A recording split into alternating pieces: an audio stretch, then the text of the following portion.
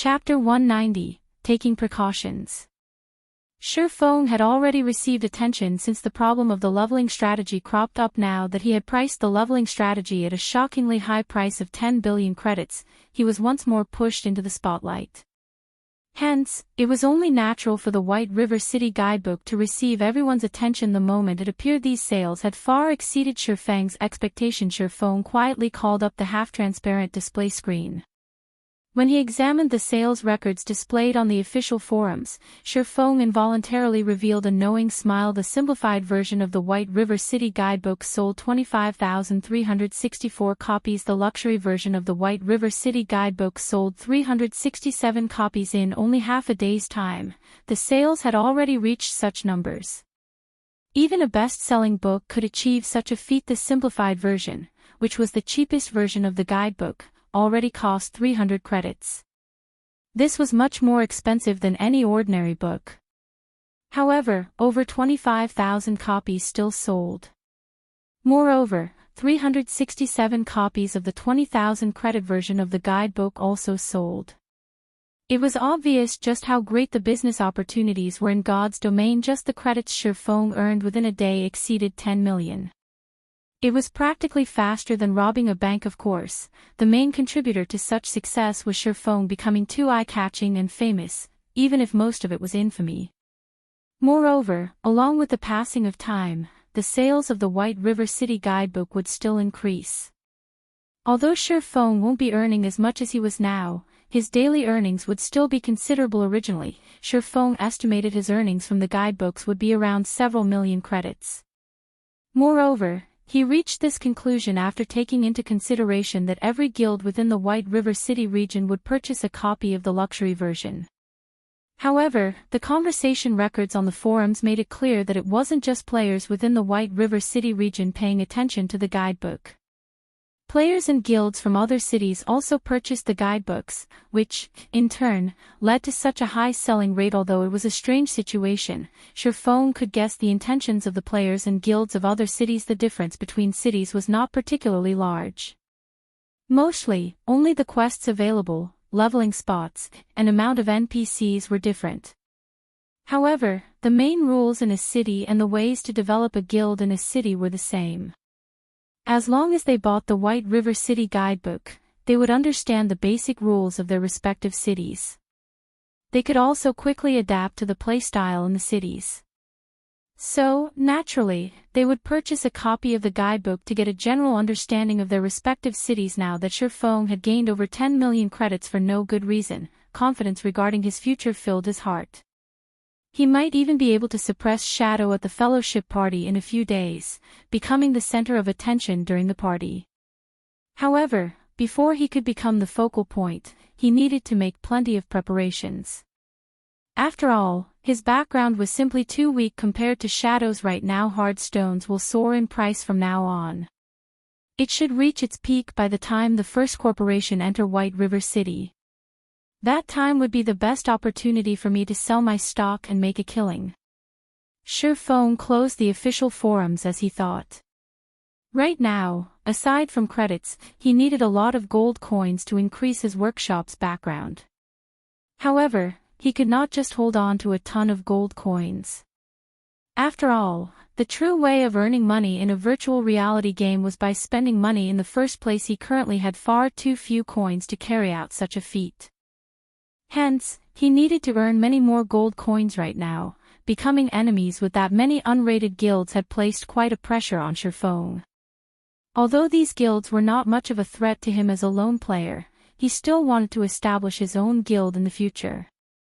Such a situation would be detrimental to his guild. As the saying went, the barefooted did not fear those with shoes. Establishing your own guild was the equivalent of putting on shoes. Having a guild was the equivalent of having a house, supplying your enemies with an easy target. They could deal with you with greater ease. Hence, in Feng's previous life, plenty of small guilds were forced to disperse due to being targeted by a large guild. On the other hand, the fixed teams formed by independent players got by rather peacefully, and it went without saying that lone players could do so as well. However, there was a limit to the strength of a single individual in God's domain. It was the same in the case of a large team. If Shifeng wanted to establish his own virtual empire, he, even more, was in need of the strength of a guild. Hence, establishing a guild was his only available option to reduce the pressure on himself. Shifeng needed to increase the pressure on these unrated guilds. That way, they couldn't spare any time to deal with him. Although there was still a long time until these guilds would search him out, it was wise to take precautions immediately. Shifeng contacted Stabbing Heart brother Yifeng. I am truly grateful for your help the last time. Because of your guidebook, the elite teams of our guild could prepare far more than other guilds. After we enter White River City, I believe it won't be long before our Assassins Alliance reigns supreme over the other guilds in White River City. Stabbing Heart excitedly said. However, after not meeting for some time, I never imagined that brother Yifeng would grow even more famous. I am truly envious. If I become as famous as brother Yifeng, I might even be promoted to an elder position during the next guild meeting. I'd rather be more ordinary. Shifeng smiled bitterly as he shook his head. The nail that stuck out would be hammered down. Although Shifeng had long since been prepared for this in his heart, he did not think that the actual situation would be so intense. Brother Yifeng, since you are looking for me, do you need help for something? Stabbing Heart asked. Normally, Shifeng would not take the initiative to contact him unless there was something going on, of course. Moreover, it is good news for you. Shifeng laughed. Good news. Stabbing Heart grew slightly excited. He had received plenty of praises from the guild leader due to the help he received from Shifeng the past several times. As a result, his position in Assassins Alliance had risen by quite a bit. Meanwhile, the matter of the White River City guidebook even earned him the good graces of the guild elders. They had already labeled him as one of the reserve elders of the guild. Such a promotion was rare in the Assassins Alliance, and it displayed how highly the guild leader and elders thought of him. Do you lack hard stones right now? Shifeng asked. Lack. My subordinates and I have a headache over this matter right now. Even though I'd sent many people out to grind, the amount of hard stones we obtained is merely a drop in the bucket. Does brother Yifeng need some hard stones right now? Stabbing Heart breathed out a tired sigh when he heard the words hard stone. He then immediately said, if brother Yifeng needs them, I should be able to gather 3 to 4 stacks for you. I truly can't spare any more than that. Stabbing Heart only spoke the truth. After all, he had prepared these hard stones for the forgers in his guild to craft whetstones. Brother Stabbing Heart, you're overthinking things.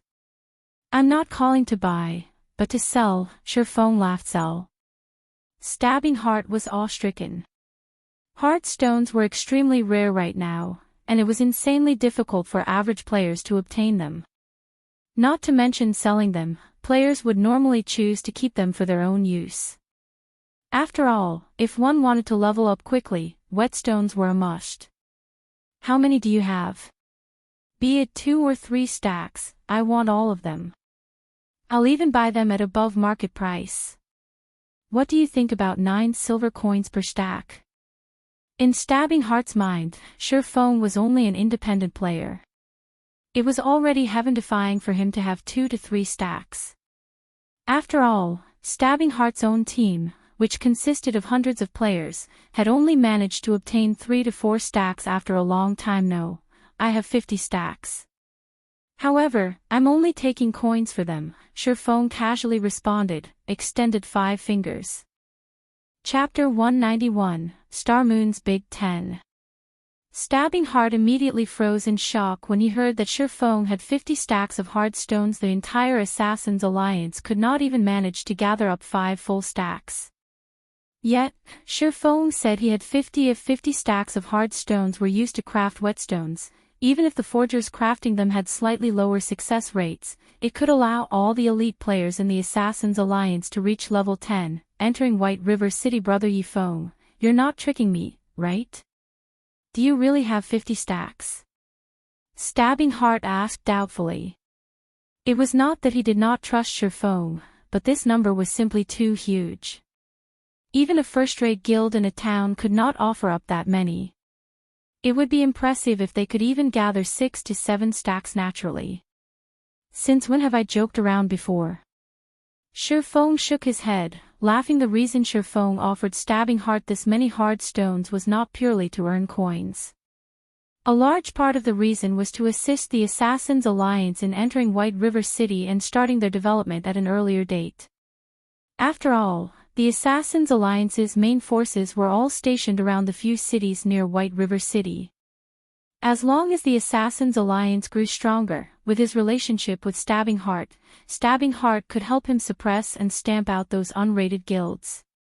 That way, these guilds would be too busy dealing with the Assassins' Alliance to pay any attention to him. Originally, Shifeng had wanted to sell some hard stones to Gentle Snow as well. However, Gentle Snow's team was simply developing too quickly. They had managed to reach level 10 in only half a day's time, and at this time, all the elite members of Ouroboros had already arrived at White River City. Naturally, they would not need his help anymore. The most important point was that Gentle Snow possessed the super luxury version of the White River City guidebook that Shifeng had sold to her. With it, she could easily widen the gap between herself and the other guilds, standing out from the crowd. Now that Shifeng had protective umbrellas like Gentle Snow and Stabbing Heart, would those unrated guilds possibly dare do anything to him? He could progress with his own development with a peace of mind. Brother Yifeng, I don't know how to thank you for this. If you have anything you need help with in the future, just mention it. If it is something that I can help with, I will give it my all. Stabbing Heart was extremely touched right now. In his heart, he had already taken Shifeng as his good brother. However, for gold, 50 silver was not easy to obtain. He needed some time to gather the liquid funds from the other towns and collect some from the money farming team. Although it was a large expenditure, with 50 stacks of hard stones, Stabbing Heart could allow the team in Red Leaf Town to be the first team, out of all the other team in the Assassins' Alliance, to enter White River City. At that time, he would receive a promotion in the guild once more. He might even become an elder of the Assassins' Alliance. Meanwhile, such an achievement was only possible due to Shifeng's help. Although Stabbing Heart felt slightly ashamed of himself for not being of great help to Shifeng, he had already decided that, once he entered White River City, he would fully support Shifeng. Whoever dared to go against Shifeng would go against him as well. When will you send someone over to Red Leaf Town to conduct the trade? Shifeng asked. As long as you are free, any time is good. Stabbing Heart answered. Oh, right. I have something I need to ask you. Do you know the current whereabouts of the team from Martial Union led by Unstable Devastation? Shifeng felt that, since he was going to make a trip back to Red Leaf Town, he might as well look for Unstable Devastation to extract his revenge. This, I know. They're currently at the White Sand Ruins. Are you planning on taking revenge on them? I'll call some men over to go with you. They have quite a few of players on their side, so it would be dangerous for you hunt them by yourself. Stabbing Heart was slightly surprised. He did not think that Shifeng would take revenge so quickly. Moreover, he was even going to deal with the elite team led by Unstable Devastation directly. After all, that elite team formed after Unstable Devastation merged the elite teams from 5 different towns. The number of elites in that team even far exceeded that of Stabbing Heart's own elite team, so it would not be easy to deal with them. Thanks, but I wish to deal with my own matters by myself. Let's meet up in front of Red Leaf Town's bank in 20 minutes, Shifeng thanked him. All right. I'll send some men to investigate Martial Union's exact location. At that time, I'll pass on their exact whereabouts to you along with the 4 gold, 50 silver. Stabbing Heart naturally knew of the arrogance of an expert, so he did not pursue the matter. Otherwise, if he were to find trouble with Martial Union without Shifeng's agreement, he might even incur Shifeng's ire. 20 minutes later. Shifeng arrived in front of the bank in Red Leaf Town. Hello, Big Brother Yifeng. I am Coco, from the Assassins' Alliance. Big Brother Stabbing Heart sent me here. Here is the grinding location of Martial Union's elite team. A pure and pleasant-looking female elementalist walked over, her eyes sparkling as she looked at Shifeng. After all, the Shifeng before her was the god-ranked expert of Red Leaf Town that everybody knew about. He was a person that even team leader Stabbing Heart of Red Leaf Town treated with respect. Most importantly, Shurfeng was good friends with the snow goddess that she admired greatly. There was absolutely no chance for a normal lifestyle player like herself to come into contact with such a legendary figure. She was only here today to conduct a trade because the other forgers in the guild were too busy, while she was a newly recruited forger in the guild. Only, she did not think that she could meet such a great character. Shurfeng glanced at this girl, and his expression immediately froze. Cream Cocoa, wasn't she that famous master forger of Starmoon Kingdom? As one of the 10 great master forgers in Starmoon Kingdom, Cream Cocoa was a forging genius who was the closest to becoming a grandmaster forger. Her talent was almost comparable to that of Celiora of White River City. She was both a beauty and a forging genius. Plenty of first-rate guilds had willingly offered her an annual salary of hundreds of millions to recruit her.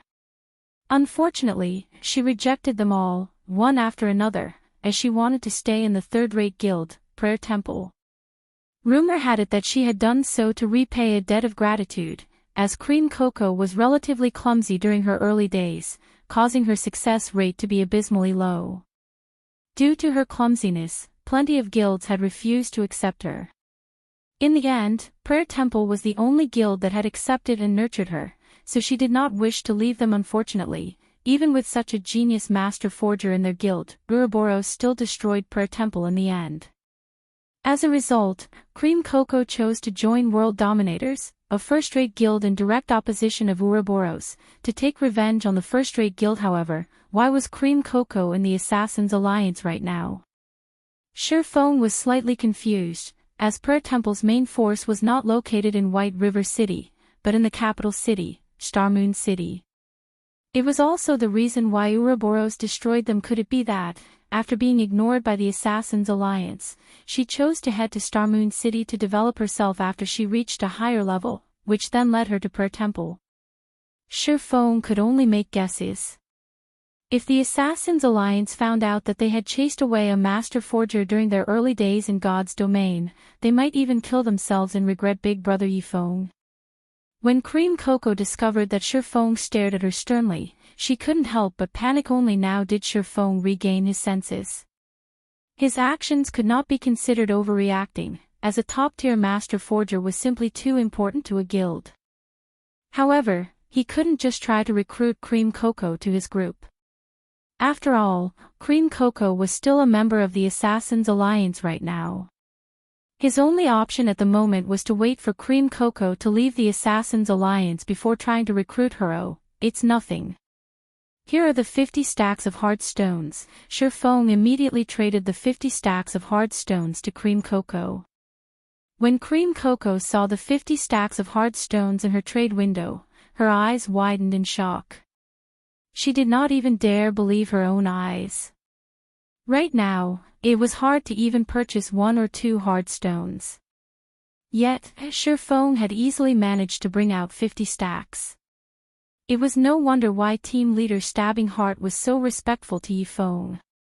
As expected, he was a figure that average players like her could only look up to. Soon after the trade completed, Shurfeng departed from Red Leaf Town, heading towards the White Sand Ruins.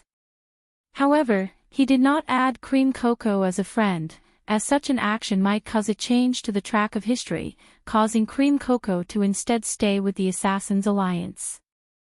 If that happened, he would definitely cry with regret. Hence, he would let history repeat itself without his interference. Now that he knew Martial Union's precise location, he would immediately teach Unstable Devastation the consequences of becoming his enemy. Chapter 192, Wild and Domineering. White Sand Ruins. As a key location for players to reach level 10, the level 9 players from the surrounding towns would naturally come here to level up. Not only did this place possess level 10 monsters, which were a better source of EXP, there were also plenty of quests in this region. Moreover, a majority of them rewarded high amounts of EXP, and some high-level quests even gave out bronze-ranked or above equipment. It was especially true for the newly discovered Stonemer town. It was practically a heaven for players.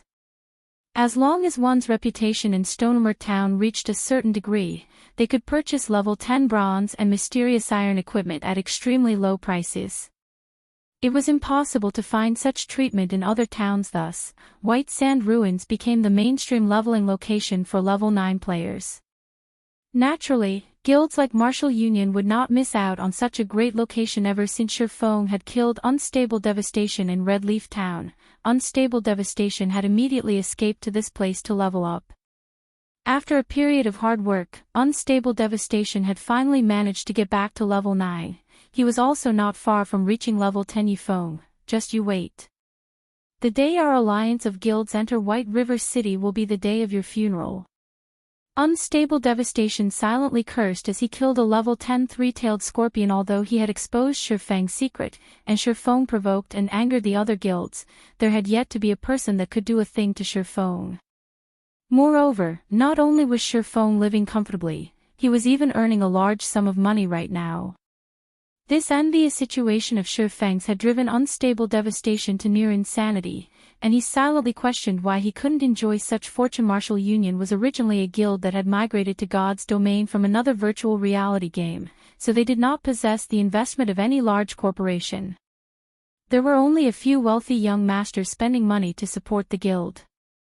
While Martial Union still played that other virtual reality game, these wealthy young masters were considered rich tycoons. They could casually spend up to several 100,000 credits, allowing the Martial Union of those days to take the gaming world by storm easily. Such a situation had allowed these wealthy young masters great pleasure, hence they went on to establish Martial Union in God's domain. They wanted to continue taking the world by storm as Unstable Devastation was one of the upper echelons of Martial Union. His monthly salary was over 10,000 credits. It was a relatively high salary even within the big city. He was even extremely elated about this matter, often bragging in front of his friends about how he was a god-ranked player.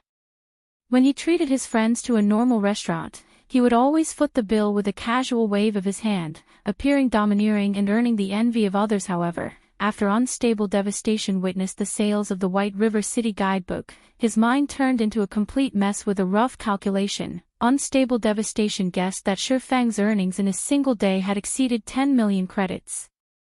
Considering the follow-up earnings, Shurfeng's assets might have surpassed even that of the wealthy young masters in Martial Union. If Shurfeng took a step further and sold his leveling strategy at a low price, he might truly be able to live his remaining years without worry.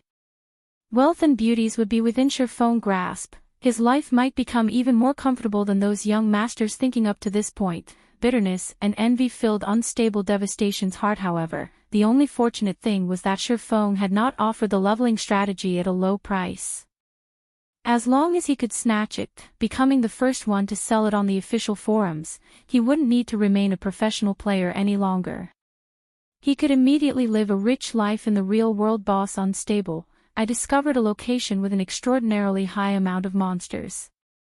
The respawn rate is also quite fast.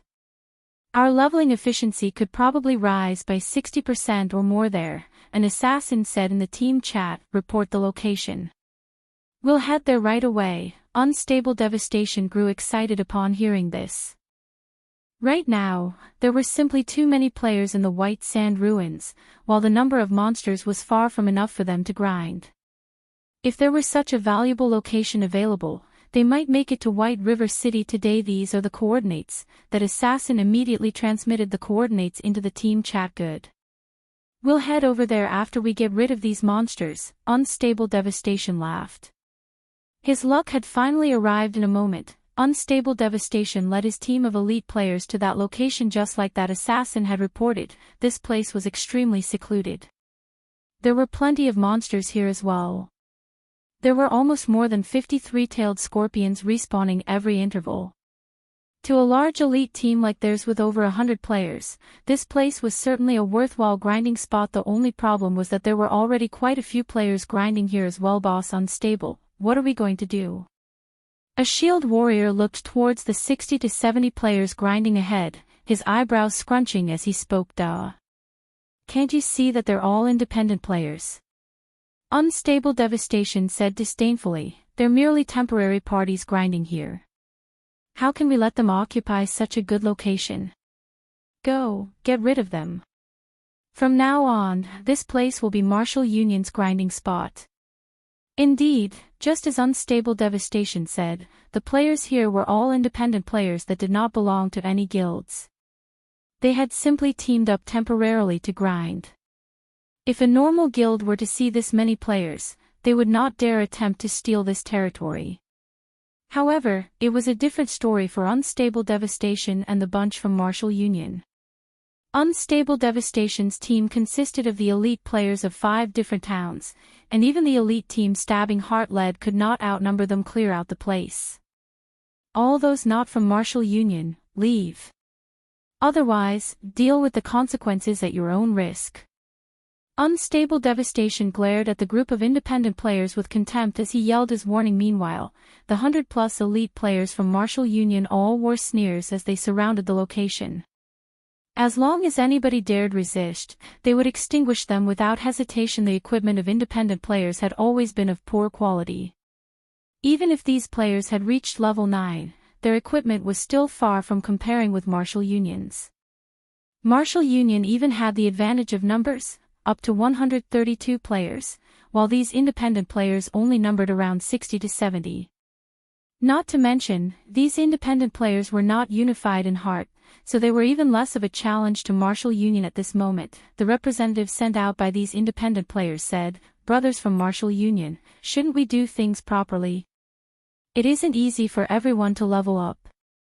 Why don't we do this? We'll each take half of these monsters. Scram! I'll count to 10. If all of you don't get lost by then, I don't mind letting you stay here forever." Unstable Devastation bellowed, "You guys are too arrogant. We've only managed to discover this place after much difficulty, so what right do you have to chase us away? Listen to me, everyone. Why don't we team up and fight it out against Martial Union? At most, both sides will suffer losses. I don't believe that these players from Martial Union are really so fearless as fight it out with us." Just as one of the parties tried to organize everyone else into a team to go against Martial Union, tens of fireballs blasted on the players of said party, instantly killing them all. This situation had frightened these independent players. However, they did not dare utter a word, only silently glare at Unstable Devastation. "What? Do you have something to say?" Unstable Devastation laughed coldly, waving his hand once again. Suddenly, another dozen spells fell upon them, and several more players glaring at Unstable Devastation perished. "Let's go." Unable to endure the pressure, one of the parties took the lead. Soon after, the several remaining parties looked at each other. They all shook their heads as they departed. As for the 2 parties that died, nobody cared about them any longer. Ha ha ha. They are merely a bunch of trash, yet they dare compete with us, Martial Union. Unstable Devastation watched the departing independent players, jeering. Meanwhile, the other members of Martial Union also started laughing, exhilarated at this moment. Surfong arrived at the White Sand Ruins after running without rest. Martial Union should not be far ahead. Surfong compared his current location to the marked location on the map, increasing his pace as he headed onward. Chapter 193, Holy Grail Nights. When Surfong arrived at the location Stabbing Heart had provided, he couldn't even find a shadow of Martial Union. Where are they? Surfong surveyed his surroundings. Aside from a dozen or so 3-tailed scorpions, not a single player occupied this flat, sandy area. Was there an error in the information Stabbing Heart gave me? Surfong thought the possibility of such an error was low. After all, the Assassins' Alliance was a top-tier, second-rate guild. There shouldn't be any significant errors in their information gathering. Moreover, Stabbing Heart had been so confident in providing the information, so he must have had a basis for his confidence. Forget it. I didn't have much hope of finding them immediately in any case. Since Surfong was not in a hurry, he started searching around the surrounding area. If Martial Union had already entered White River City, Stabbing Heart would have notified him at the first notice. However, there was not a huge possibility for Martial Union to enter White River City right now, as even Stabbing Heart's team had yet to enter the city. Time passed, little by little more and more players reached level 10, each of them entering White River City, one after another. Right now, the majority of the players who entered White River City were the elites and upper echelons of guilds. There was only a small amount of teams consisting of independent players. Most of these independent players had purchased the White River City guidebook, and they all admired its creator leader. This Yifeng is truly amazing. The information he wrote in this guidebook is so detailed. Fortunately, we bought the luxury version. The introductions in the simplified version were overly brief, and it only helps one get a general understanding of White River City. Meanwhile, the luxury version mentioned plenty of locations with good quests meant for specific classes. Thanks to it, I've accepted plenty of valuable quests. I know, right? It is all thanks to team leader's wisdom for buying the luxury version. If I didn't know that Yifeng had personally penned this guidebook, I would even think that the game officials had published it. I really wonder what Yifeng's previous profession was to possess such powerful observation skills. That Yifeng indeed has some skills. Originally, I had simply intended to purchase the guidebook as a reference. I never thought that the information was all true. I was shocked after we arrived at White River City. It was worth the 20,000 credits. If it were up to me, I wouldn't willingly sell this information even for 50,000 credits. Not only does the information require time to arrange, but this is also first-hand information. I can't imagine why Yifeng would willingly sell all of this for only 20,000 credits.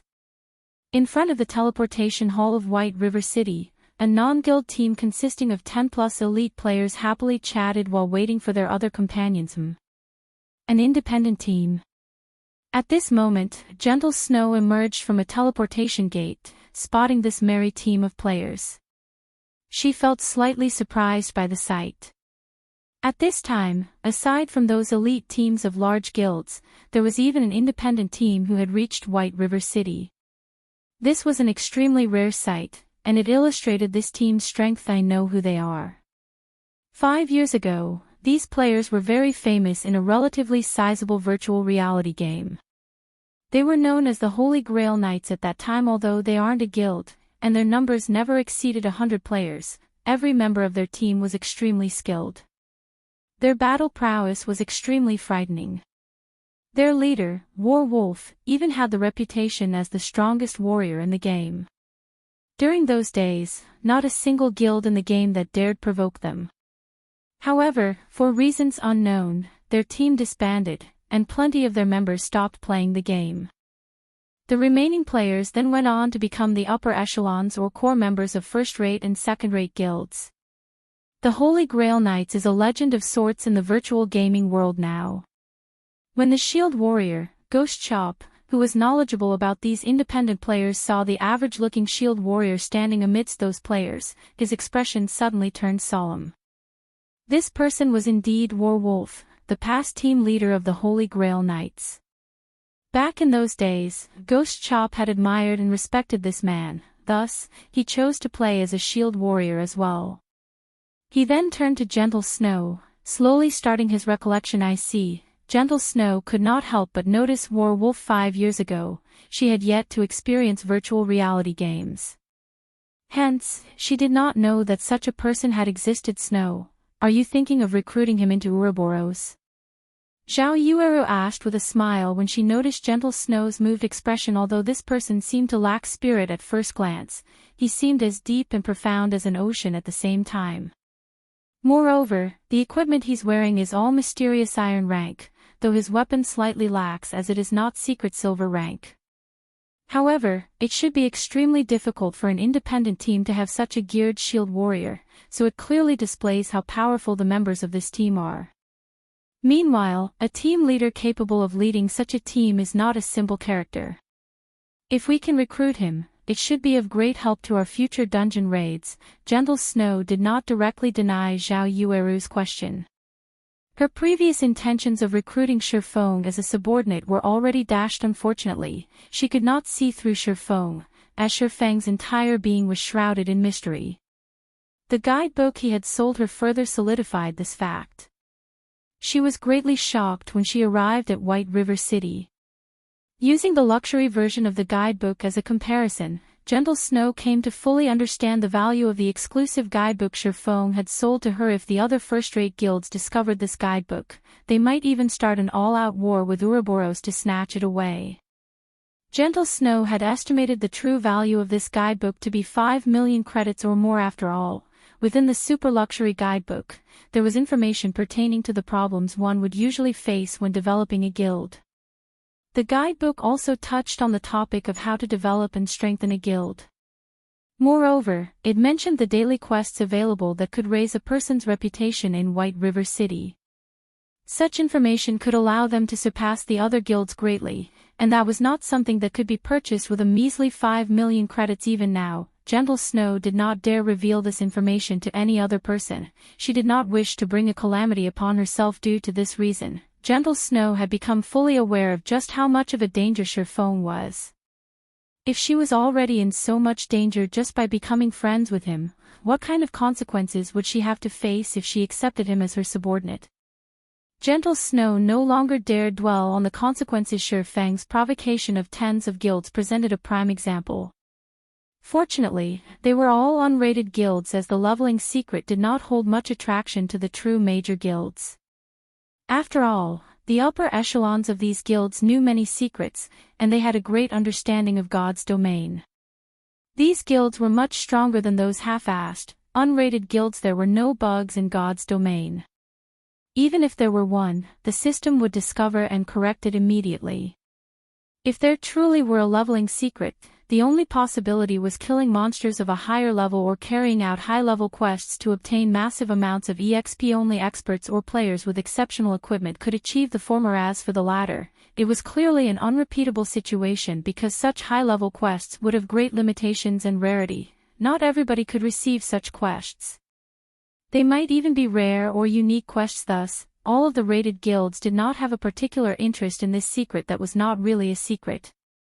On the contrary, they were much more interested in the White River City guidebook. However, since Shifeng had wisely offered the information for sale, these rated guilds would naturally not look for trouble with Shifeng. They also did not have so much time on their hands. Unlike those half-assed guilds, Shifeng belonged to a category of people so intimidating that they possessed few friends. To put it another way, without sufficient strength, friendship with Shifeng was an extremely dangerous endeavor. As for the war wolf before her, there was not much danger in building a friendship with such a person. Moreover, with such great strength, it would be an utter loss not to recruit him. Go. Let's go and strike up a conversation with them. Then, seeing that all the members of her team were already present, she opened her mouth and spoke. Chapter 194, Flame Demon. White Sand Ruins. Martial Union is simply too much. They don't respect any of us independent players at all. When I grow stronger, I'll take revenge on those bastards. Shut up. Didn't you see Martial Union kill those other two parties simply for speaking up? We can't do anything about this. We aren't as powerful as they are, so we can only give way and take a step back. If I was a member of a third-rate guild, I don't believe that Martial Union would dare kick us around like they just did. Leader, why don't we just join a large guild? With our current technique standards, we should be able to join a large guild. A guild, is it? Indeed, we should consider it. However, let's talk about this after we enter White River City. The Assassins Alliance is currently the strongest guild in Red Leaf Town, but when we get to White River City, the Assassins Alliance would only rank above average at best. There are still a bunch of first-rate guilds we can choose from. One of the six-man parties Martial Union had chased away started a discussion as they searched for a new grinding location. They had experienced, firsthand, the strength and usefulness of a guild.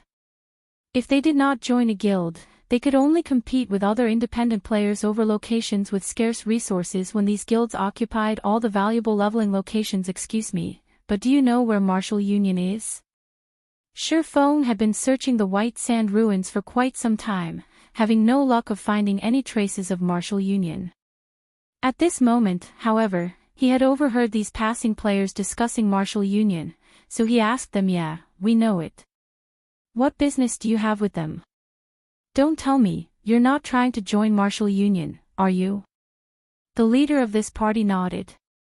However, when he noticed that Surfong was an independent player with both his name and level hidden, aside from trying to join martial union, what other reason could a player like Surfong have to look for martial union? Hearing that the player in front of them intended to join martial union, the other members of the party instantly shot glares filled with killing intent at Surfong. The rage they had from martial union's oppression had yet to subside. If it were not for martial union having the advantage of numbers, they would have long since started a fight with martial union. From the conversation Surfong had eavesdropped on before, he knew that martial union had bullied these players. Hence, their hatred towards martial union should be intense. In addition to their party leader's words about Surfong wanting to join martial union, the other party members' moods would naturally sour if he dared claim that he intended to join martial union. These players might charge at him without hesitation, "I am not trying to join martial union. I'm looking for martial union because I have some business with them.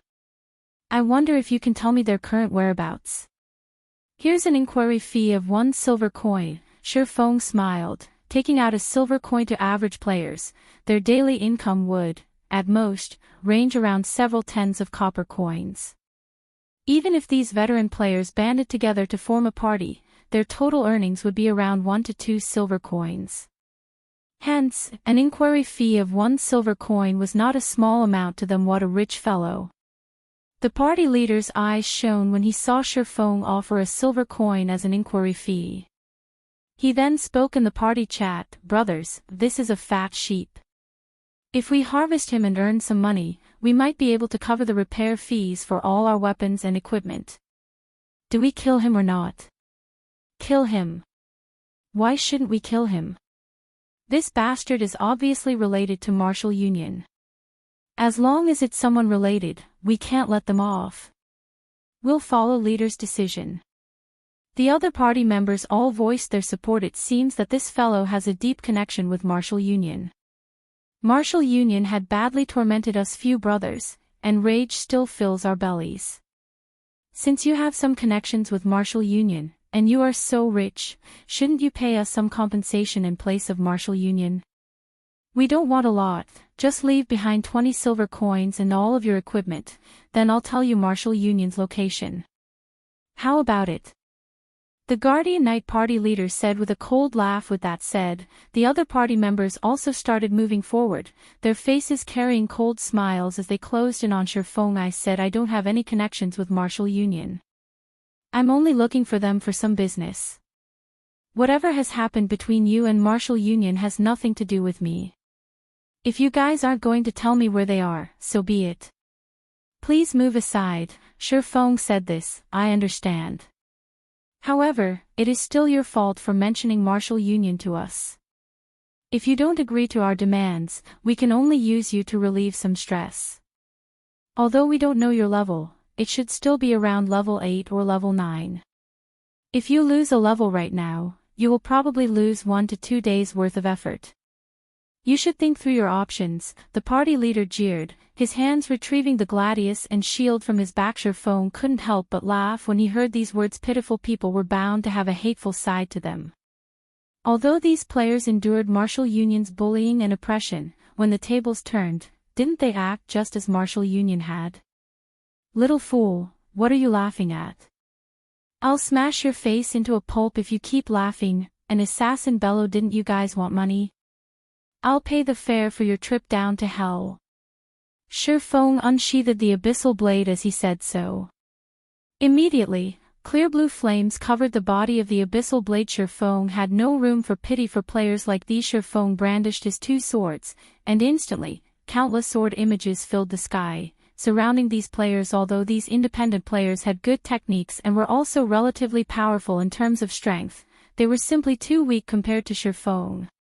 Before any of them could react, the sword images made pincushions of their bodies. Aside from the Guardian Knight party leader, the remaining 5 party members died within an instant.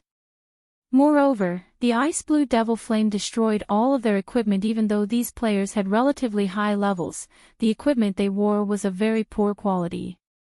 They only had 6 or 7 pieces of bronze equipment each, and none had even a single piece of mysterious iron equipment. Under the Ice Blue Devil Flame's might, none of their equipment could survive even one hit, and it all immediately became nothing more than scrap. So, are you willing to tell me Martial Union's whereabouts now? Shifeng looked towards the party leader, smiling calmly as he spoke. That party leader was dumbfounded. The person before him could actually produce fire all over his body, and his attacks were so fast that none of them could even react at this moment. The party leader only had one thought about his situation: he had met a demon. Moreover, it was a fire demon capable of controlling flames. I'll speak. Martial Union is at a nearby sunken land to the southwest.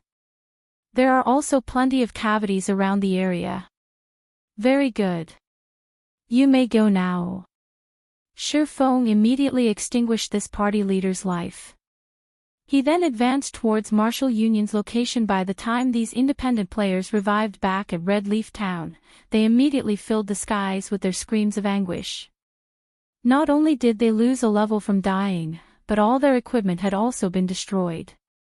Not to mention leveling up, they could not even go out into the fields to kill monsters. Now suddenly, a rumor about a flame demon in the White Sand Ruin spread. The rumor stated that the flame demon wore a black hooded cloak, and he revealed no personal information. The demon also had 2 sharp swords hanging from his waist, one was black and the other white. The rumor also mentioned that if players did not quickly answer this flame demon's question, they would die and lose all their equipment. One wouldn't even have the chance to shed tears of regret when that time came. However, Shifeng, the origin of this rumor, was not aware of any of this. Ivy finally found you, unstable devastation. At this moment, Shifeng stood atop a tall slope, looking down at the 100+ players currently butchering several dozen 3-tailed scorpions. These players were all level 9, and they were not far from reaching level 10. On the other hand, Unstable Devastation, who currently commanded from the rear of the team, had already reached level 10. The reason why he had reached level 10 with such speed was that he was not in a party with these elite players. Meanwhile, Unstable Devastation killed the monsters that had their HP lowered to a critical point. Due to the rules of God's domain, Unstable Devastation would receive 60% of the total EXP from the kill, thus, he reached level 10 ahead of the other elite players. Chapter 195, 1 against 100. You, lure some more monsters over. With such a good leveling spot, I want to charge to number 1 on the ranking list and teach the other guilds in the alliance the strength of Martial Union. Unstable Devastation spoke in the team chat. Yes. The several assassins replied. Right now, Fire Dance still occupied the first place on the ranking list. However, the second place had already changed. However, it wasn't because Fire Dance and the others' leveling speed was slower than the other players. They were simply busy doing quests. These quests were all rare reputation quests, and they could obtain relatively large amounts of White River City reputation by completing them in God's domain. If players wished to have an official class when they reached level 20, they could only apply at the class association in the various large cities. However, players required a certain amount of reputation before doing so. Hence, the first task Shifeng wanted Blackie and the others to accomplish after they entered White River City was to do these rare quests and quickly raise their reputation.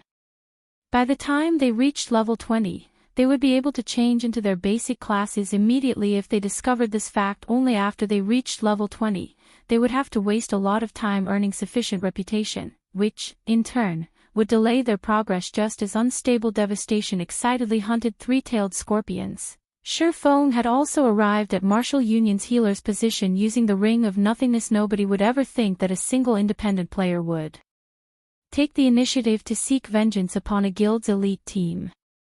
After all, this was simply an overestimation of one's own abilities. However, Shifeng dared to do just that because of his sufficient strength. Unstable Devastation was level 10, and the others present were all level 9. There was a 5-level gap between them and Shifeng. Moreover, equipment that could ignore an opponent's levels were extremely rare at this stage of the game. These conditions allowed Surfong to easily sweep the floor with this group of level 9 players just as the healers of Martial Union were about to replenish the HP of the frontline players. Surfong suddenly appeared before them. Surfong cast Thundering Flash, the skill instantly devouring the group of panicked healers. Frightening damages of over -500 appeared on every healer's head, and some even received critical hits of over -1000 damage. In the blink of an eye, a majority of the healers died. However, due to the healers standing relatively spread apart, there were 3 who managed to remain unscathed after Surfeng's attack. Surfong immediately used Wind Blade and charged over. He used Chop on one of the shocked healers, killing them instantly. Surfong then continued to brandish his sword at the 2 remaining healers, reaping their lives with a few sword strokes. Surfong. Unstable Devastation bellowed, countless veins surfacing on his forehead. Unstable Devastation, haven't you been trying to find me all this time? Surfong faintly smiled as he looked at Unstable Devastation. Regarding the 100+ players standing around Unstable Devastation, glaring at him, Surfong paid no attention to them at all. Now that I've arrived, I wonder if you've prepared to die yet. Kill me. I'm afraid that you're the one who won't leave this place alive. I lost to you the previous time because you had a higher level. This time, however, I am level 10 as well. Do you think that I'm still afraid of you? Everyone, get him. Kill him. Unstable Devastation smiled disdainfully, immediately commanding all of his subordinates to get rid of Surfong. Unstable Devastation did not believe that Surfong could leave alive when faced with his team of over 100 elite players, not to mention, managed to kill him. The players from Martial Union revealed sneers as they looked at Surfong. They all thought that there was a problem with Surfeng's head. However, they didn't mind teaching Surfong a lesson 1 against 100. Did he really think he was Superman? In the past, the players from Martial Union that surrounded Surfong were mostly normal members. There were only a few elite members of the guild present at the time, hence, Surfong caused such a massacre. This time, however, they were all Martial Union's elites, and they were all level 9 players. Yifeng would only meet one end today, death. Suddenly, tens of spells launched at Surfong. The other remaining tens of shield warriors, guardian knights, berserkers, and swordsmen charged toward Surfong. Meanwhile, the assassins entered stealth, waiting for their chance to strike. Faced with the attacks of dozens of mages, Surfong dared not be careless. He immediately activated Windwalk and the Tier 2 life shield before proceeding to charge at the incoming wave of players. As Surfeng's speed was extremely fast, very few of the tens of spells hit Surfong. In the end, only 3 or 4 spells actually managed to deal damage to Surfong. Unfortunately, these spells were all fire-type and ice-type spells such as Fireball and Frost Arrows. With Surfeng's resistances, these spells managed to cause less than -10 damage each. In addition to the life shield absorbing a portion of the damage, the actual damage these spells caused was less than -6 points. All of the mages were shocked. Even if it is a tiny amount of damage, beat him with all you've got. There has to be a limit to his HP. Without any healers, he won't last long. Melee classes, spread out and be careful of his AoE skills. Unstable Devastation was similarly shocked. However, after giving it some thought, even if Surfong had an insanely high defense, he still wasn't a boss. There was bound to be a limit to his HP. Even if they only dealt damage in the single digits, with tens of them continuously attacking, how long could Surfong last? Watching his HP fall continuously, Surfong clearly understood that he could not hold on for much longer. The difference in attributes was simply not enough to overcome the strength of over 100 elite players. Almost, when the distance between Surfong and the crowd from Martial Union shrunk to less than 20 yards, Surfong took out an intermediate frost grenade, tossing it at the Martial Union. Noticed Surfong throwing an item. However, since it was not a skill, they did not pay it any heed. Instantly, the intermediate frost grenade exploded, releasing a shroud of cold air, covering a 12-yard radius. The cold air froze the players for 3 seconds and dealt -400 damage to every one of them. The shroud of cold air swallowed more than half of the melee players' MTs. Activate your life-saving skills. Mages, increase your firepower and controlling skills. We must not let him get near the frozen players. Unstable devastation hurriedly shouted. The shield warriors and guardian knights immediately activated their shield walls and protection blessings respectively after receiving the command. However, deep in their hearts, they were extremely clear that these skills were absolutely useless in front of Shifeng. They merely used these skills in the hopes that, with their increased durability, Shifeng would instead choose to go for the other players first. Meanwhile, the mages standing at the rear line started casting controlling spells, one after another. They used spells such as ice walls and ice spheres to prevent Shifeng from closing in on the frozen players. Shifeng simply smiled. Using silent steps, he instantly arrived behind these mages. With the ice blue devil flame covering his entire body, he sent thunder flame explosion blasting down on these mages. The elementalists and cursemancers who were within the range of thunder flame explosion were instantly wiped out of existence.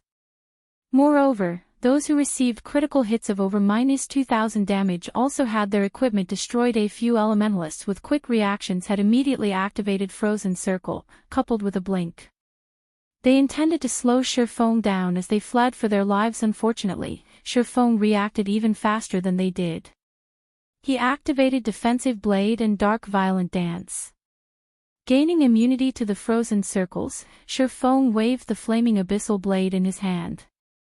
A streak of deep blue flaming sword aura landed on one of the escaping elementalists 10 yards away, dealing over -1000 damage and instantly killing him. Simultaneously, the two summoners in front of him also received damage from the attack, instantly losing over 400 HP. Shifeng then continued with a barrage of attacks. As a result, deep blue flames annihilated the mages within a 15-yard radius. Kill him. Don't be afraid, we have more men on our side. He only has half of his HP remaining. Although Shifeng only had half of his HP remaining right now, unstable devastation had lost much of his confidence. Even so, he did not stop sending out streak after streak of frost arrows and fatal shots. However, Shifeng had dodged every one of them. In addition to the sudden appearance of Shifeng's flame transformation and terrifying AoE damage, unstable devastation already had the notion of escaping for his life. However, he needed to observe the situation further before he made his decision. Half HP, is it? Shifeng calmly smiled. He then proceeded to take out his next trump card from his bag. Intermediate recovery potion. Instantly recovers 800 HP after use. Cooldown, 1 minute.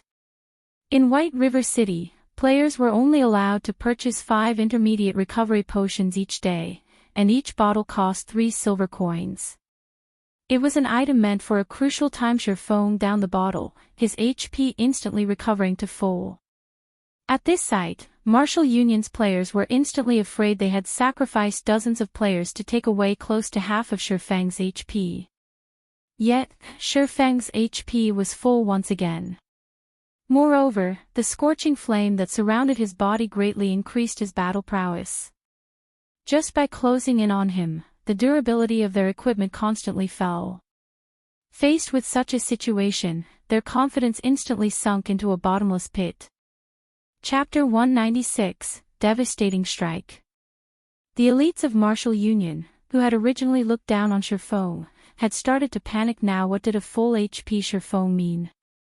Martial Union's elites already had the experience deeply ingrained into their bodies, so they understood what it meant. Compared to only losing a level after dying, their current situation was far graver. As they had spent all this time grinding monsters, their equipment and weapons durability was almost depleted. If they received an attack from Shifeng right now, that little durability would decrease even further, and their equipment and weapons might even be destroyed. This was much more frightening than simply losing a level. If they lost a level, they could recover it through grinding. However, it would be a different story if they lost the equipment and weapons they currently relied on. They had only managed to collect all these items after much difficulty, and compared to regaining a single level, it would be much more troublesome to recover these items. There was even the possibility that they could not recover these items at all. Yifeng, don't go overboard. It won't be beneficial to either of us if you continue your actions. It is not too late for you to leave this place right now. In the future, we will mind our own business, and we will each walk our separate paths. Although Unstable Devastation felt dissatisfied, Shifeng's strength was simply too frightening. He could only grit his teeth and take a step back in this matter. If he lost everything he had right now, his dreams of rising in martial union would also vanish overboard. These are your last words. Shifeng laughed at the absurdity. He truly could not understand Unstable Devastation's thought process. Did he think that, after slapping someone across the face, everything could be settled just with a simple apology? Hearing Shifeng's contempt, Unstable Devastation felt humiliation for the first time. He had already taken a step back, yet, Shifeng reacted so aggressively. However, he could do nothing to Shifeng right now, so he could only watch as his subordinates were butchered, one after another. This sort of helplessness had driven him close to insanity. Unstable Devastation never thought that such a day would befall him in the beginning. He had a 100% certainty of crushing Shifeng.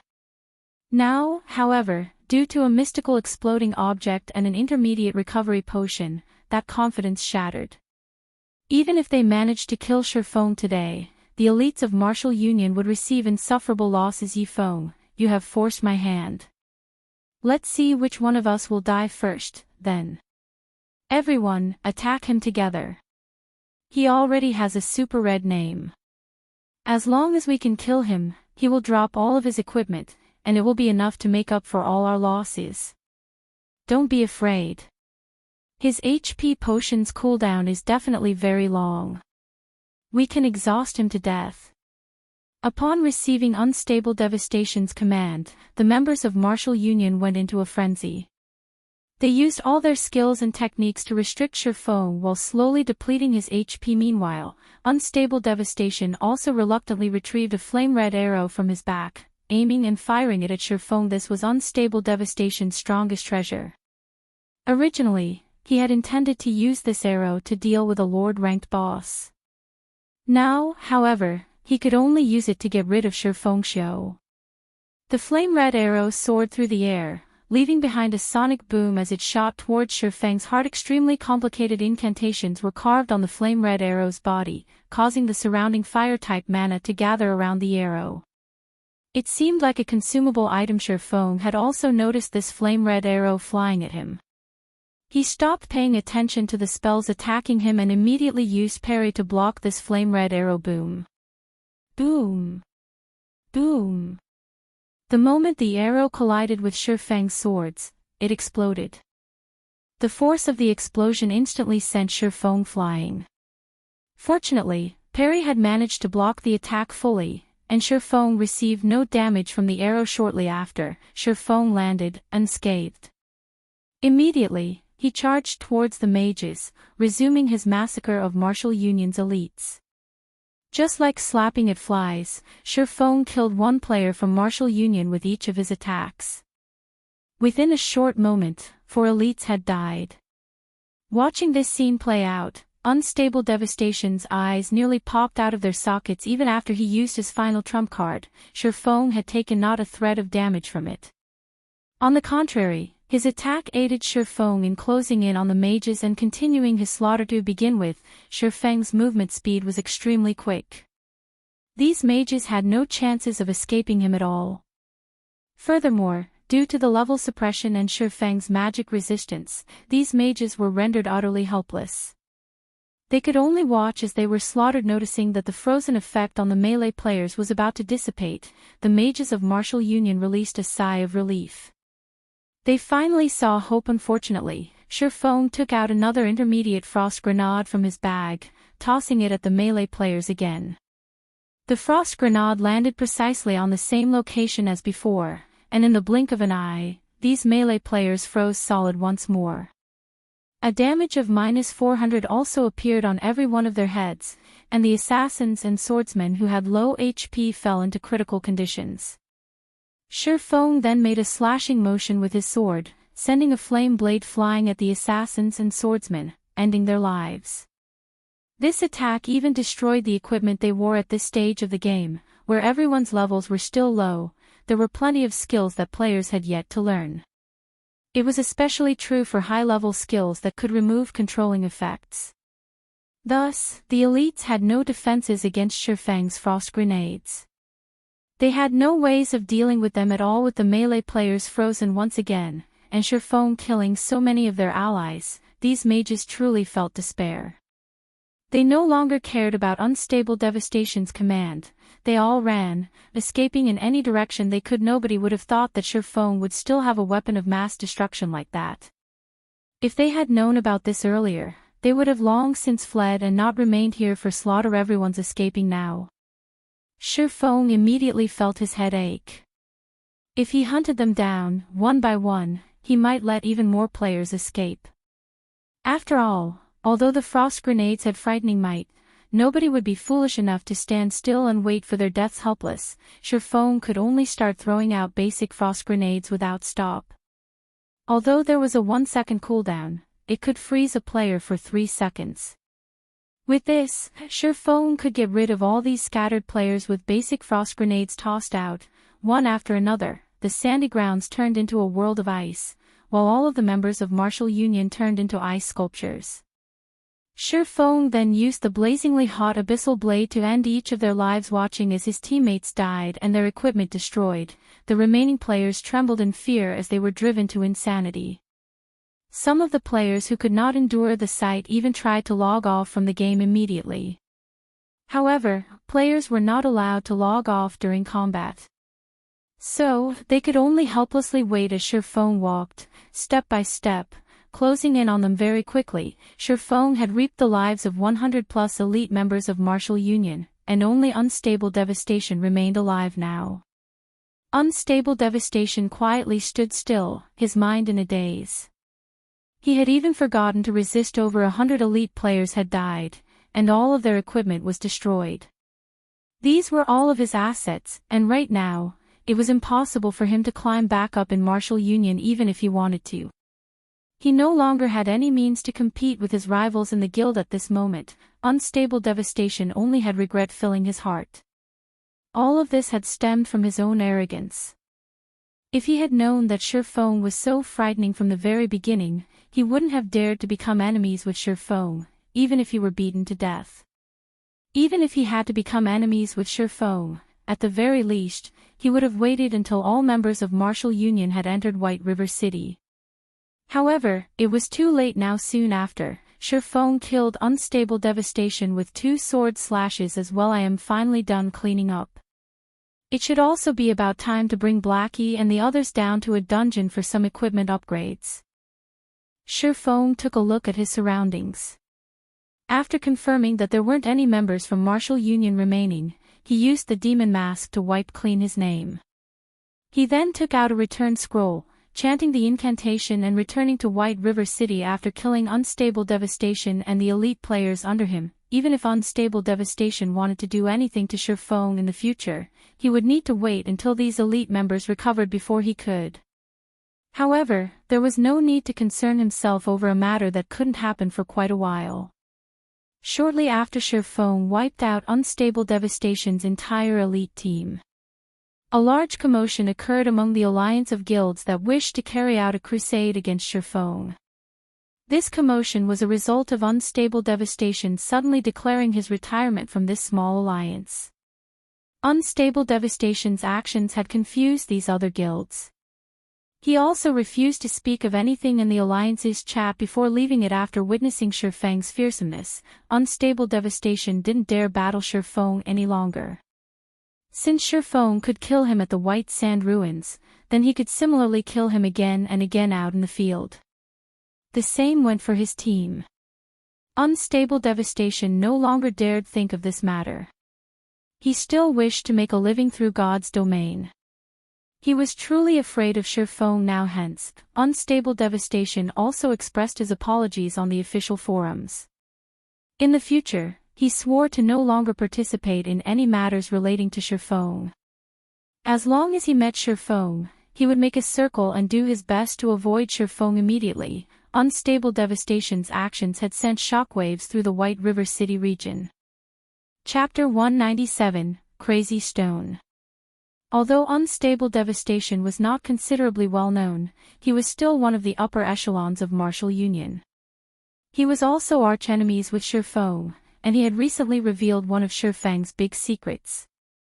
So, there were quite a number of people who knew about him. Nobody would have thought that Unstable Devastation would publicly apologize to Shifeng. Many people were stunned when they read Unstable Devastation's message. Martial Union was obviously a large guild, yet, they had actually submitted to a lone independent player.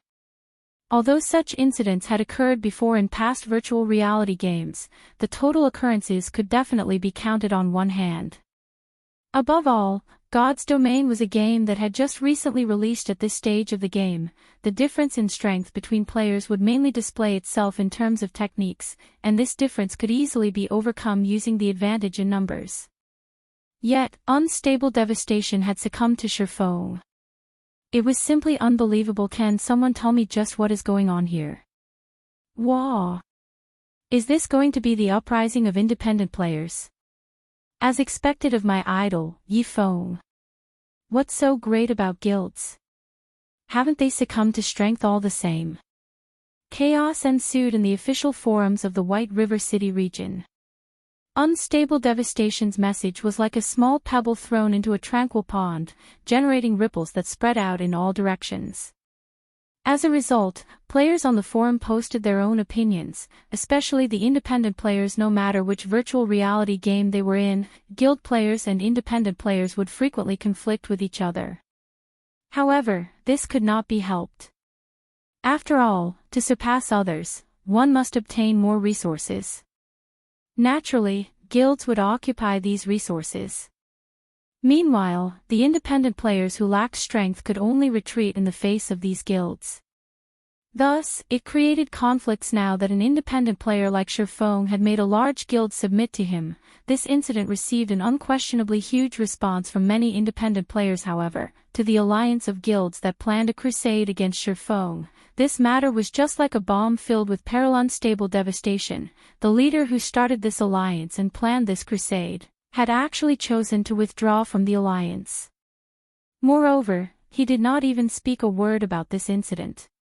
Just what sort of power could cause Unstable Devastation to react in such a way? This incident struck panic into the other guilds of this small alliance. Brother Zhang, what should we do?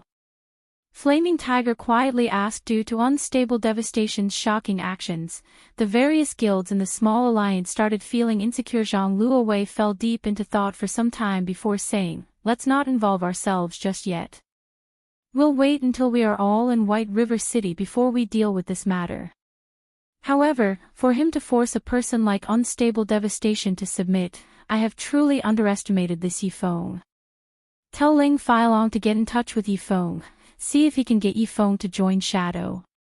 Although Shadow has only recently started its development, our resources are plenty.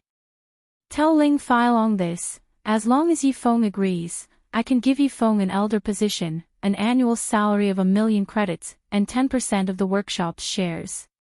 Flaming Tiger was stunned. He admitted that he was not Shifeng's opponent and that Shifeng's skills were a level higher than his, but wasn't this promise a little too great? Not only could an elder of the guild live leisurely, but the authority they wielded was also great. Aside from Brother Lan and Zhang Luowei, Shifeng would have the highest authority in Shadow, not to mention an annual salary of 1,000,000 credits and 10% of the workshop's shares. Even Flaming Tiger only had a minimum monthly salary of 20,000 credits. Flaming Tiger simply could not understand why they had to pay such a huge price to recruit Shifeng. However, he did not have a say in this matter, so he could only do as he was told. White River City, trade area. After returning to White River City, Shifeng first headed towards the bank. He retrieved 500 stacks of hard stones, intending to sell only a portion of his stock for now. Due to the great increase in the hard stones demand, the price had already reached Shifeng's estimation of 10 silver coins per stack. Although this price would still rise later, it was already close to the limit players could handle. These 500 stacks of hard stones were only a small portion of the hard stones Shifeng owned. Just based on the amount of hard stones that Shifeng had constantly purchased before, his stock exceeded 10,000 stacks. This was also one of the reasons why the various large guilds in White River City could not purchase any hard stones. Shifeng had purchased all of these hard stones when the prices were at their lowest, and he only paid around 30 gold coins for them. However, their current value far exceeded their initial cost. After selling these 500 stacks, it should be about time to bring Blackie and the others to raid the level 10 team dungeon, the Goblin Factory. Shifeng inwardly planned. Although Blackie and Lonely Snow's levels were high, the overall equipment they had was subpar at best. The same went for Shifeng's equipment. However, at least his was the best swordsman set equipment for players level 10 and below. His teammates' equipment, on the other hand, could only be described as miserable. As of this moment, there were already more than 500 players who had reached level 10 and had their names etched on the ranking list of the White River City region. Which was to say, there were already more than 500 players who had entered White River City. A majority of these players were members of well-known guilds. Aside from doing some quests in White River City right now, these players' main objective remained dungeon raiding, as dungeons were the best source for good equipment. Only with good equipment would these players level up with greater efficiency. Hence, plenty of guilds had already started diving into dungeons. White River City was different from towns. God's domain only truly began after players reached level 10 and the city. As for the town life players experienced at the start of the game, it was merely an introduction to life in God's domain. There were plenty of level 10 dungeons throughout the White River City region. The number of level 10 to level 12 party dungeons exceeded 20, and their rating difficulty varied greatly.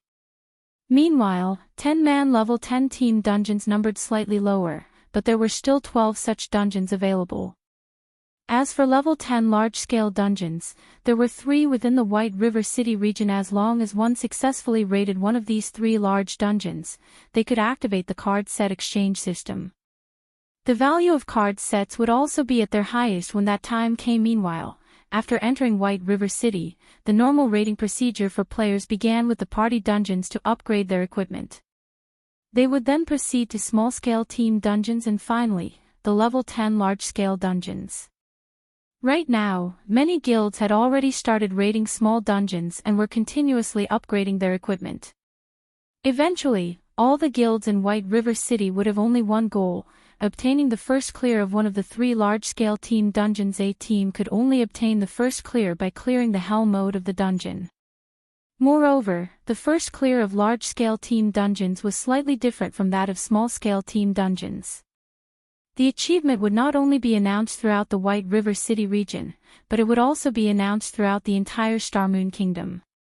It was one of the best ways to increase one's fame throughout the Starmoon Kingdom, and it was also a display of a guild strength. Hence, large-scale dungeons were considered the true battlegrounds for the various large guilds. Meanwhile, for these guilds who frequently battled inside dungeons, whetstones would become one of their strategic supplies. This situation would further increase these guilds' need for hard stones, causing the price of hard stones to soar once again. Thus, Shifeng chose to sell his stock of hard stones at this time. Right now, Shifeng was not focused on conquering the large-scale team dungeons. He knew his own limits, and he would not try to compete with those well-known guilds. His goal right now was only to conquer the level 15 small-scale team dungeon, the Demon's Castle. However, regarding strength or numbers, his team was still far from capable of raiding the Demon's Castle. They needed some upgrades before they could rise to that challenge. Arriving at the auction house of White River City, Shifeng casually took a seat in the corner and opened the auction house's system interface. He then selected to sell his wares within the White River City region. That way, he would not need to foot such a large fee. Similar to selling at a town's auction house, only players within the White River City region could see the items he placed on auction. As for selling the hard stones to the other cities, Shifeng had never intended to do so. Just the expensive handling fee alone would greatly reduce his profits. Not to mention, the other cities were not as much in need of hard stones as White River City, so the prices the stones would sell for much less. Feng first placed 10 stacks of hard stones on auction with a minimum price of 10 silver coins per stack and a buyout price of 12 silver coins. He did so to take a look at the results. If he placed all 500 stacks up for auction at once, it could drastically affect the market. Hard stones prices would plummet. Hence, he would slowly sell off his stock, carrying out hunger marketing as expected. Before even a minute had passed, all 10 stacks of hard stones sold. Moreover, they had been purchased at the buyout price of 12 silvers. There wasn't even a competition to speak of. It can't be, right? Feng was stunned when he received the notification from the auction house. Such a great demand had far exceeded his expectations. Although he knew that there was a shortage of hard stones right now, he never thought that someone would pay 12 silvers without hesitation. This was simply insane. Did these people not know that 1 silver coin could be exchanged for 107 credits right now? Spending an additional 2 silver coins would be the equivalent of spending 214 credits. To a fresh university graduate, that would be 1/10 of their monthly salary. Chapter 198, Trial of God. Feng had only sold 10 stacks of hard stones. When compared to the demand of the entire White River City region, it was a drop in the ocean. Seeing such burning demand, Feng placed another 10 stacks of hard stones up for auction. This time, he changed the minimum price to 12 silver coins and the buyout price at 15 silver coins. By doing so, he tried to find out the highest price hard stones could currently sell for, and the bottom line of these desperate players, as expected, nobody paid the buyout price immediately this time. Instead, they bid over the hard stones. However, the numbers rose very slowly, and there was only a small increase of several coppers with each consecutive bid. 1 minute later, the price of the 10 stacks of hard stones finally displayed a significant increase. The bidding had gone from 12 silver coins to 13 silver coins, and it continued to rise to 13 silver, 30 coppers before finally stopping. Obviously, this was the final price these desperate players were willing to fork out. Their bottom line should be around 13 silver coins, huh? Still, this has surpassed my expectations. In the future, I can simply sit tight and wait for the money to roll in. Feng also felt that 13 silver coins was the limit for hard stones. If the prices further increased, then aside from guilds, average players could not endure such an expense. Moreover, Feng had only paid around 30 coppers for each stack of hard stones when he purchased them in bulk. Now, he sold them for 13 silver coins per stack. Their value had increased over 30 folds. One could not be too greedy. Feng was currently satisfied with the results. Feng then continued removing hard stones from his bag, setting them up for auction. He sold 20 stacks per batch, and each batch would be available every 10 minutes or so. Considering the consumption rate and finances of the players in the White River City region, 1,600 to 1,700 stacks should sell each day. If Feng sold 1,000 stacks per day, not only could the entire White River City region fully deplete his stock, it also would not cause any adverse effects on the price of hard stones. If Feng could sell 1,000 stacks each day, he could earn over 100 gold every day by selling the hard stones at 13 silvers per stack. Moreover, these were genuine gold coins and not credits. Such a daily income was more than 10 times higher than the daily income of first-rate guilds. With such funds in his hands, Feng would not have to worry about financial issues when he developed his guild in the future. With the sales system all set and done, Feng's finger tapped and slid, calling out the half-transparent communication interface.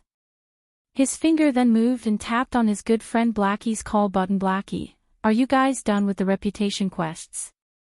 If you are, then gather in front of the teleportation gate. We'll go dungeon diving together, Feng asked. We're already done with our quests. However, it seems that we've been trapped inside a sealed map. We need to go through a trial if we wish to leave. Blackie grew excited when he heard about dungeon diving, and he wished he could immediately go to display his prowess. Ever since he obtained Mavis Guard, He had started browsing the internet and watching videos of experts displaying their skills. He had also frequently sparred with his team members, and his techniques had greatly improved. He would definitely shock Shurfeng with his new techniques. Unfortunate, he couldn't do any of that right now. A sealed map. Shurfeng's eyebrows wrinkled, his mind entering a deep thought. He did not know how Blackie and the others managed to enter a sealed map.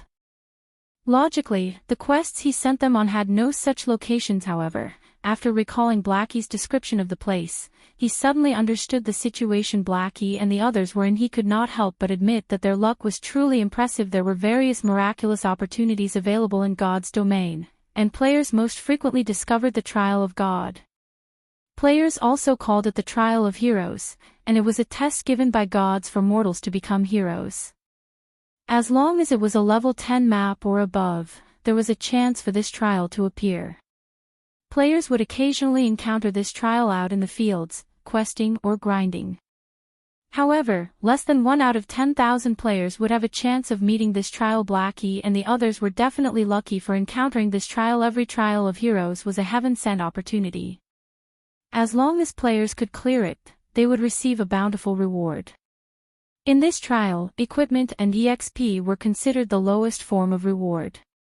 If players could perform exceedingly well in the Trial of Heroes, they could receive permanent attribute increases, super rare or improved skills, an abundant amount of weapon mastery, and many more super rare rewards. Weapons and equipment could only be used for a period of time. They were like foreign objects. They were not truly part of one's strength. However, it would be a different story if players could receive things like permanent attribute increases and super rare skills. The value of such things far surpassed that of weapons and equipment, and they would be of immense help towards one's future development. How many colors were on the trial door that you guys entered? Shurfeng asked. Shurfeng's question confused Blackie. However, since Shurfeng had asked, Blackie tried to recall the number of different colors on the large double doors they had entered. He then said unconfidently, I think there were 4 colors. 4. Are you guys trying to get yourselves killed? Shurfeng immediately wanted to scold Blackie. The Trial of God did not only possess rewards, but it would also mete out punishments. The punishments and rewards given were also equal in God's domain. With opportunity came danger. There was no such thing as a free lunch in God's domain, and even if there were, it might very well poison you to death. The Trial of Heroes was normally categorized into 7 tiers. If there were only 1 color on the teleportation gate, then the trial would be Tier 1, it was also the easiest trial to clear. Along with the increase in number of colors, the difficulty would increase exponentially. If there were 4 colors on the door of trials, then it would be a Tier 4 trial. Its difficulty would be around 8 times or above that of a Tier 1 trial. If Blackie and the others could clear it, the minimum rewards they could obtain would be fine gold rank or above weapons and equipment. Normally, it would be a dark gold ranked item. If they could finish the trial with a sufficiently high completion rate, there was a possibility they could receive permanent attribute increases or have one of their skills upgraded to a stronger version. However, the punishment for a Tier 4 trial was no joking matter. If Blackie and the others failed to complete the trial, the lightest punishment they might receive was a massive loss in EXP. They could very well lose several levels. Blackie and the others might even lose a portion of their attributes or skill mastery permanently, possibly entering a weakened state for a long period of time. Such severe punishments were also one of the reasons why most players would avoid entering the door of trials after finding one. They would instead choose to sell the information to a large guild, making a huge profit. Brother Foe, are we in a very dangerous situation? Hearing Shurfeng's panic, Blackie could not help but swallow nervously, his heartbeat increasing in pace. Meanwhile, Fire Dance and the others who stood beside Blackie also became extraordinarily serious after hearing Shurfeng's words. They no longer dared belittle this trial. I can only give you guys advice. Act within your capabilities. Do not attempt meritorious deeds, only try to leave in one piece. Don't forget to pass on my advice to everyone in the team. However, Blackie, since you have Mavis Guard, logically, you guys should have a very high possibility of clearing the trial. However, remember not to rush things. Even if you have to waste a lot of time, you must never hurry. The rest will depend on your battle techniques, intelligence, and wisdom. Shifeng then continued to pass on all his knowledge about the trials onto Blackie. As for whether or not they could clear the trial, it would depend solely on Blackie and the others. The tests of the Trial of Heroes had never repeated, so there were no known strategies to conquering one. However, in Shifeng's previous life, after collecting the knowledge and wisdom of many predecessors, he managed to form a strategy that was not an actual strategy, which was to act within one's own capabilities and plan before taking action. One must not rush when carrying out the Trial of Heroes. Other than that, there was no true strategy for conquering the Trial of Heroes with Fire Dance, Cola, and Blackie's Mavi's Guard. They should be able to clear a 4-colored trial. However, they should not be able to leave the trial in a short time. Shifeng felt a headache building. He originally intended to upgrade their equipment by raiding a dungeon. However, that plan had gone down the drain now. He did not even know if Blackie and the others could manage to leave the trial within a week. The Trial of Heroes was never simple, and it was an extremely time-consuming trial. In Shifeng's previous life, it wasn't unusual if players spent more than a month clearing a trial in the past. A top-tier expert had once made a fair evaluation of the trials. A 5-colored trial had the difficulty rivaling an epic quest. A 6-colored trial had the difficulty rivaling a legendary quest.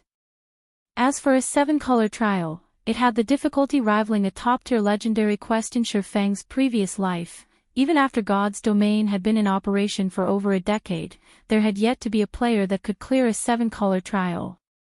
Of course, part of the reason was that no true Apex expert had encountered a 7-colored trial in the past. The highest-tiered trial cleared was a 6-colored trial.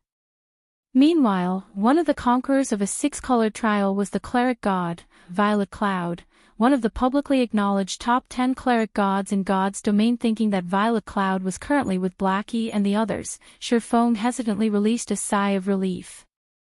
Although Violet Cloud had yet to grow into her prime, her potential could not be ignored. For a 4-colored trial, Blackie and the others might, possibly, be able to clear it. Forget it. No point worrying about it too much.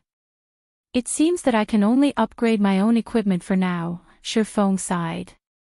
Habitually, he opened up the auction house interface, searching for items under the miscellaneous section. The miscellaneous section of the auction house was just like Taobao.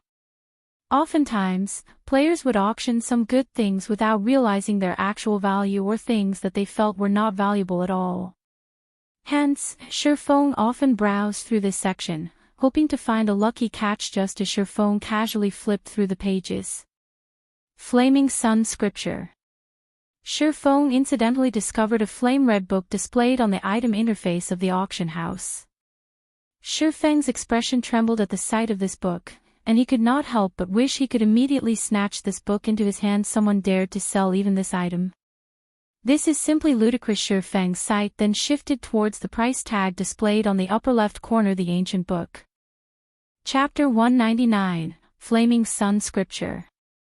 Displayed on the half-transparent pale blue screen, the price of the Flaming Sun Scripture was similarly striking crap.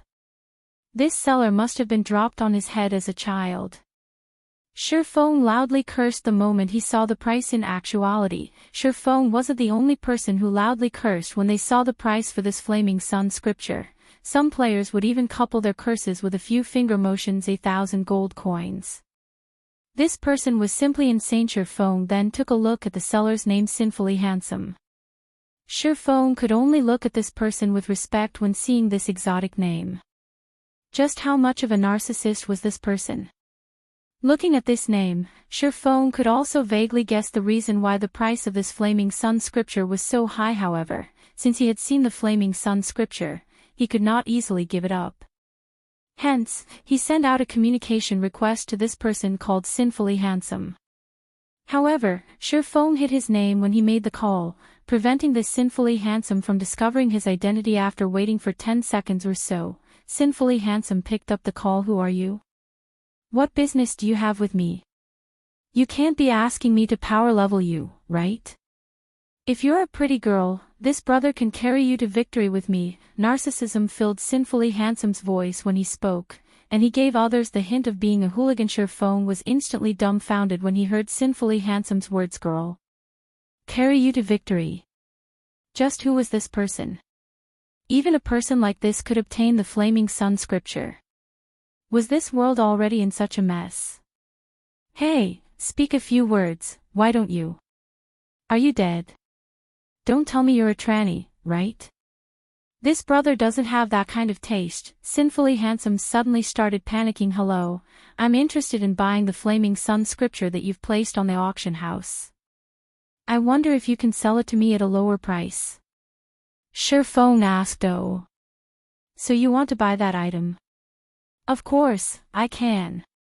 Sinfully Handsome smiled in realization. I'll slightly reduce the price for you then. How does 900 gold sound? This is a very justifiable price.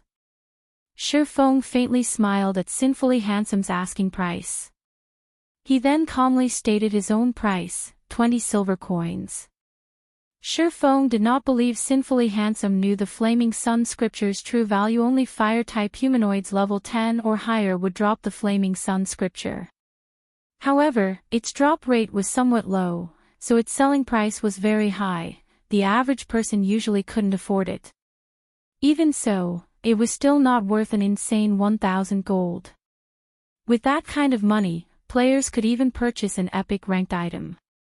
Why would they bother buying an item like the Flaming Sun scripture if they had that kind of money? Hey, fellow brother, you're not being sincere here. You are the one who took the initiative to contact me, yet, you're offering such a price. Do you know which guild I belong to? Sinfully Handsome beamed a smile, proudly saying, have you heard of Dark Star before? It's an apex third-rate guild in White River City. With this name alone, shouldn't you at least offer 100 gold? Dark Star, it was indeed a powerful guild in White River City. However, what did that have to do with Surephone? 1 gold coin. If you don't wish to sell, then forget it. Surephone understood that Sinfully Handsome took him for a fool. However, he was also in quite a need for the Flaming Sun scripture, so he decided to offer such a high price. Unfortunately, Sinfully Handsome misunderstood Shurfang's intentions. You have to think through this clearly. In the entire White River City, only I possess this Flaming Sun scripture. Seeing that you're an honest person, I'll make a large sacrifice and sell it to you for 10 gold with an additional 100,000 credits. If you still don't want it, I can only look for another buyer. Sinfully Handsome confidently said goodbye. Surephone immediately disconnected the call. Sinfully Handsome suddenly panicked when Surephone disconnected the call. He did not think that Surephone would be so decisive. At least try to bargain. Watching his 1 gold coin fly out of his grasp, Sinfully Handsome's heart bled with regret.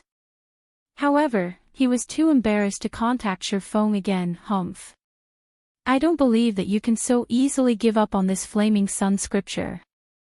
Sinfully Handsome snorted. Although he did not know the use of the Flaming Sun scripture, based on its powerful and tyrannical name, it was not an ordinary item. Sinfully Handsome was very sure that Surephone knew this item's value.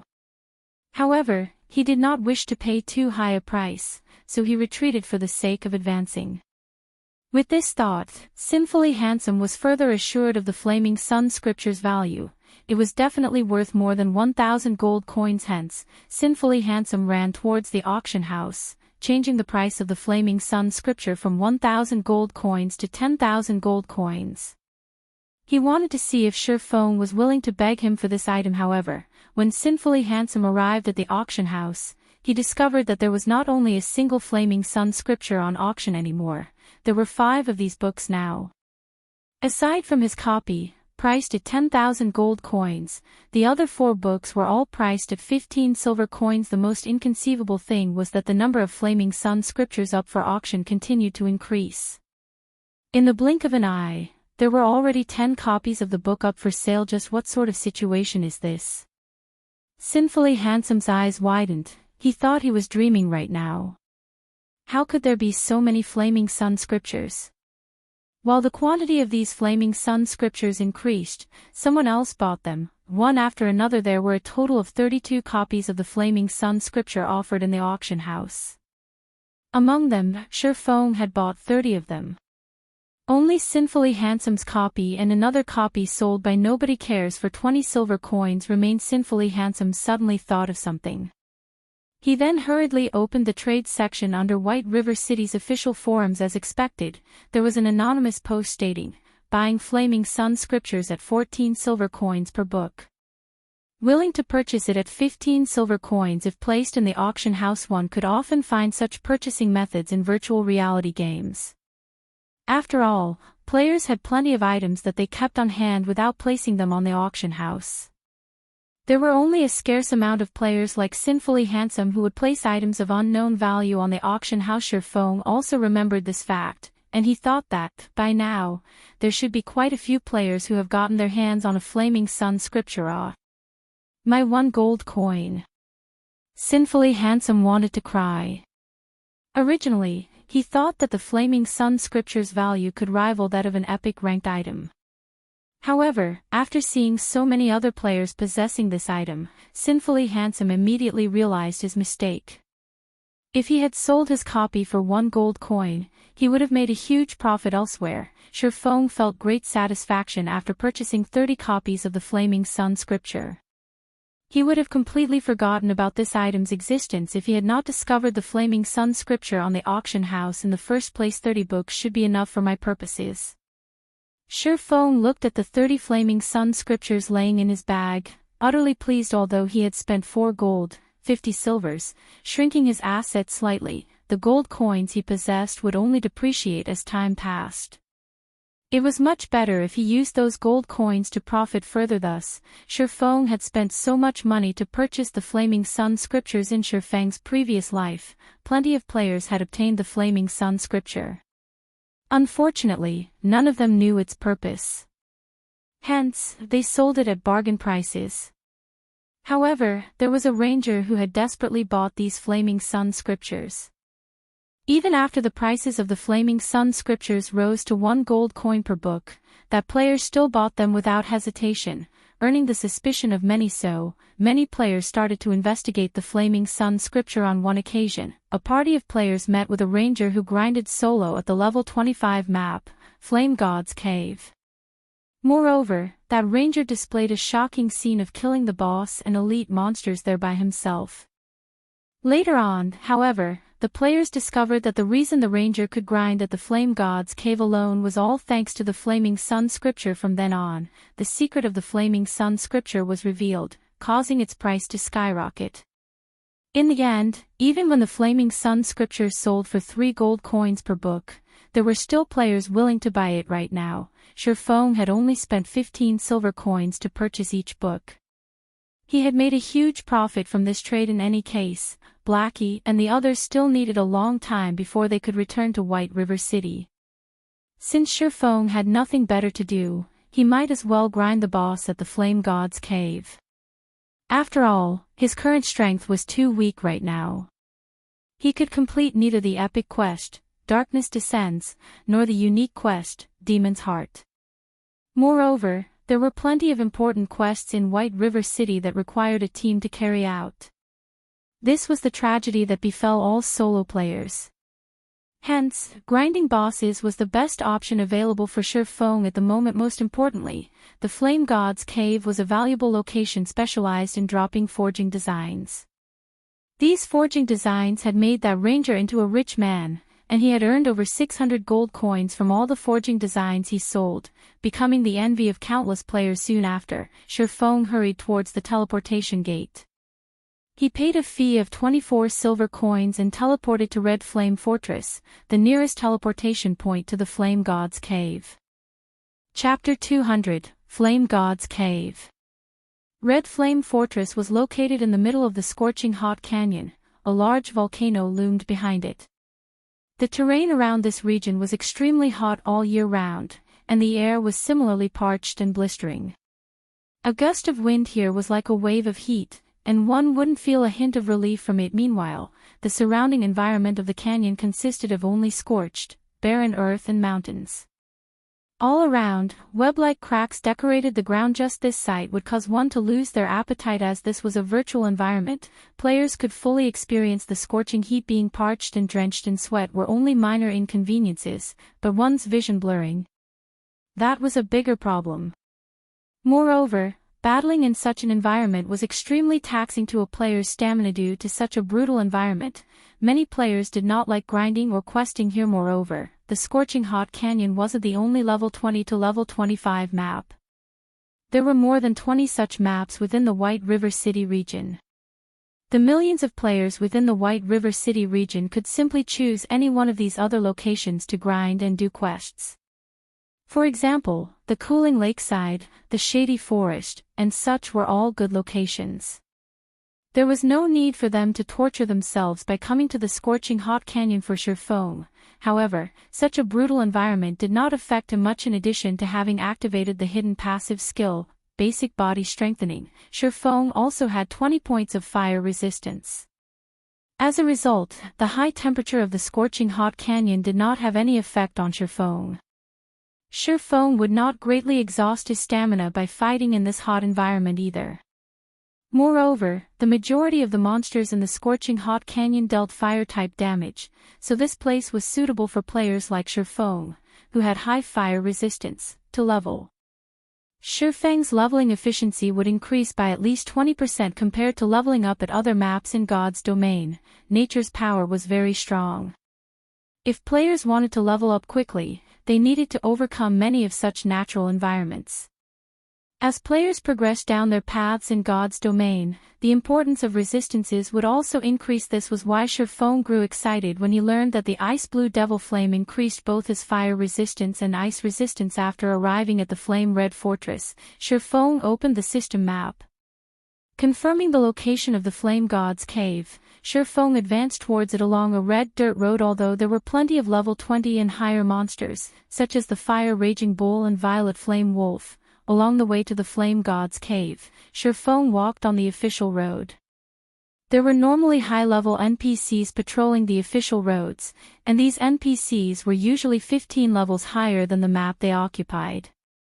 Moreover, they patrolled in small parties rather than individually. If there were any foolish monsters that dared come close to the official road, these level 40 NPCs would immediately dispatch the offending beast. The moment they came within a 40-yard distance to the official road, the patrolling NPCs would discover these monsters and turn them into soup. Hence, all the surrounding monsters did not dare come within 40 yards of the official road at all, allowing players to travel safely through it. Around half an hour later, Surpassing finally arrived at the Flame God's Cave. The Flame God's Cave was situated close to a volcano at the outer edges of the Scorching Hot Canyon. Plenty of elite monsters and chieftain-ranked bosses resided within the cave. However, even when players discovered this location, they would normally choose to turn around and leave as the monsters here were simply too strong. If monsters had not chased that party, they would not have run to the Flame God's Cave, incidentally discovering the ranger's secret of grinding bosses and elite monsters. However, only Surpassing knew of this secret. Right now the monsters in the Flame God's Cave were all level 25. And generally, only players who had reached level 20 would grind here. However, Surpassing's equipment had the ignore levels attribute, so he could barely grind here as well, though with much lower efficiency. Regardless, he would still be grinding level 25 monsters. Even if his speed were slower than a level 20 player, his gains would still be much greater compared to grinding level 14 monsters. As for why the monsters in the Flame God's Cave were so amazing, it was mainly because of the extraordinarily high damage of their fire-type attacks. Even if it were only a level 25 common monster, it could still kill an MT of the same level with just 2 or 3 moves. Not to mention, the monsters in the Flame God's Cave all lived in groups, and one would usually meet 5 or 6 monsters at the same time. Even an MT with top-tier equipment could not handle so many monsters at once. There was also a large amount of elite and special elite monsters here. They could practically one-shot an MT of the same level. Hence, even when players knew about the Flame God's Cave, there was still nobody daring enough to grind at this place. However, it was a different story when one had the Flaming Sun Scripture. The Flaming Sun Scripture could grant players a Flaming Sun's blessing effect. The effect was closely related to the surrounding environment. The denser the fire-type mana present in a location, the greater were its effects. The effect lasted for 2 hours however. The introduction of the Flaming Sun scripture did not reveal such an effect, so players in the past couldn't discover its exact purpose. The Flame God's Cave could be considered as one of the locations within Scorching Hot Canyon that had the densest fire-type mana. As a result, the fire-type damage of the monsters inside was extraordinarily high. However, precisely because of this same reason, the Flame God's Cave was also a perfect place for one to use the Flaming Sun scripture. However, even with the Flaming Sun scripture, Shurfong needed to be extremely careful while he was here. After all, the Flame God's Cave was a nest for level 25 monsters. With the level gap of 11 levels, these monsters could easily extinguish Shurfang's life with just 2 moves, and Shurfong would not even have the chance to resist before dying. Moreover, Shurfang's level was just too low. These monsters could detect him easily. Hence, he needed to act with extreme caution. The moment Shurfong carefully set foot in the cave, a wave of hot air swept past him from within the cave. Just when Shurfang's 5 senses heightened to their maximum limit, his system communication suddenly rang out. Crap. That nearly gave me a heart attack. Shurfong jumped, taken by surprise. He glanced at the system notification. Fortunately, monsters could not hear the system notifications. In the same way team chat worked, only specified players could hear them, while outsiders would remain unaffected. Flying Dragon. Why is he playing God's Domain as well? Shurfong wrinkled his eyebrows at the sight of the caller ID blinking before him. This Flying Dragon was none other than Shurfang's classmate and the 9th ranked in Jinhai University's fighting competition, Ling Feilong. However, in Shurfang's previous life, Ling Feilong only joined God's Domain long after the game's release. At that time, Shurfong had already become the guild leader of Shadow. For Ling Feilong to join God's Domain in advance, could this be the result of the butterfly effect? Shurfong lowered his head in thought. However, he soon revealed a smirk. In this life, he had not revealed his character's ID to anyone else. As for Blackie, Shurfong had long since told him not to reveal anything. Hence, no one in Jinhai University knew Shurfong was Yifeng. Similarly, nobody else knew that Blackie was Black Cloud in God's Domain. Blackie's friends only knew that he was getting by fairly well in the game. Who are you? What business do you have with me? Shurfong answered the call with a cold and imposing tone, as if he were a god looking down on an antling. Feilong immediately felt chills all down his body when he heard Shurfang's voice, followed by immense pressure. He felt like he had just walked out of a cold pool of water. His heartbeat instantly soared to 180 beats per minute. This is Yifeng, the god-ranked expert that caused even Martial Union to submit. His voice alone is already so imposing and threatening. The pressure he gives off is even stronger than Brother Zhang's. It's as expected of a god-ranked expert. No wonder Brother Zhang wanted me to recruit him. Ling Feilong was inwardly shocked, and he grew even more respectful towards Shurfong. Originally, Shou Yuhu should have been the one to contact the god-ranked expert. However, Shou Yuhu previously had a falling out with the god-ranked expert, so the responsibility had been pushed onto him, Ling Feilong, instead. Ling Feilong felt that his chance to shine had arrived. As long as he could deal with this matter appropriately and gain the favor of such a god-ranked expert, his position in Shadow would rise quickly in the future. He would surely surpass Shou Yuhu. After all, Shou Yuhu had once found conflict with this god-ranked expert. In the future, Shou Yuhu would certainly have difficulty getting by in Shadow. Before Ling Feilong had personally felt Yifeng's imposing aura, he always thought that nobody could be as strong as Brother Zhang.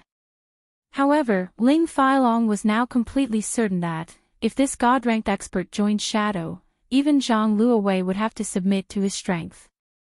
Meanwhile, Shadow would similarly fall under the control of this expert. How are you, expert? I am Shadow's representative, Flying Dragon.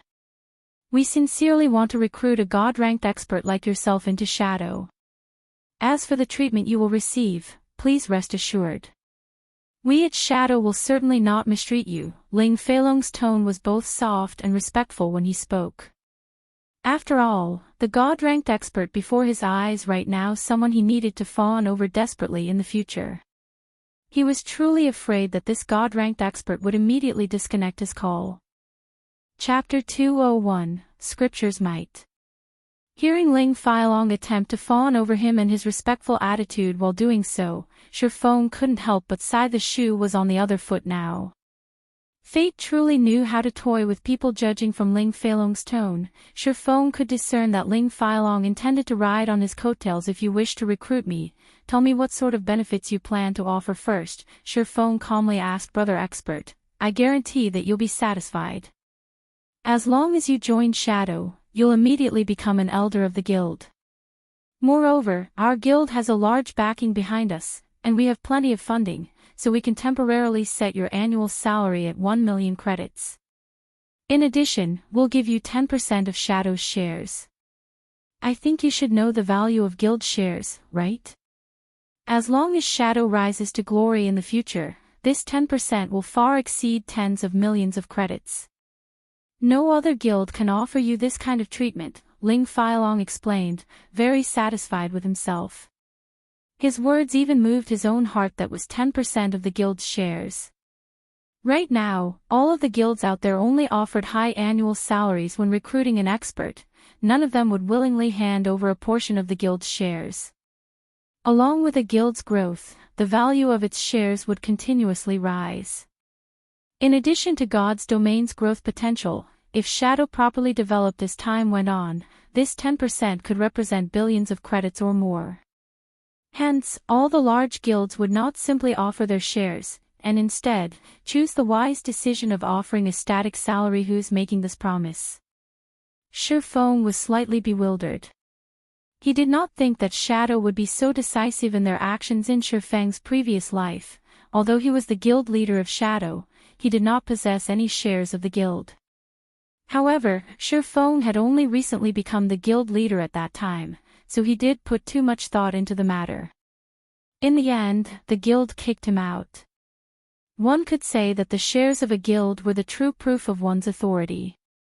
If Shifeng had 10% of the guild's shares at that time, Lan Hailong would not have dared to casually expel him from the guild and sever all connections with him. Our guild leader made this promise. Of course, with your strength, the position of guild leader will doubtlessly be yours in the future, Ling Failong unwaveringly started flattering Shifeng. Oh? Very well, Shifeng calmly laughed. He then, with a tone as cold as ice, arrogantly said, return and tell your guild leader this. If you want me to join Shadow, then I want 60% of the guild's shares and the position of guild leader. Otherwise, there's no deal. Finished speaking, Shifeng disconnected the call. Of course, he only said those words as a joke to toy with Ling Failong. Even if Shadow were willing to hand over 100% of its shares, Shifeng would still reject the offer without hesitation. He swore that would never again wear the hateful name of Shadow. He simply said those words because he knew that Ling Failong, Zhang Luowei, and Lan Hailong could never truly agree to such a request. After all, with 60% of the guild's shares, Shifeng would become the head honcho of Shadow. His word would be final. Whether it was Zhang Luowei or Lan Hailong, neither could endure being a subordinate of someone else. Such a domineering tone. No wonder he could force Martial Union, who is even stronger than Shadow, to take a huge loss. Unfortunately, he isn't a broad-minded person. If he had accepted the offer, based on the strength he possessed, he could have easily become the Shadow's true boss in the future if he wanted to.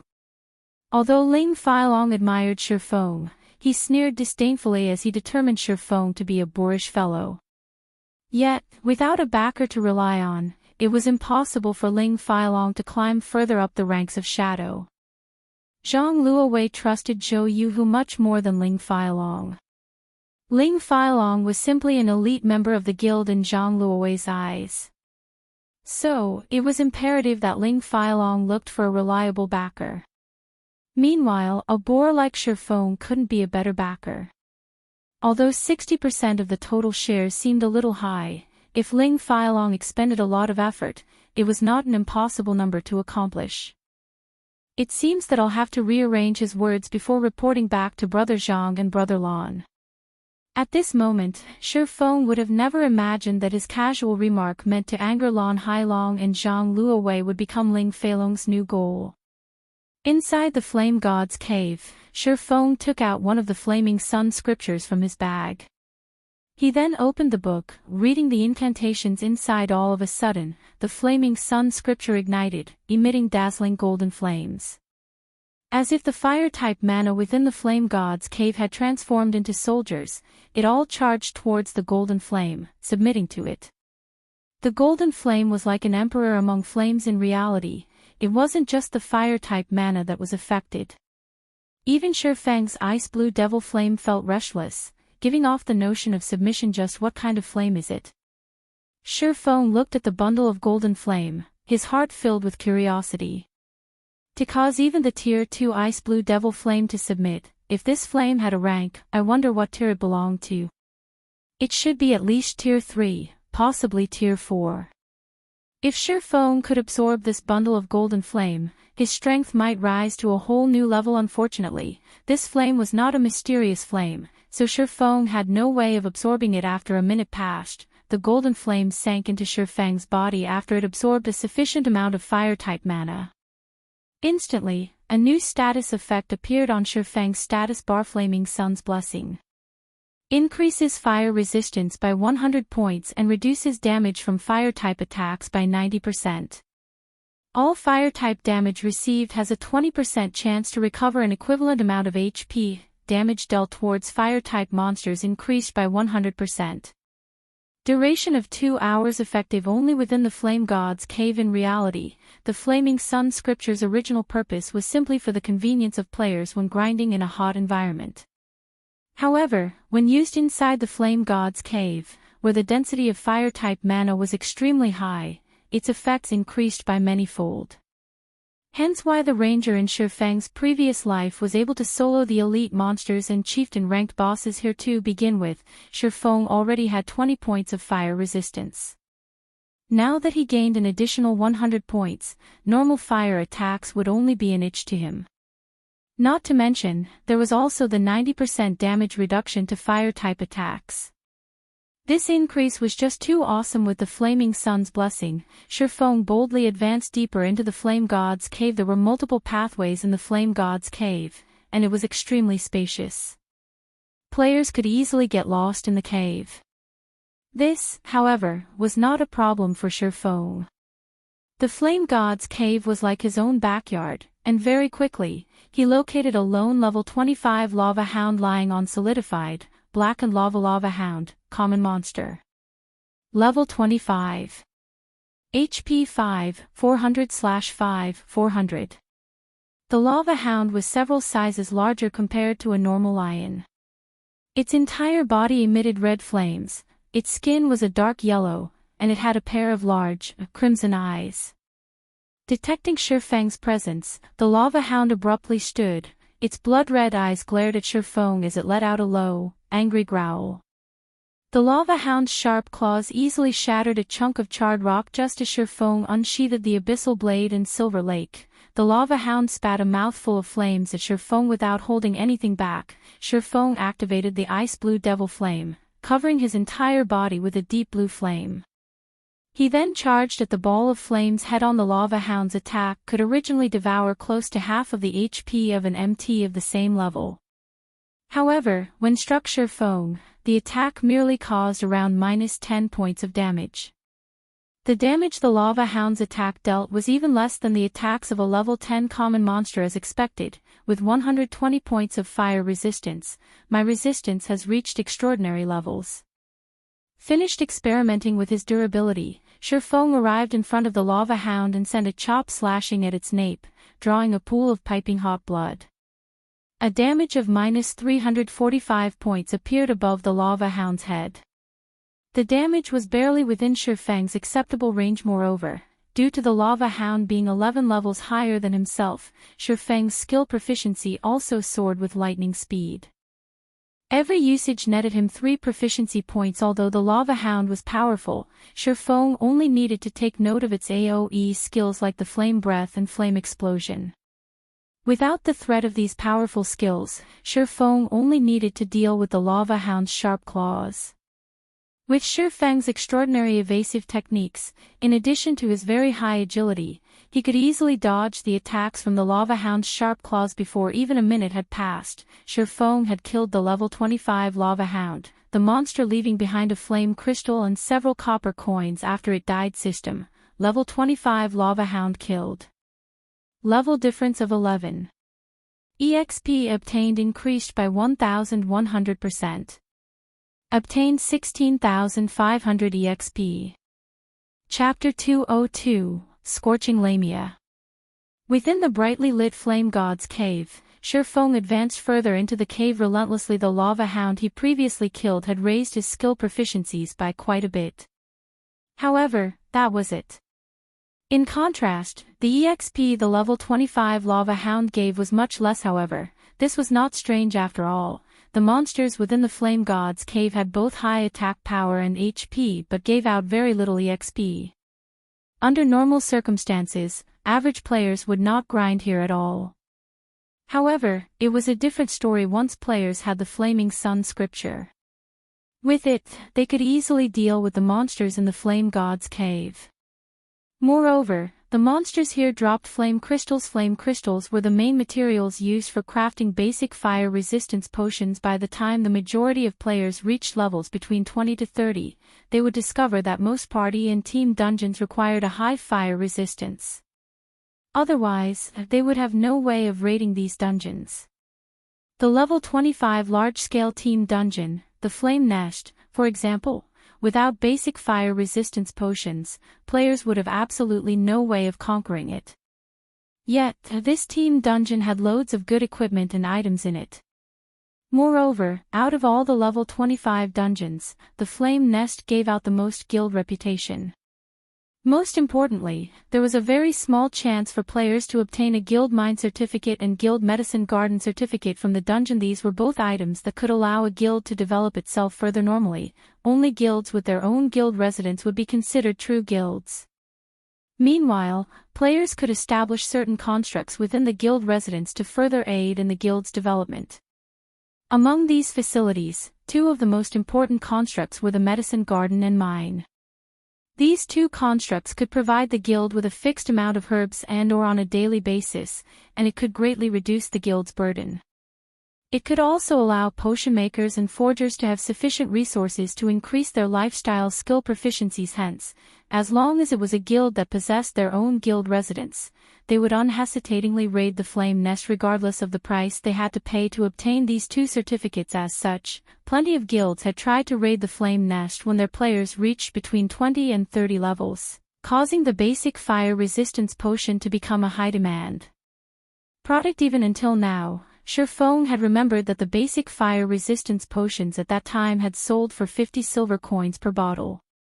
Meanwhile, a single flame crystal sold for 15 silver coins.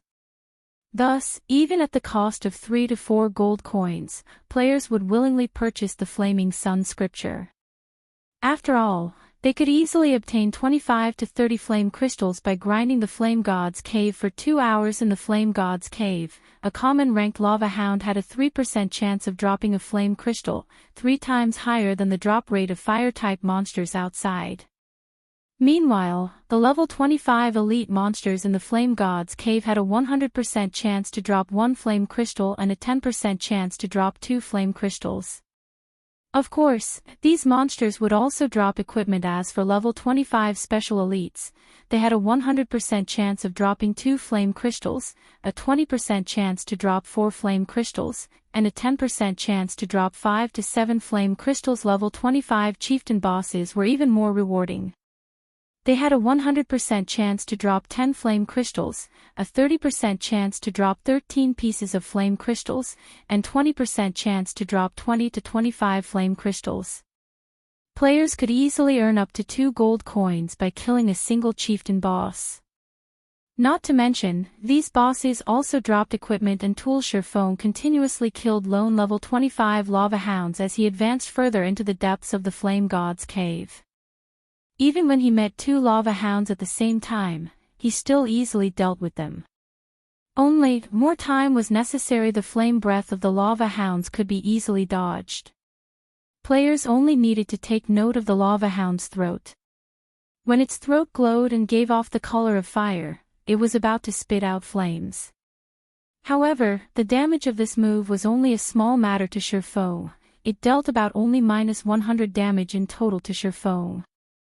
As for the lava hound's other skill, Flame Explosion, it could cause extremely high flame damage to all enemies within an 8-yard radius without 120 points in fire resistance and 90% damage reduction to fire-type attacks. MTs of the same level would instantly lose 3/4 of their HP to this single attack. However, the lava hound's actions were obvious before it would cast this skill. It would raise its claws high, then slam them on the ground, creating an explosion of flames. However, the skill's effective range was wide, making it extremely hard to avoid. It was practically a sure-hit skill. Fortunately, Surefeng's fire resistance was extremely high, and he would, at most, receive around -100 damage from the lava hound's flame explosion. Surefeng had over 1,800 HP, so this damage was not significant. Another hour or so passed by, and Surefeng finally arrived at the core area of the Flame God's Cave. On his way here, Surefeng had killed many lava hounds, and due to the luck +3 provided by the Shadow's blessing he wore, he obtained a bountiful number of flame crystals. He could get 1 flame crystal for every half a dozen or so lava hounds he killed throughout his journey. Surefeng had killed over 40 lava hounds, and obtained a total of 8 flame crystals.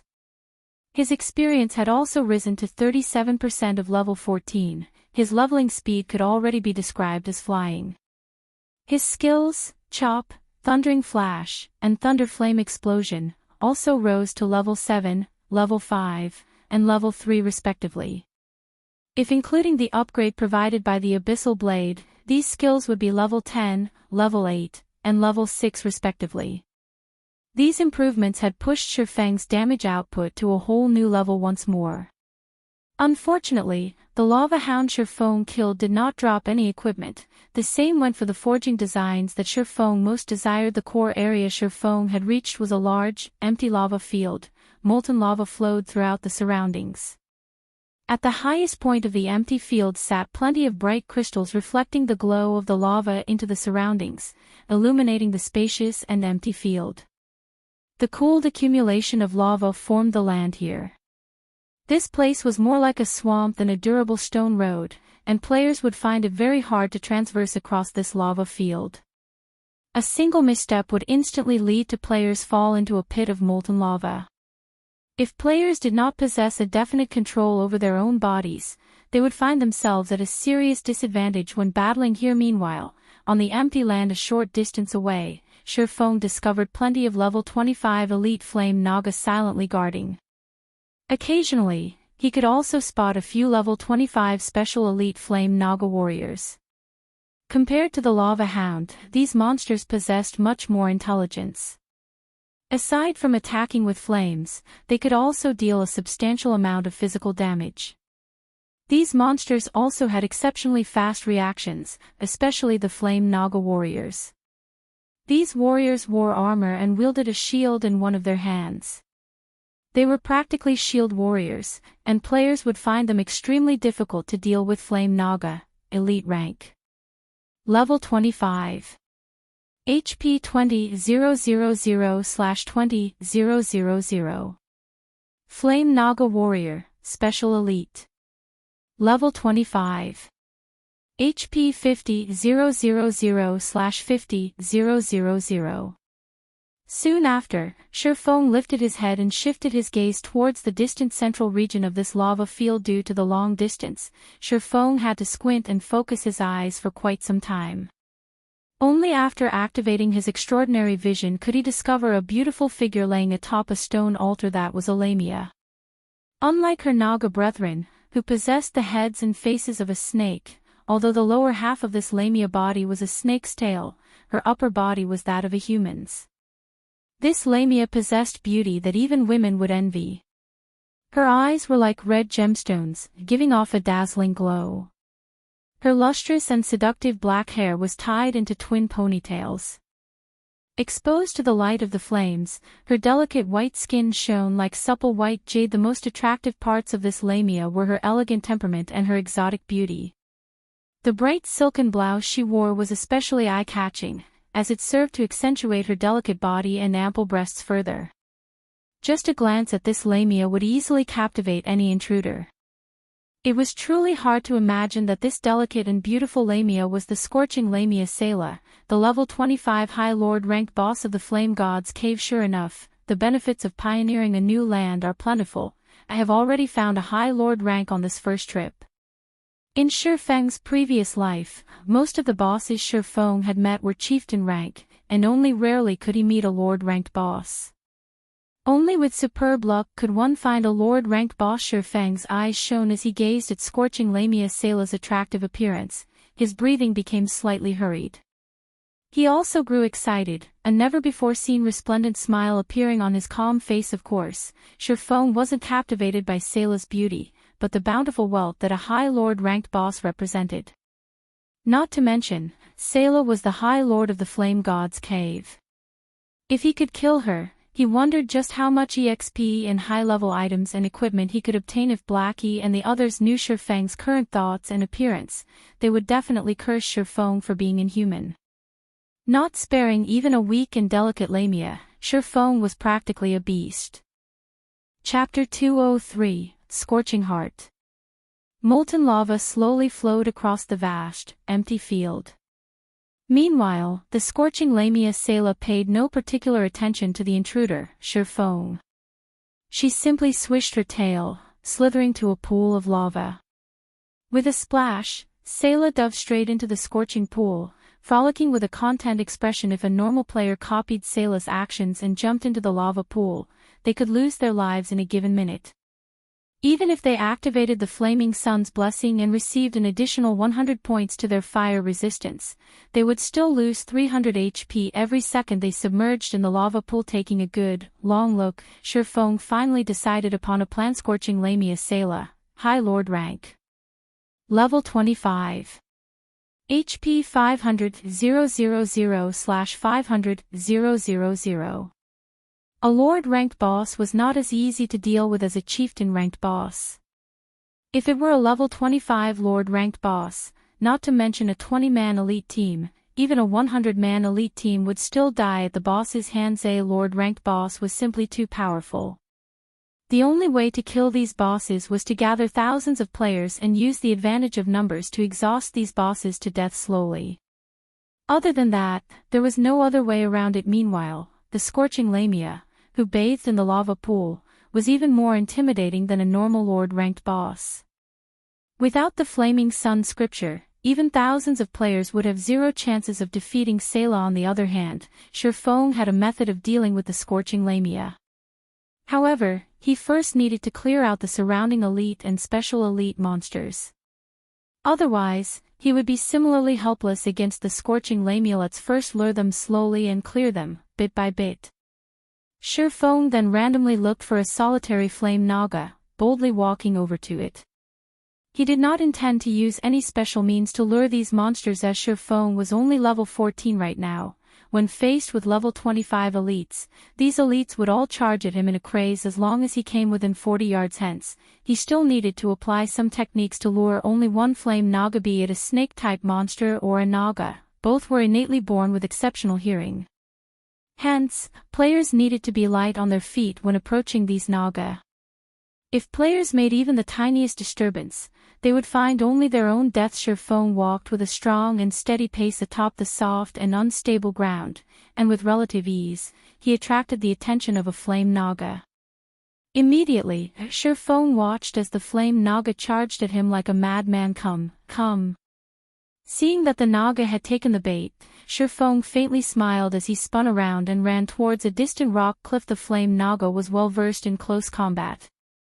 Meanwhile, its only ranged attack was the Raging Flame Roar, and it belonged to the category of channeling spells.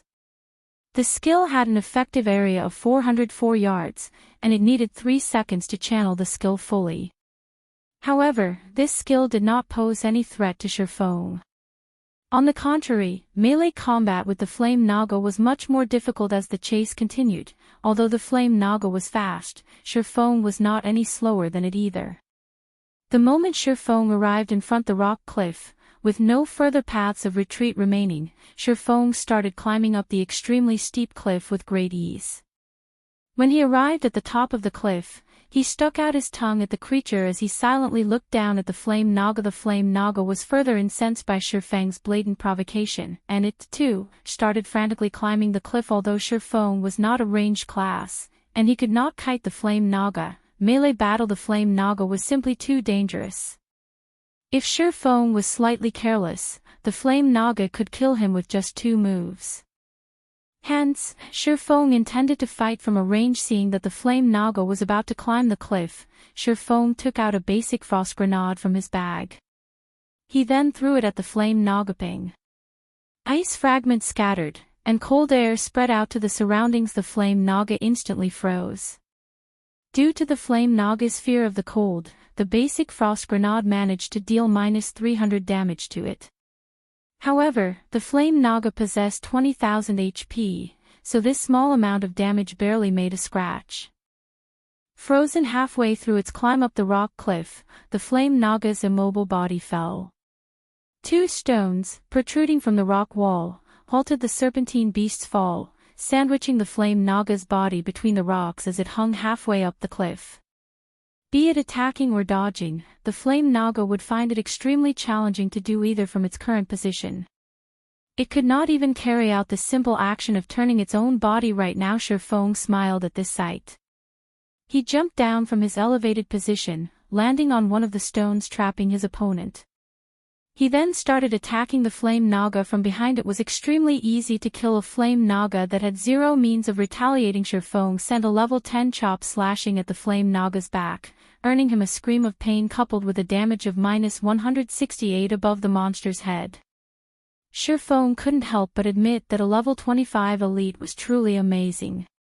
With the level suppression, in addition to the Flame Naga's superior defense, his attack could not even deal -200 damage even with the damage multiplier from the Flaming Sun scripture. Immediately after, Shurfeng followed up with Thundering Flash, Earth Splitter, Double Chop, and Thunderflame Explosion. A series of damages appeared above the Flame Naga's head. However, even with the damage amplification effect inflicted by Thundering Flash, the highest damage Shurfeng had dealt with a single attack was barely over -200 points. Though there was the occasional critical hit of over -400 damage, the Flame Naga had a total of 20,000 HP. Aside from Shurfeng's skills being capable of causing more than -100 damage to the Flame Naga, his normal attacks could not deal over -50 damage. Moreover, Shurfeng had activated the Ice Blue Devil Flames effect before his attack. Seeing as the freezing effect was about to end, Shurfeng threw another basic frost grenade at the Flame Naga, freezing his target once more. He then resumed his barrage of attacks. Although the Flame Naga had relatively fast regeneration, neither was the damage Shurfeng was causing to it a small amount. 2 minutes later, the Flame Naga's HP finally fell to 20%. Simultaneously, the Flame Naga released a fierce roar. Flames covered its entire body, and shortly after, its body started trembling. Shurfeng had long since been prepared for it. Immediately, he hid behind the corner of a rock boom. Countless flying flame blades shot out from the Flame Naga's body. These flame blades were the beast's scales, and their appearance signaled its ultimate move, Flame Bullets. The damage these flame bullets dealt was a combination of physical and fire-type damage. With Shurfeng's current HP that was slightly over 1,800 points, these bullets could instantly send him into a critical condition. However, with the iron-like rock blocking these blades for him, Shurfeng received no damage at all. After the waves of flame bullets ended, Shurfeng threw out another frost grenade before resuming his attack. In the end, Shurfeng killed the level 25 Flame Naga with relative ease. The instant the Flame Naga died, Shurfeng's experience bar increased by a small portion. Shurfeng was already level 14, and he needed an extremely large amount of EXP to reach level 15. His experience bar rising by a noticeable chunk showed just how bountiful the EXP the Flame Naga provided was. The Flame Naga also dropped 2 flame crystals, 1 bronze ornament, and tens of copper coins. Ornaments were the rarest of all equipment. Compared to jewelry such as rings and necklaces, ornaments were far more valuable. In God's domain, every player could equip 3 ornaments at most. As of this moment, however, Shifeng's ornament window was still a big, empty space. He truly did not imagine that he would inadvertently obtain a bronze ornament. His luck was simply too good. Scorching Heart, ornament, bronze rank. Equipment requirement, strength 80. Strength plus 10, agility plus 10, endurance plus 10. Fire resistance plus 3. Can be activated to cast a Tier 2 flame shield that can absorb a maximum of 1000 flame damage. Although this ornament did not offer a large increase to his attributes, ornaments that could increase one's resistances were extremely rare.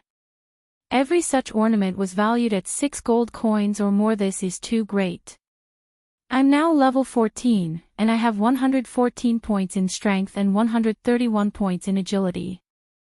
If I equip this Scorching Heart, it will increase both my strength and agility by 10 points, just enough for me to meet the requirements of 120 points in strength and 140 points in agility for the Blazing Meteor. Shifeng was ecstatic as he held the flame-red-colored Scorching Heart. Shifeng did not think that he could equip the pseudo-extraordinary weapon within such a short period after obtaining it. If he could equip the Blazing Meteor right now, his strength would definitely receive an explosive increase.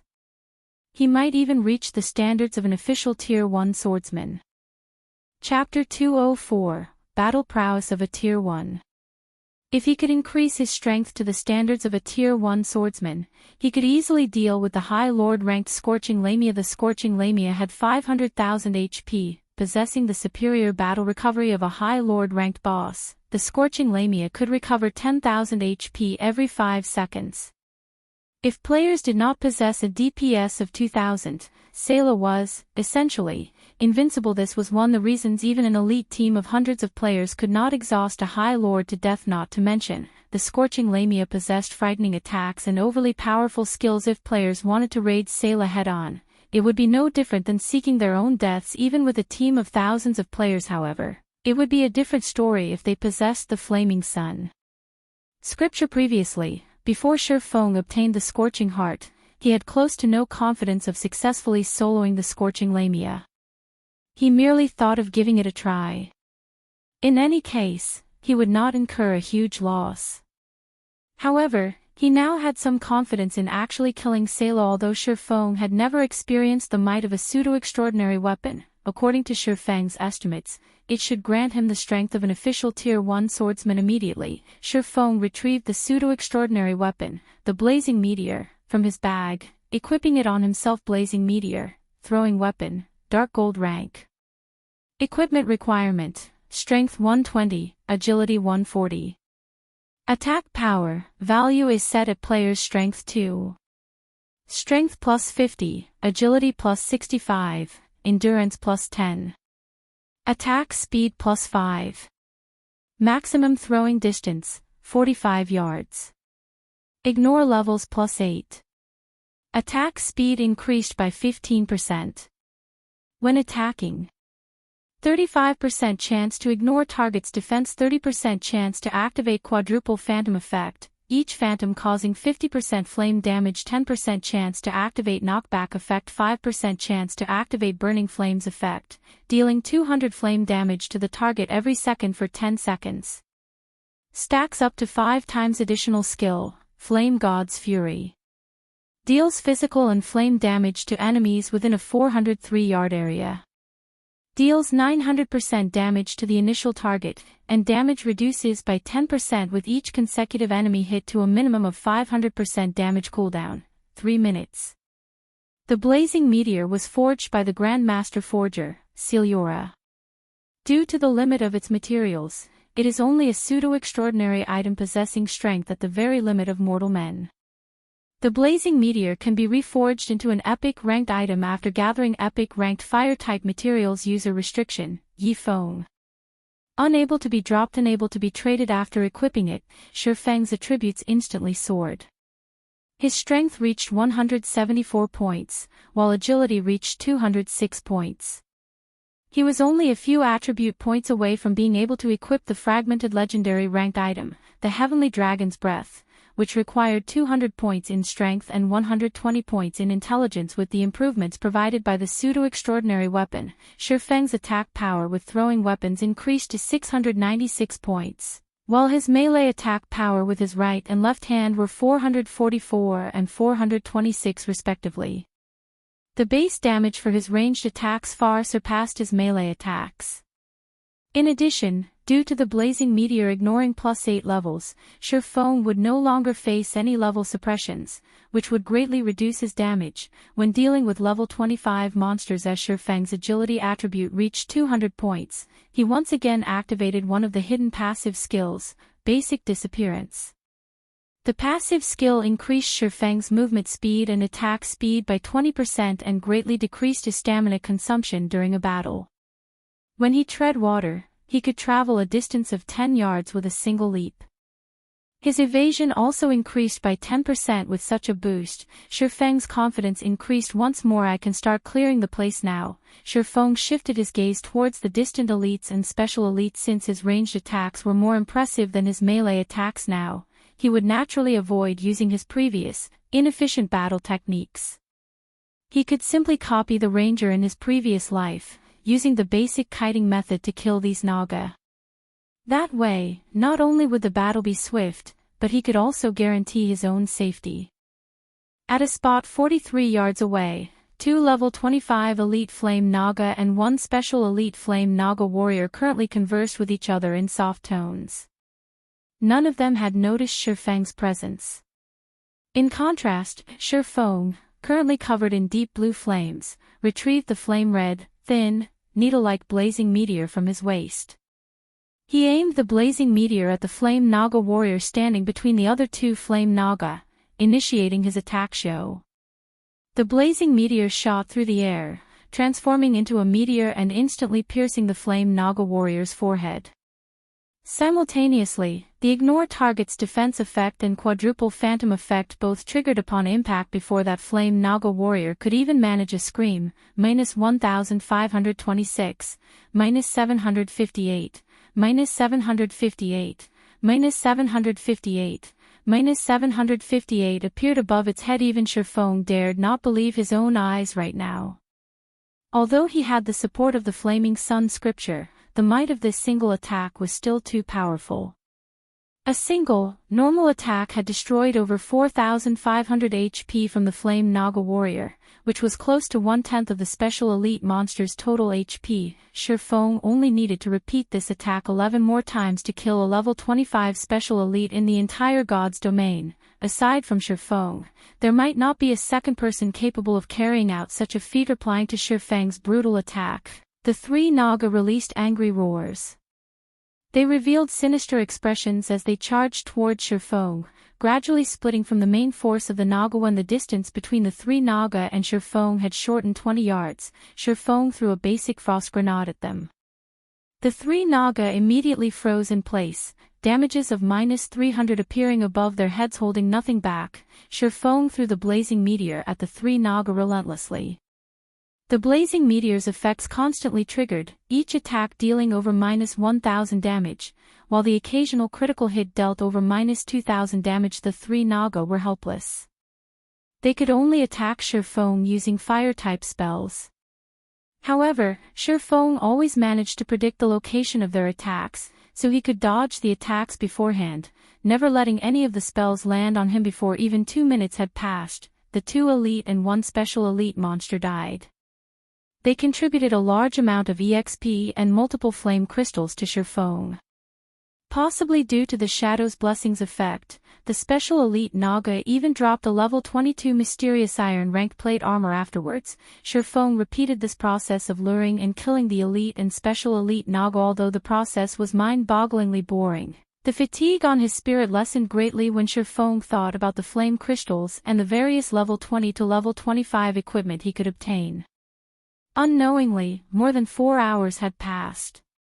Shifeng had cleared out practically all of the Naga present in this lava field. Shurfeng had also risen to level 15, and he was only a tad bit away from level 16 while Shurfeng rested. He opened the ranking list for White River City right now. The first place on the ranking list was occupied by a level 13 player. Shurfeng could not help his shock at this sight. How could there be someone leveling so quickly? Not much time had passed since players outside of Shurfeng's team had entered White River City. Logically, it would already be amazing for players to reach level 11. Yet, there was actually someone that had reached level 13. Was this person hunting monsters of a higher level as well? Shurfeng's mouth twitched when he saw the name of this first-ranked player, Lone Tyrant. Who was this person? How come I've never heard this name before? Meanwhile, the snow goddess, Gentle Snow, occupied the second place on the ranking list. She was level 12 right now. Following closely, another level 12 player possessed the third rank.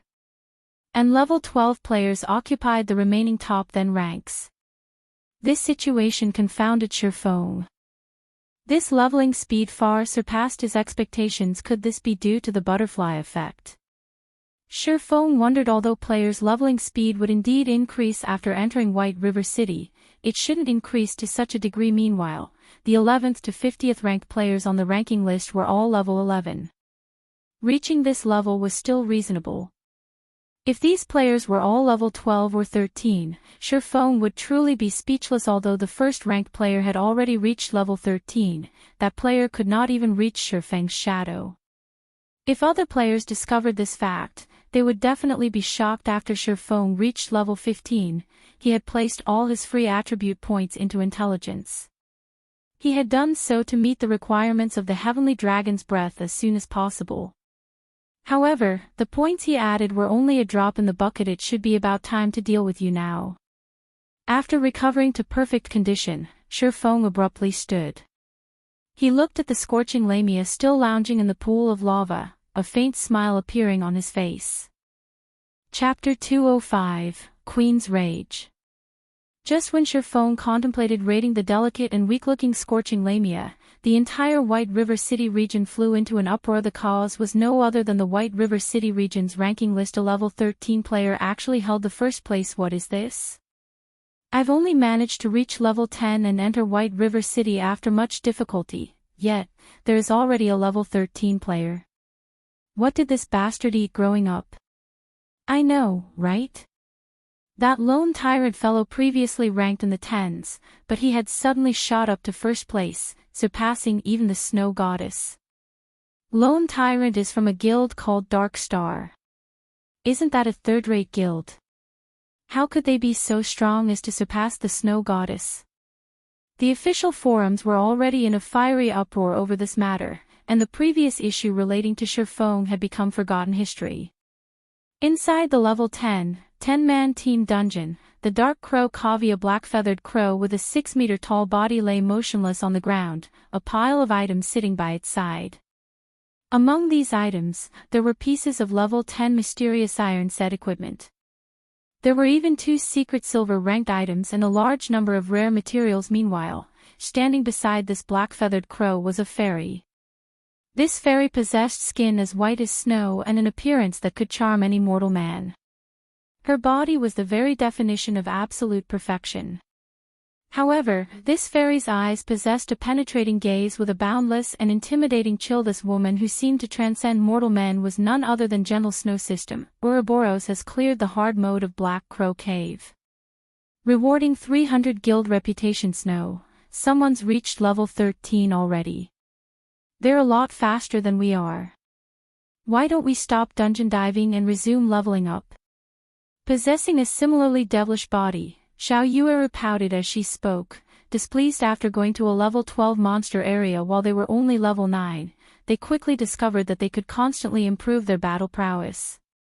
Although it was extremely difficult to kill those monsters, in the beginning, they rose swiftly after experiencing many near-death situations and long periods of research and self-reflection. With their battle techniques having greatly improved, they felt that killing monsters 3 levels higher was no longer just a pipe dream. They also felt that they could achieve the feats Shifeng had displayed in the past, similarly obtaining an effortless victory over a great number of players after arriving at White River City. They immediately picked up the daily reputation quests. They then looked for an extremely good leveling spot, grinding there for a period. However, due to their equipment being slightly outdated, they decided to raid a dungeon to upgrade their equipment, making preparations to obtain the first clear of one of the level 10 large-scale team dungeons. Otherwise, a player from a measly third-rate guild wouldn't have surpassed them. Ignore him. Compared to levels, the first clear of a large-scale team dungeon is far more important. Moreover, after exceeding level 15, it won't matter, even if we manage to clear the hell mode of a level 10 large-scale team dungeon. Our equipment should be close to ready now, so let's start with obtaining the first clear of a level 10 party dungeon. When Gentle Snow noticed Lone Tyrant's name occupying the first position on the ranking list, a calm smile appeared on her pure and untainted complexion. Gentle Snow's team members revealed excited smiles when faced with Gentle Snow's decision. They could finally display their prowess for all to see. After all, they had all been experts in the past virtual reality games. Throughout this period, they had constantly strived and battled against high-level monsters. During their breaks, they would research the videos of experts, especially Shifeng's battle footage. Although the video was short, it held great significance. The more they studied Shifeng's battle, the more shocked they became. Unknowingly, their own battle techniques also began to improve madly. To put it another way, they had started to familiarize themselves with the realistic battle methods of God's domain. Simultaneously, they had also grasped a hold of their body's true strength. The hard mode of a team dungeon could not fully sate their thirst for growth. It was especially true after they familiarized themselves with their extraordinary condition. Right now, only Hell mode could truly excite them. Just like when they were in the Hell mode of Dark Moon Graveyard, they wished to experience the feeling of having every single cell within their bodies tremble. In the past, they believed that their trembling represented fear. In reality, however, that trembling resulted from the excitement that grew in their hearts. Meanwhile, the other large guilds were similarly shocked by the sudden appearance of Lone Tyrant but quickly dismissed this matter from their minds. The average players, however, were astonished. This incident had allowed the apex third-rate guild, Dark Star, to firmly establish a foothold in White River City. Even the second-rate guild, the Assassins' Alliance, was a step behind them. None of the top 10 players on the ranking list belonged to the Assassins' Alliance. Contrary to expectations, the Assassins' Alliance had 3 members ranked within the top 30. One of them was the guild leader, ranking 18th. The second person was Stabbing Heart, who ranked 26th. Finally, the Assassins' Alliance's top elementalist ranked at 29th. Yet, to the majority of the players within the White River City region, having such a rank was no different than having no rank at all. The fame of having such a rank was worlds apart from that of being in first place. Flame Gods caveat this moment, Shifeng had lured the level 25 High Lord ranked Scorching Lamia to a corner absent of any lava. Half of the Salau's amazing prowess relied on the presence of lava. Hence, by luring her away from the lava, the raid difficulty of the Scorching Lamia instantly reduced by half. However, even with such a reduction, Salou was still a High Lord ranked boss. She was not something average players could afford to provoke. Kneel before me and receive your punishment of flames. The Scorching Lamia's finger trembled, and suddenly, a whip of flames appeared from her finger. She then abruptly cracked her whip towards Shifeng's skull. The flame whip transformed into a streak of flowing light as it swung towards Shifeng's cranium. Queen's whip. This was the melee skill that the Scorching Lamia often used. If an MT of the same level did not possess the Flaming Sun's blessing, this single whip could instantly kill him. In addition, this skill was a wide-range AoE skill, and it had a maximum attack range of 25 yards. If players wished to use the advantage of numbers to deal with the Scorching Lamia, they would quickly find themselves cremated by her whip. After all, even an MT could not block this attack, let alone the other fragile classes. Faced with the incoming flame whip, Shifeng sprung himself into the air and threw himself to the ground. Although he easily avoided the flame whip, the whip's flaming trail still singed Shifeng, dealing slightly over -70 damage. However, Shifeng took this chance to pull quite a distance away from the Salou. He then jumped and twisted his body in the air, throwing the blazing meteor at the Scorching Lamia. A red glow shot forth, accurately piercing the left arm that the Scorching Lamia was about to lift. The attack activated the rarely seen burning flames effect, immediately causing -754 damage and inflicting a negative status effect that caused -400 flame damage per second for 10 seconds. Simultaneously, the attack also interrupted the rhythm of the Scorching Lamia's next attack. Despicable human. I will capture you and make you my pet. Rage surfaced on the Salou's beautiful face. Immediately, she swung her tail with all her might. Her speed abruptly soared, instantly shortening the distance between Shifeng and herself almost. Shifeng took a look at the surrounding environment, abruptly halting his steps. He then turned to face the Scorching Lamia, throwing a basic frost grenade at her. Hard, iron-like rocks surrounded their current location, not a single drop of lava was visible. This terrain would greatly limit the Scorching Lamia's most powerful skill, Queen's Rage. This skill allowed her to command the surrounding lava, transforming it into a wave that engulfed everything in its path.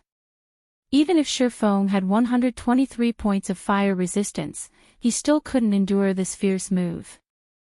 The Queen's Rage was the Scorching Lamia's ultimate team wipe skill. Aside from the Queen's Rage, Shifeng also needed to be careful of the arrows from the Scorching Snake Lady's bow, as this attack caused a combination of physical and flame damage. The Flaming Sun's blessing did not provide any physical damage reduction. Hence, Shifeng could, at most, take 2 hits from her arrows before saying goodbye to his life. Hence, he needed to treat them with care. Chapter 206, High Lord Ranked Battle. Due to the frost grenade's effects, a layer of snow covered the black, charred land. Meanwhile, the Scorching Lamia's tail had frozen to the ground, her motions halted as a result. A hint of fury surfaced on her beautiful countenance. She raised her right hand, pointing a finger at Shifeng. Immediately, a large gathering of violent fire-type mana collected at her tender, jade-like finger. This was one of Salou's skills, Flame Burst. Flame Burst had a 2-second cast time, and it was a continuous attack skill that caused extremely high fire-type damage to the target. It could practically instant-kill a top-tier MT with full HP, and even if that MT possessed the Flaming Sun's blessing, he would still receive a ton of damage. Watching the flames gathering at the Scorching Lamia's fingertip grow more violent, Shifeng immediately activated Defensive Blade. His eyes focused on the ferocious flames, and the instant she launched her attack, Shifeng simultaneously attacked with the blazing meteor. He intended to interrupt, or at least delay, the Scorching Lamia's assault in God's domain. Players could dodge spell attacks. However, they needed an accurate grasp on the timing of the attack. Otherwise, whether dodging a second too late or too early, the attack might land on its target. As casting spells would provide the caster with a lagging advantage, the caster could gain a clear grasp of their target's movements before launching their attacks. If players dodged before the spell released, they would become an easier target. Hence, the best time to dodge a spell was the moment the spell was released. However, once a spell discharged, it would travel to its target with blinding speed, making it extremely challenging to dodge. Of course, if players had very fast movement speeds, they could utilize that speed to their advantage, preventing the enemy caster from getting a firm lock on them. When faced with the High Lord ranked Scorching Lamia, however, it was beneficial to have such thought. Shifeng sent attack after attack with the blazing meteor, causing a series of damages of -743, -1502, -751, and -749. Although the damages looked awesome at first glance, to Salou's 500,000 HP, they were just a drop in the bucket. The Scorching Lamia also had a frightening battle recovery, so in reality, Shifeng did not cause any significant damage to her at all. However, as he had triggered the knockback effect of the blazing meteor, Shifeng managed to interrupt the casting time of the Scorching Lamia's Flame Burst. I will burn your soul with the flames of God. The Scorching Lamia's smile was imposing. At this moment, the tip of her jade-like finger suddenly shone with a dazzling light, illuminating the entire cave. The temperature within the cave also increased by several folds. The light on Salou's finger was like a miniature sun suddenly, streak after streak of searing, white flames shot out from the scorching Lamia's fingertip one streak after another. The flames bombarded Surpassing like a heavy machine gun the instant Salou launched her flames. Surpassing used his evasive maneuvers. However, he was still a step too late. In the blink of an eye, one of the flames struck him, robbing the defensive blade of one of its limited charges. Although the first streak hit its target, Surpassing dodged both the second and third. The flames scraped past Surpassing's clothes, striking the rock wall behind him. Boom. Boom. The wall, which was normally as hard as steel, was as soft as water when struck by the white flames. Not to mention easily piercing through the rock wall, the flames even formed a 1-meter wide and 10-meter deep tunnel into the rock wall. What was even more shocking was that the tunnel seemed polished. The walls of the tunnel were smooth and sparkling, giving it a metallic sheen. This was the result of those molten white flames. If Surpassing had not used the defensive blade to block that attack, he would have evaporated out of existence. Although this was not the first time Surpassing had encountered this attack, he would still feel his heart skip a beat each time he witnessed this frightening power. This was the strength of a High Lord. A battle with a High Lord ranked boss was no ordinary battle. Instead, it was a superhuman battle that could cause the destruction and reformation of the surrounding terrain. When the bombardment ended, Surpassing had exhausted the remaining charges on the defensive blade. However, the scorching Lamia had halted her steps for quite a while now. Due to Surpassing constantly throwing frost grenades at her, Salou could only take out her bow and attacked with her fire arrows. Compared to the flame burst, these fire arrows were much easier to dodge. Surpassing managed to attack with the blazing meteor while simultaneously dodging the fire arrows, steadily depleting the scorching Lamia's HP. However, Salou was no fool. She, too, knew how to dodge. Only, due to her frozen body, very rarely did she manage to dodge or block against an attack. 98%. 95%. 93%. 91%. Over an hour had passed, and Surpassing didn't even know how many times he had thrown the blazing meteor. In the meantime, the scorching Lamia's HP gradually decreased, finally reaching 80%. During this time, the scorching Lamia had cast up to 9 flame bursts and Queen's Whips, but Surpassing defended against all of them with either defensive blade or parry. At one point, a flame burst nearly killed Surpassing. Fortunately, he quickly used an intermediate recovery potion, replenishing much of his missing HP. Although constantly attacking and dodging made the battle seem tedious, it would still be extremely worthwhile if such a tedious task allowed Surpassing to kill a High Lord ranked boss. A High Lord ranked boss's drops were normally bountiful, and at the very minimum, it would drop a fine gold ranked item. There was even the possibility of dropping several dark gold ranked items. Fine gold rank or dark gold rank, players at this stage of the game could only dream of possessing either. Not to mention, before Surpassing had even reached level 25, he already had a reliable source for level 25 equipment. After landing attack after attack on the scorching Lamia, the burning flames effect had stacked up to 5 times, causing Salou to lose 2000 HP per second. The damage was just right to combat the scorching Lamia's battle recovery. Suddenly, the scorching Lamia's HP started rapidly decreasing. After another 2 hours, the scorching Lamia's HP fell to 23%. If Surpassing continued with this pace, the battle would conclude in, at most, 1 hour. At that thought, Surpassing's hands moved faster as he further increased his attack rate. At this moment, Surpassing's system communication suddenly rang. The caller was stabbing Heart of the Assassin's Alliance. By now, Surpassing had already gotten used to dodging Salou's attacks after repeating the process so many times. Since he had nothing better to do, he accepted the call. Brother Yifeng, I wonder if I can request your help on a matter. Stabbing Heart spoke without adding any unnecessary flattery, getting right to the point. However, he immediately felt surprised by his own actions in suddenly seeking Surpassing's help. After all, an expert's time was extremely valuable. Not to mention, the competition in White River City right now was far more intense than the competition in Red Leaf City in the past. After all, when all was said and done, Red Leaf Town only had a player base 20,000 to 30,000 in the past. Meanwhile, White River City had over 1 million players right now. Adding to the fact that plenty of experts had gathered at White River City, the intensity of the competition there had increased by several times. Help. I wonder what Brother Stabbing Heart needs me to do. Surefeng asked it. It's like this. I wish to invite you to raid a team dungeon with us. If we have the help of an expert like Brother Yifeng, we will have a very high possibility of clearing the dungeon. Stabbing Heart was clearly embarrassed for asking which team dungeon is it. Don't tell me that you're looking at one of the 3 level 10 large-scale dungeons. Surefeng was slightly astonished. He did not think that Stabbing Heart would look to him for help with a dungeon regarding the 3 large-scale dungeons. Surefeng had no intentions of involving himself with them after all. It would have a huge impact on the course of history. His first clear of Dark Moon Graveyard had already affected the progression of history. If he helped the Assassins Alliance obtain the first clear of a large-scale team dungeon, God knew if something out of his control would happen in the future. Large-scale team dungeons were worlds apart from normal team dungeons.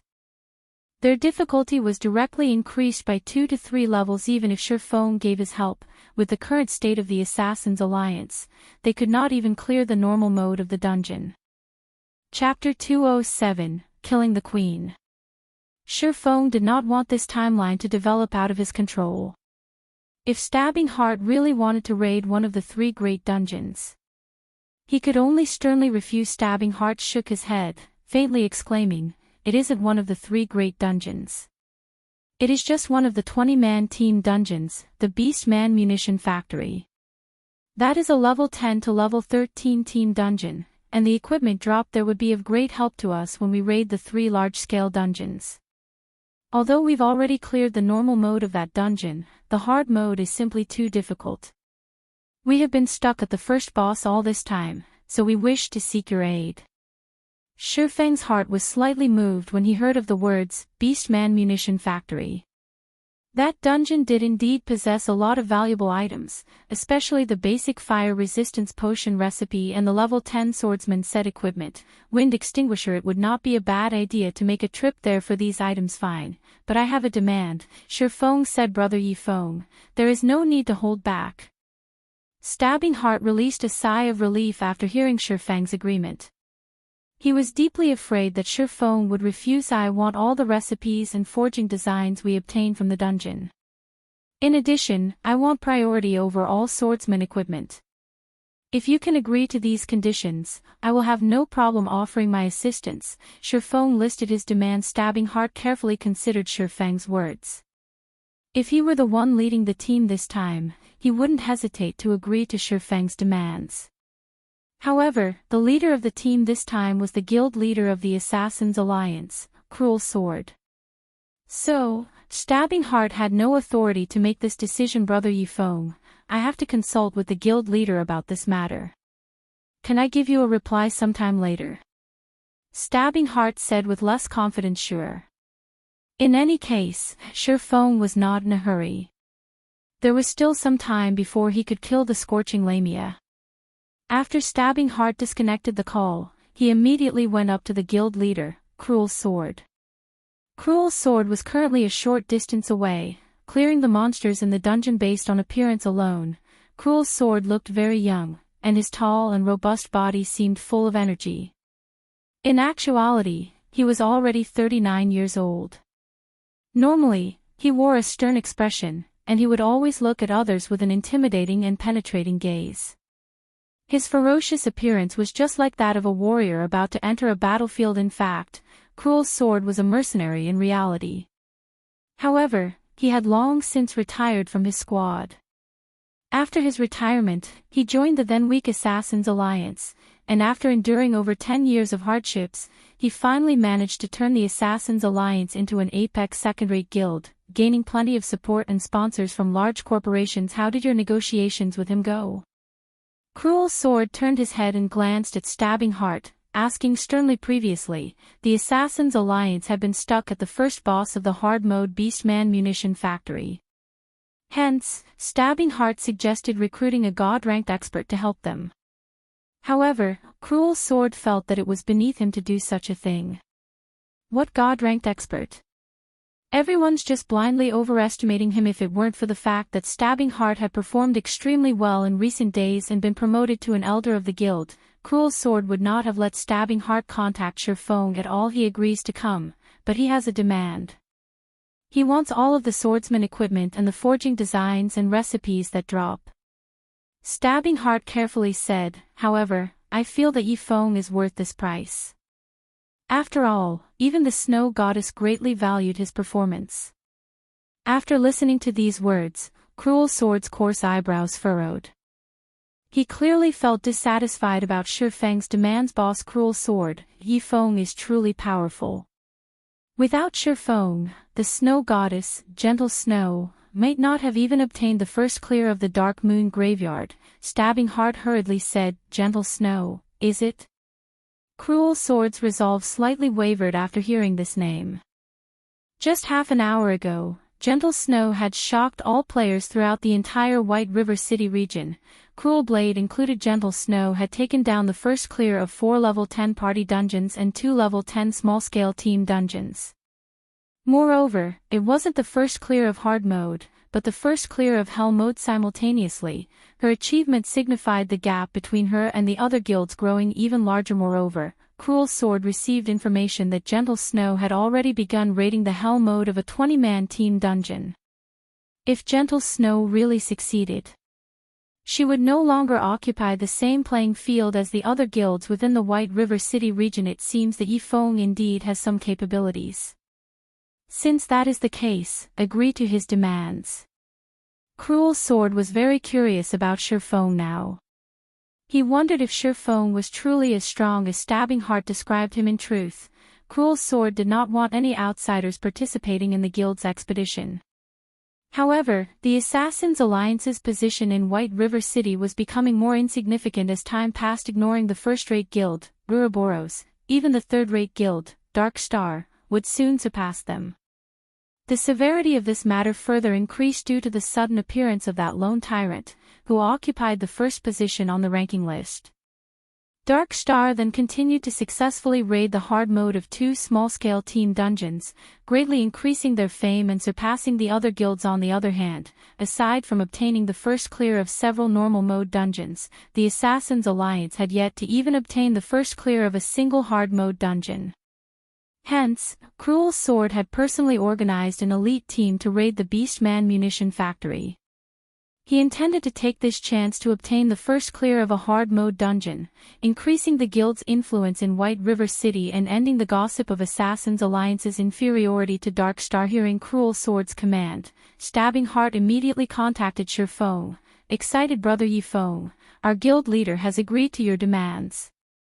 I wonder if you can come here immediately. Stabbing Heart asked. At this moment, Shurfeng still battled the Scorching Lamia, so how could he possibly leave now? Making a rough estimate, he said, I still have some matters to attend to right now. I'll need around 2 hours before I can hurry over. Alright, then let's meet up at the entrance of the Beastman munition factory in 2 hours. Although Stabbing Heart wanted Shurfeng to arrive as soon as possible, Stabbing Heart did not dare insist on the matter since Shurfeng had his own matters to attend. After all, it was already stunning that Shurfeng would willingly help them out. Alright. I'll be there in 2 hours. Shurfeng disconnected the call, resuming his barrage of attacks on Salou just after the Scorching Lamia's HP fell below 20%, a change suddenly overcame her previously beautiful appearance. Crimson-red sacred runes suddenly appeared on her jade-white skin, releasing a frightening magic power. Moreover, her red gemstone-like eyes released a brilliant white light. Immediately, the flame god's cave trembled. Cracks appeared on the ground, and very quickly, these cracks widened into large fissures that spewed molten magma. The lava formed a river as it moved and spread throughout the ground. This was the Scorching Lamia's strongest skill. Queen's rage. Fortunately, Shurfeng had long since lured Salou to this location. Otherwise, the lava that spewed from the ground would not be limited to a single river. it would form a great ocean that could instantly turn tens of thousands of players into ashes, becoming fertilizer for this great piece of land immediately. Surfeng activated gravity liberation. He jumped up into the air, and like a cannonball, he shot forth towards a rock wall some 10 meters away, successfully avoiding the incoming surge of lava. Approximately half a minute passed before the lava fully receded. However, the land was still dyed a crimson red, releasing piping hot steam into the air and the surrounding environment. If an average player set foot on this land, they would lose at least 500 HP every second in the best-case scenario. However, Surfeng was different. He had 123 points in fire resistance, so he could completely ignore the ground's high temperature. After he landed, he immediately resumed his attacks on the Scorching Lamia. It was extremely exhausting for Salou to cast Queen's Rage. So, after using the skill, she would enter a period of weakness. During this period, she would not have any attack power remaining, and it was the best time for Surfeng to kill her. If Surfeng waited for the land to recover its normal state, the Scorching Lamia would have also recovered from her weakened state. In addition, her HP would also recover to 30% or above. The Scorching Lamia in a weakened state stood no chance against Surfeng. The blazing meteor caused over -1,500 damage to Salou with every strike, with the occasional critical hit causing over -3,000 damage. 18%. 16%. 14%. 12%. By the time the Scorching Lamia had broken away from her weakened state, she only had 10% of her HP remaining. In the end, the Scorching Lamia entered a berserk state, and her damage increased by several folds. However, with Surfeng's frost grenades controlling her movements from beginning to end, Salou could not display her frightening might in melee combat at all. After another 10 minutes or so, the Scorching Lamia released a blood-curdling scream as her body fell to the ground instantly. Surfeng's level increased by 1, reaching 17% of level 16. The bountiful EXP even shocked Surfeng. Surfeng then heard the sound of an explosion, and a large amount of flame crystals, equipment, and items appeared in place of the Scorching Lamia's body. Chapter 208, Beastman Munition Factory. It really is great to have the Shadow's blessing. Surfeng's eyes slightly twitched as he looked at the shining loot scattered across the ground. It was the first time he truly felt fortunate about the 3 points of luck. It seems that I should get more equipment that increases the luck attribute in the future. I can use it specifically when killing bosses.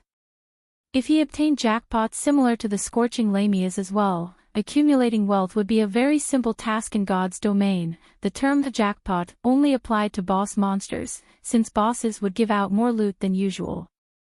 Normally, the number of items dropped was double or triple the usual amount, and players looked forward to such situations the most. Unfortunately, aside from obtaining the first clear of a dungeon, the chances of a boss dropping a jackpot were abysmally low. Depending on a player's luck attribute, the chances of obtaining a jackpot would also increase. However, Surfeng did not know the exact value each point of luck provided. He only knew that the higher the luck, the greater were the chances of obtaining a jackpot. If Surfeng's luck increased to 10 points, he might obtain another jackpot if he killed a high Lord ranked boss in the future.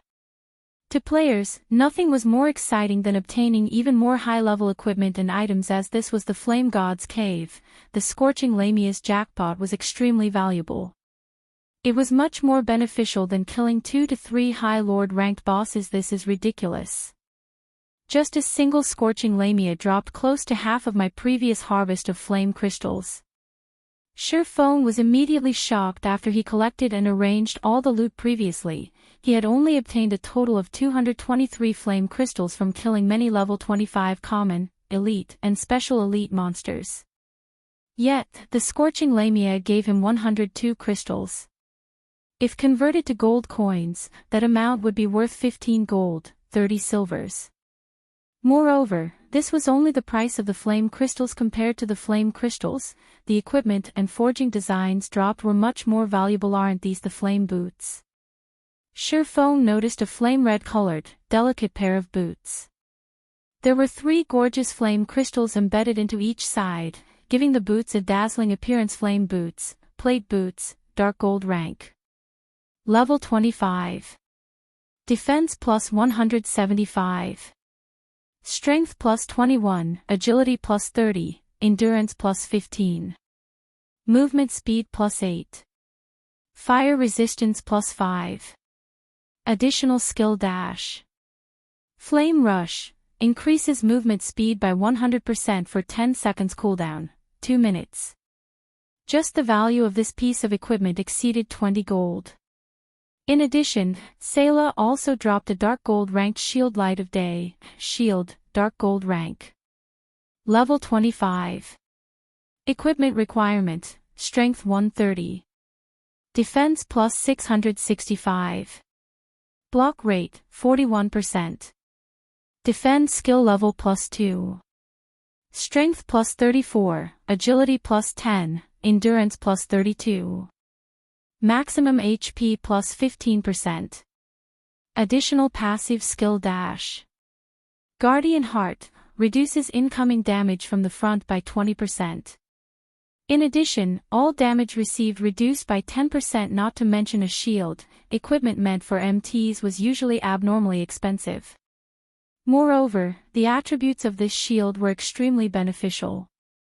If sold, its minimum price would be at least 40 gold. Aside from those 2 dark gold ranked items, there were 7 secret silver ranked items. 3 of them were level 25 mage equipment, 2 were level 25 healer equipment, 1 was level 25 leather armor, and the last was a level 25 two-handed axe. Every piece could sell for at least 3 gold coins. Meanwhile, the most precious of them all was the Raging Flames armor forging design. This was also Shifeng's first time seeing this item. Shifeng was immediately stunned when he read the introduction of this forging design. The Raging Flames armor was a level 25 secret silver ranked plate armor. Although its base attributes were ordinary, it was a very valuable item. It specifically catered to MTs when dealing with fire-type monsters. One could say that the Raging Flames armor was the best level 25 secret silver ranked breastplate if utilized properly. The value of this forging design could exceed 100 gold. However, flame crystals were necessary to craft the Raging Flames armor. In addition, it also needed a rare secret silver ranked ore, resulting in a high manufacturing cost. However, it would be greatly desired once forged. In particular, when it was used in the level 25 large-scale team dungeon, Flame's Nest, it would be frighteningly effective. The Raging Flames breastplate gave 8 points of fire resistance and reduced the user's flame damage received by 20%. No other secret silver equipment could compare to this effect. Aside from the equipment, there was also a flame red colored skill book. The words "Flame Burst" decorated the cover. This was the same skill the Scorching Lamia had used on Shifeng. Shifeng had personally witnessed this attack and knew full well the frightening might of that skill. Yet, such a skill was unexpectedly a universal skill that any class could learn without hesitation. Shifeng chose to learn the skill. He then called out the skill interface Flame Burst. Level 1, requires 100,000 EXP to upgrade to level 2. Channeling time, 2 seconds. Gathers the power of flames to a single point and causes 300% damage to the target attack count, 4 times. Cooldown, 5 minutes. Compared to other skills that required skill proficiency to level up, Flame Burst belonged to the special skills category. Instead of skill proficiency, it required EXP to level up. Shifeng greatly admired Salou's Flame Burst. If he could possess a similar might to the Scorching Lamia when he used the Flame Burst, he needed only a single move to instant kill a player of the same level. Just the thought of achieving such a feat invigorated him. However, the skill level was too low right now. It could not achieve such an effect, and all since his level was relatively high right now and his leveling speed was also very fast. Shifeng did not feel much heartache towards such a small amount of EXP. Hence, he immediately supplied 100,000 EXP to the skill, upgrading it up to level 2. The Flame Burst's damage increased to 350%, while the attack count remained unchanged. There was also no change to its cooldown. This time, 300,000 EXP was needed to upgrade the skill to level 3. However, Shifeng chose to upgrade it without hesitation. He needed several million EXP just to level up now, so 300,000 was not a significant amount instantly. Shifeng fell back down to level 15. The damage of the level 3 flame burst increased to 380%, while its attack count increased to 5 times, and cooldown decreased to 4 minutes 30 seconds. This was a more noticeable improvement. Meanwhile, it now required 800,000 EXP to upgrade to level 4. Yet, Shifeng still chose to upgrade it. The damage of the skill increased to 400%, attack count remained at 5 times, and cooldown decreased to 4 minutes. The skill needed 2 million EXP to upgrade to level 5. This time Shifeng similarly upgraded it to level 5 without hesitation. The damage of Flame Burst increased to 420%, attack count increased to 6 times, and cooldown decreased to 3 minutes 30 seconds. As a result of such a huge increase, however, Shifeng had fallen to level 14. If he wanted to upgrade the skill to level 6, he needed to supply 4 million EXP. Even if he dropped back down to level 0, he could not raise Flame Burst to level 6. It seems that I can only wait until after level 20 before upgrading the Flame Burst again. Shifeng felt it was unfortunate. However, a level 5 Flame Burst was sufficiently amazing already. It was certainly a very useful trump card. Shifeng had spent quite a sum of money on his trip to the Flame God's Cave this time. Not to mention using more than 2 stacks of basic frost grenades, he also used the Flaming Sun scripture. However, with such an astonishing harvest, the losses he incurred were negligible. There's still some time left. I'll get some rest before heading to the Beastman munition factory. Shifeng called out the system clock, discovering that he still had some time before the appointed time. Seizing this chance, he could get some repairs done to his equipment and store his loot into the bank. He would return to the Flame God's Cave again in the future when he had the time. The boss of the Flame God's Cave had a respawn time of 2 days. In other words, Shifeng would return to the Flame God's Cave to kill its boss once every 2 days. Not only could he level up quickly by doing so, but he could also obtain plenty of high-level equipment. This place was sacred ground for players. It was no wonder the ranger, who was the first person to discover this place, made a huge earning. Outside of the Beastman munition factory, Cruel Blade and the others had already gathered at the dungeon's entrance. They currently discussed their strategy to raid the dungeon. During the time they spent waiting for Shifeng, they challenged the dungeon twice more. However, the end result was still the same. Obtaining the first clear of a hard mode team dungeon was much more difficult than they had imagined. Although they had managed to clear the hard mode of a 10-man team dungeon, some other guild was already a step ahead of them by the time they cleared it. Right now, only the first clears of 20-man hard mode team dungeons were available. However, the hard mode of a 20-man team dungeon was obviously more difficult compared to a 10-man team dungeon. No matter how much thought they put into it, they could not come up with any methods to clear the dungeon. They could only wait for Shifeng's arrival at the dungeon's entrance. This was also a good chance for the team to get some rest. Although Stabbing Heart had continuously recommended Shifeng, Cruel Blade did not place much hope in him. After all, the Assassins' Alliance was an apex second-rate guild. Experts were a dime a dozen within the guild. Meanwhile, they had gathered 20 experts to raid the Beastman munition factory, but they still died under the first boss feat. What difference would an additional, independent player with good techniques make? Guild leader, someone's coming, one of the guild's scouting assassins suddenly spoke in the team chat. Chapter 209, Lone Tyrant. Hearing that someone approached, Stabbing Heart thought that it was Shifeng. Hence, he turned his gaze towards the entrance. However, the person walking over was not Shifeng at all. Moreover, it was not just a single player, but a group of players. This was a 20-man team. The members of this team all wore impressive equipment. Practically all of them wore a mix of bronze and mysterious iron equipment, with the majority being mysterious iron equipment. There were also a few players among them wearing level 10 class-specific set equipment that only dropped from level 10 team dungeons. Although they were only individual pieces, at this stage of the game, they were definitely considered top-tier equipment to guilds. The leader of this team was a Guardian Knight. Judging by appearances, the man looked to be around 25 years of age. There was a nasty smile on the man's face.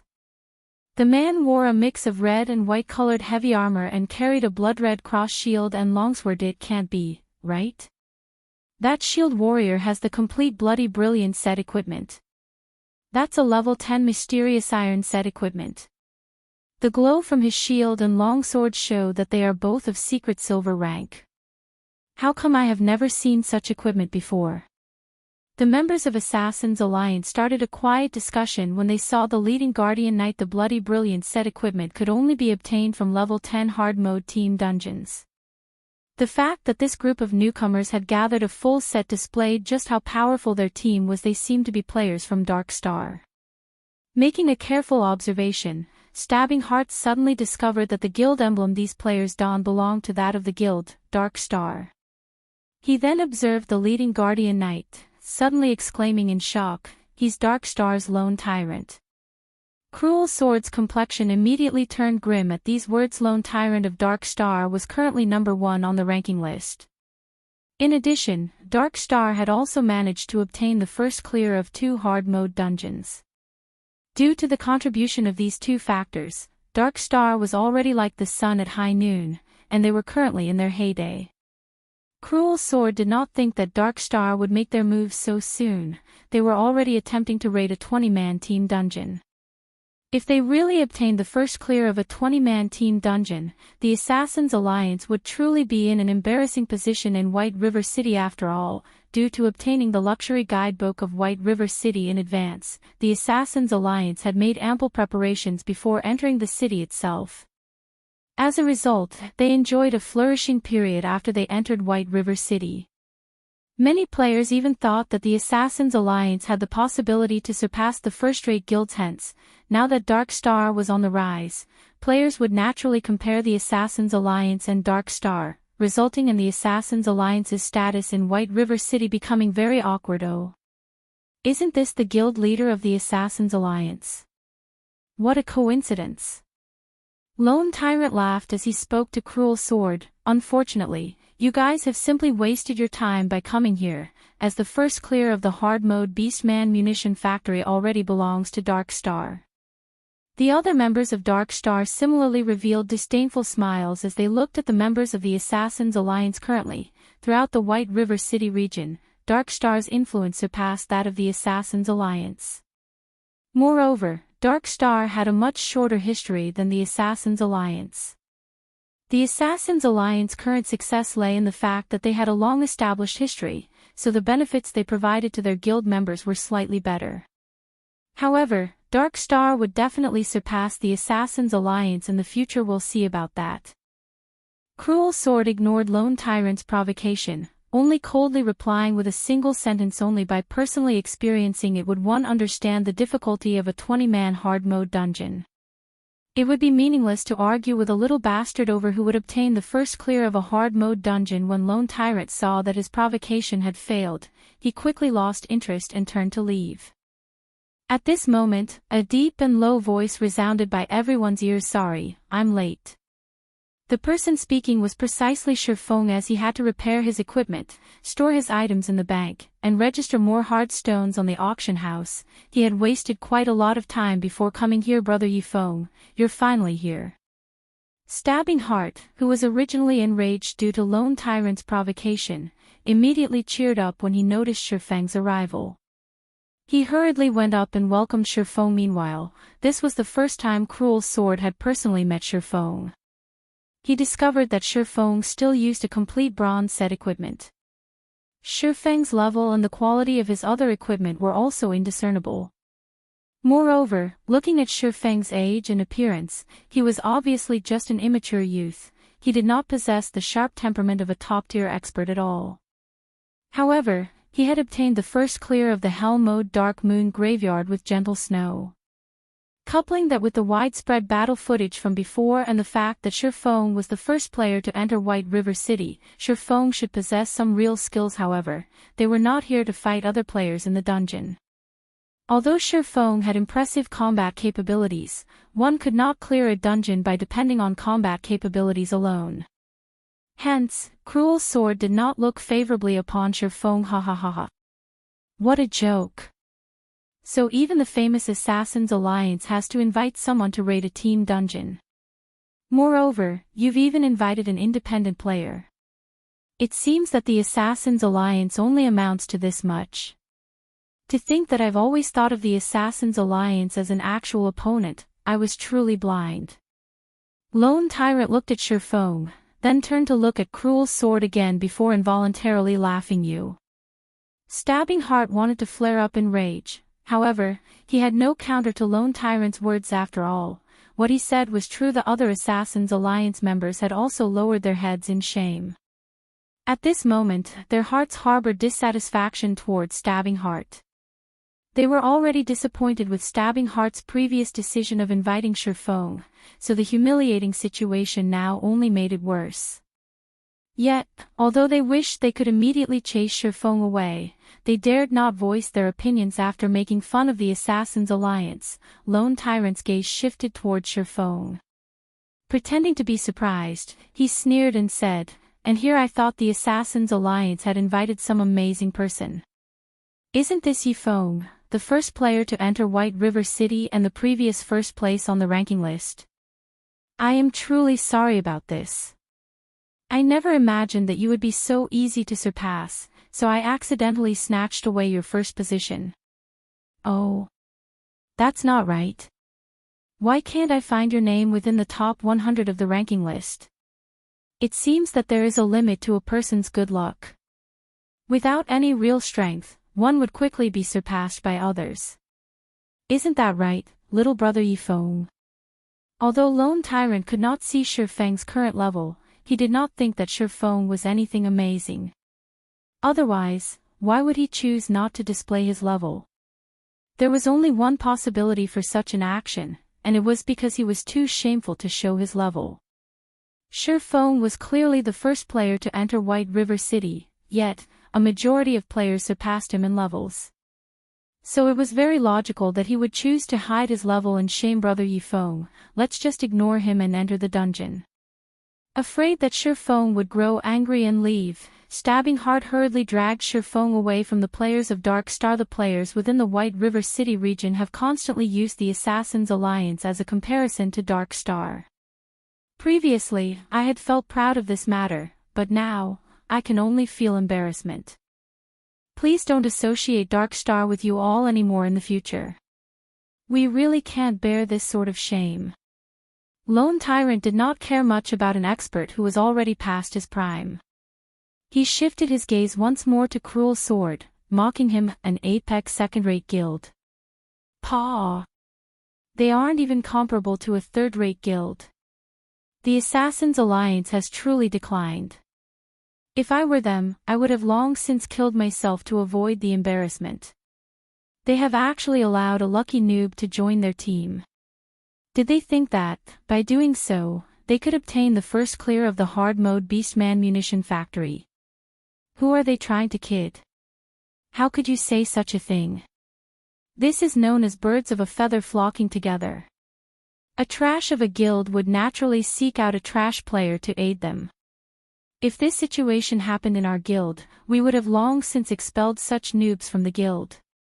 Allowing such trash to join our team would definitely lower our intelligence and strength. Hey, you've got that wrong. In reality, the Assassins Alliance is so powerful that they are not afraid of having a noob as a team member. They could still clear the hard mode Beastman Munition factory with no problems, even with such a member on their team. This is definitely something Dark Star can't dream of comparing with. The relationship between Dark Star and the Assassins Alliance had long since been similar to that of fire and water. Now that there was such a good opportunity, the members of Dark Star took this chance to ridicule the Assassins Alliance immediately. The atmosphere on the Assassins Alliance's side became abnormally depressing.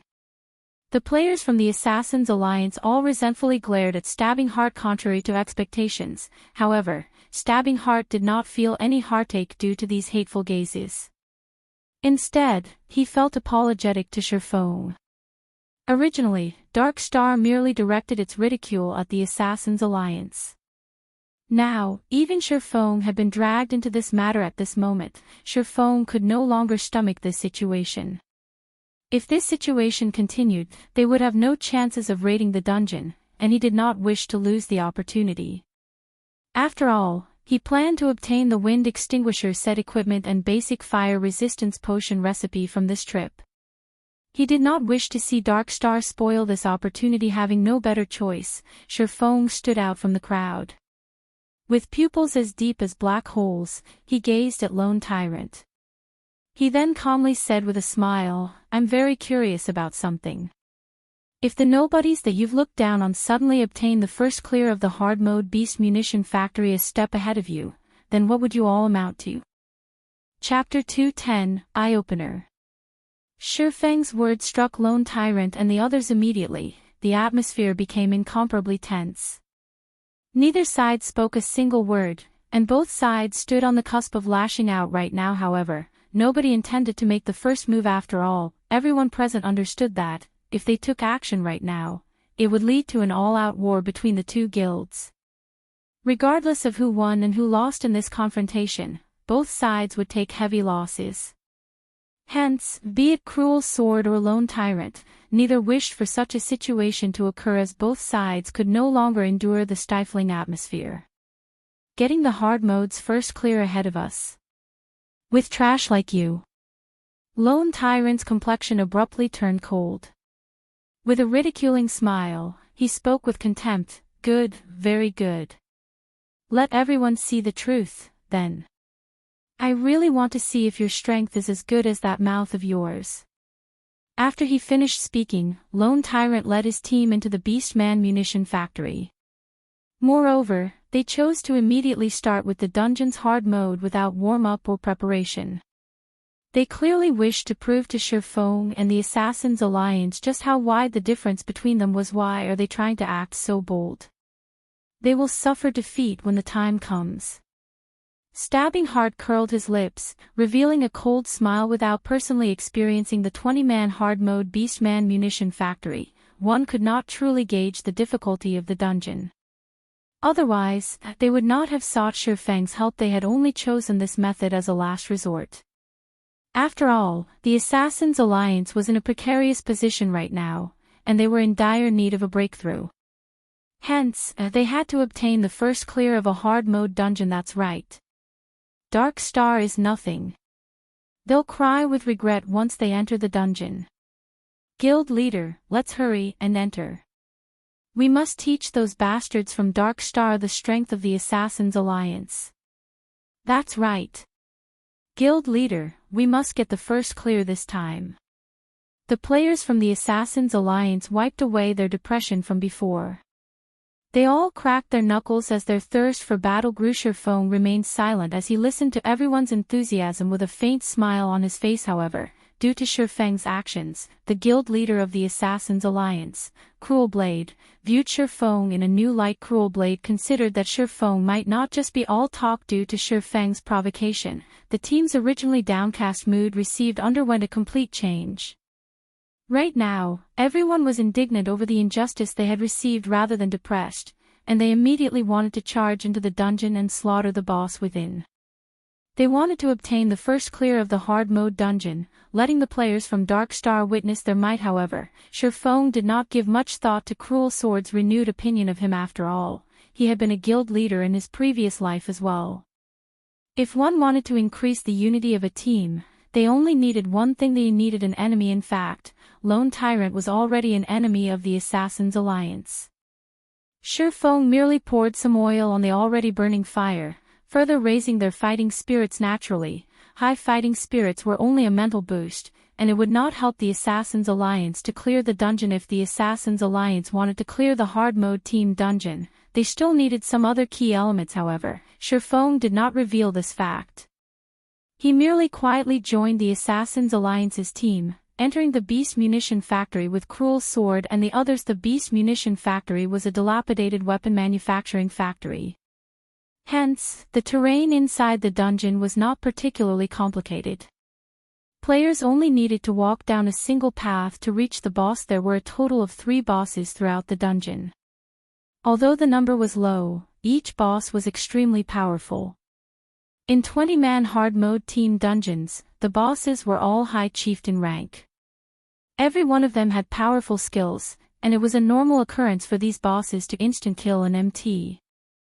If a team were not familiar with these bosses' skills, failing to grasp the timing of their attacks fully, it would not be strange for a team to team wipe over 10 times.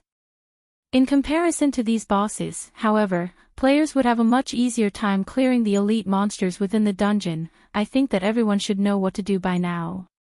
However, since this is Brother Yifeng's first time entering this dungeon, I'll give you a short explanation on what you should expect later on. Your task is to go all out, dealing damage, while simultaneously evading the skills of the elite monsters. On another note, the monsters here have very high attack power, and they deal a ton of damage, even to the MTs. Moreover, these monsters are immune to crowd control skills. Hence, healers will be under a lot of pressure. They will have no time to heal anyone other than the MT, so you need to be careful not to pull aggro. Cruel Sword explained patiently. Alright, that's it for my explanation. Let's first use the 4 elite monsters guarding at the entrance as practice for our coordination. Finished speaking, Cruel Sword directed 2 of the team's MT to charge at the 4 axe-wielding level 10 elite Beastman warriors. Beastman warrior, elite rank. Level 10. HP 50,000/50,000. As this was a dungeon, the monsters in here had both their HP and attack power greatly increased.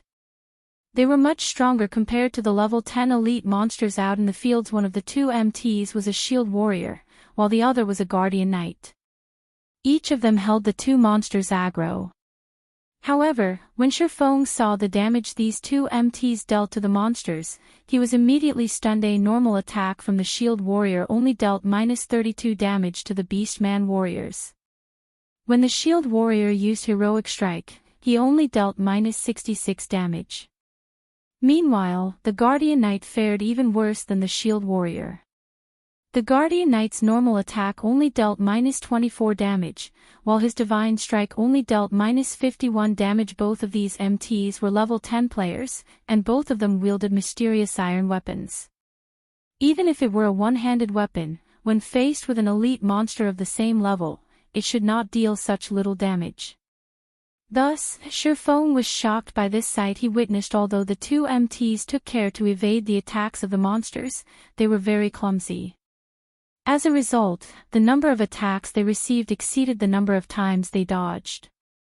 Moreover, each time they received an attack, they needed to retreat a few steps before they could stabilize themselves. The only fortunate thing was that the damage they received was not high. They received around -300 damage from each attack. Meanwhile, each MT possessed around 2,400 HP. With 2 monsters attacking each MT simultaneously, each MT received a rough total of -600 damage, a quarter of their total HP. This situation resulted in the healers suffering. However, Shifeng was similarly shocked when he discovered that both MTs possessed around 2,400 HP. What the heck? Isn't their HP a little too high?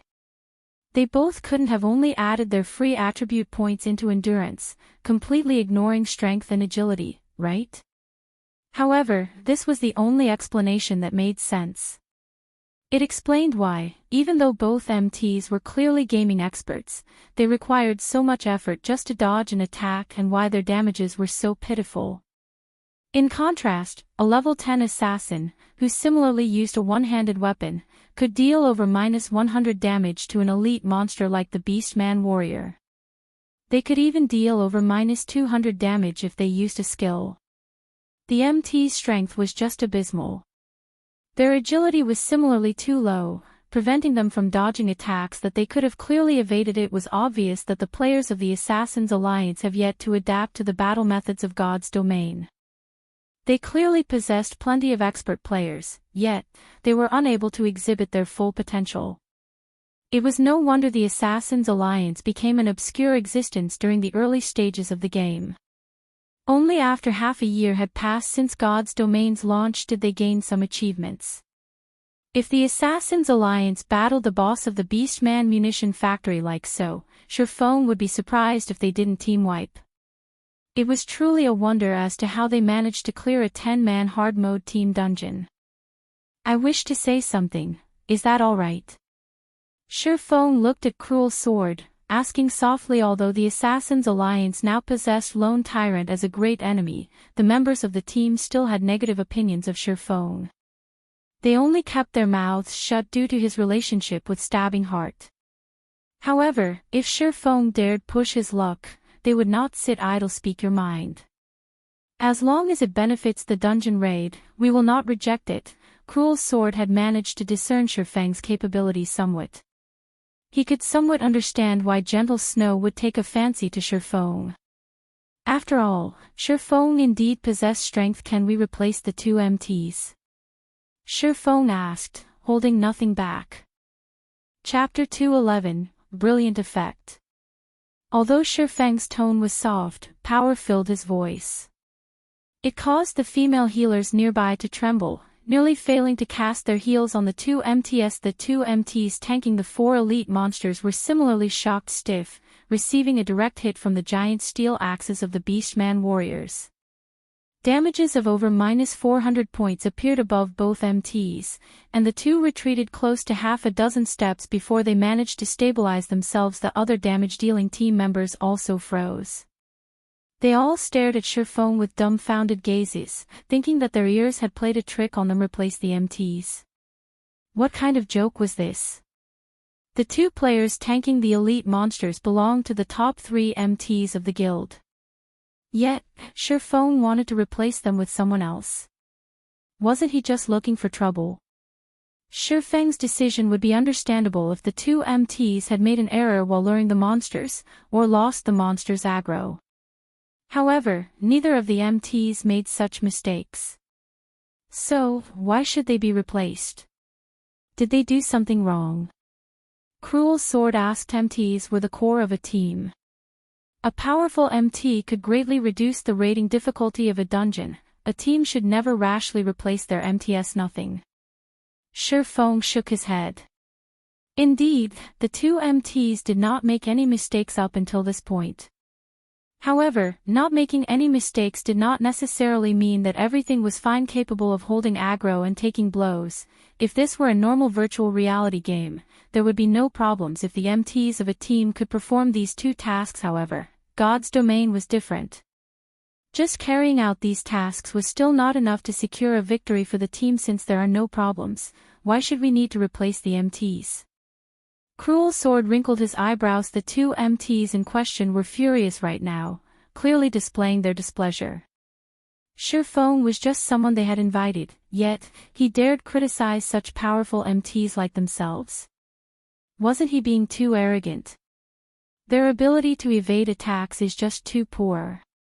To put it bluntly, they are taking too much damage. When they face a boss, even 4 healers will not be sufficient to keep them alive. Moreover, their damage output is too low. In a boss battle, even 1% of HP could decide victory or defeat. I'm guessing that, when you guys faced the first boss of this dungeon, aside from having insufficient damage, your healer's mana ran dry as well.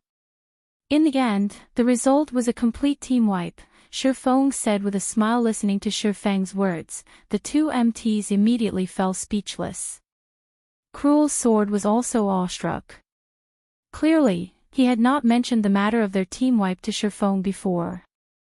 Yet, Surefeng correctly guessed each detail of their previous encounter. Everything Surefeng had just said was clear and logical, and Cruel Sword agreed that he needed to make some changes. I wonder if Brother Yifeng has any suggestions on how we can improve.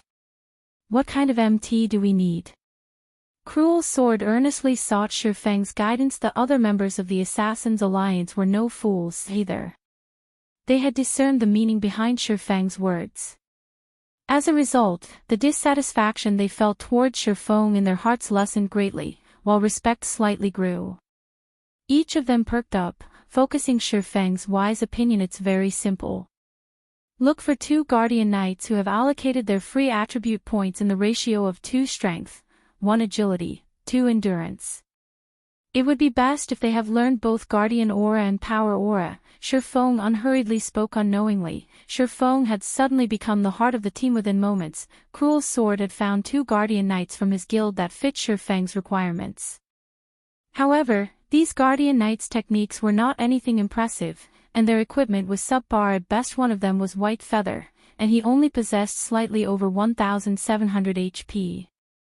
The other Guardian Knight was called Water Lake, and his HP was just over 1,800 points. Furthermore, the two's defense was lower than the previous MTs by more than 200 points. They were on completely different levels. However, Shifeng saw nothing amiss after examining the two's equipment. The remaining problem would be their techniques. Shifeng then continued by explaining to the 2 Guardian Knights how they should battle the elite monsters and how they should dodge attacks. As for how much of his explanation they actually understood, that would depend on their own comprehensive abilities, following which, Shifeng instructed one of the Guardian Knights to activate Guardian Aura, increasing the defense of the entire team by 20 points. He then instructed the other Guardian Knight to activate Power Aura, increasing the strength of the entire team by 5 points. Shifeng also switched his title to Might of 1,000, greatly increasing the attributes of the entire team. As a result, the HP of the 2 Guardian Knights almost reached the 2,000 HP threshold. The team's jaws dropped when they witnessed the brilliant effect brought about by Shifeng's Might of 1,000 title, increasing all attributes by 10%. This was an outstanding weapon for dungeon raiding. Such an increase was the equivalent of raising every team member's equipment by an entire rank. With such a brilliant effect, they had far more confidence in dealing with the bosses of the dungeon. Hence, everyone started clearing the elite monsters with great excitement. When they first started out, everyone still felt skeptical about Shifeng's decision to replace the 2 MTs.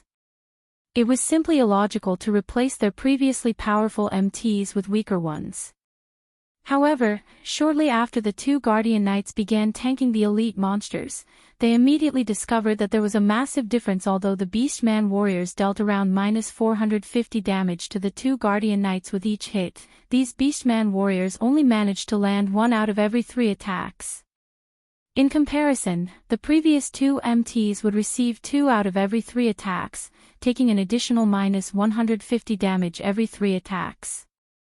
With such a glaring difference in damage, the burden on the healers greatly lessened. Moreover, as they faced more battles, the 2 new MTs gradually evaded with better efficiency, taking fewer hits as a result.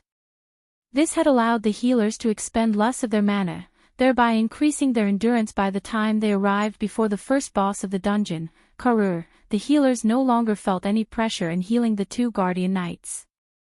They even had time to attend to the other team members. Karur was a large and ferocious beastman. He was twice as large as a normal beastman, and his body was fully covered in steel-like, scarlet muscles. On his back, Karur carried a mammoth magical saber that was as long as he was tall. Meanwhile, Karur himself was a level 12 high chieftain ranked boss with a whopping 450,000 HP. Brother Yifeng, I wonder if you have any ideas of how to best raid this boss. When facing with Karur once again, Cruel's sword's thoughts started growing heavy. After all, Karur had already team-wiped them multiple times. MTs should hold aggro properly, while everyone else should evade Karur's skills. That should be it, I guess, Shifeng casually spoke after giving the question some thought. Everyone in the team immediately sent contemptful glares at Shifeng. Was this just a bunch of nonsense? Wasn't that obvious? Alright, MTs, take action. You 2 should take turns tanking the boss. Whoever's HP falls to a critical state should immediately back off and let the other tank. As for everyone else, try to use your attacks to assist the 2 MTs, Shifeng instructed. Shortly after, the 2 Guardian Knights charged at Karur. According to Shifeng's knowledge, the hard mode Karur only had 2 moves. One was the Blade Storm. It was a skill that turned Karur into a tornado, causing -600 damage per second to all enemies within a 12-yard distance. The skill had a duration of 20 seconds. The other skill was Avatar Slash. When Karur used this skill, he would immediately vanish from everyone's sight. He would then randomly reappear behind 3 to 5 players, attacking them and causing -500 static damage. Simultaneously, he would inflict players with a damage amplification effect, causing them to take 10% more damage for 2 minutes.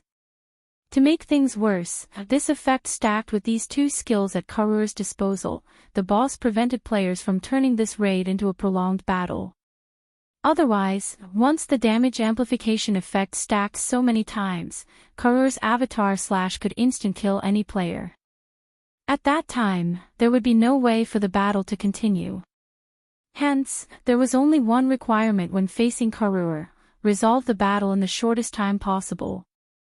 The longer the battle dragged on, the more difficult it would become taking the lead. The Guardian Knight, Water Lake, brandished his sword, sending a punishment at Karur's head. The attack only caused -126 damage. Compared to the elite monsters from before, Karur's defense was clearly a notch higher. Moreover, such a small amount of damage was practically negligible in the face of Karur's massive 450,000 HP. By contrast, as Water Lake failed to dodge Karur's counterattack, the boss's saber sent him flying. A frightening damage of -1,134 points appeared above Water Lake's head, instantly devouring over half of his total HP. Following which, White Feather promptly dashed forward and activated Righteous Fury. He then used Shield of Vengeance to attract Karur's aggro. The 4 healers on the team did not dare make any mistakes. They immediately cast their heals on Water Lake +234, +215, +221, +225. A cleric then released an instant cast skill, Recover, on Water Lake. Every 3 seconds for 15 seconds, the target would recover 70 HP, simultaneously. A druid also used Life Bloom on Water Lake, recovering 43 HP every 2 seconds for 12 seconds immediately. Water Lake's HP recovered to 90%. He then returned to his position on the front lines, coordinating with White Feather to tank the boss. Chapter 212, Raiding Karur. By taking turns attacking Karur, the 2 Guardian Knights quickly established a strong hold on Karur's aggro. However, compared to when they battled elite monsters, the pressure on the healers had visibly increased. Moreover, both Water Lake and White Feather were clearly unfamiliar with the boss's attack patterns. Their movements were somewhat stiff when dodging attacks. Right now, they could only dodge every other sent at them. Even so, compared to the last time the Assassin's Alliance had raided Karur, the healers were having a slightly easier time keeping these MTs alive. The healer's mana consumption made this obvious originally. Cruel Sword still worried that the 2 Guardian Knights could not manage. However, based on the results before him, it was clearly an unnecessary thought. The healers managed themselves with perfect order right now, unlike the several raids before where they had to cast their heals desperately, without caring about any proper order. The 4 healers couldn't even catch their breaths unless they wanted the previous 2 MTs to die instantly. In reality, such failures were very common. In God's domain, level 10 players had a large threshold to overcome. The levels before level 10 were merely an adaptation period. Once players reached level 10, they would no longer receive any preferential treatment.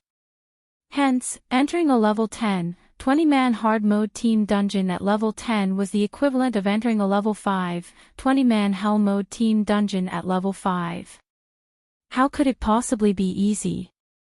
In addition, bosses would have much higher intelligence. It would take a certain degree of skill to hold the aggro of a boss and prevent it from attacking the ranged classes and healers. MTs especially needed to know how to pin down and restrain the boss monsters, as just having aggro did not mean that the boss would only hit the MT. After all, even with aggro, boss monsters would still find an opportune moment to massacre the healers, the weakest players on the team. When this occurred, MTs had the task of restraining the boss, preventing it from attacking the healers. Hence, the requirements for an MT's techniques were very high. If the previous MTs were currently tanking the boss, they would fare much better than Water Lake and White Feather regarding techniques. They had simply made a mistake during the allocation of their free attribute points. However, there was no way to reset one's attribute points in God's domain, so these 2 players could only be replaced. Moreover, for a long time, these two players would have to allocate all the free attribute points they obtained from leveling up into both strength and agility. Otherwise, they would cripple their characters. Everyone, start attacking now. Berserkers and swordsmen, assist the MTs in blocking some attacks. Focus your attacks on the boss's weapons or arms, and aim your attacks where they can interrupt the boss's attack. As for ranged classes, focus on dealing as much damage as you can, Surefeng commanded immediately. A group of players charged forward to give Karur a beating, while the ranged players launched their bombardment at Karur, 124, -137, -108, -189, -175. One damage after another appeared above Karur's head. However, the damage was not particularly high. Among these, the highest damage dealt belonged to the Berserker, Cruel Sword. His normal attacks could deal around -266 damage with each hit, while a Violent Strike could deal up to -448 damage. Right behind Cruel Sword was Stabbing Heart. As Stabbing Heart was an assassin, his normal attacks could only deal around -120 damage with each hit. However, his attack rate was much faster than Cruel Sword's. Meanwhile, a 5-star Eviscerate decimated 587 HP from Karur. Ranking in third was the team's cute and lovable little sister, the Elementalist, Mu Qing. She was the captain of the Assassins Alliance's Elementalist team, and her techniques were first-rate. She was also one of the famous female elementalists in Star Moon Kingdom. She could rank within the top 100 elementalists within Star Moon Kingdom. Every one of her attacks could deal around -300 to -400 damage, but due to her spells requiring a long time to cast, her overall damage was slightly less than the two aforementioned players originally. Cruel Sword had intended to say to Surefeng, "Look. Isn't our team's damage output powerful? Why don't you join our guild? The position of first vice leader will be yours if you do." However, when Cruel Sword saw Surefeng charging at Karur, subsequently slashing his sword at Karur, Cruel Sword was immediately dumbfounded. His words shrunk back into a secluded location in his mind. Surefeng's two casual slashes dealt damages of -395 and -376 to Karur. Immediately after, Surefeng followed up with a level 10 chop. The skill achieved a critical hit, instantly causing -2137 damage to Karur. He then continued by using Thundering Flash, dealing damages of -643, -832, and -1102 to Karur, as well as inflicting a damage amplification effect. Surefeng then abruptly jumped up into the air. As he descended, he smashed the abyssal blade covered in the power of thunder and fire down onto Karur's head. Suddenly, Karur let out a soul-piercing scream of pain. Thunder Flame Explosion instantly caused -3312 damage, and everyone on the team, aside from Surefeng, became slack-jawed when they witnessed this scene. If Water Lake had not reacted quickly by using Mach, followed by Righteous Punishment, Surefeng might have snagged most, if not all, of Karur's aggro. Stabbing Heart. Just where did you find a swordsman expert as amazing as him? Mu Qing's exquisite lips parted as she gaped and involuntarily questioned Stabbing Heart. As Mu Qing had not started out in Red Leaf Town, she was not particularly knowledgeable about Surefeng. Since the launch of God's Domain, she had always focused on leveling up and raiding dungeons. Even after she entered White River City, she had not met many players who could surpass her. Hence, Mu Qing naturally considered herself as a top-tier expert. However, Surefeng had utterly shattered that belief. The highest damage she could deal was only around -700 points, and that was when she achieved a critical hit. Meanwhile, Surefeng could casually deal over -700 damage with a single hit. Right now, he had even dealt over -3000 damage to a high chieftain-ranked boss. Mu Qing felt extremely embarrassed to think that she actually thought of herself as a top-tier expert. What a joke. Hee, isn't this Big Brother amazing? Shortly after I started playing God's Domain, I discovered Brother Yifeng's prowess. With such a massive damage output, the first clear of this hard mode dungeon will definitely be ours this time. Stabbing Heart gleefully said.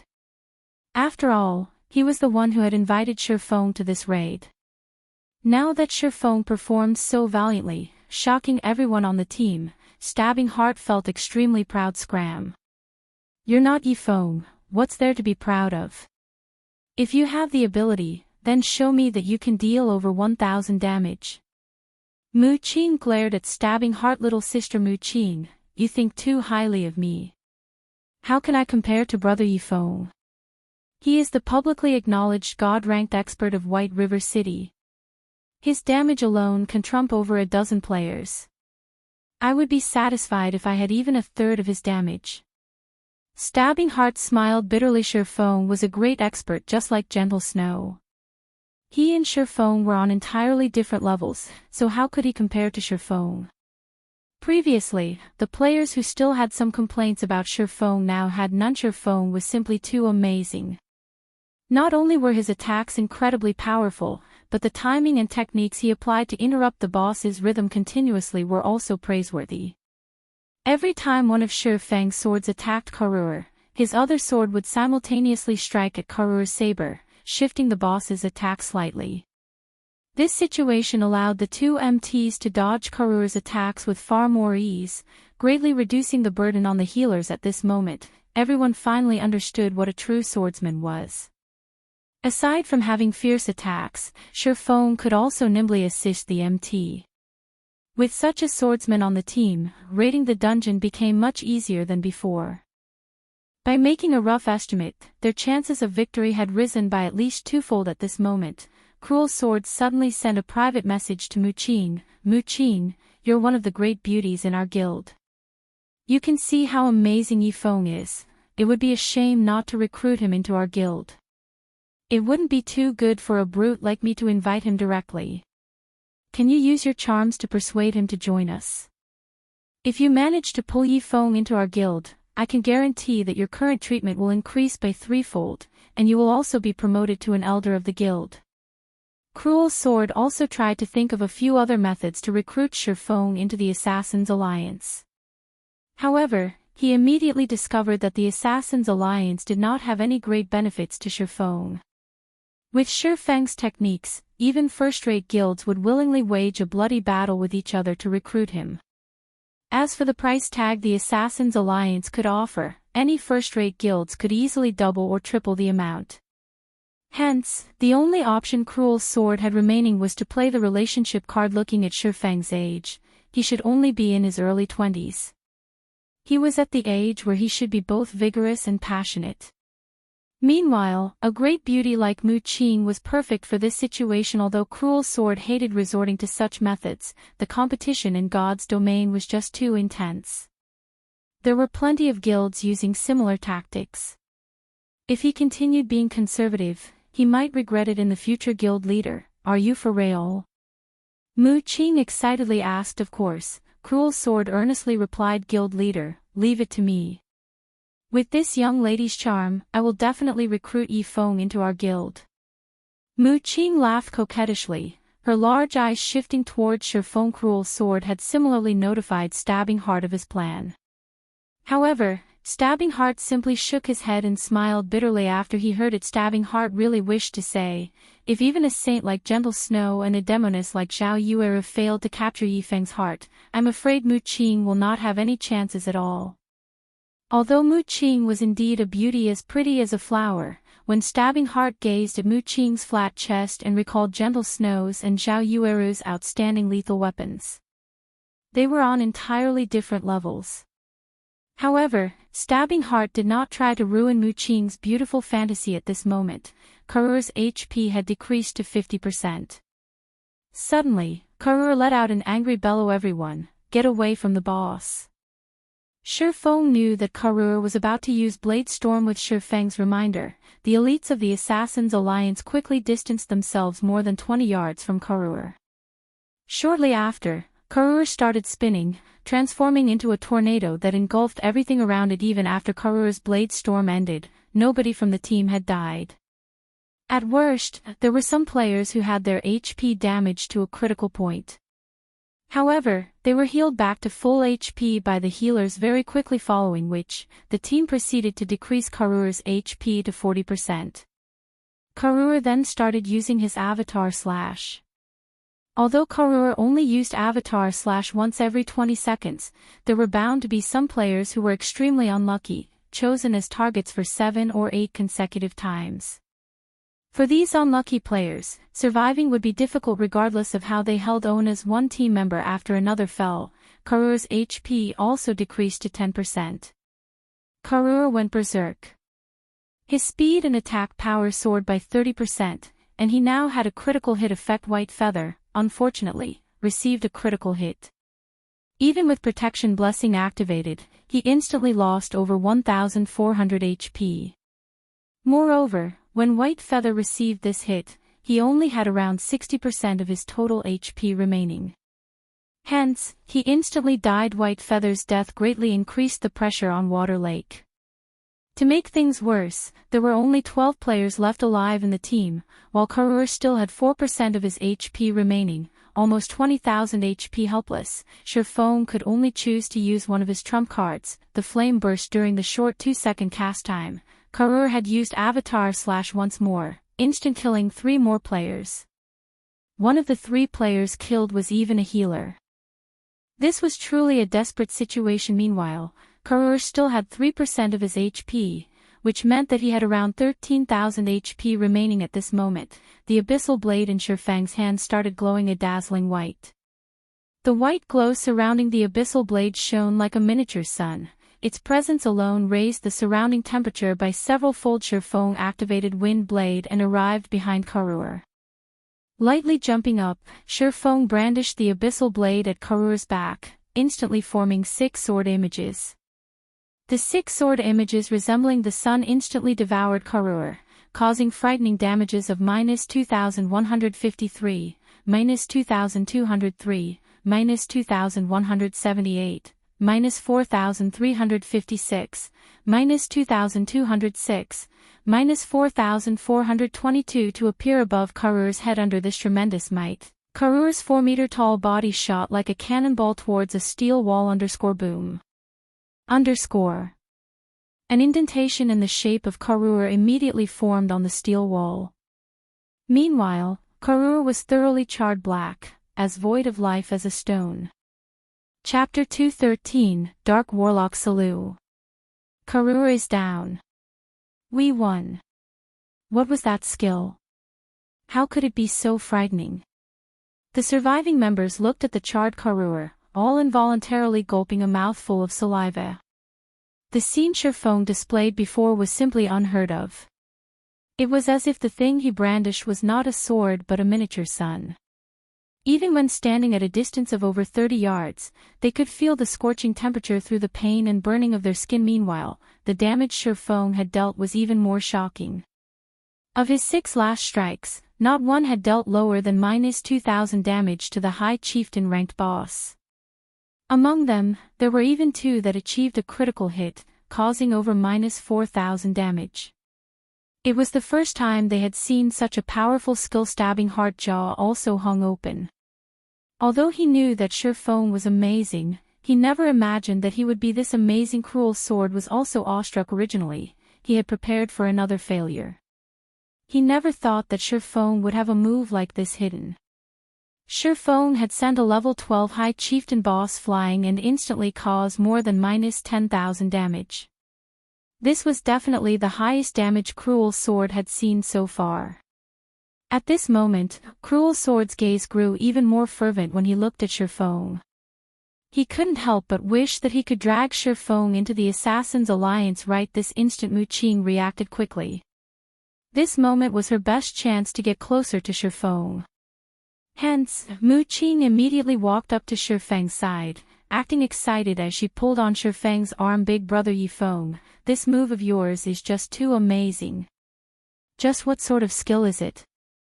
This is my first time seeing such a skill. Muqing eyed Shurfeng as she spoke in a soft and supple tone, her slender eyelashes constantly fluttering. Admiration filled her gaze, and her expression was fragile, invoking any man's protective instincts. Flame Burst. It's a universal special skill that any class can use.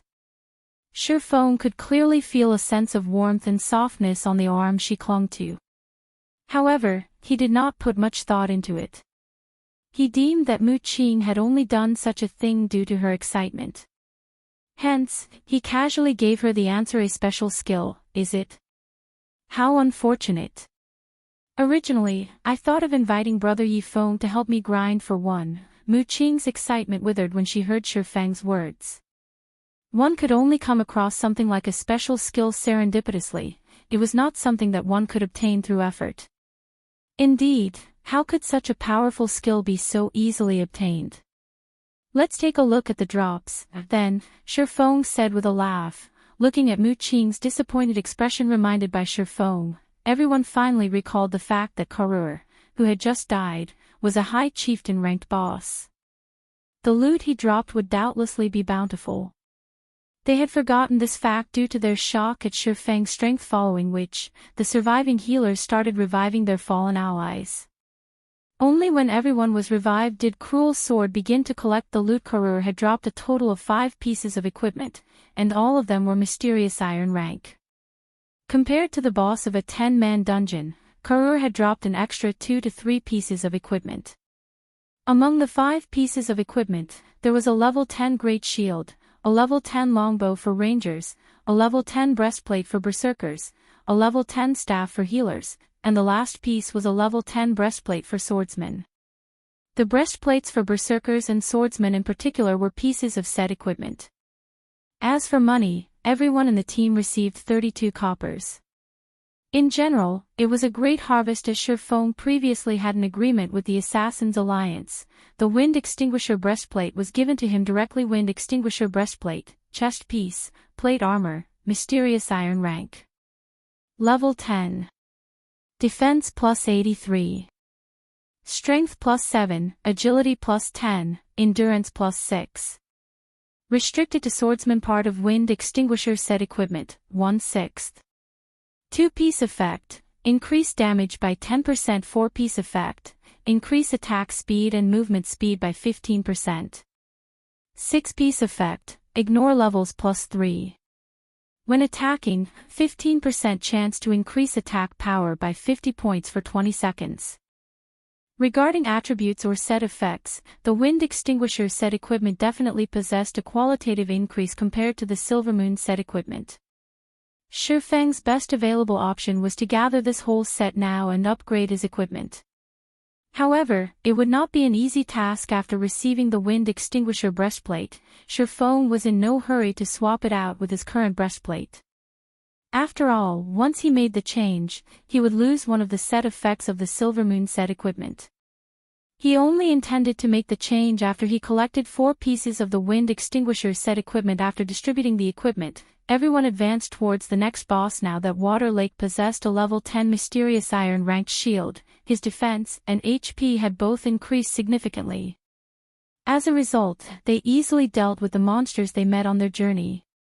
Within 10 minutes, they arrived at a fighting arena. In the middle of the arena, Warlock, a Beastman assassin, stood there. He was also the second boss of the Beastman Munition factory. Warlock, high chieftain rank. Level 12. HP 400,000/400,000.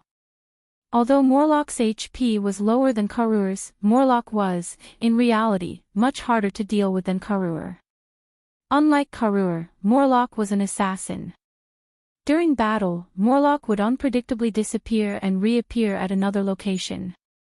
He would also frequently attack players while ignoring aggro, choosing to attack players on the ren line rather than those on the front line. More importantly, Warlock had 3 skills that rendered players speechless. The first skill he possessed was Armor Break. Every one of Warlock's attacks would inflict a stackable armor break effect. To any plate armor classes, this could be a fatal skill, as once the armor break effect reached 10 stacks, their defense would essentially reduce to 0. Even if it were an MT that possessed over 2000 HP, Warlock could still kill them with just 2 to 3 hits. Before the healers could replenish the MT's lost HP, the MT would have already succumbed to Warlock's stunning attack speed, dying helplessly. The only fortunate aspect for players was that the armor break effect only had a short duration of 30 seconds. Players rating Warlock only needed to swap out their MTs when the effect stacked up to 5 times Warlock's second skill was Killing Feast. When activated, Warlock would attack all enemies within an 8-yard radius a total of 16 times. Throughout the duration of this skill, Warlock would enter a state of invulnerability. Moreover, Warlock would carry out these 16 attacks very quickly. He would finish all 16 attacks in just 2 seconds. If, when Warlock activated this skill, there were only the 2 MTs within range, these 2 MTs would die with a 100% guarantee. Thus, players needed to share the burden of this attack. This would also place an extreme pressure onto the healer's. Warlock's third skill was called Vanish. When activated, Warlock would randomly ambush a player.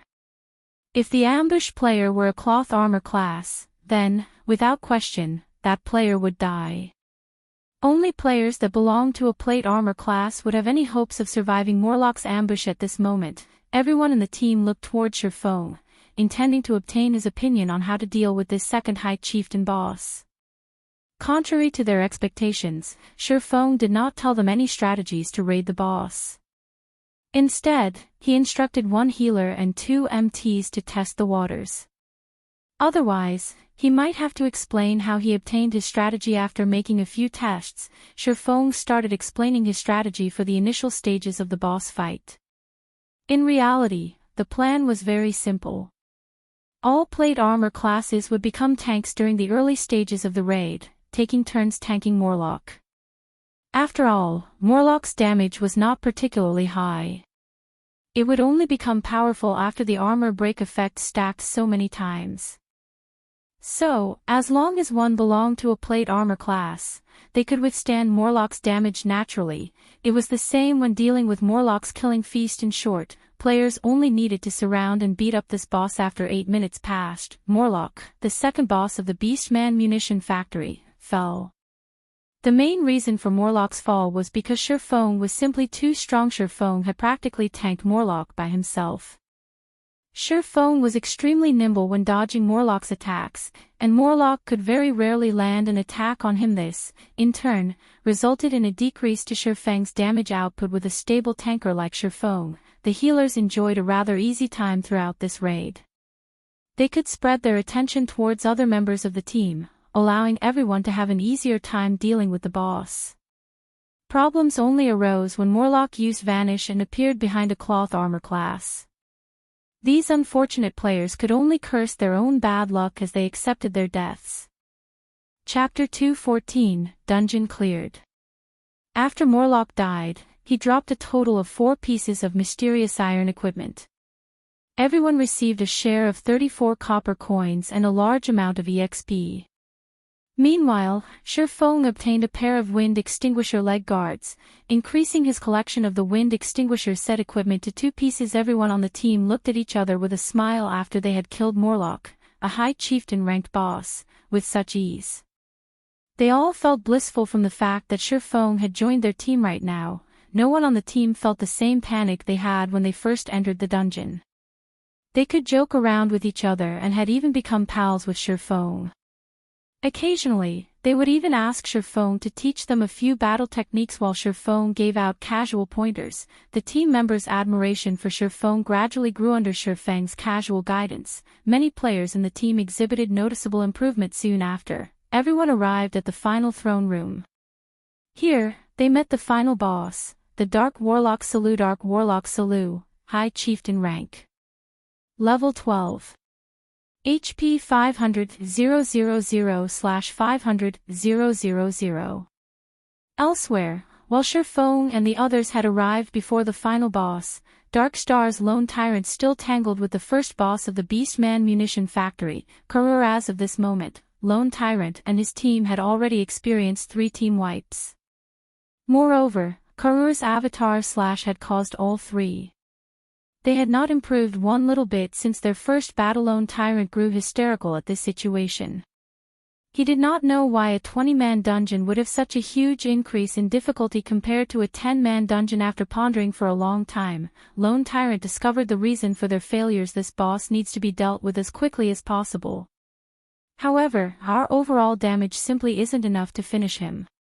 Unless the team's equipment is further upgraded, the possibility of clearing this dungeon doesn't exist.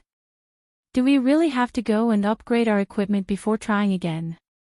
Lone Tyrant wore a hesitant expression as he glared at Karur. Due to his previous boasting, he was now stuck between a rock and a hard place.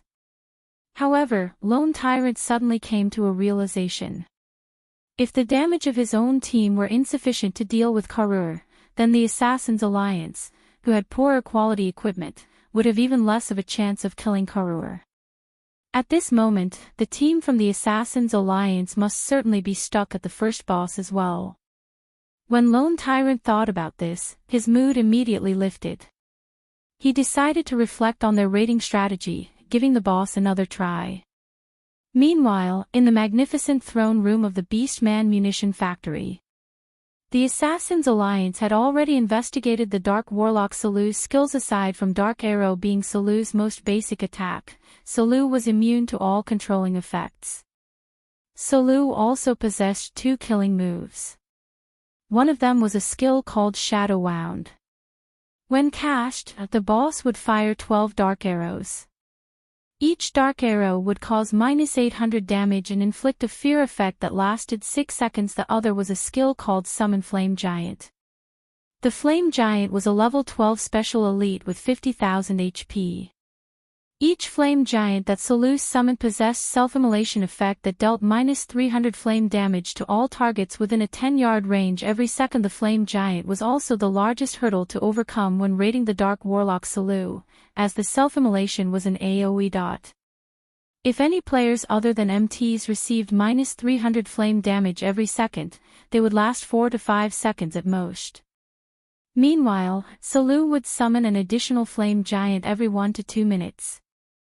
Factoring in the fear effect from Shadow Wound, many players in the team would die under the combination of these 2 skills. Even if this combination did not immediately kill them, with 3 Flame Giants running about, they would similarly end in destruction.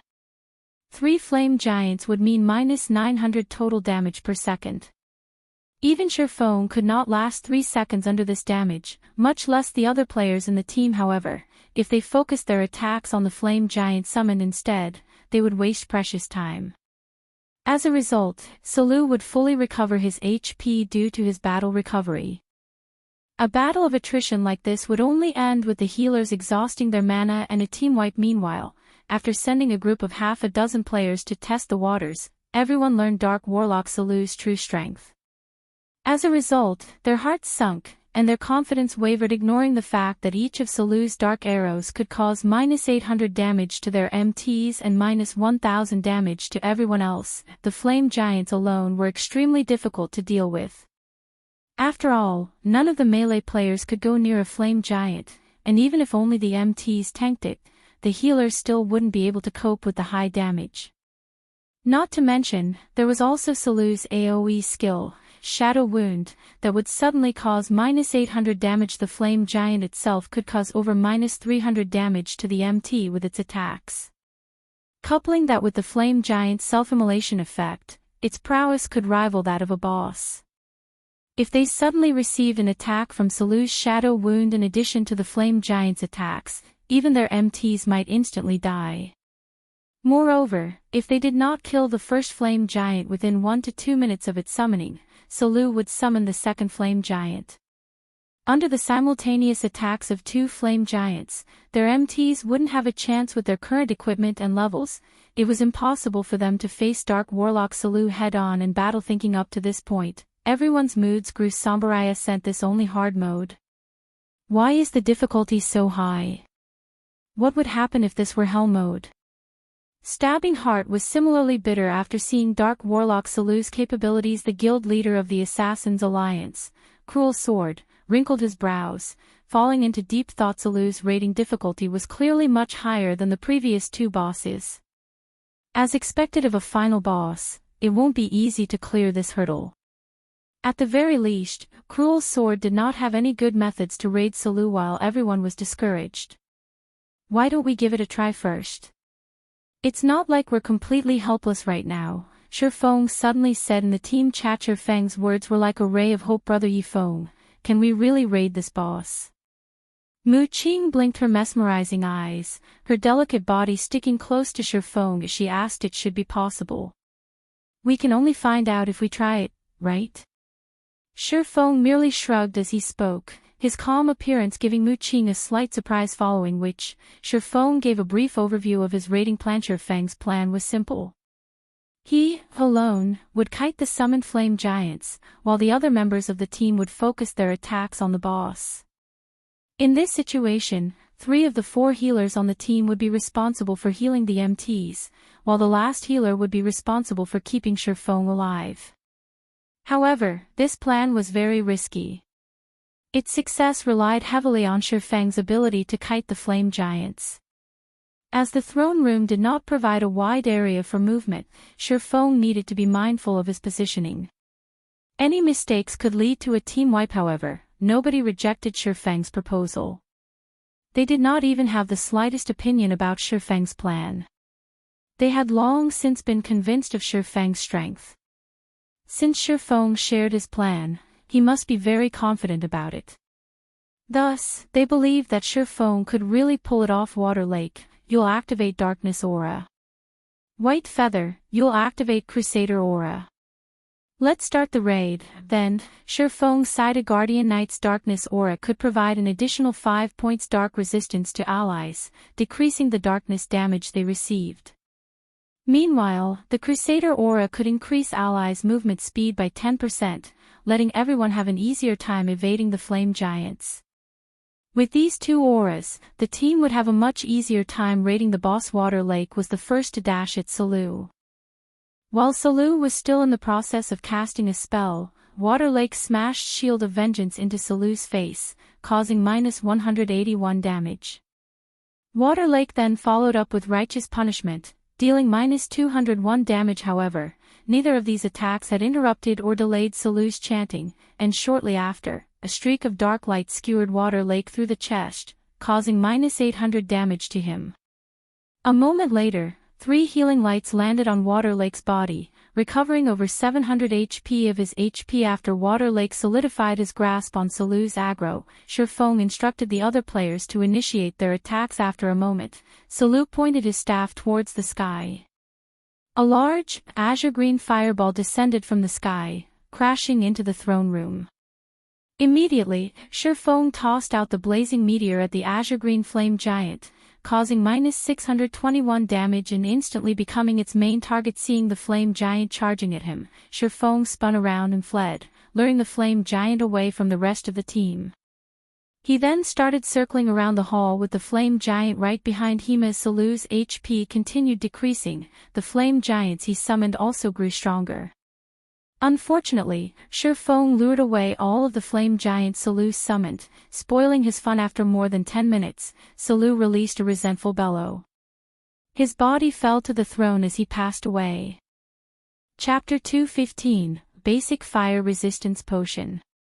From beginning to end, Shifeng had lured a total of 9 flame giants, kiting them around the throne room. Due to his actions, the flame giants had not been able to showcase their prowess even once in this entire battle.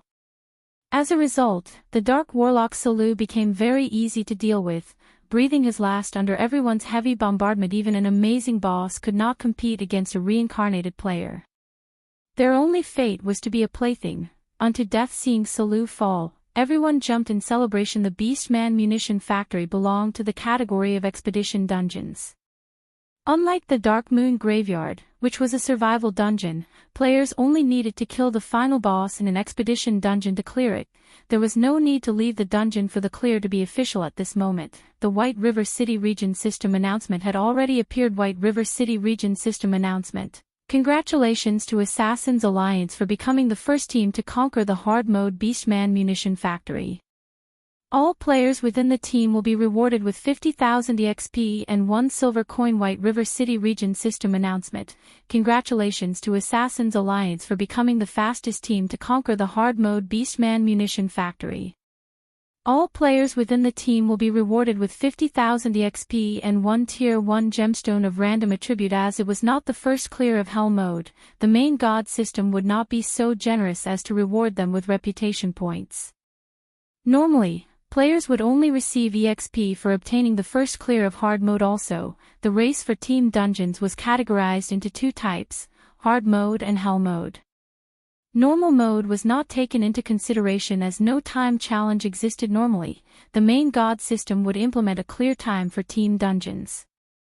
The clear times set by the system depended on the type of team dungeon and its difficulty. Meanwhile, the hard mode Beastman Munition Factory's clear time was set at 3 hours. The main god system would usually set the clear time at a very high bar. Only if players had achieved the standard of an elite team, determined by the main god system, would they have a chance to clear the dungeon in this set amount of time. Meanwhile, under Shifeng's command, the Assassin's Alliance had only spent 2 hours and 22 minutes to clear the hard mode Beastman Munition Factory, surpassing the estimated time.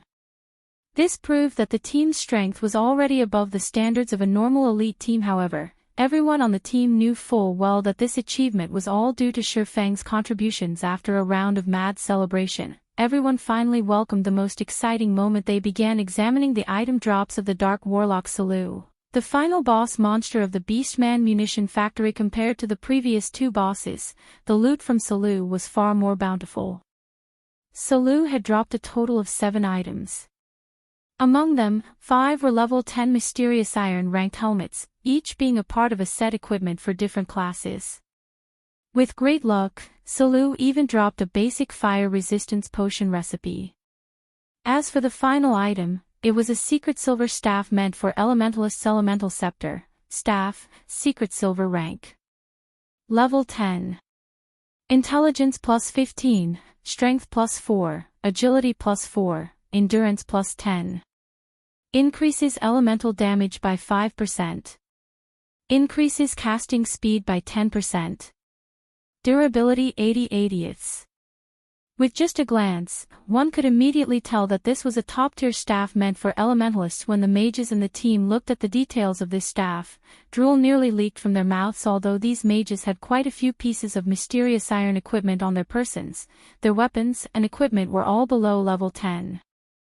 They were clearly much weaker compared to level 10 weapons and equipment, not to mention a secret silver-ranked staff. Cruel Sword immediately handed the elemental staff to Muqing. However, nobody in the team expressed any dissatisfaction about Cruel Sword's decision because Muqing's strength was indeed very powerful. Moreover, her damage was ranked number 1 amongst all the mages present. Following which, Cruel Sword handed the Wind Extinguisher helmet, Wind Extinguisher arm guard, and basic fire resistance potion recipe to Shifeng.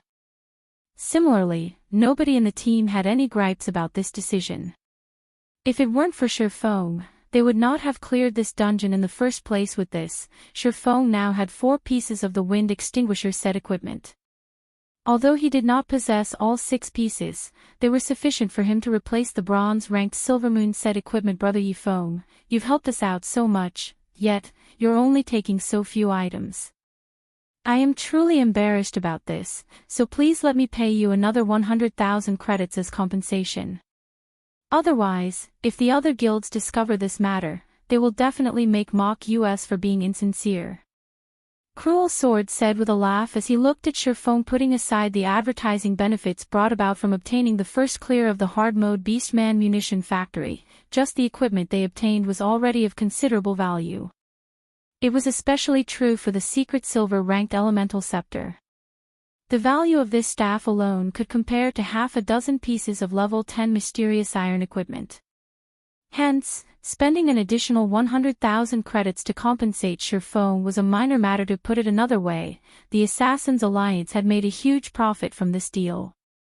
After all, the first clear of a 20-man hard mode team dungeon held extraordinary significance, as up until this moment, any guild had yet to obtain the first clear of a 20-man hard mode team dungeon. Obtaining the first clear of the hard mode Beastman Munition Factory had undeniably allowed the Assassin's Alliance to break free from their awkward position in White River City. They no longer had to suffer the suppression from Dark Star. Of course, by giving Shifeng 100,000 credits, Cruel Sword also had the intention of deepening the relationship between Shifeng and the Assassin's Alliance. Cruel Sword still wished to recruit Shifeng into the guild. Shifeng could easily see through Cruel Sword's intentions. However, He merely smiled in reply, receiving all that Cruel Sword offered without hesitation. Cruel Sword had no idea that Shurfeng did not really care about this equipment. Even if it were the wind extinguisher set equipment, it was simply a temporary set of equipment for Shurfeng. Meanwhile, amongst these items, the one Shurfeng paid the most attention to was the Basic Fire Resistance Potion recipe. Basic Fire Resistance Potion. After consumption, increases fire resistance by 15 points for 1 hour. Currently, this item had no market value. However, when the various large guilds started raiding the level 25 Flame Nest, the value of this Basic Fire Resistance Potion recipe would soar beyond one's imagination. Its worth would not be less than a piece of fine gold. Equipment. Players were not allowed to use the Flaming Sun scripture when in a dungeon. Meanwhile, equipment that increased a player's fire resistance was extremely rare. The quickest way to increase one's fire resistance was through the use of a Basic Fire Resistance Potion. If players did not possess this potion, raiding the Flame Nest would only be possible in their dreams. If Shurfeng started looking for a potion maker to craft the Basic Fire Resistance Potion now, he would carve out an additional path to wealth for the future. Even 10 pieces of secret silver equipment could not rival what he could earn with these potions. Brother Yifeng, are you free tomorrow? At this moment, Mu Qing walked over to Shurfeng after receiving a silent hint from Cruel Sword. Sweetly, she said, my party is planning to raid the old ruins, a high-level 10-man team dungeon, tomorrow. However, one of the original party members had applied for leave due to some personal matters. I'd really love it if you would join me. Will you? After a team dungeon was cleared, it would have a cooldown period of 3 days. Hence, they needed to wait for 3 days before they could enter the Beastman munition factory again. Standing to the side, Cruel Sword inwardly clapped his hands at Mu Qing's performance. Relationships needed care and gentle nurturing. Although he could tell that Shurfeng had no particular interest in Mu Qing, with increased interactions, who was to say what would happen in the future? I still have something that I need to do tomorrow. Let's find some other time to go dungeon diving. Shurfeng could naturally tell what Mu Qing was trying to do. However, he simply waved his hand and tactfully rejected her. Although the old ruins was a high-level team dungeon, there was nothing there that could rouse his interests. He would only waste time by going there. Now that he had changed into the 4 pieces of wind extinguisher set equipment, his attributes had greatly increased once again. He should be able to attempt the continuation of the epic quest. Darkness descends. Now Mu Qing's innocent eyes flashed with a hint of disappointment. She did not think that her charm, which had only brought her success so far, would fail against Shurfeng. Was she really lacking in charm, or were Shurfeng's defenses just too high? Chapter 216, Surpassing Imagination. Beastman Munition Factory Boss, we've already team-wiped 4 times now and have lost 20% of our experience. If we are to continue to die, at this rate, we might not even be a high enough level to enter the dungeon's entrance. Why don't we give up? Alright, then. Everyone, get some rest. Afterwards, we'll head to a 10-man dungeon to upgrade our equipment. Lone Tyrant currently wore a gloomy expression on his face. They had tried all sorts of methods to raid the high chieftain-ranked boss, Karur, yet, ultimately, they still failed due to a lack of damage. Before, he had even made a solemn vow to kill Karur. Now that he thought about it, he felt that his decision had been slightly rash. Fortunately, the players from the Assassin's Alliance had absolutely no chances of clearing the dungeon. Otherwise, he would be utterly humiliated just as the members of Dark Star were resting. Suddenly, 2 system notifications relating to the Assassin's Alliance rang out beside everyone's ears. In the beginning, the members of Dark Star thought that they had heard wrong. Hence, they quickly called up the announcement interface. The extraordinarily large and clear words proved them wrong. The Assassin's Alliance had indeed obtained the first clear of the hard-mode Beastman Munition Factory immediately. The atmosphere surrounding the members of Dark Star sunk. Why was there such a large difference between their 2 teams? Weren't they supposed to be stronger than the Assassin's Alliance? How could the Assassin's Alliance have already obtained the first clear, while they were still stuck at the first boss. Lone Tyrant felt like he had just been given 2 tight slaps to his face when he looked at these notifications. His cheeks felt as if they were on fire. He felt even worse when he recalled Shifeng's words from before: if the nobodies that you've looked down on suddenly obtain the first clear of the hard mode beast munition factory a step ahead of you, then what would you all amount to? At this moment, those words were like sharp swords, continuously slashing at Lone Tyrant's pride. Lone Tyrant truly never imagined that such a situation would occur. However, Lone Tyrant was no fool. He did not believe the Assassins' Alliance had relied on only themselves to clear the dungeon.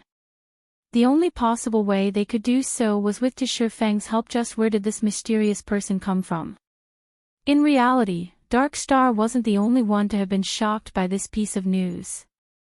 When the announcement spread throughout the entire White River City region, it had grabbed the attention of many other guilds. The Assassins' Alliance's position in White River City was self-evident from the fact that their development speed had surpassed even that of a first-rate guild.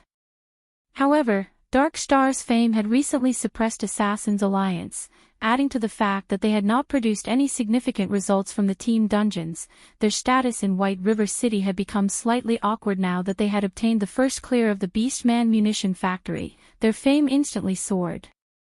This allowed the Assassins' Alliance to regain their rightful reputation. From now on, their development speed would definitely be faster than before. White River City's Adventurers Association. Brother Zhang. Brother Zhang. The Assassins' Alliance has obtained the first clear of the hard mode Beastman munition factory. Ling Feilong suddenly rushed into Shadow's guild hall, announcing the news with a face filled with excitement. In God's domain, as long as guilds registered themselves at the Adventurers Association, they would be provided a free lounge for their own personal use in the various large cities. Guilds could carry out meetings and rest in this room, and they could also receive quests from the Adventurers Association. Why are you shouting? Who doesn't know of this matter? Zhou Yuhu, who was resting in the corner of the room, rolled his eyes at Ling Feilong. Of course, I know of this. However, there is another hidden truth to this matter. Ling Feilong shot a glance at Zhou Yuhu, before shifting his gaze towards the person sitting in the guild leader's seat. Zhang Luowei. A hidden truth? Speak. Ling Feilong's words caused Zhang Luowei, who had previously been indifferent towards this matter, to grow interested. Ling Feilong's previous report about his efforts to recruit Yi Feng had nearly caused Zhang Luowei to lash out in anger. Shi Feng had actually demanded to become the guild leader of Shadow. Did Yi Feng even place him in his eyes? Moreover, he had asked for 60% of the guild's shares. What did he take them for? Did he really think they were fools? Meanwhile, the most shocking thing was that Ling Feilong had actually suggested that Zhang Luowei accept Shifeng's conditions. Hence, Zhang Luowei now looked down on Ling Feilong, resulting in Ling Feilong receiving cold treatment within the guild. Brother Zhang, look at the Assassins' Alliance's first clear name list. Yi Feng is among the names. Ling Feilong called out his system interface, pointing at the Assassins' Alliance's first clear name list as he spoke excitedly. So. Zhou Yuhu laughed disdainfully. If they really allowed Yi Feng to join Shadow, he would no longer need to remain in the guild. The Assassins' Alliance is a through and through second-rate guild. They were clearly on an expedition to clear the Beastman munition factory, yet, why would they suddenly let an outsider join their team? Previously, for a long time, the Assassins' Alliance could not even obtain a single first clear of a level 10 team dungeon. However, they are now the first ones to obtain the first clear of a 20-man hard mode team dungeon. Why is that? This matter definitely has something to do with Yi Feng. Yi Feng's relationship with the Assassins' Alliance is anything but shallow. Originally, the Assassins' Alliance was only a normal second-rate guild. However, after entering White River City, their development speed suddenly soared like crazy. They have even surpassed many first-rate guilds. Again, why? Yi Feng was the first person to enter White River City, and the White River City guidebook is also selling like hotcakes now. There is a very high likelihood that Yi Feng sold the guidebook to the Assassins' Alliance in advance, allowing them to make ample preparations beforehand. Hence, after they entered White River City, they developed with flying speeds right now. Yifeng has even helped the Assassins Alliance obtain a first clear. Regarding fame or background, the Assassins Alliance now stands at the very top of White River City. They have even surpassed many first-rate guilds. This is a clear proof of Yifeng's capabilities.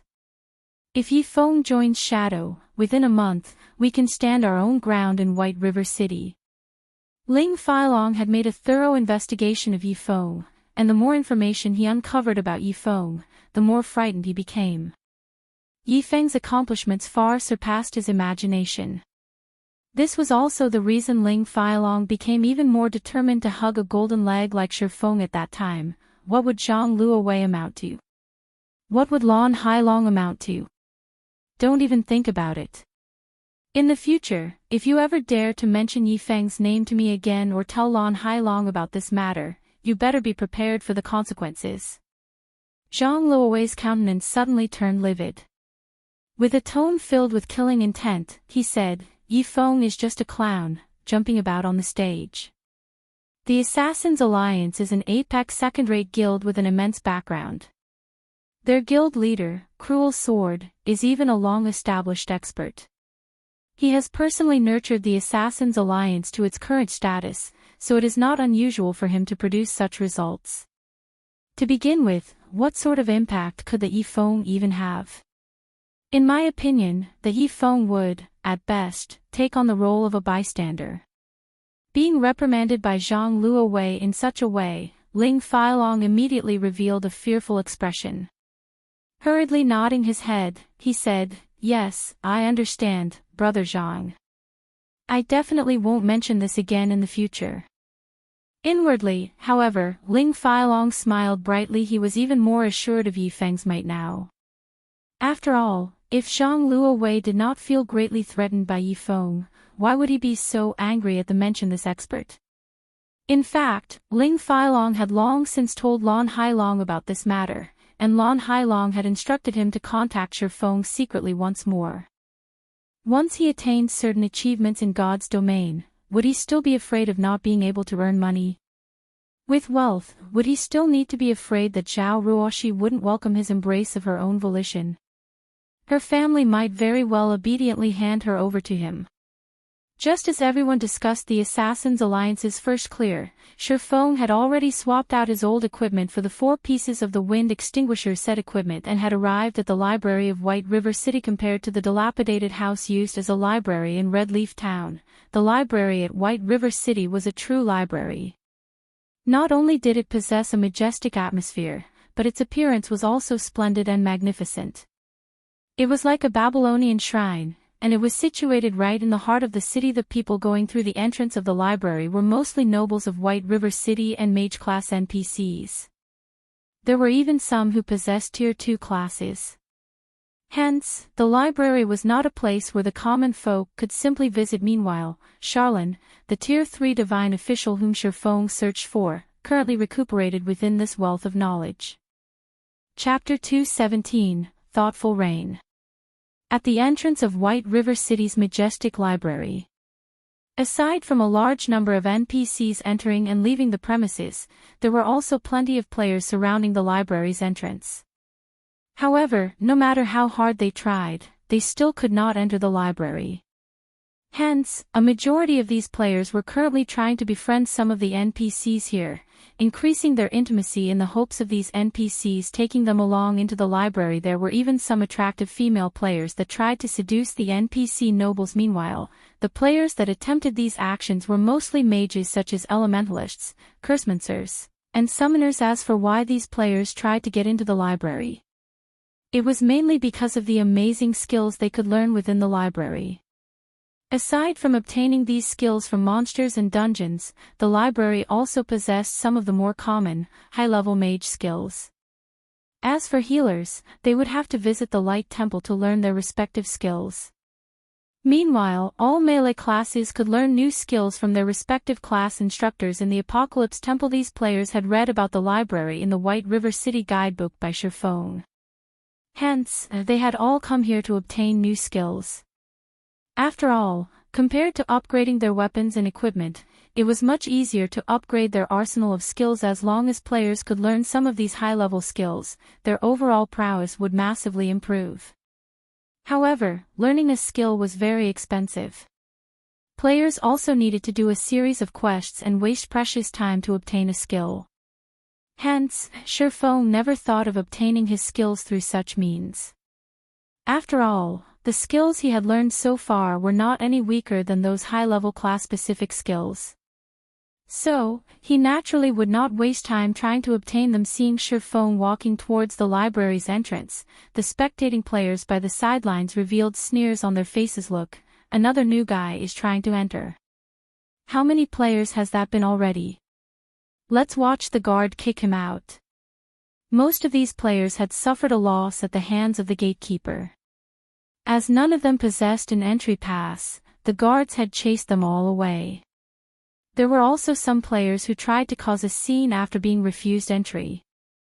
However, these players were either jailed or sent flying away with a kick. Just as Surefeng was about to walk towards the tightly shut large steel doors, a female elementalist pulled on Surefeng, stopping him. The guards here will kick out any player without an entry pass. It is best if you do not try to approach them, the female player warned Surefeng. Surefeng already knew this.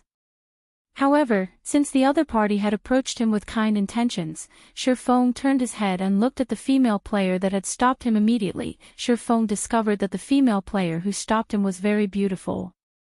Amongst all the female elementalists he knew, only the flame witch, Xiao Yueru, might trump this girl's beauty. Moreover, the equipment on this girl fully comprised of mysterious iron equipment.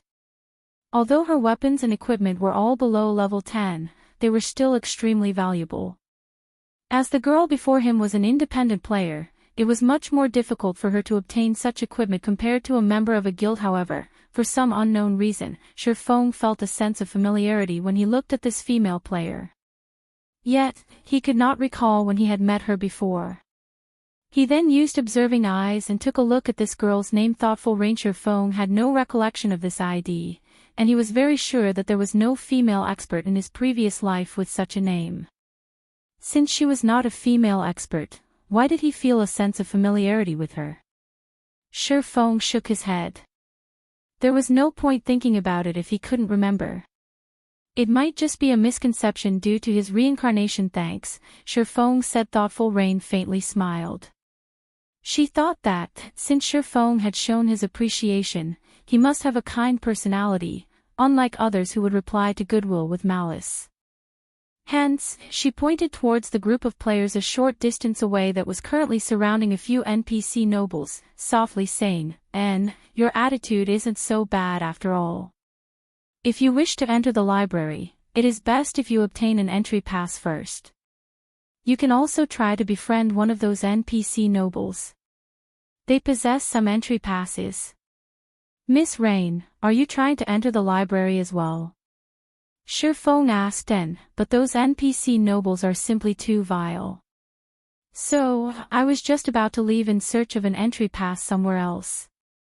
Thoughtful Rain nodded her head. However, when she recalled those fat and oily NPC nobles, an expression of disgust appeared on her face. Since that is the case, why don't you enter the library with me? Surefeng asked. He had no ulterior motives in inviting her along. He was simply trying to repay Thoughtful Rain's kind reminder. Enter. Thoughtful Rain asked in confusion, do you have an entry pass? No. Surefeng shook his head. He then smiled as he explained, however, I have other methods. It shouldn't be possible, right? The guards here will only allow those with an entry pass or those related to the library to enter. Thoughtful Rain revealed an unconvinced expression as if saying, you're tricking me. Surefeng merely smiled at her reaction, not bothering to explain. He then walked towards the large metal doors. Before Thoughtful Rain could stop Surefeng, the guard on duty had already noticed him. The spectating players in the distance all started snickering at the thought of the misfortunate about to befall on Surefeng. This noob is trying too hard to impress the beauty he just met. I want to watch the guard put him in his place. With his figure, I'm guessing that the guard will send him flying over 10 yards. If he continues making a ruckus, the guard might even capture him and hang him by the library's entrance for display. That isn't right.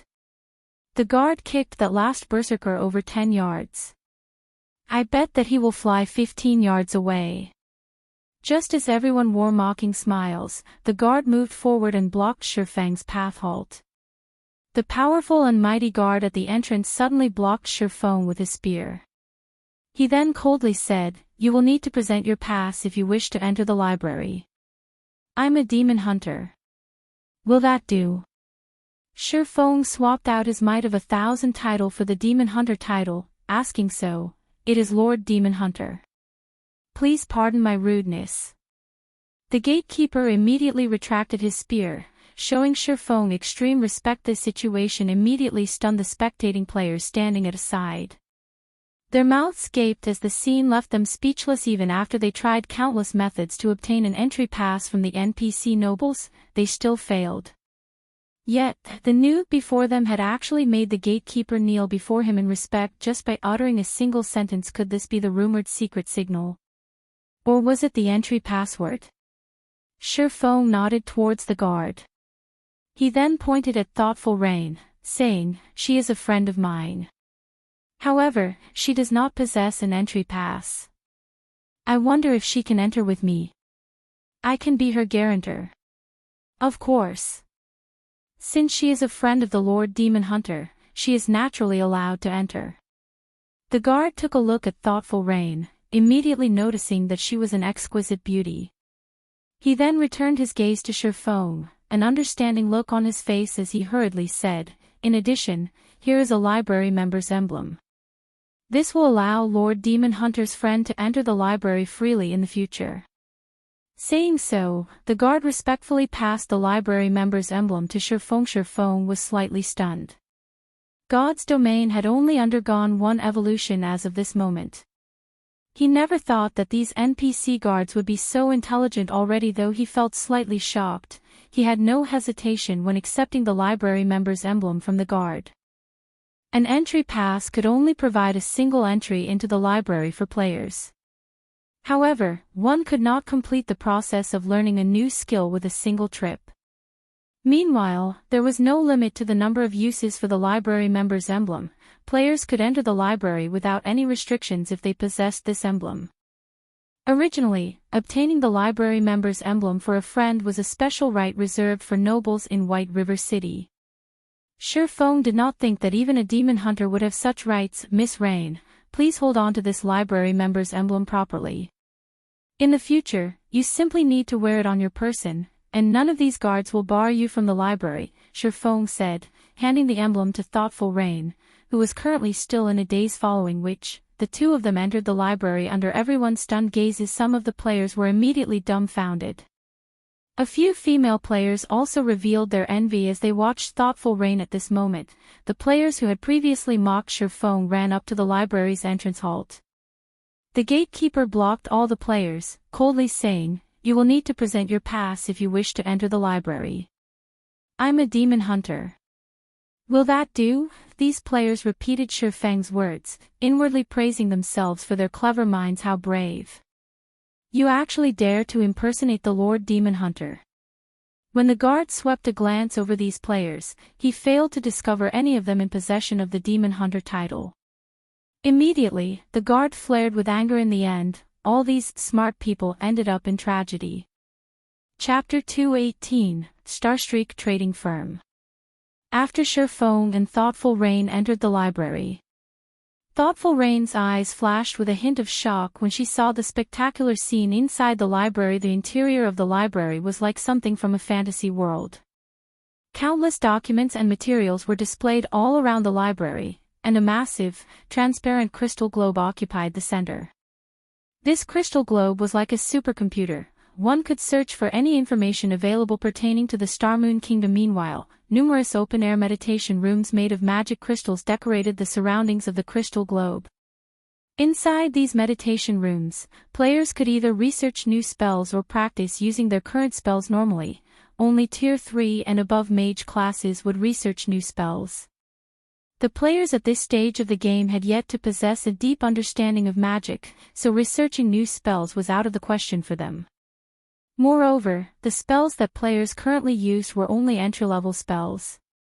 However, along with the increase in their levels, the spells they used would also grow more complex. If they did not possess a specific degree of understanding of magic, they could stop dreaming of casting any high-tier spells. As a result, many mages in God's domain had given up on their adventuring career, switching to a lifestyle class instead. In fact, magic wasn't the only thing that had stringent requirements for players. It was the same for battle techniques. The more powerful a battle technique was, the higher its requirement would be of a player's control over their body. As a result, this requirement had created a gap in strength between the players of God's domain. It was one of the reasons that some players could advance to a Tier 5 class, while some failed even to reach Tier 3. Although it would be of some help if players increased their levels and attributes, such factors would make little difference the further players advanced in God's domain. This was also the reason why God-tier powerhouses were so rare. Thus, Surfong continuously trained his body day in and day out, in addition to spending a large number of credits to purchase nutrient fluids to improve his body's physique. It was all meant to improve his brain's potential and performance. Only by developing his brain's potential could he master his body in the game and obtain extraordinary battle prowess. He could then advance to a Tier 5 class and take the challenge to advance to the Tier 6 godhood, reaching the pinnacle of God's domain. Let's part ways here. I still need to look for someone. If you want to learn high-level skills, the Tier 2 instructor over there can help you. Surfong pointed towards a mage in white robes standing by the large crystal globe. Thank you. Thoughtful Rain appeared slightly embarrassed as she expressed her gratitude. Originally, she had intended to help Surfong. Never would she have imagined that she would be the one who received help instead. She then said, "Seeing as you are so familiar with this place, are you perhaps a professional player?" "I guess you can put it that way." Surfong nodded. "Let's add each other as friends, then." "I don't normally play games, so I usually buy my game equipment from others. In the future, if I am looking to purchase equipment or do a quest, I can also look to you for some help." Thoughtful Rain beamed a smile as she sent Surfong a friend request. "That's fine, but if you need help with a quest, it would be best if you contact me about it in advance." Surfong accepted the friend request. He did not think that, by coming here to do a quest, he would actually meet a potential female customer when his workshop started its operations in the future. Aside from raiding dungeons to obtain equipment, they would also need to look for tycoons and various corporations for sponsorship. However, it was extremely difficult for an upstart workshop to obtain sponsorship from a large corporation. Newly established workshops usually depended on rich players who were willing to spend large sums of money. Only after becoming a large guild would a workshop attract the sponsorship of large corporations. Although Surfeng's workshop had yet to start its operation officially, there was already one customer waiting at the front door. His luck was relatively good. After Surfong left, a thoughtful Rain inspected Surfeng's IDO. "He is Yifeng, White River City's #1 expert." As Surfong had kept his ID hidden, it was only revealed after Surfong accepted her friend request. Although Thoughtful Rain was not a gaming expert, having a poor understanding of the gaming world, Surfeng's fame had long since shaken the White River City region. He had also received many titles such as White River City's #1 independent player, God-ranked expert, and so on. Furthermore, Surfong had also personally penned the luxury version of the White River City guidebook she had bought. So, how could she not know who Surfong was? No wonder why I thought he looked familiar. It turns out that he is Yifeng. This looks interesting. Thoughtful Rain's bright red lips slightly lifted upwards as she lost herself in her own thoughts. On the library's uppermost floor, Star Moon Hole. Several level 180 Tier 1 knights stood guard outside of Star Moon Hole. These knights wore rigid expressions. Under normal circumstances, even normal nobles were not allowed into the Star Moon Hole. However, these knights did not stop Surfong this time. On the contrary, they immediately parted the crystal doors for Surfong upon his arrival. "I've been bitterly waiting for you for so long. Why have you only decided to come now?" Charlene asked, smiling sweetly from her seat next to a shiny, stone table. The woman currently wore a set of pure white, magical robes. The delicate and luxurious robes radiated a faint silvery glow, making Charlene appear as though she were a flawless noble saint. She crossed one thigh over the other, revealing fair, supple skin. It was almost as if Charlene was trying to toy with Shifeng at this moment. Charlene was no longer a level 20 tier 3 divine official, but a level 180 tier 3 divine official. Aside from the few tier 4 tyrants, Charlene could very well be considered the most powerful person in White River City. Why are you standing there, daydreaming? Come over here and sit. We have plenty of time to have a lengthy chat.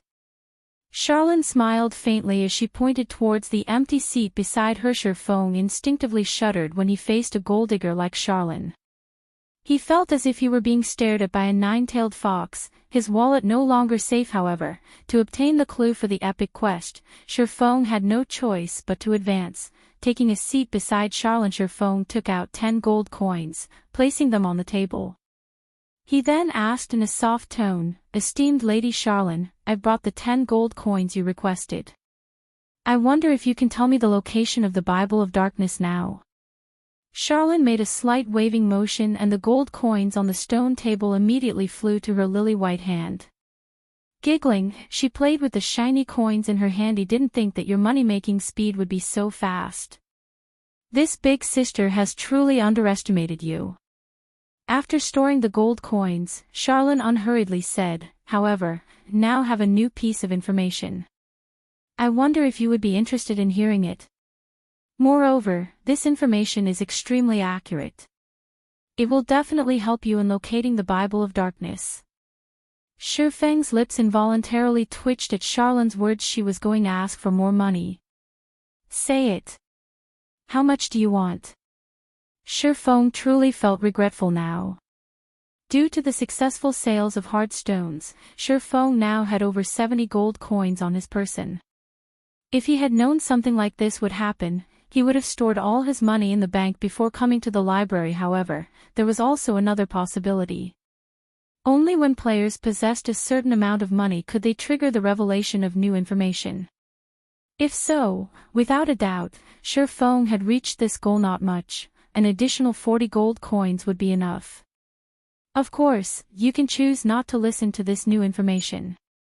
I'm not trying to belittle you, but with your current strength, it is impossible for you to locate the Bible of Darkness by relying on the old clue. Are you sure you don't want to know this new clue?" Charlene blinked her eyes at Shifeng, her body radiating a holy aura. Those affected by this aura would find it hard to refuse Charlene's request. A total of 50 gold coins at this moment. Shifeng wanted to shout, "Why don't you just rob me and be done with it?" However, Shifeng endured it. As long as he could obtain the reward for the epic quest, spending 50 gold coins was nothing in comparison. Here is 40 gold coins.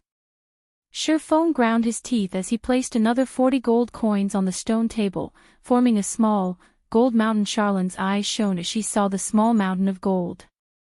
After snagging the gold coins, she unhurriedly took out a letter and handed it to Shifeng. She then said, "This is a contract for White River City's Starstreak trading firm. As long as you bring this contract to President Henry, he will tell you how to reach the Dark Denver." Chapter 219, Background. Starstreak trading firm. Shifeng was slightly confused by Charlene's words. After all, this was the second phase of an epic quest. Yet, Charlene did not send him on a dangerous mission, but simply to find a person instead. The difficulty of this task was simply inconceivable. Could money really make the devil turn millstones for you? Can spending money reduce the difficulty of a quest? Shifeng wondered. Giving the situation some thought, it wasn't exactly impossible right now. A first-rate guild's daily liquid funds only amounted to 6 to 7 gold coins at best. Even if Fantasy Extinguisher had the full support of the first-rate guild, the Fantasy Shrine, it would have been impossible for him to gather 50 gold coins. Even if the Fantasy Shrine possessed 50 gold coins, they would not simply allow Fantasy Extinguisher to spend it. After all, A large guild could make major improvements to itself with 50 gold coins if Shifeng had not received a daily income of over 100 gold coins from selling the Heartstones. He would not pay 50 gold coins, even if it killed him according to the main god system's principle of equal value exchange. There was a very high possibility that he could reduce the difficulty of the epic quest by paying 50 gold coins in any case. Shifeng did not lack money right now. After all, he had a daily income of over 100 gold. His earnings could rival the total sum of all the famous guilds' liquid funds in White River City. It was not an exaggeration to say that his personal wealth could rival an entire city's. If he could reduce the difficulty of an epic quest by paying some money, he would definitely do so. If he had known about this earlier, he would have waited a few more days before coming to meet Charlene. If he gathered 500 or 600 gold coins, he might be able to go to the Dark Den immediately to complete the quest. He would save plenty of time and trouble. Thank you, Lady Charlene. Shifeng respectfully received the contract. I have faith in you. Don't make me wait too long. As more time passes, the strength of the great demon will also increase. At that time, even I might not be able to challenge it. As for you, you'll just have to live the remainder of your life as a walking corpse. Charlene warned system. Second phase of the epic quest, Darkness Descends, Gospel Project, accepted quest content. Go to Starstreak trading firm and look for President Henry for more information about the Dark Den rewards unknown. Although Shifeng did not know the exact contents of the quest, he felt that it should not be as easy as he had previously imagined. After all, he was only meeting Henry to learn more information and not heading directly to the Dark Den. Starstreak trading firm was very famous throughout White River City. The range of operation of the Starstreak trading firm was not limited to White River City alone. It also operated in the 7 cities surrounding White River City. It was a massive trading firm with such a wide reach. The amount of information they possessed would be immense as well. It was no wonder Charlene sent him to meet President Henry soon after. Shifeng bade farewell to Charlene. If he remained here, the remaining 20 gold coins in his pockets might very well end up in Charlene's pockets instead. After leaving the library, Shifeng hailed a horse carriage and hurried over to Starstreak trading firm. As the horse carriage galloped through the wide streets, Shifeng could see players who had just arrived at White River City all around. Through the passing of time, the atmosphere in White River City had grown livelier. There was a high possibility that, in just another few days, the streets of White River City would be packed with people. 10 minutes or so later, the horse carriage halted in front of the storefront of Starstreak trading firm. The Starstreak trading firm store appeared luxurious. The building had a total of 6 floors. This store was definitely one of the tallest buildings in White River City, making it extremely eye-catching. Moreover, it was situated in a very good location, right in the heart of the trade area. The Bank of White River City was also just next door, while the auction house was only a short distance away. There were only 8 shops in total situated within this golden district. Among them, 3 shops occupied the largest areas, each occupied 2 to 3 times more land than the other shops. Naturally, Starstreak trading firm was one of these shops. Moreover, Starstreak trading firm similarly occupied such a golden district in the other 7 cities. It was obvious just how powerful the background of Starstreak trading firm was. During the initial stages of God's domain, countless first-rate guilds had tried to form connections with the Starstreak trading firm to conduct business. Unfortunately, these guilds failed to meet even the shadow of President Henry. Yet, right now, Shifeng could get in touch with President Henry through his quest. Shifeng couldn't help but admit that an epic quest was truly awe-inspiring. Although the price of failure was similarly horrifying, as long as he could complete it, the benefits he could obtain were unimaginable. The best example for this was the Demon Hunter title and Demon Mask Shifeng had received from completing the first phase of the Darkness Descends quest. These 2 items had been of great help to him. I wonder what sort of rewards I could obtain from completing this phase of the quest. Shifeng inwardly felt anticipation as of this moment. Shifeng had finally realized why the Fantasy Shrine would hold nothing back in helping Fantasy Extinguisher complete his epic quest. After all, the profits they could reap from this quest was just astonishing. If a mere independent player like him could receive such profits, what could a guild accomplish? Hence, this was the reason the Fantasy Shrine had risen to the top of Black Dragon Empire during the early periods of the game in the past, suppressing all the other first-rate guilds. Unfortunately, Fantasy Shrine was doomed to normality in this life. Unless Fantasy Extinguisher managed to find another epic quest, Fantasy Shrine would not have any chances of achieving prominence. However, such a discovery was extremely unlikely in the past. Shifeng had only accepted one epic quest throughout the decade he had spent in God's domain. Moreover, he had only received it by chance when he was around level 150. One could imagine just how rare an epic quest was at this moment. Shifeng suddenly received a system announcement. White River City Region System Announcement. Congratulations to Ouroboros for becoming the first team to conquer the hard mode Crystal Ruins. All players within the team will be rewarded with 50,000 EXP and 1 silver coin. White River City Region System Announcement. Congratulations to Ouroboros for becoming the fastest team to conquer the hard mode Crystal Ruins. All players within the team will be rewarded with 50,000 EXP and 1 Tier 1 gemstone of random attribute. This system announcement undeniably caused a sensation among the players in White River City right now. The independent players who had arrived in White River City all had impressive techniques. Meanwhile, a large majority of them were unwilling to join a small guild. They all wished to join a large, top-tier guild. However, these independent players would not determine a guild's strength solely through the fame of the guild. After all, every time a guild started out in a new virtual reality game, they had to start from the very bottom. Moreover, there would always be some nameless guilds suddenly rising in the ranks, becoming the tyrant of this new virtual reality game. Similarly, there was also plenty of well-known guilds that had vanished without a trace.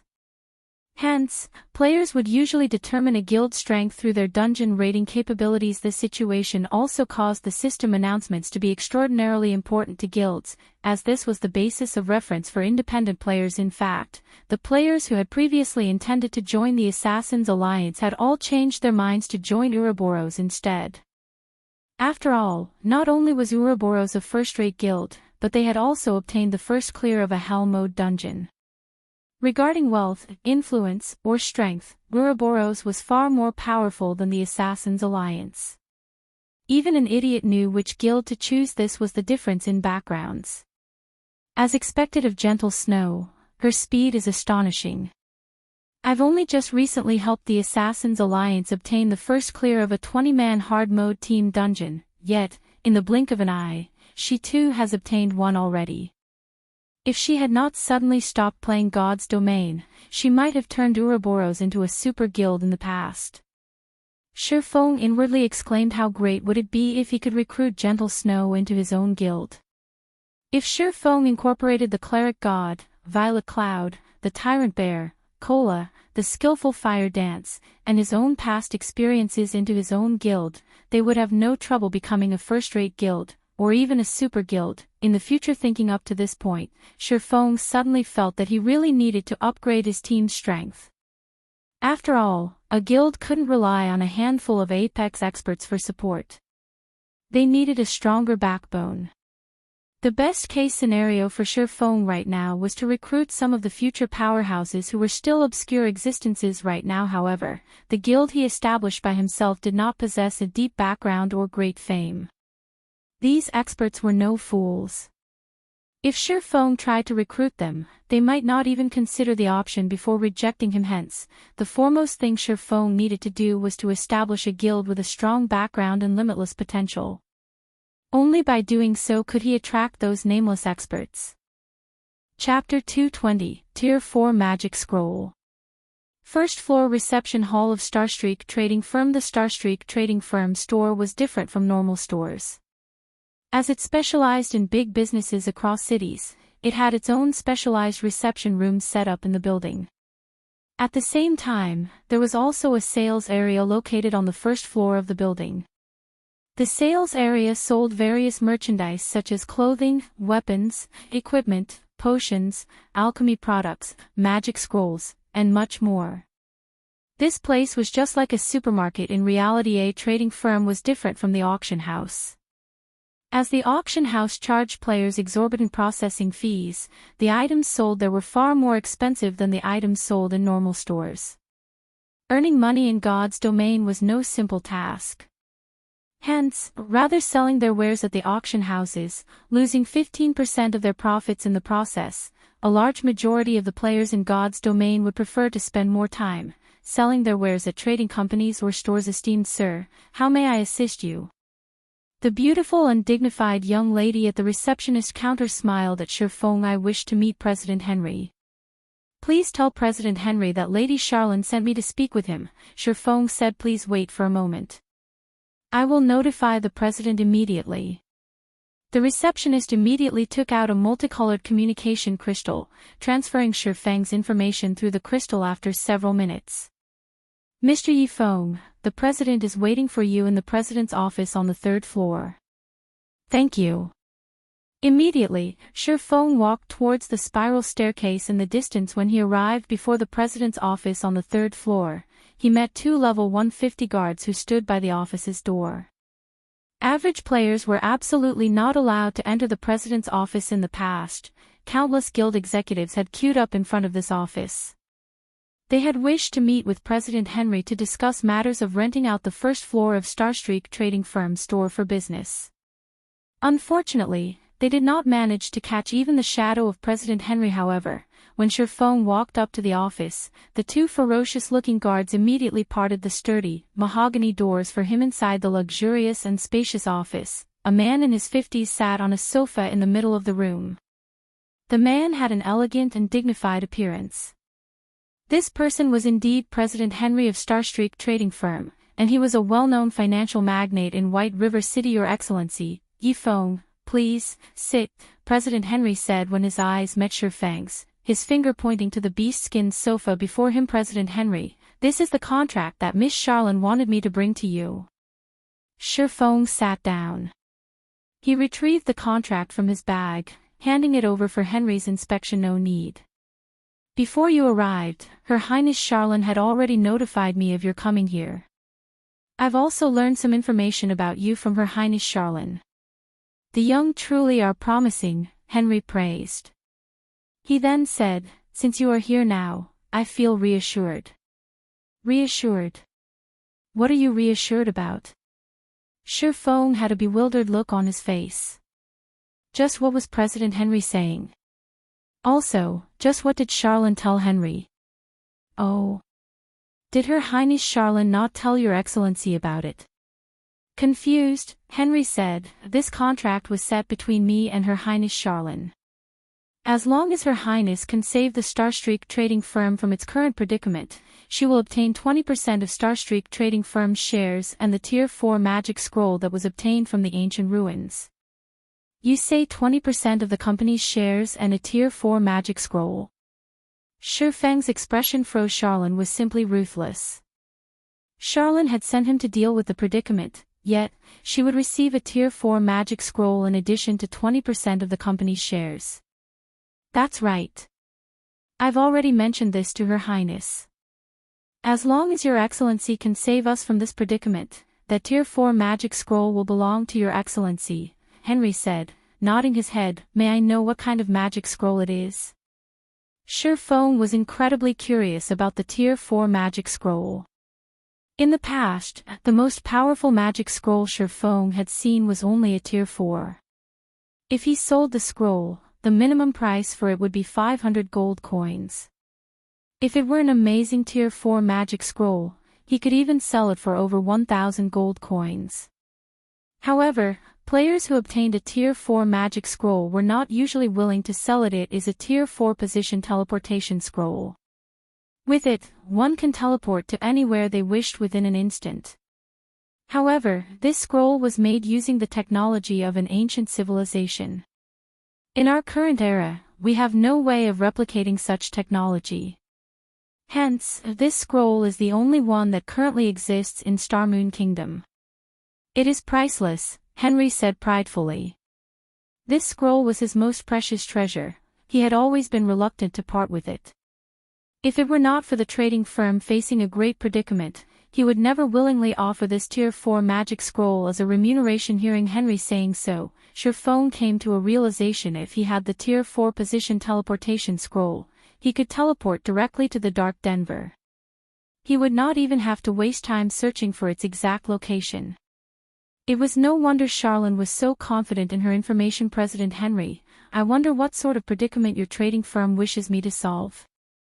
Surefong asked. To be honest, bandits have snatched one of our shipments carrying precious merchandise, costing the trading firm massively. To make up for the loss, our trading firm had to pay a large sum of money as compensation, which in turn resulted in our trading firm facing its current crisis.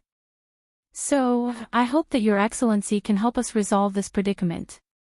Otherwise, if this problem drags on for another month, our trading firm will have to declare bankruptcy, Henry unhurriedly explained. Then, President Henry, are you telling me to get rid of those bandits and retrieve your stolen merchandise? It would be best if that is possible. Then, which band of bandits stole your merchandise? The Black Scorpion Corps of Black Cloud Ridge, led by Black Scorpion himself. He is a level 180 tier 3 shadow warrior. If you can get rid of him and retrieve our merchandise, would greatly appreciate it. Hearing the words, tier 3 shadow warrior, Surefong nearly fell off of his seat. Was President Henry telling him to deal with a tier 3 NPC? Only players who did not know how to write the word death would accept this request. Not to mention a month, Surefong would still fail this task even if he had 2 years to complete it. This had to be a joke. Surefong had originally thought that the epic quest's difficulty had been reduced. Rather, wasn't this the exact opposite? Noticing Surefong's troubled expression, Henry once more unhurriedly said, if Your Excellency feels that this request is too difficult, there is a second option. It is also for this reason that Her Highness Charlene sent Your Excellency here. Surefong slightly recovered from his shock as he heard that there was a second option. In reality, our trading firm also feels that it is impossible to retrieve the merchandise. The only possibility for Starstreak trading firm to get through this predicament is for us to collect 30,000 gold coins within a month. Her Highness Charlene has always praised Your Excellency as a business prodigy. If Your Excellency manages our Starstreak trading firm, I believe that we can achieve that goal. Seeing Henry's anticipating gaze, Surefong only wanted to curse. Just because he managed to earn a few coins, he was suddenly a business prodigy. What kind of sick joke was this? Earning 30,000 gold in a month. Moreover, he didn't actually have 30 days at all. Considering the time when the Great Demon would appear, Surefong would, at most, have 20 days to earn 30,000 gold coins. Even if he currently earned 100 gold or so per day, 10 days would only net him 1,000 gold, while 30 days would only net him at 3,000 gold. That was only 1/10 of the required amount. Players were still stuck in the initial stages of God's domain right now, so it was impossible for anyone to make that much money. If one added a week's earnings of every player in the White River City region together, it might equal 30,000 gold. How was he supposed to earn that sort of money? He might as well become a bandit and snatch the money from someone else. No, that's not right. Even if he tried to steal it, there was no way he could get that much money. Before Surefong could reject the quest, a system notification popped up before him. System, Epic Quest Phase 2, Gospel Project, Accepted Quest Content. You have become the manager of Starstreak Trading Firm. Earn 30,000 gold coins within a month and resolve Starstreak Trading Firm's predicament. Rewards unknown. Chapter 221, Astonishing Decision. It's not even going to give me a choice. Surefong laughed bitterly as he looked at the system notification. Surefong did not even have the right to reject an epic quest. Surefong was truly confused as to how Fantasy Extinguisher had actually managed to complete this epic quest. In theory, he shouldn't be able to complete the quest even if he sacrificed the entire fantasy shrine. When converted to credits, 30,000 gold coins was the equivalent of 300 million credits. One could even buy a large company with that kind of money. Moreover, compared to the difficulty of earning 300 million credits, in reality, it was much harder to earn 30,000 gold in God's domain. Naturally, it was impossible for Surefong to earn 300 million credits in reality right now. To speak frankly, if he were capable of such a thing, he would have long since done so. Why bother playing God's domain at all? However, it would still be better for him to develop himself in God's domain, as God's domain had more prospects. Earning credits in God's domain would be much faster than earning credits in Reality or Excellency phone. From now on, the entire Starstreak trading firm will be under your command. We will carry out any orders you give. Also, I would like to introduce you to someone. If Your Excellency needs anything, simply let her know, Henry said, clapping his hands once at this moment. The large doors of the office suddenly opened, and a beautiful girl with golden blonde hair stepped into the office. The girl with blue eyes wore a beautiful purple dress, the edges of her dress brushed against the red-carpeted floor. The girl had a fair and pretty face, and her long wavy hair, which reached her buttocks, fluttered in the wind as she moved. Her bangs covered her sea-blue left eye, while her uncovered right eye looked just like a shiny, blue gemstone.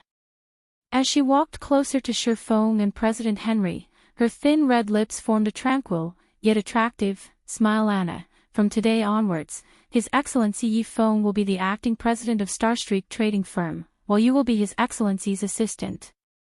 You must properly assist His Excellency, understood? Henry asked. Yes, President. I will not disappoint His Excellency Yi Feng.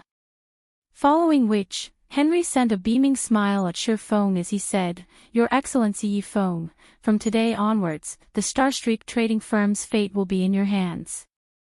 Anna is very familiar with the Starstreak Trading Firm, and she is also very intelligent and capable. If you have any commands, please don't hesitate to let her carry them out. System. Player has activated the NPC administration system.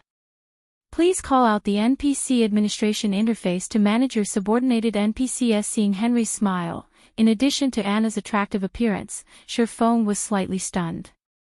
He could almost feel cold sweat dripping down his forehead. Henry obviously worried that Sherfong would not give it his all in helping them.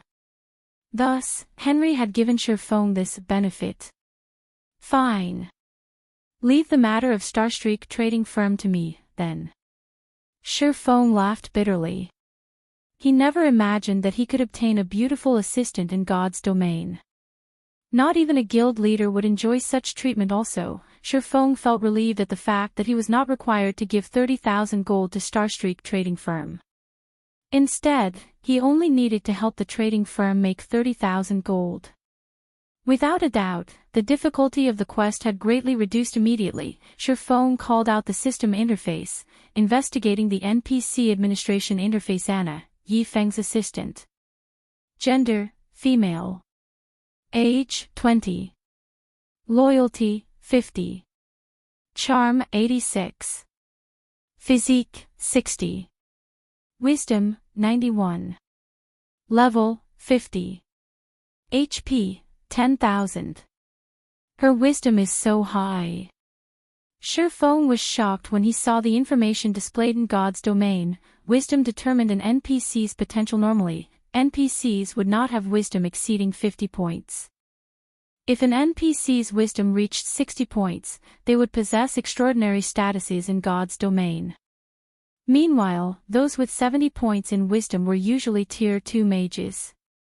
As for NPCs who had 90 points in wisdom, they were usually characters such as Charlene, a Tier 3 divine official. However, Anna was far more amazing than Charlene. Charlene had a Tier 3 class, so her attributes would have been increased, resulting in her wisdom reaching 90 points. However, Anna did not possess any class right now. If Anna obtained a Tier 3 class, her wisdom would exceed 100 points. Although it was only a difference of 10 points, wisdom increased slower as it reached higher numbers. Similarly, the difference between a single point in wisdom would also become greater.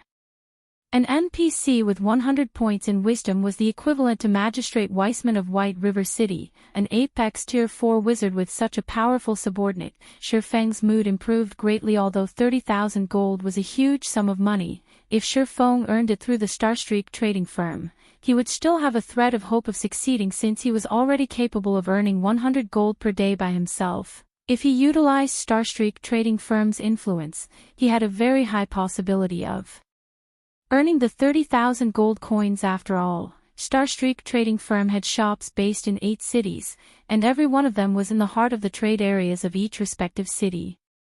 Meanwhile, the total population of these 8 cities exceeded 5 million players. With such a large player base, it would be very easy for Feng to make money. Thinking up to this point, a flash of inspiration struck Feng. All this time, he thought of opening a shop in White River City. Only, he did not possess the sufficient reputation or money to do so. After all, not to mention purchasing a shop located within the trade area, even the cheapest shop in White River City required players to have 500 White River City reputation points in addition to 1,000 to 5,000 gold coins. Although the price looked high, in reality, it was not as expensive as one would imagine. After all, the hardest part of purchasing a shop was the required 500 reputation points. By the time players obtained 500 White River City reputation points, a lot of time would have passed, and they would have long since collected the necessary coins to purchase a shop. Moreover, the coins at that time would not be as valuable as right now. At that time, 1 gold coin would at most be worth around 200 credits, unlike the current situation where 1 silver coin could sell for more than 100 credits. By becoming the acting president of the Starstreak Trading Company, Feng had essentially obtained the most valuable shops in 8 different cities. What did this situation hint at? Nobody had a better understanding of this situation than Feng. Shortly after, under Anna's lead, Feng left the president's office to tour the Starstreak trading firm. In truth, however, even without exploring the place, Feng already had a thorough understanding of the Starstreak trading firm. NPCs were different from players in that they could only sell common goods. Even the equipment they sold was common rank, and very rarely would there be a bronze-ranked item for sale.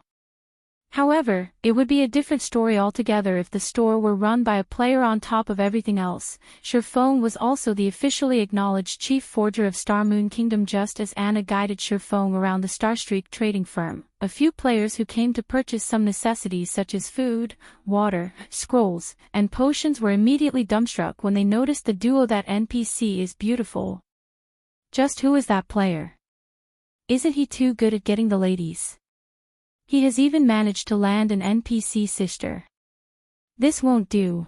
I need to convince him to teach me. The scene of Feng and Anna walking together immediately attracted the attention of plenty of players. In reality, such attention wasn't just due to Anna's beauty. It was also due to the fact that Feng had managed to get together with a female NPC. Such a feat was far more stunning than just getting together with a beautiful female player. Countless male players glowered at Feng in envy.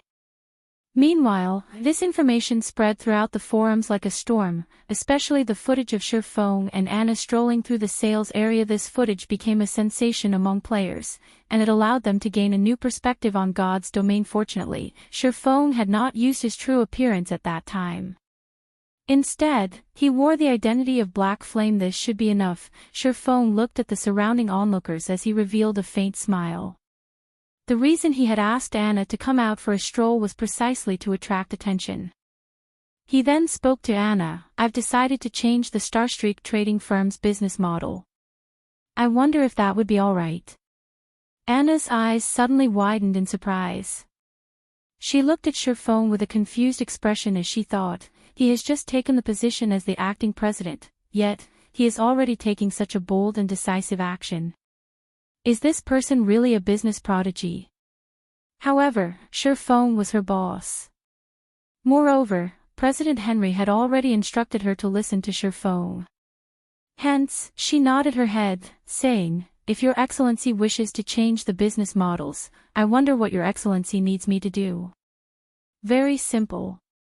I wish to hire adventurers to craft items for me, then sell the items they have crafted.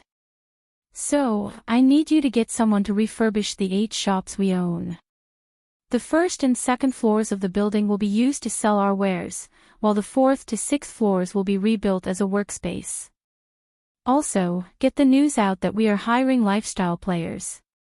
Whether they are just normal people or adventurers, as long as they reach our standards, we will offer them 30% more than what others are offering.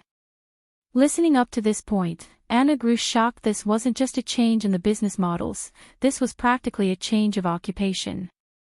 Chapter 222, Trump Card. Immediately after Surfone gave his command, Anna started making the necessary preparations. Compared to a normal NPC, Anna was simply too smart. In just a short amount of time, she had already finished carrying out Shurfeng's request. During the time Shurfeng brainstormed on how he was going to utilize the Starstreak trading firm to earn 30,000 gold, the entire Starstreak trading firm had also started its renovation. Following Shurfeng's request, the first and second floors were outfitted with sales counters. The first floors sold only the commonly used items, while the second floor would sell exquisite and precious items. Meanwhile, the 4th to 6th floors were refurbished into workshops for lifestyle players. Out of those 3 floors, the 4th floor consisted of solely forging rooms, while the 5th floor consisted of potion-making rooms. The 6th floor consisted of workshops for the remaining classes and a warehouse meant for the use of both NPCs and players. Meanwhile, the Starstreak trading firm's renovation had attracted the attention of many players due to the footage of Shurfeng and Anna from before. Plenty of players had arrived at the trading firm to take a look out of curiosity. Yet, by the time they arrived, they discovered that the Starstreak trading firm was actually undergoing renovations. This situation made all the players grow even more curious. Just what was going on here? Your Excellency Yi Feng, the matter you requested has been completed. Does Your Excellency have any other instructions? Anna spoke gently as she walked up to Shurfeng, a tranquil smile on her face. Good. How many people did you manage to recruit? Shurfeng asked. From the 8 cities, we've recruited 245 potion makers. Among them, 209 are basic potion makers, 29 are intermediate potion makers, and 7 are advanced potion makers. In addition, we also recruited 228 forgers. Among them, 188 are basic forgers, 31 are intermediate forgers, and 9 are advanced forgers. Anna took out a name list and placed it on the table. That's quite a lot. Shurfeng was very satisfied as he looked at the number of NPCs on the list. If a first-rate guild's upper management saw such numbers, they would surely be shocked beyond recovery. After all, these were all genuine potion makers and forgers. They were not apprentices. With such a frightening force, one could instantly turn a third-rate guild into a super guild. This was the amazing aspect. The Starstreak trading firm. If it were a player-established store, they could not recruit nearly this many high-level NPCs. The best NPCs they could recruit would only be apprentices. On the other hand, the Starstreak trading firm had easily recruited this many potion makers and forgers. These NPCs were far more capable than player apprentices. The only downside was their slightly lower efficiency, slow improvements, and much lower growth potential. Your Excellency, I feel that it isn't very appropriate to offer such a high salary. Since we are hiring so many people, we will also have to provide an equally large number of materials. We will take a huge loss through this transaction. If we continue down such a path, not to mention a month, the Starstreak trading firm will go bankrupt within 10 days, Anna said worriedly. In order to hire all these people, the Starstreak trading firm had offered 30% more than the market price. The trading firm also had to bear the failures of these crafters. This was simply madness. Moreover, whether it was potions or equipment, neither could earn them a lot of money. The sales of these items were similarly average. Only those master-level characters would earn a lot of money from their craft. Right now, they were simply taking a loss by recruiting so many people. Anna truly could not understand why Shurfeng would invite all these people to work here. Wouldn't it be better to purchase the finished products from these crafters? That way, their trading firm would not have to suffer any losses. Unfortunately, Anna had no idea just how important these potion makers and forgers were to the current players of God's domain. You don't need to bother with this. The remaining thing we need is to convince the basic potion makers to continuously make the basic recovery potions and basic mana regeneration potions that they are adept at making. As for the intermediate and advanced potion makers, get them to make intermediate recovery potions and intermediate mana regeneration potions. For the forgers, get all of them to make only whetstones, Shurfeng said with a smile. There were plenty of NPC potion makers and forgers in God's domain.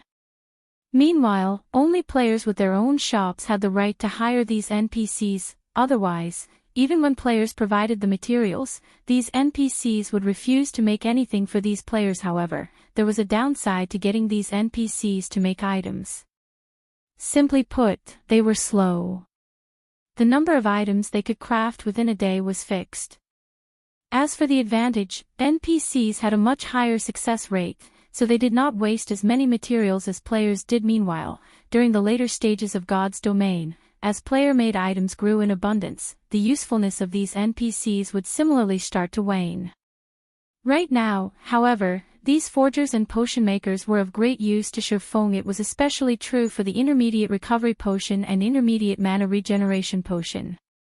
These two items were very useful to players, as they could save their lives during a crucial moment. Although these two items were common products, and their respective recipes were also available for sale at the Potion Making Association, the players at this stage of the game were simply incapable of crafting them.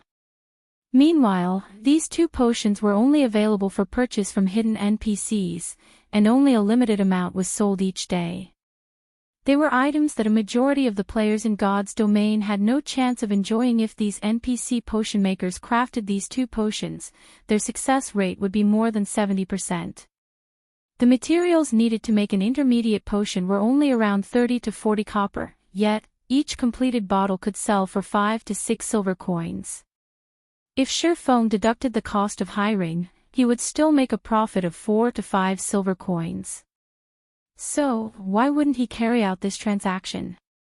Players needed these items the most right now. If the Starstreak trading firms sold these items, they would make a killing. There were also the whetstones. This was an item that all players lacked. Currently, each stack of hard stones sold for 13 silver coins, while a stack of whetstones sold for 40 silver coins. When comparing the success rate of forging apprentices and an official forger, how could the former even hope to win over the latter? The only problem was materials. As the Starstreak trading firm had previously only purchased finished products from forgers and potion makers, they did not have any materials of their own stored up. Now, they needed to provide the materials for these crafters. Although the trading firm could purchase the more common materials at low prices, Shifeng needed to be the one to gather the materials required to make intermediate recovery potions, intermediate mana regeneration potions, and whetstones. However, Shifeng was not afraid of this. The herbs needed to make the intermediate recovery potion and intermediate mana regeneration potion were not very expensive after all. These herbs were utterly useless to players right now. The players in God's domain at the moment were still apprentice potion makers. Crafting basic recovery potions was already impressive. Why would they bother wasting materials to make unrewarding potions? As a result, the herbs required to craft intermediate recovery potions and intermediate mana regeneration potions were very cheap. As for hard stones, Shifeng wasn't worried. After all, he still had a humongous stock in his warehouse. He had enough for these NPC forgers for a long time. Moreover, he could also continue purchasing them from Aqua Rose. He would not lack hard stones at all. He would also sell these items in 8 different cities. With all of these advantages, it would be challenging not to make a profit. Moreover, Shifeng also revealed one of his trump cards: advanced whetstones. Advanced whetstones were much stronger than a normal whetstones. Not only did they recover twice the amount of a weapon's durability, but they could also increase the weapon's damage. Shifeng had already intended to sell each for 7 silver coins, and one stack would sell for 1 gold, 40 silvers. As long as he placed the advanced whetstones on the second floor, a majority of the players would fight over it, especially the large guilds. Oftentimes, just a 1% difference in damage could decide the victory or defeat of a boss raid. Meanwhile, the advanced whetstone provided a 3% increase to a weapon's damage. So, how could the various guilds, who were currently in a rush to raid dungeons, miss out on this item? They would definitely be in a mad rush to purchase them. Previously, Shifeng had kept all the advanced whetstones for his personal use. Later on, he passed some of them to his teammates, leaving him with 800 or so for himself. With this amount, the Starstreak trading firm should be able to last a relatively long time. However, Shifeng's plans were not limited to this. Now that he had such a large market available to him, he should fully utilize it, as he would not have a similar chance like this in the future. Hence, Shifeng thought up this plan. He intended to fully manipulate the Starstreak trading firm to help him set up his own shop in the future. Afterwards, Shifeng left the follow-up work to Anna, while he departed the Starstreak trading firm alone. Chapter 223, Popular Starstreak. Inside a hotel in White River City, along with God's Domain's evolution, players understood the importance of rest. If they grinded monsters without rest, not only would their stamina decrease, but their concentration would also fall. Hence, after a day of battle, players would now rest at the hotel, having a drink and chatting with each other. Players discovered that places like restaurants, hotels, and bars allowed them to recover stamina and concentration more quickly. After relaxing for 2 or 3 hours, they would feel refreshed and filled with energy. Did you hear? The Starstreak trading firm seems to be undergoing renovations. I heard that they are going to release new products for sale. Who doesn't know about this? After I made some inquiries, I found out that the Starstreak trading firm has also recruited tons of potion makers and forgers. The trading firm is even hiring lifestyle players right now. However, no players have dared apply for a position yet, thinking that it wouldn't be a reliable job. I wonder what sort of new items they are going to sell. Aside from the common usage items, what else could an NPC-owned store sell? They can't possibly offer bronze equipment or rare potions, right? That sounds about right. While the players in the hotel conversed, a male player suddenly pushed open the saloon doors, panting big news. Starstreak trading firm has finished its renovations and has officially opened for business. The panting ranger exclaimed to his companions loudly, "Why are you making a fuss? Aren't they just reopening their business? We don't lack basic potions or common equipment right now, so we don't need to replenish our stock." As the leader of the party, the shield warrior rolled his eyes as he watched this embarrassing companion of his.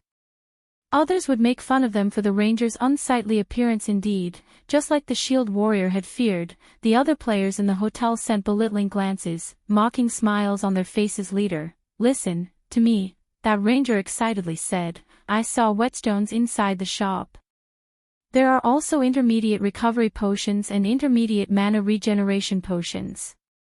Moreover, the basic potions are cheaper than anywhere else." "What did you say?" "There are whetstones." The shield warrior froze, stunned. The entire hotel fell silent. "Let's go.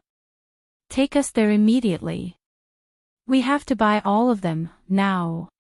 The shield warrior abruptly stood up, casting charge and arriving at the ranger's side.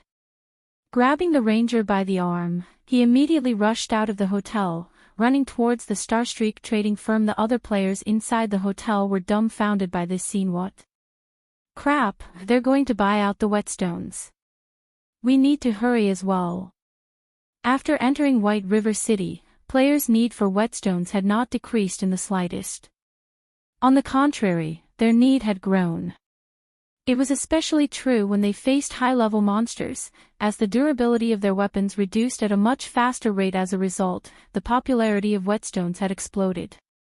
The available supply was far from meeting the demand. By the time everyone had arrived at the Starstreak trading firm, a sea of people had already obliterated the shop's doors. Aside from whetstones, the players present also fought to purchase the intermediate recovery and mana regeneration potions like madmen.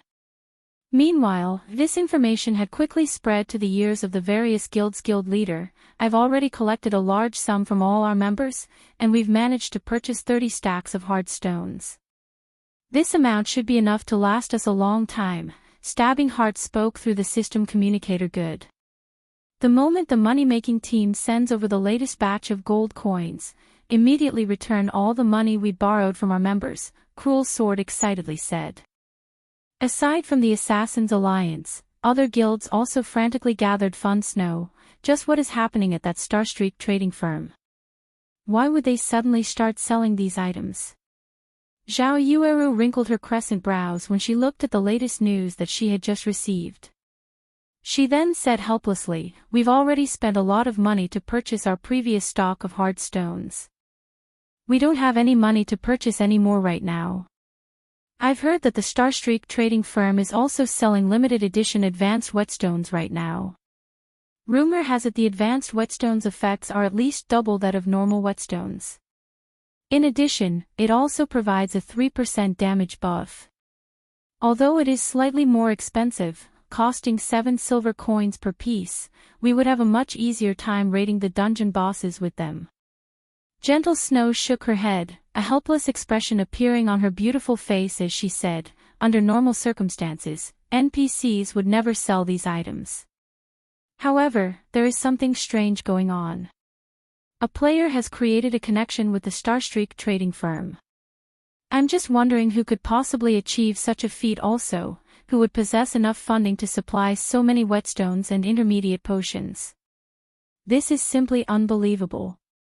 Send someone to investigate this matter immediately." Recently, she had managed to raise 20 gold coins and had purchased hard stones with that money. Yet, the Starstreak trading firm now sold whetstones.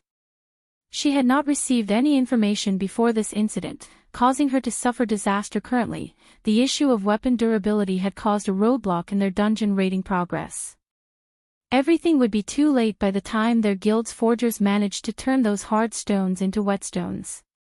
Other guilds would have long since surpassed them. They needed to obtain the whetstones right this instant, especially the advanced whetstones. Meanwhile, inside an intermediate forging room in the Forging Association, Sherfong currently crafted advanced whetstones. He did so to increase his forging proficiency and earn money. The present market was not the same as before. With the Starstreak trading firm around, he could now sell the advanced whetstones he made in 8 cities. Although the advanced whetstones were somewhat expensive, players from the 8 cities would still buy them. Even if Sherfong forged advanced whetstones 24 hours a day, he still wouldn't meet the demand of the 8 cities currently. Gold coins poured into the Starstreak trading firm's accounts with every passing moment. Sherfong did not even dare open the money system notification. Only 1 short hour had passed since Starstreak trading firm reopened, yet, already, it had earned over 300 gold coins. However, this was only the beginning. Things would become more exciting later on. Aside from making money, Sherfeng's goal in making advanced whetstones was to upgrade himself to an advanced forging apprentice. If he became an advanced forging apprentice, he could learn the advanced book of magic he had obtained from Stonehammer Town previously. He only had White River City as the sole market for his wares. Now, however, he had 8 markets. He also did not need to foot any of the high processing fees, so he could not waste this chance. Sherfong intended to gain an impressive reputation and prestige among the 8 cities. However, the advanced whetstones alone were not enough to achieve this result. Moreover, advanced whetstones could not increase his reputation, as these things did not carry his personal mark. Only the Starstreak trading firm would gain reputation from these advanced whetstones. Most importantly, after everyone had a taste of the benefits of the advanced whetstones, they would fervently investigate how they could obtain the recipe. After all, the recipe for the advanced whetstone was not unique. Players could obtain them from multiple team dungeons. By the time Sherfong opened his own shop, he would no longer possess the advantage he had right now. Thus, he needed to become an advanced forging apprentice and learn the advanced book of magic, creating the one and only mana armor kit. Once he thoroughly spread the Black Flame Forger's reputation with the mana armor kits that only he could create, tons of players would search him out. Chapter 224, Runic Gold. In the quiet and steamy forging room, a deep blue flame burned brilliantly as it refined one hard stone after the next. Originally, forging advanced whetstones had a low success rate. Yet, when Sherfong made them, the process was as smooth as flowing water.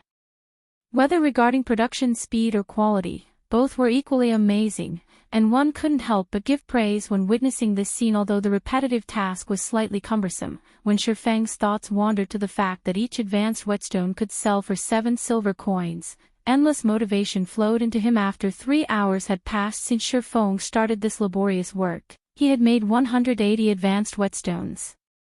His speed could practically rival the efficiency of 3 or 4 forgers combined also. Without noticing it, Shifeng had also recovered his previously lost level, returning from level 14 to level 15. His current leveling speed was far more efficient than grinding normal monsters. Having decided to take a short rest, Shifeng examined his current forging proficiency. It was already at 1,253 points right now. He needed 3,000 proficiency points to be promoted from an intermediate forging apprentice to an advanced forging apprentice. As long as he continued to work hard for 2 or 3 more days, he could become an advanced forging apprentice. If other players knew of Shifeng's promotion speed, they might become stupefied. After all, throughout the entire White River City region, aside from Shifeng, there was not a single intermediate forging apprentice to be found. Shifeng's forging promotion speed was monstrously fast. Based on this speed, if I focus solely on forging, I can become an advanced forging apprentice in 2 days, just in time for the next transaction with Aqua Rose. I can rake in another large sum of money from Aqua Rose. Shifeng made a rough estimation. Growing excited, he greatly profited every time he met with Aqua Rose. If he could make another large sum this time, he would have mostly dealt with the matter of setting up his workshop. Later on, he only needed to think of a way to recruit a large number of players that could serve as the backbone of the guild in the future. If he wished to establish a guild with tens of thousands of members, he needed at least several hundred players to serve as the backbone of the guild. Otherwise, he could not manage so many players properly. Hence, Shifeng had decisively bought the office building to establish his workshop. It would save him the trouble of having to move to a new workshop in the future, limiting such issues related to the guild's development.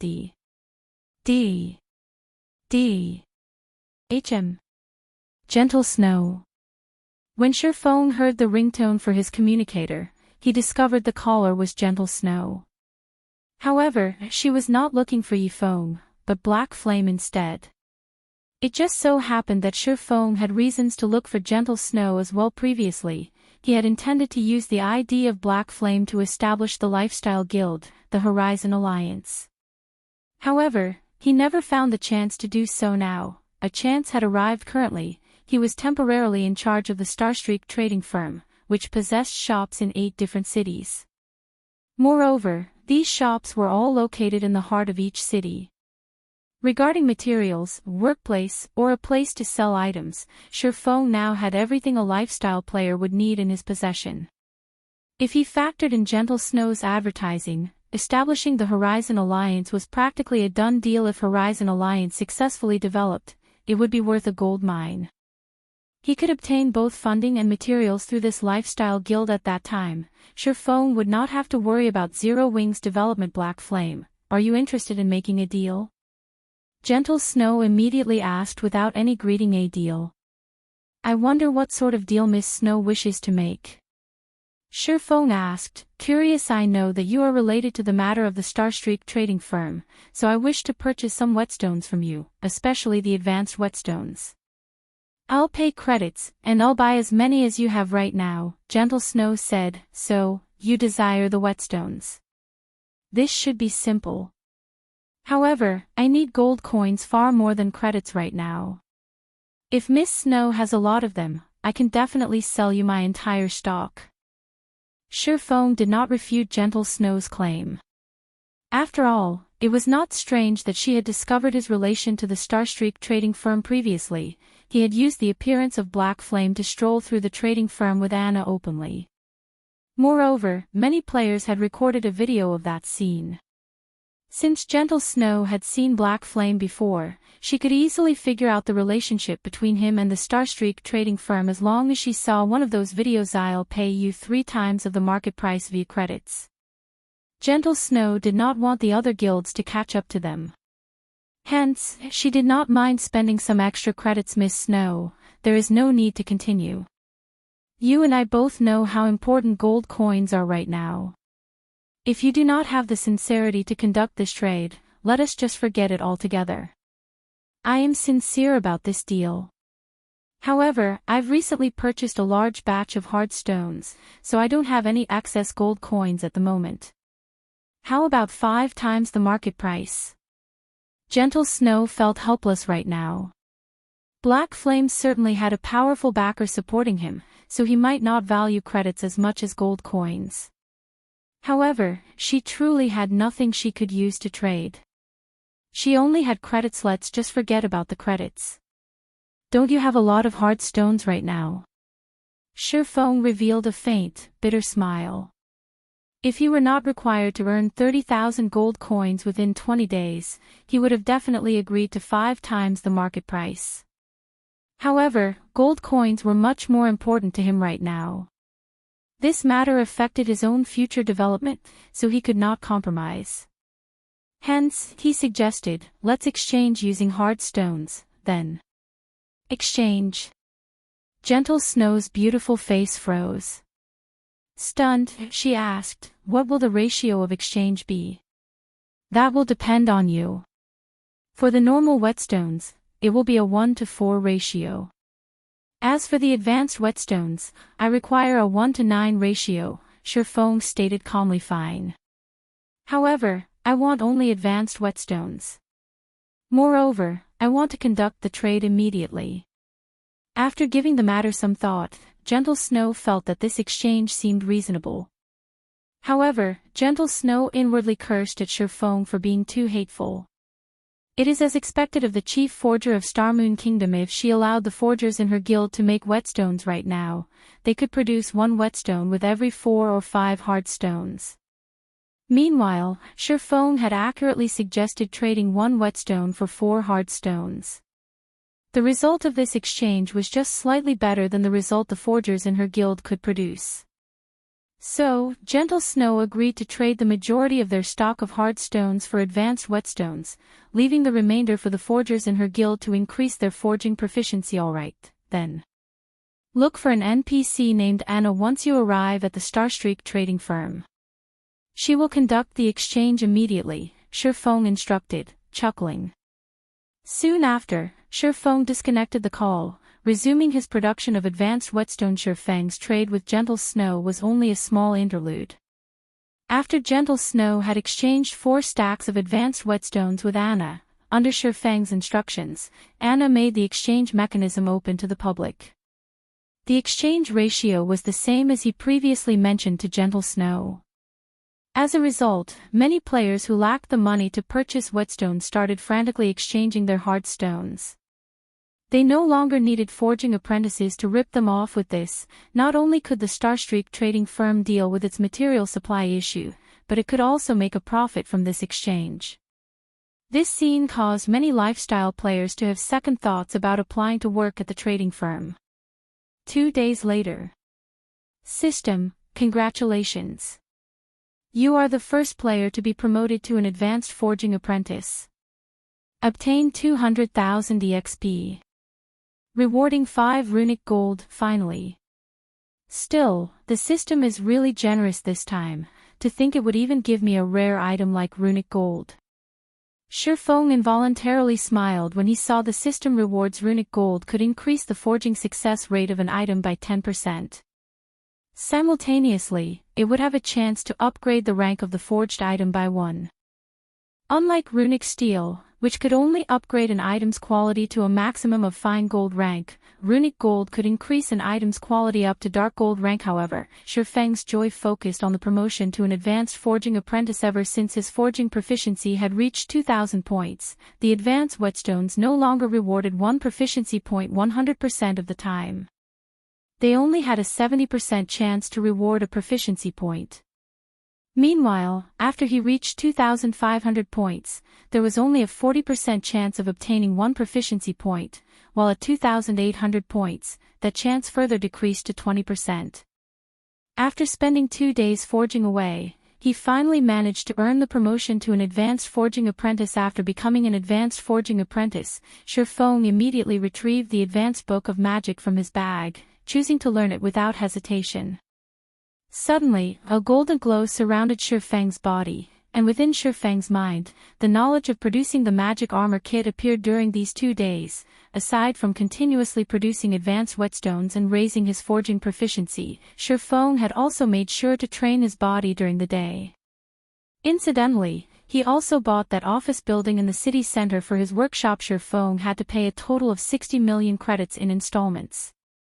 He first paid 20 million credits, while he would pay the remaining 40 million in full within 3 months. Shifeng had also earned over 10 million credits from selling the White River City guidebooks. He used 5 million or so to purchase various gaming facilities and other items to complete his workshop. That way, when it was time to attend the university's fellowship party, he would have 5 million credits and a luxurious workshop to back him up. He was no weaker than Shadow right now. Comparing workshop facilities and environments, Shifeng's workshop utterly destroyed Shadow's.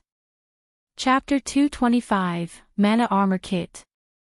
While Shifeng had been stuck in the forging room for the past 2 days, many of the players that had just entered the city were amazed by the scene they witnessed. They never imagined that such benefits would be available in the city. Whetstones were no longer items solely monopolized by guilds. They could be purchased at the Starstreak trading firm along with the rare intermediate recovery and mana potions. Compared to other shops in White River City, the Starstreak trading firm stock was far more thorough. Most importantly, the Starstreak trading firm was the only location that sold advanced whetstones.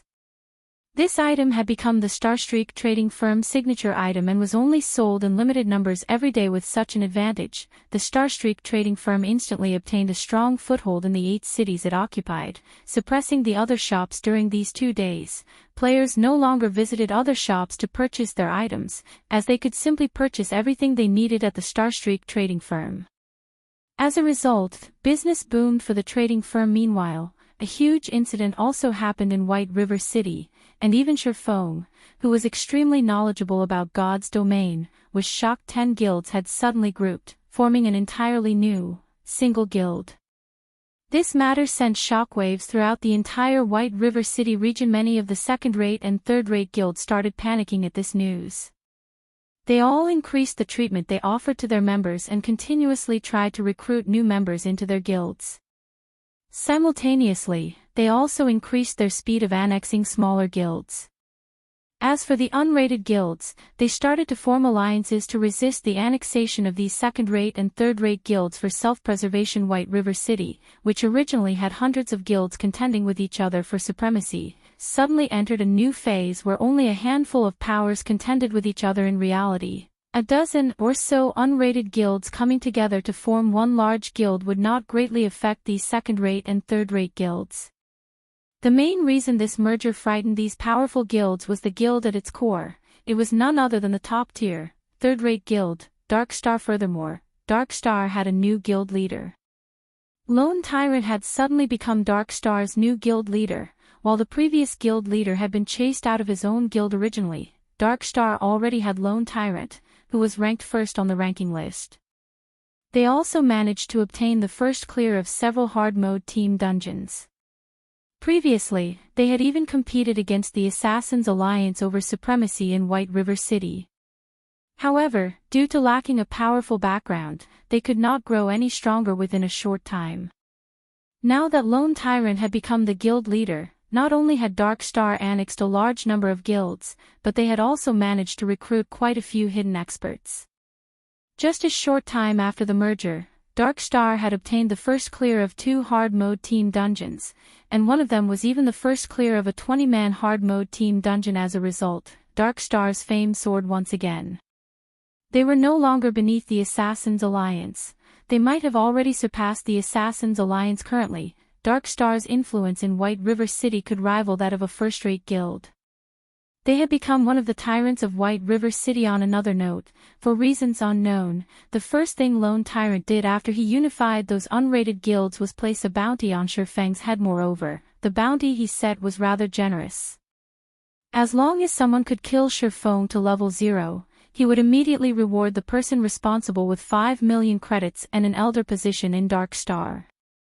Meanwhile, any player who killed Shifeng once could receive a reward of 200,000 credits in a virtual reality game. Such a high bounty was mind-blowing right now. Major corporations in the real world were only offering an annual salary of 5 million credits or so when recruiting well-known top-tier experts. On the other hand, Shifeng was not even a great character from a first-rate guild. Such a high bounty on an unknown player was a first in the world of virtual reality. Even though they did not know what sort of enmity Lone Tyrant had with Shifeng, many players had expressed their sympathies for Shifeng. Meanwhile, Lone Tyrant's tyrannic actions had undeniably garnered the attention of many independent players, compelling them to join Dark Star to develop themselves further. However, from Shifeng's point of view, Lone Tyrant was simply a lunatic. He had snatched away only one first clear away from Lone Tyrant. Was there really a need to be so unforgiving? Moreover, Shifeng was really confused as to when Dark Star had become such an amazing existence. They had actually managed to annex more than 10 unrated guilds within such a short amount of time. One should know that each guild would have at least 1,000 to 2,000 members. In the case of a larger guild, there might be even 5,000 to 6,000 members. Yet, Dark Star had actually devoured and incorporated them in a single go with room to spare.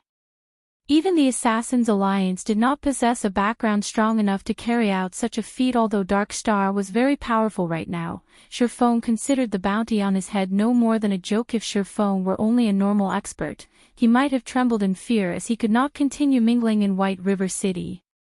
However, was Shifeng a normal expert? No, he wasn't. In a situation where everyone else had yet to familiarize themselves with God's domain fully, Shifeng already had 10 years' worth of experience playing in God's domain as an expert swordsman. As of this moment, Lone Tyrant, the current first-ranked player on the ranking list, was only level 14. However, during the time Shifeng had spent cooped up inside an intermediate forging room producing advanced whetstones, he had already recovered to level 16. Shifeng was leaps ahead of Lone Tyrant regarding EXP they had. Moreover, with his current level and equipment, Shifeng had dared to face an absolute powerhouse head-on from his previous life. So, why would he possibly be afraid of Dark Star? This time, however, Shifeng could not use the same strategy he had with Martial Union within Red Leaf Town. There was nobody in White River City who dared provoke a tyrannic tiger like Dark Star. Moreover, Dark Star had too many members. Shifeng would go bankrupt if he placed a bounty on all its members.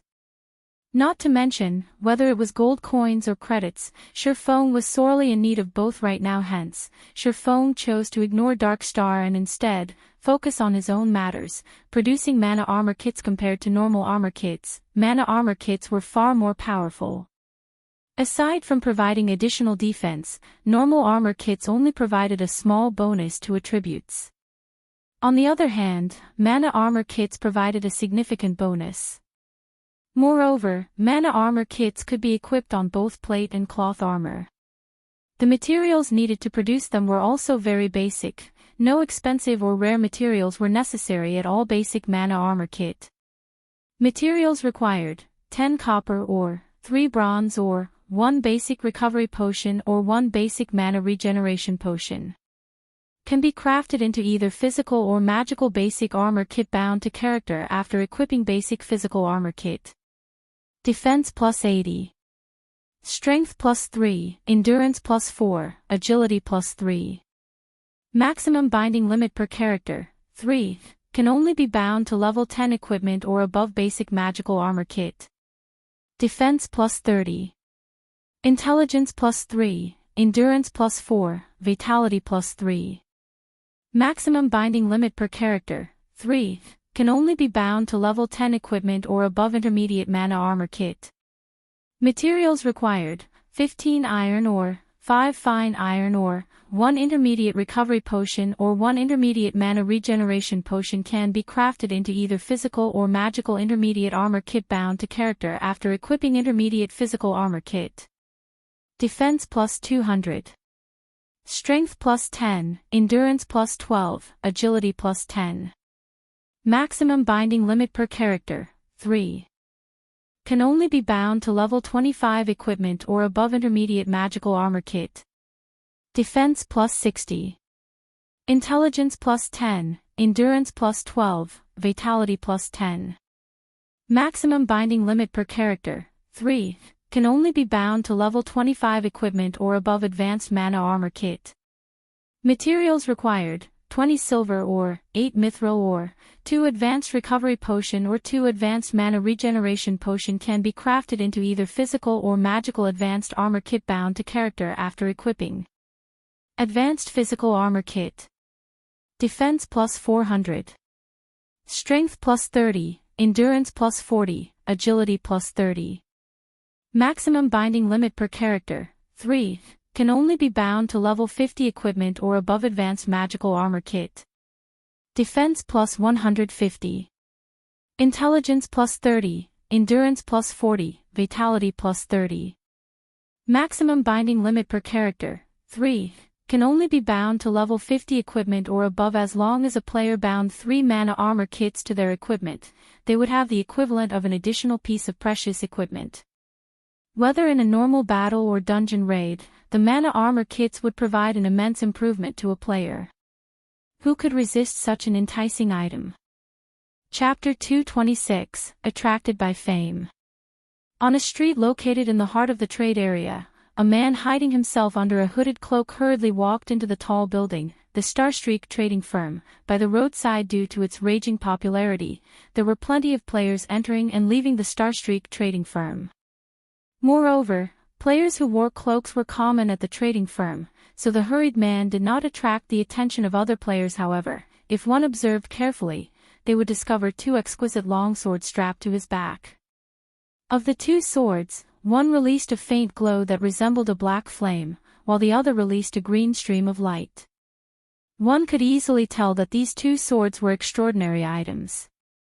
Moreover, the style of this man's equipment clearly indicated it was a set equipment and a high-quality set equipment, at that this person was none other than Shurfong, currently disguised as Black Flame. Previously, after spending most of his day hiding in a forging room, Shurfong had forged a total of 600 basic mana armor kits. 400 of them were physical armor kits, while the remaining 200 were magic armor kits. A large amount of copper ore, bronze ore, intermediate recovery potions, and intermediate mana regeneration potions was required to make so many armor kits.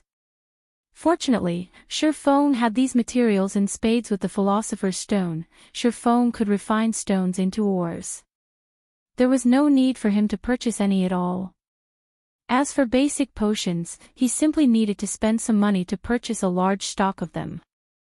However, when compared to the value of the basic mana armor kits, the cost of these potions was practically negligible. Shurfong had even resolved the issue of production success rate, which was the most troublesome factor when producing the basic mana armor kits. For starters, as an advanced forging apprentice, Shurfong possessed a 20% success rate when forging the basic mana armor kits.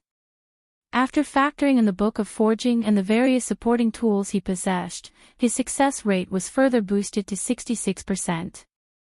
Although there was still the chance of failure, each try would only cost him 70 copper coins. With Shurfeng's current wealth, he would not feel even an itch from losing such a meager amount of money. After arriving at the 3rd floor of the Starstreak trading firm, Shurfong quickly discovered a long line of people in the hallway. These people were currently queued up outside an office. A majority of these people consisted of NPCs, while the minority were players. Hey, do you know what first come, first served means? You mannerless brute. You actually dare break the rules that Lady Anna has set? Bro, you sure have guts, huh? Aren't you afraid of Goddess Anna kicking you out? Regardless if it were the NPCs or players queued up in the hallway, all of them sent fierce glares at Shurfong. However, their anger did not stem from their hatred of meeting Shurfong for the first time. Instead, they were afraid of Shurfeng's rudeness earning the ire of Lady Anna. They had been painstakingly waiting to meet Lady Anna for a long time now. If Lady Anna chased all of them away in a fit of rage, it would be a tragedy. What are you guys queuing for? Shurfong asked curiously. Shurfong casually glanced at the people queued up in the hallway. Just from a rough estimate, there should be over 200 people present. This was in no way a small number. Moreover, looking at how all of these people referred to Anna as Lady Anna or Goddess Anna with both admiration and respect, Shurfong couldn't help but grow astonished. You dare come here without even knowing this? Everyone immediately rolled their eyes at Shurfong. They looked at Shurfong as if he was a noob, their gazes filled with disdain. The Starstreak trading firm is currently hiring a large number of forgers and potion makers. If we're chosen and can work for Starstreak, we will enjoy a private workshop all to ourselves. Moreover, the trading firm will provide us with an endless supply of materials. If we perform well, the trading firm will even reward us with our very own private research room and provide us with all the materials we need to carry out our research. In other words, as long as we can become a forger or potion maker of Starstreak trading firm, both money and fame will be available for our picking. Speaking up to this point, everyone couldn't help but sigh incessantly. They felt great envy towards those who had already become forgers and potion makers of the Starstreak trading firm. However, when a female player suddenly walked out from the office with a disappointed look on her face, everyone's mood immediately dampened. Due to Starstreak growing more and more famous, the number of NPCs and players who wished to join the trading firm had also grown explosively. Hence, the test's difficulty had also been increased. It was no longer as easy as the trading firm's initial recruitment. How many consecutive eliminations have that been already? I think this should be the 7th. The test is becoming more and more challenging. Previously, 1 of every 5 applicants would succeed. Now, only 1 out of 8 succeed. I wonder what the chances will be when it is my turn. The people queued near the back started growing anxious. Anna sure is strict. Shurfeng revealed a bitter smile. Although having such strict selection criteria wasn't a problem, players were still fundamentally different from NPCs. Especially for players who were timid and introverted, it was a little extreme to reject them after undergoing only a single test. Cream Coco, the female player who had just walked out from Anna's office, was one such example. In the past, Cream Coco was a genius forger who had the title as one of the 10 great master forgers of Star Moon Kingdom, and Shurfeng was fully intent of recruiting her into his guild. In this life he did not think that, shortly after Cream Coco had left the Assassin's Alliance, she would immediately come to Starstreak, only to be rejected once more. Fortunately, Shurfeng had made a trip to Starstreak trading firm. Otherwise, he would similarly be shedding tears of regret with cruel sword. Ha, another failure. Where am I supposed to head to now? At this moment Cream Coco wore a dejected expression. Previously, she had been chased out of the Assassin's Alliance due to her production success rate being overly low. Now, Starstreak trading firm had also rejected her. After these consecutive failures, she no longer knew where she should head. Am I really not cut out for forging? Maybe I should go adventuring and fight like the other players. However, I am a sports idiot. How am I supposed to fight like the others?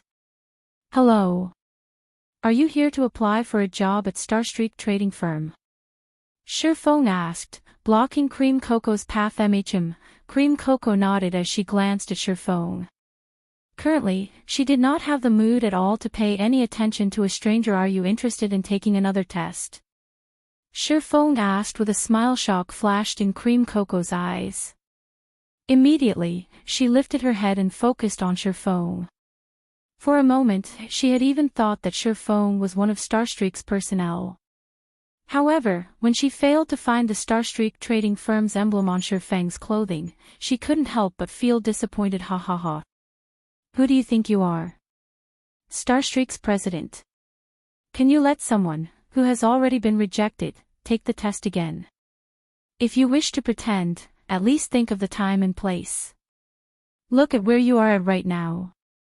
At the very least, you should get a Starstreak emblem before putting up your act. A tall and beautiful cleric sneered as she sent a disdainful gaze at Shurfeng. However, Shurfeng did not get angry at this girl's provocation.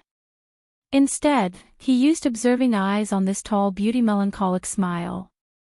Level 10. Cleric.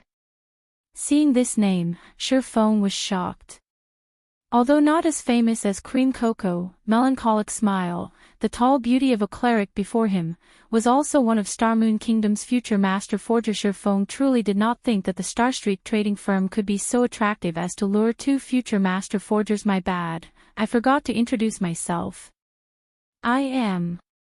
Just as Shurfeng was about to introduce himself, Anna suddenly walked out from the office as she called for the next batch of interviewees. However, the moment her eyes spotted Shifeng, she hurriedly walked over to Shifeng in a panic. Meanwhile, everyone else revealed ridiculing smiles as they watched Shifeng. They fully intended to enjoy the show that was about to play out. You've humiliated yourself big time. Now Shifeng actually dared pretend to be Starstreak trading firm personnel.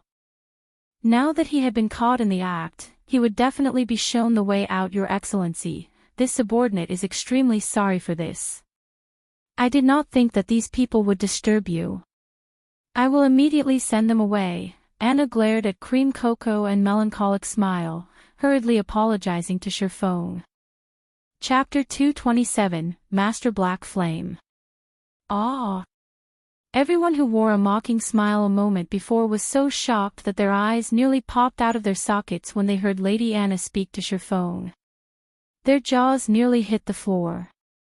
They swallowed the ridiculing words they had prepared as their faces turned extraordinarily pale. Cream Cocoa was similarly shocked by this scene. However, she accepted this news relatively quickly. This is too great. I have another chance.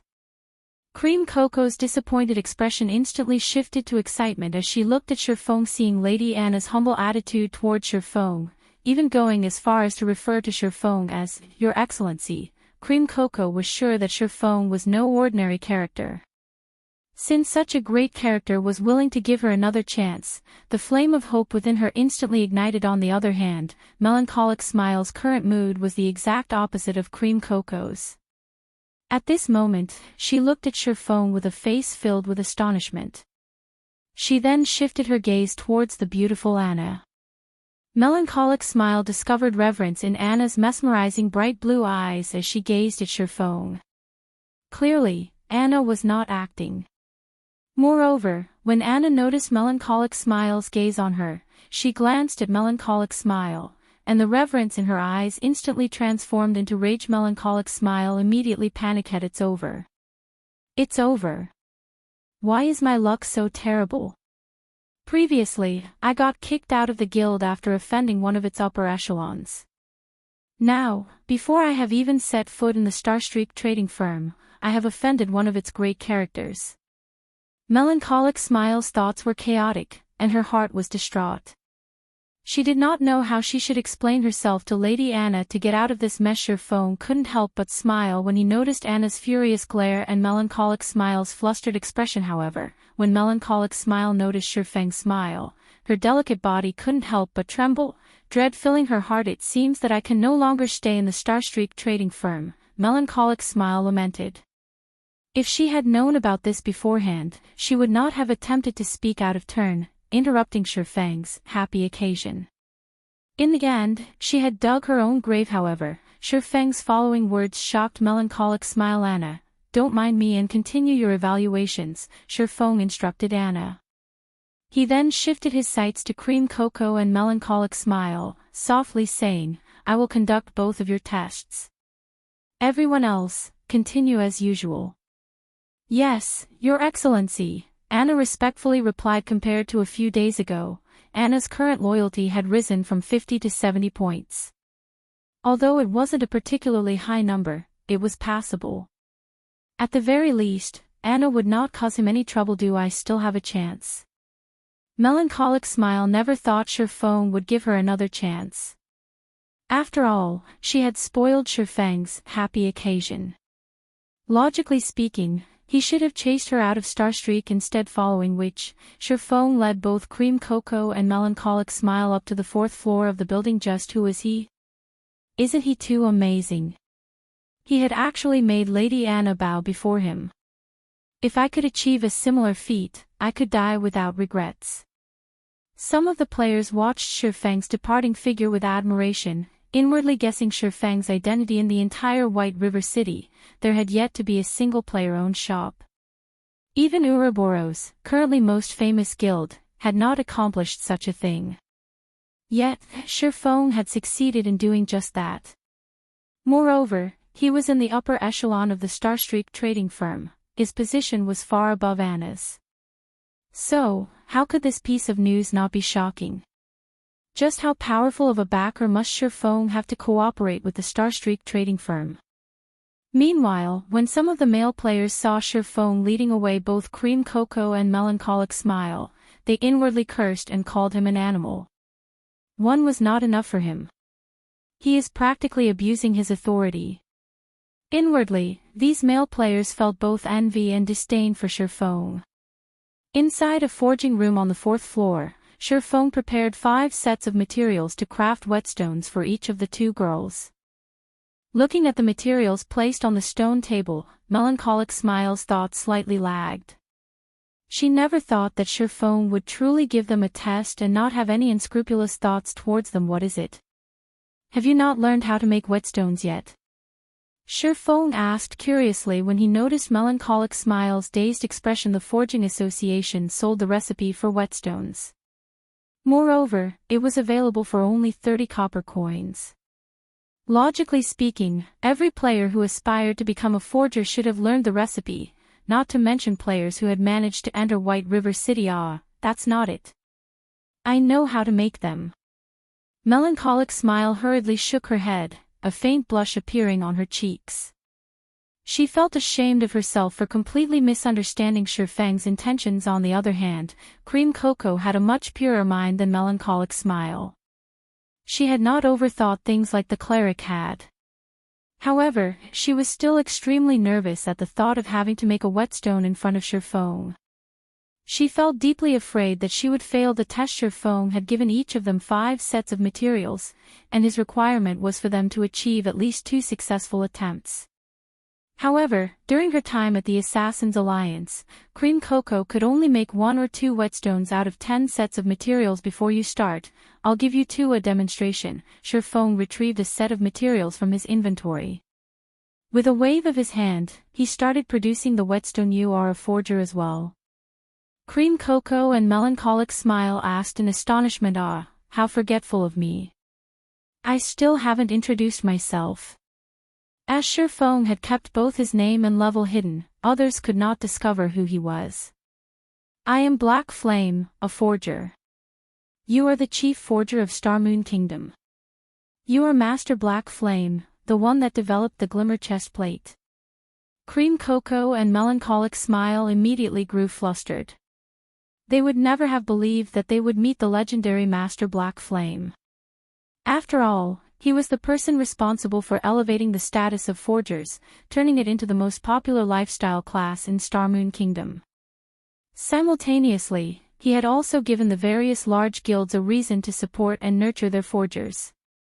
One could say that Master Black Flame had done every forger within Starmoon Kingdom a favor. What was even more unbelievable was the fact that Black Flame was actually the ordinary and detached-looking man before them. In their eyes, Black Flame should have either been a handsome young man or a strange old man. However, Black Flame did not match either description. Although Black Flame looked different from what they had imagined, that did not stop their growing excitement. If this man before them was the famous Black Flame, that would explain why Lady Anna showed so much respect.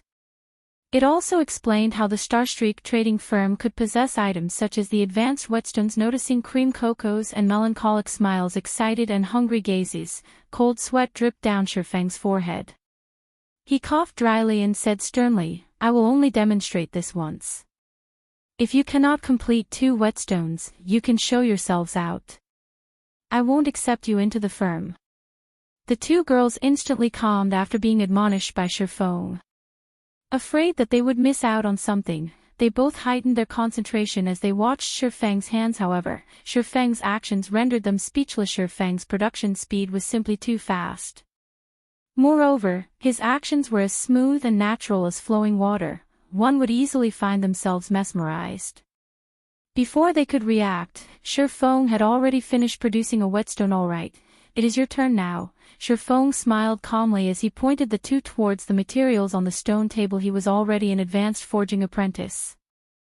Even if he did not utilize the Book of Forging, he still had an 80% success rate when producing whetstones. However, even if he succeeded in making one, he would not receive any additional proficiency points. He had only done so to test the 2 girls' potential. After all, they were both future master forgers. If they could not gain any inspiration after watching him work, it proved that they had only become a master forger due to luck.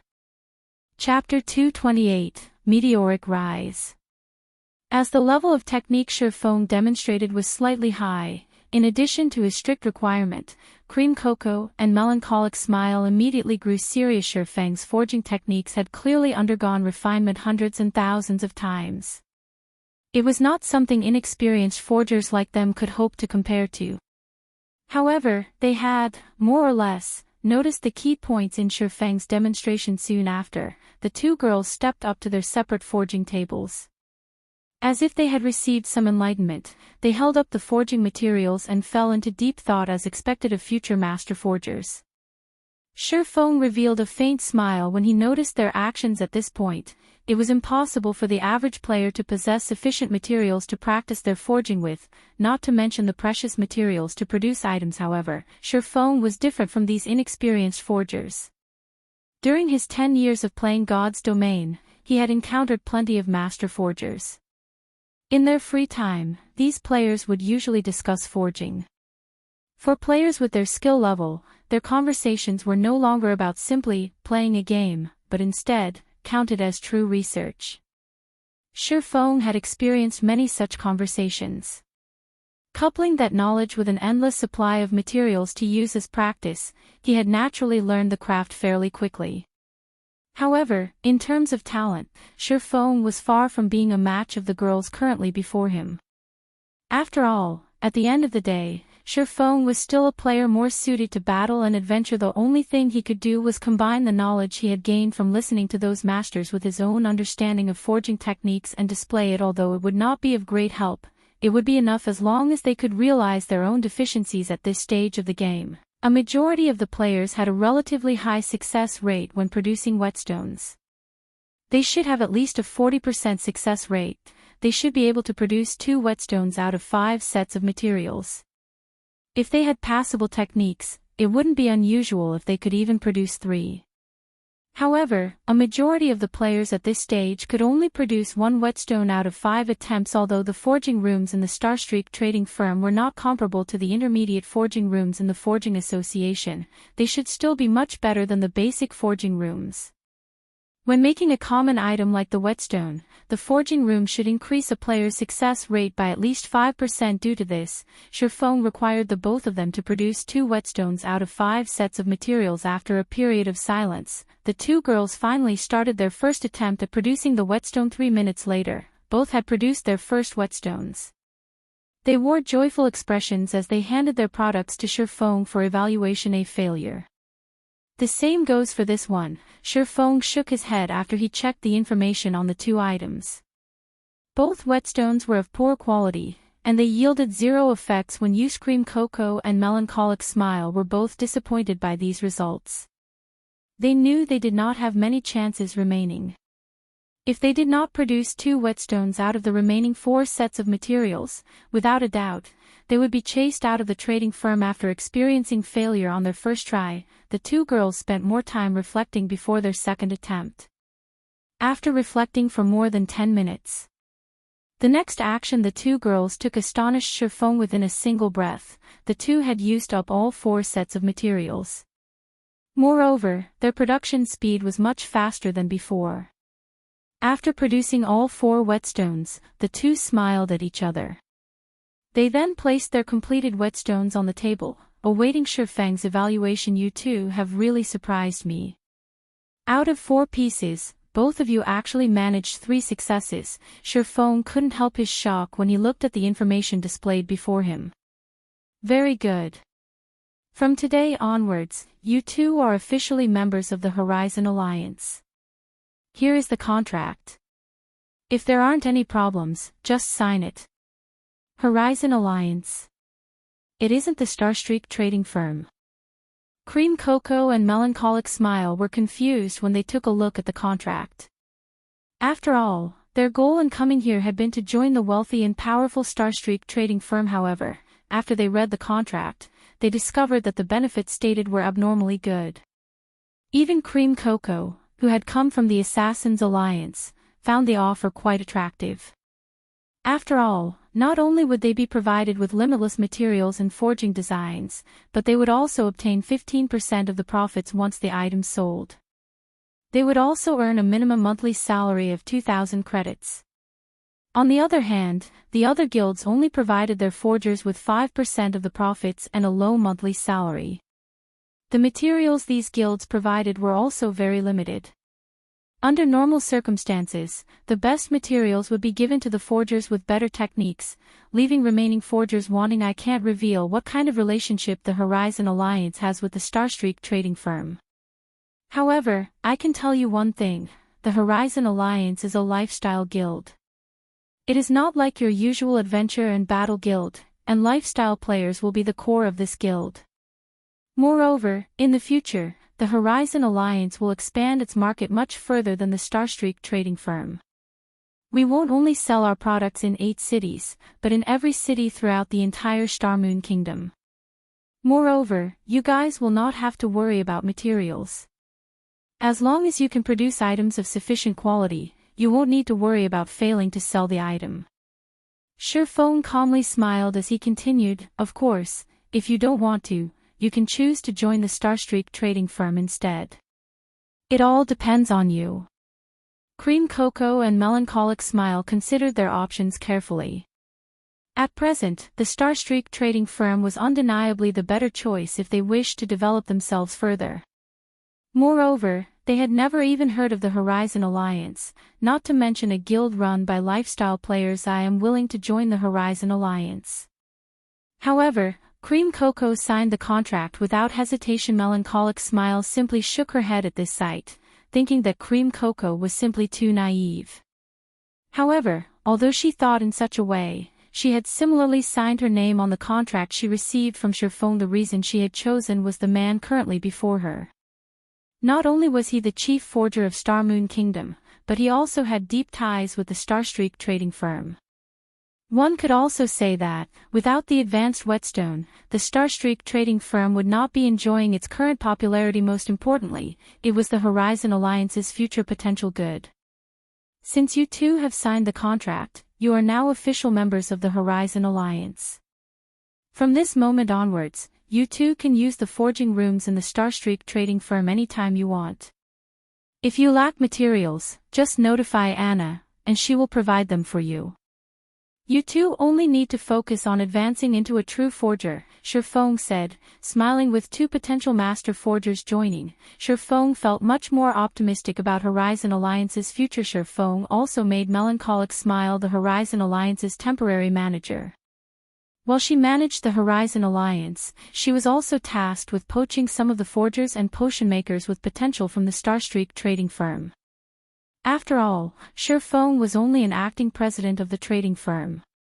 Starstreak trading firm's forgers and potion makers belonged to Starstreak only, not the Horizon Alliance. When Shurfeng completed the second phase of the epic quest, he would no longer have any relation to the Starstreak trading firm. He would not be able to sell items through the Starstreak trading firm any longer. In other words, he and the Starstreak trading firm would draw a line between each other.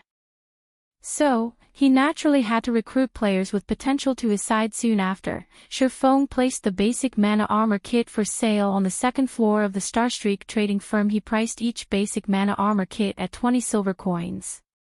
Although this price could rival that of a piece of level 10 bronze equipment, Shurfeng did not mind. After all, he had no fear that this item would not sell. He only feared that it would sell too quickly, thus, he had set such a high price. Shurfeng then returned to his forging room and resumed forging basic mana armor kits. The 600 basic mana armor kits were just a drop in the bucket. He still needed to produce a lot more to meet demand. Not to mention, Shurfeng still had a mountain in the form of 30,000 gold coins weighing down on him. Moreover, plenty of guilds had started growing greedy after seeing Shurfeng make so much money from selling the advanced whetstones. They all started thinking up of plans to obtain the recipe for themselves.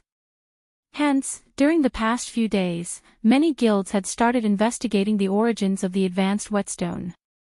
Shurfeng couldn't help but admit that a guild was indeed far more powerful than an individual. Within a short amount of time, these guilds had discovered the origins of the advanced whetstone. They had even managed to obtain its recipe. The Moonlight Forest treasures filled this place. Aside from having plenty of treasure chests and field bosses, the drop rate for gemstones here was much higher than other maps. The various large guilds in White River City had long since regarded the Moonlight Forest as a cash machine. On the other hand, independent players had no share of these bountiful resources. Guild leader, the intermediate forging apprentices in our guild have successfully produced advanced whetstones.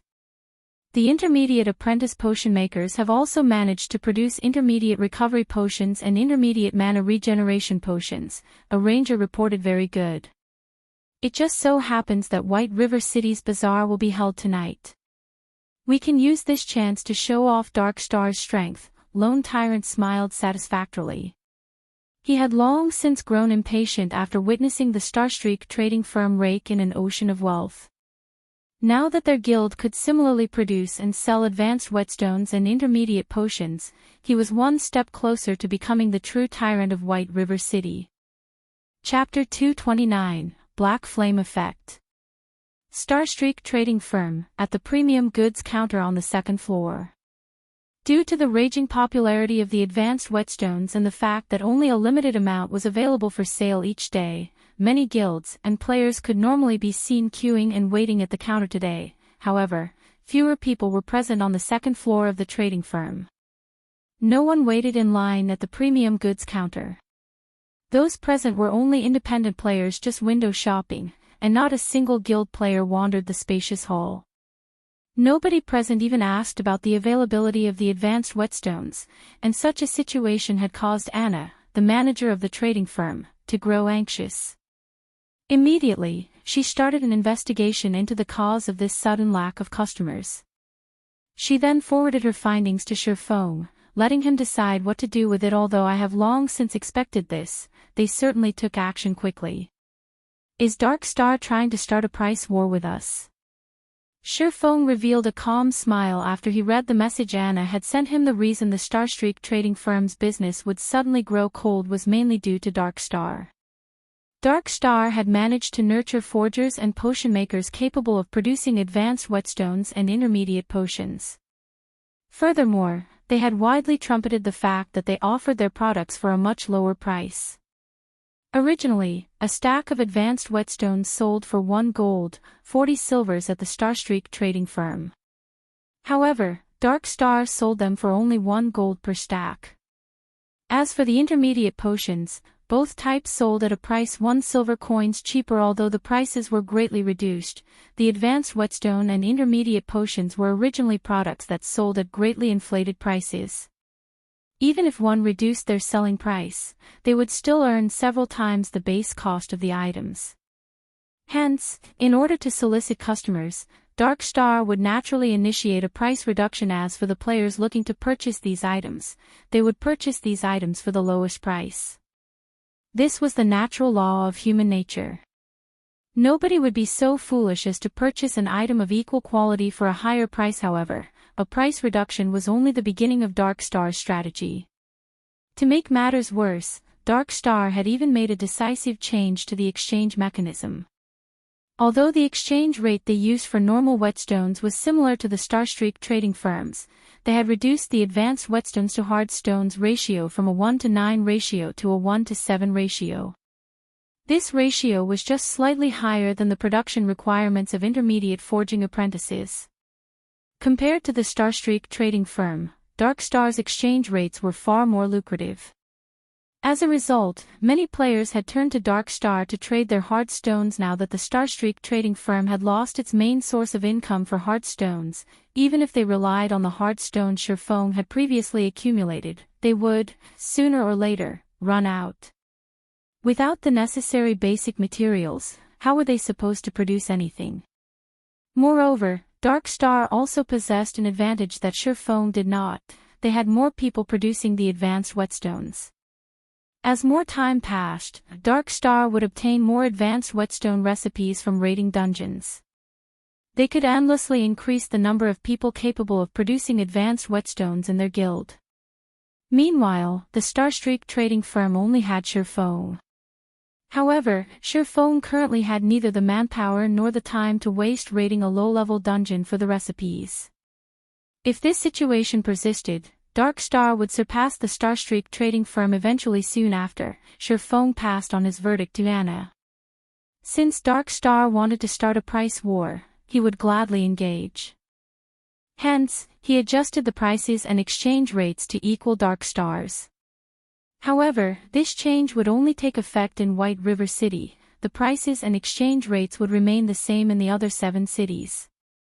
Simultaneously, Surpassing also took this chance to reveal the basic mana armor kit. Anna was very efficient in her work. Shortly after Surpassing assigned her the tasks, she had completed all of them.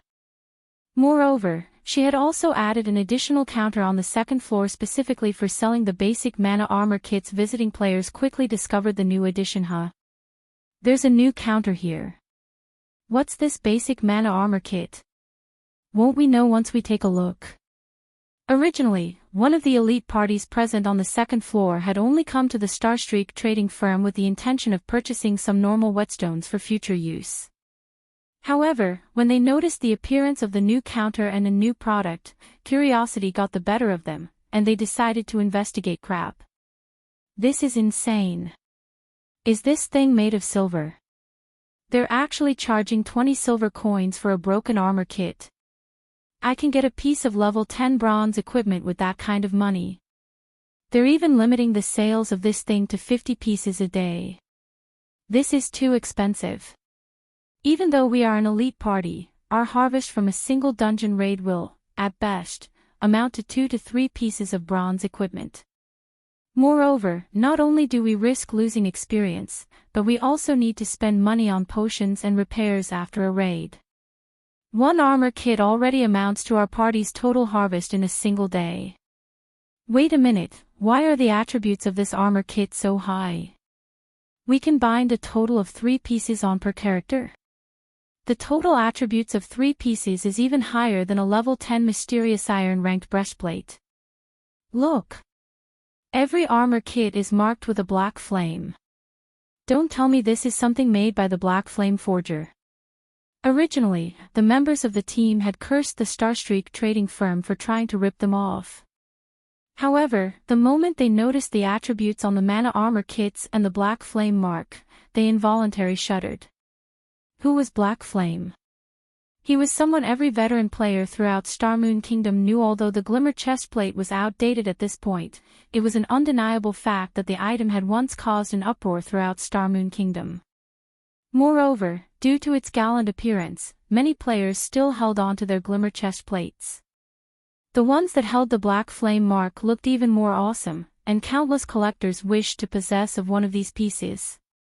Unfortunately, such marked pieces were exceedingly rare, and right now, each piece was already worth 50 silver coins on the black market.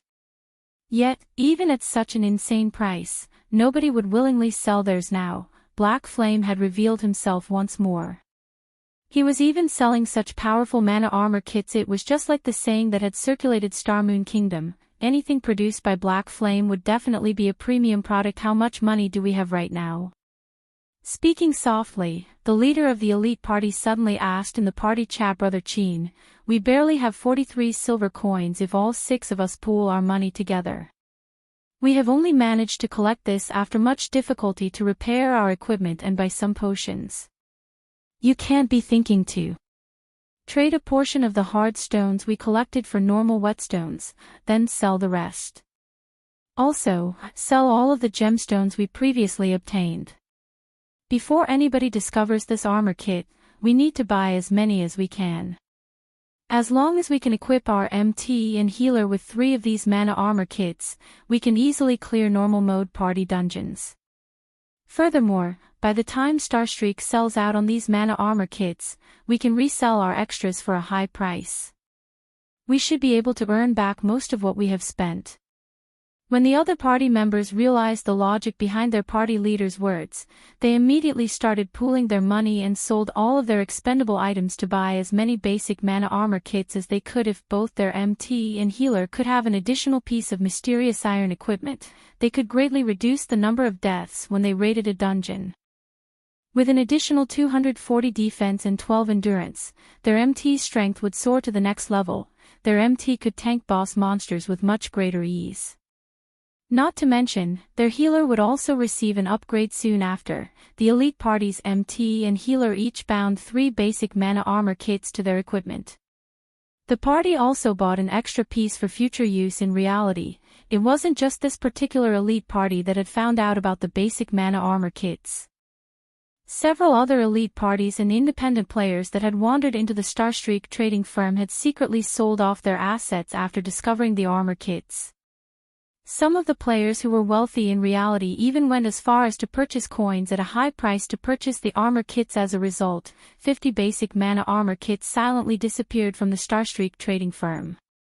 During the night, when the moon was bright, and the stars were few, many players would come to the pub to relax and chat. Old Chin, why is your party so happy today?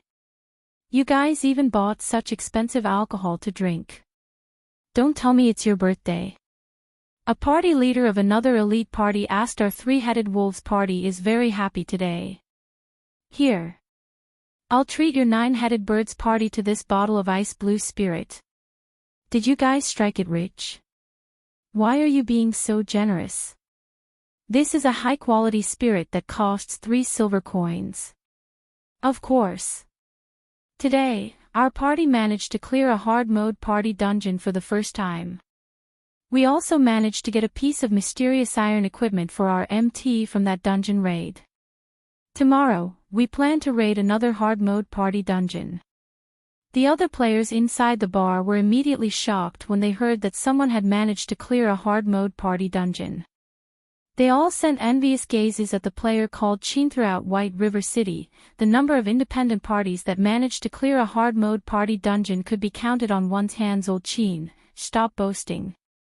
Did you think I don't know about your party's strength? Not to mention hard mode, you guys still have to struggle through life and death to even clear a normal mode party dungeon. The party leader of the 9-headed birds frowned in disbelief. Ha ha ha. If it were in the past, of course, it would be impossible. However, our party's MT has over 1000 defense and 1600 HP right now. Chin gleefully boasted. The party leader of the 9-headed birds was greatly shocked by this information. After all, he and the other party leader had known each other for a long time now, so he knew Chin from top to bottom. Previously, the 3-headed wolves MT had not been so powerful. He was even weaker than the 9-headed birds MT by a small margin. After some probing, the 9-headed birds spent 20 silver coins to obtain the secret the 3-headed wolves used to clear a hard mode party dungeon. The main reason for the 3-headed wolves' success was the contribution of the basic mana armor kits. During the day, the 3-headed wolves were one of the parties that had secretly bought the basic mana armor kits from the Starstreak trading firm. With their newly improved MT and healer, in addition to their familiarity with the dungeon they cleared, they finally managed to achieve the feat that all independent parties aimed for, clearing a hard mode party dungeon. Chapter 230, Crazy Night. The night bazaar of White River City had been organized to allow players to conduct business with each other. Due to Darkstar's incessant advertising, the bazaar today had grown lively. Many guilds had collected a large amount of hard stones and coins to purchase the advanced whetstones from Darkstar. Players busied themselves with setting up stalls throughout the plaza where the bazaar would occur, as one had to pay a steep processing fee to use the services of the auction house. Many players had opted to sell their accumulated loot today instead. Meanwhile, of the many stalls set up at this plaza, the most attention-grabbing one belonged to Darkstar, as there were several 100 players currently lined up before Darkstar's stall. Seeing this, Lone Tyrant's heart fluttered with joy. By the time tomorrow arrived, Darkstar would become the wealthiest guild in White River City, and very soon, they would even surpass the Starstreak trading firm. They would become the possessor of White River City's economic lifeline at that time. Even Ouroboros would not be a match for Darkstar. Half an hour after the bazaar started, something odd happened. This incident caused plenty of guilds to grow sluggish in their thoughts, and even Lone Tyrant was utterly dumbfounded. Can someone tell me just what has happened here? Lone Tyrant bellowed, Pointing towards the empty plaza boss, I made some inquiries just now and found out that the Starstreak trading firm has similarly reduced the prices of their items. Aside from having the same prices as we do, they have also released a new product. I hear that the product is a basic mana armor kit made by Black Flame. As long as one binds this armor kit to their equipment, they will receive a great improvement to their attributes and defense. If a player binds 3 pieces to their equipment, then it would be the equivalent of having an additional top-tier Mysterious Iron ranked breastplate. However, Starstreak has limited the sales of the armor kit to 50 each day. So, everyone went to queue up for the item instead. Black Flame. Isn't that the chief forger of Starmoon Kingdom? Why would he work with the Starstreak trading firm? Lone Tyrant's brows wrinkled. He had also heard rumors about Black Flame. However, the man was simply too mysterious, so nobody had a concrete idea which major power stood behind him. The public only knew that there was a deeply hidden major power supporting Black Flame, so what if he is the chief forger? Lone Tyrant sneered, since Black Flame can create such a good item, we only need to make it as well. Immediately investigate the basic mana armor kit, find out where we can get the forging design. I truly wish to thank Black Flame for giving us this great business opportunity. Boss is the best. I'll investigate it immediately. Meanwhile, at the Starstreak trading firm, there was already a sea of people lining up outside the building selling 1 stack of hard stones for a low price. Come over here if you are interested. Level 10 bronze axe for 30 silver coins. Buying silver coins for a high price. I'll take as much as you have. Unknowingly, a market had formed outside of the Starstreak trading firm. Although players could not set up stalls there, they could still do face-to-face trading. Albeit troublesome, nobody would mind such a small matter. After all, they were currently trying to make as much money as they could. By the time the Starstreak trading firm started selling the basic mana armor kits again, they would buy as many as possible while everyone stood in line outside the building. Many had struck up conversations with one another. They started to boast about the effects of the basic mana armor kit. What the Three-Headed Wolves party had accomplished had especially become the envy of many independent parties. Meanwhile, the more this news spread, the more it was blown out of proportion. Currently, the rumors mentioned that the Three-Headed Wolves had originally not been able to clear even a normal mode party dungeon. However, after their MT and healer had each bound 3 basic mana armor kits to their equipment, the party immediately succeeded in raiding a level 10 Hell mode party dungeon. They had even obtained a secret silver ranked shield and many other mysterious iron set equipment pieces from the raid, increasing their team's prowess to that of a party of experts. Some said that the Three-Headed Wolves were currently stronger than even the elite members of a first-rate guild. This rumor had caused many independent players to long for the basic mana armor kits.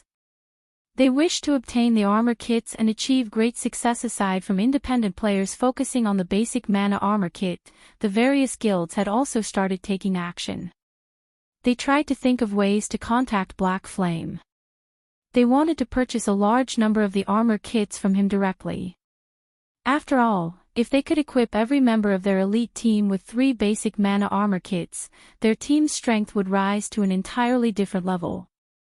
At that time, conquering the 20-man Hell mode team dungeon would no longer be a dream. Taking a step back, even if they could not clear the Hell mode, if they could manage to clear the hard mode, they could still reap a lot of benefits. Hence, it was a must for them to obtain the basic mana armor kits.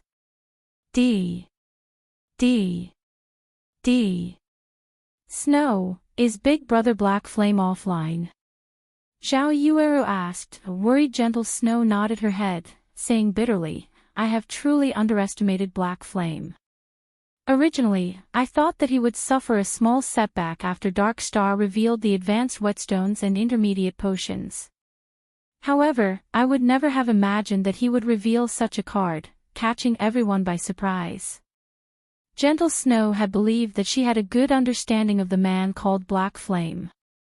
However, time and again, Black Flame continued to surpass her expectations. It was as if Black Flame had brought out 2 cards, one white and one black, forcing others to guess which card he would reveal. In the end, however, he had done the unpredictable by taking out a gray card, catching everyone by surprise. Night in God's domain was day in reality. At this moment, Surfong had already logged off from the game and started training his body. Hence, he had absolutely no idea about the current goings-on in White River City ever since Surfong had moved to his new apartment. The first thing he did after waking up every morning was drink a bottle of nutrient fluids. He would then complete 20 sets of muscle-strengthening exercises and a 10-kilometer morning run. The nutrient fluid is as extraordinary as expected. My current physique should be on the level of a normal member of the school's fighting society. After ending his morning run, Surfong made a rough estimate of his body's current condition. However, if he wanted a more accurate estimate, he would need to test his abilities in an appropriate training room. After training and strengthening his body these past few days, Surfong was no longer as frail and thin as he used to be. Currently, Surfeng's body had grown much sturdier, giving others a faint feeling that it was packed with vitality as usual. After completing his daily workout routine, Surfong paid a visit to the workshop to check on its current renovation progress. A gaming workshop occupied an entire office floor of such size. In the past, such a notion was simply inconceivable. However, along with God's domain's growing influence, it wouldn't be odd even if a gaming workshop took up an entire office building, not to mention a single floor. In the past, Shadow was one such example. However, the Shadow of that time possessed a lot of members. It had even established 10 great city-states under its name. It was only normal to have such a large workshop. Brother Fong, you're here. The workshop's renovation is complete. We are just waiting for the gaming facilities we ordered to arrive, and we'll set them up. After we finish that, our Zero-Wing workshop will finally take shape. Blackie excitedly said. At that time, those who we recruit to our guild might just join without hesitation after seeing our workshop. A few days ago, Surfong had suddenly paid a visit to Blackie's dormitory. He notified Blackie that he had already purchased a workshop in the city center. In the future, Blackie would not need to live in the dormitory. Disturbed by others, Blackie could simply live in the workshop and focus on playing God's domain. Moreover, there was a high-class restaurant situated a floor below the workshop. The well-known Big Dipper Training Center was also located on the street next to their building. Compared to living in the university's dormitory, it would be far more comfortable for Blackie to live in the workshop. In the beginning, Blackie had thought that the workshop Surfong had mentioned would only be a house of 50 to 60 square meters. Even so, that would still be a relatively comfortable place to live. However, when Blackie arrived at the building floor and discovered that the entire floor was meant for their workshop, Blackie had nearly thrown out his back in shock. Shortly after, that shock had turned into immense joy. After all, this large workshop of theirs was far more amazing than Shadow's. With such an amazing workshop, would they even need to worry that they couldn't surpass Shadow in the future? Oh, right. Blackie, how are things on your side? How much longer do you guys need before getting out of there? Surfong asked. Chapter 231, Legendary Genius. Blackie and the others had been trapped in the trial of God for several days now. If they remained inside, Surfong didn't know when he could go to the demon's castle to obtain the demon's heart. Hence, Surfong needed to know their current progress. If they were truly unable to leave the trial anytime soon, his only option was to seek Gentle Snow's help. However, he did not want Gentle Snow to know too much about him. Unless it was a desperate situation, he would not turn to Gentle Snow for help. Right? I totally forgot to tell you since I was so excited about the workshop. Blackie lightly tapped his own head. The matter of the workshop was simply too shocking. He continued, Brother Fong, just where did you find such an expert little sister? She is just too awesome. Originally, we nearly despaired from the difficulty of the trial. However, thanks to her, we all made it through the trial with great ease. Right now, we're about to head to the highest floor to receive our reward. An expert. Little sister. Are you talking about Fire Dance? Haven't you already seen how amazing she is? Surfong curiously asked. No, it's not Fire Dance, but Violet. We managed to clear the trial only thanks to her. But really, she is simply too strong. Blackie lamented. At the beginning of the trial, little sister Violet had only healed us from behind. As we progressed, her healing grew better and better, and she was able to grasp the timing of her heals perfectly. However, the monsters in the trial also grew stronger.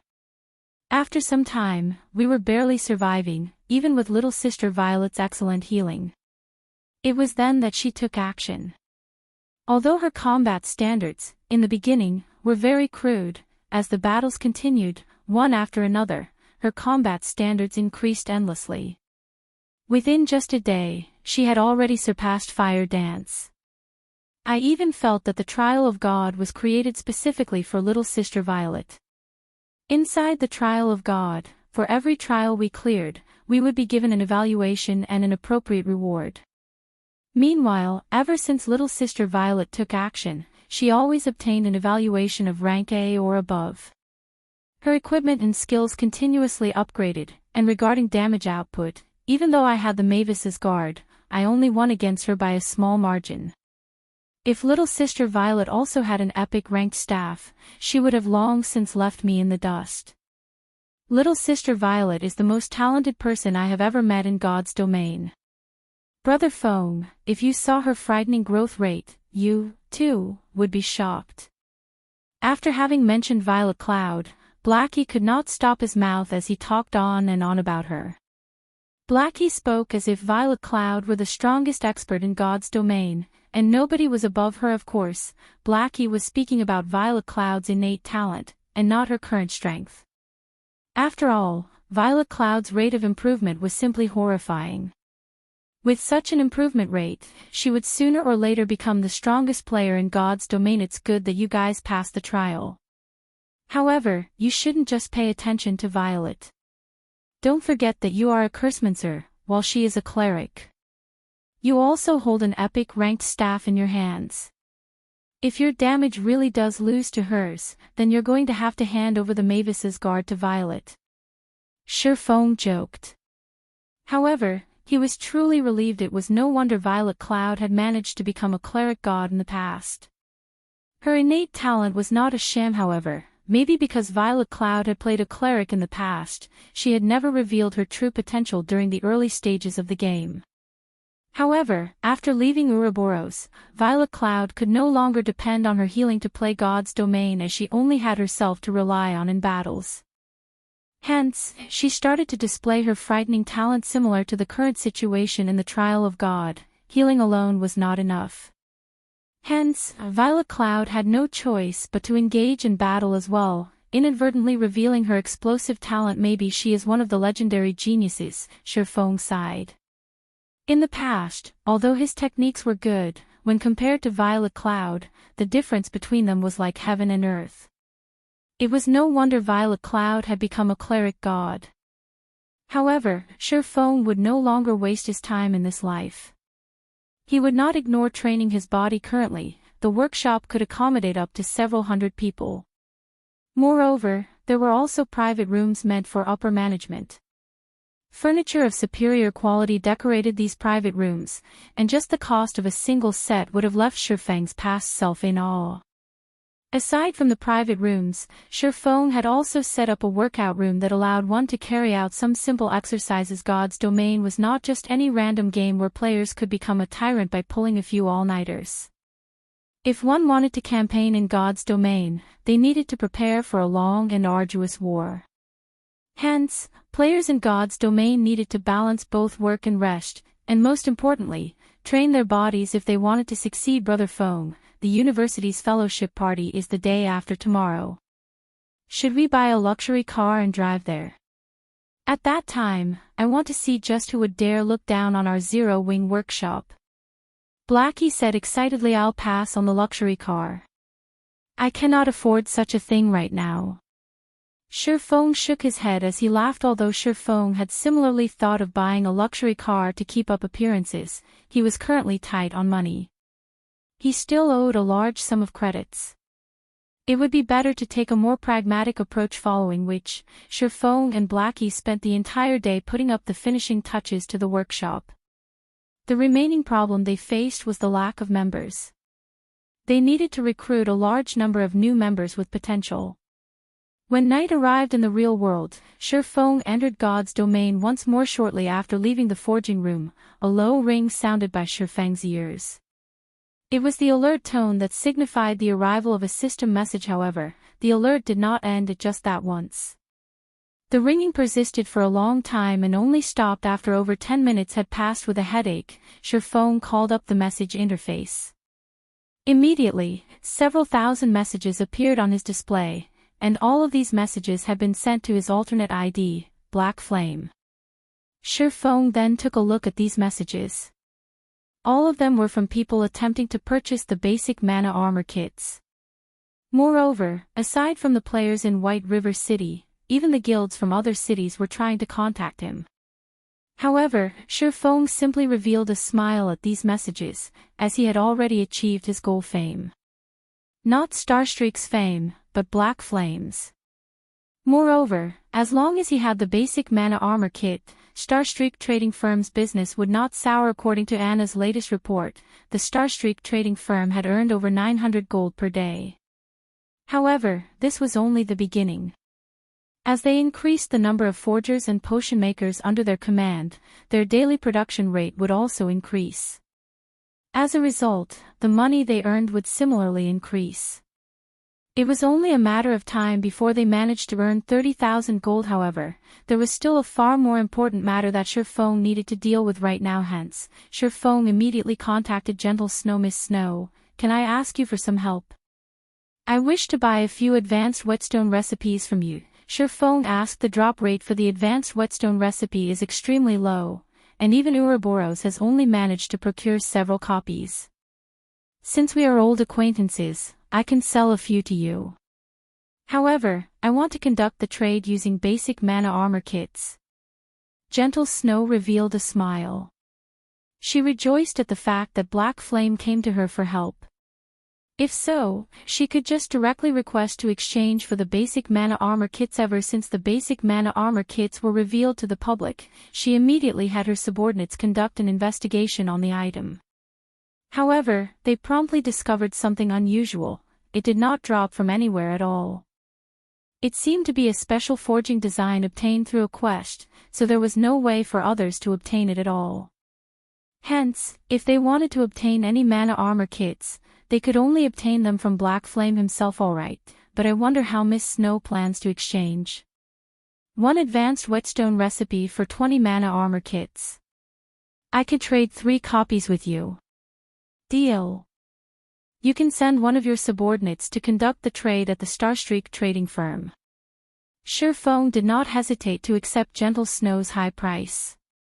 After they agreed upon the transaction, Shurfong disconnected the call.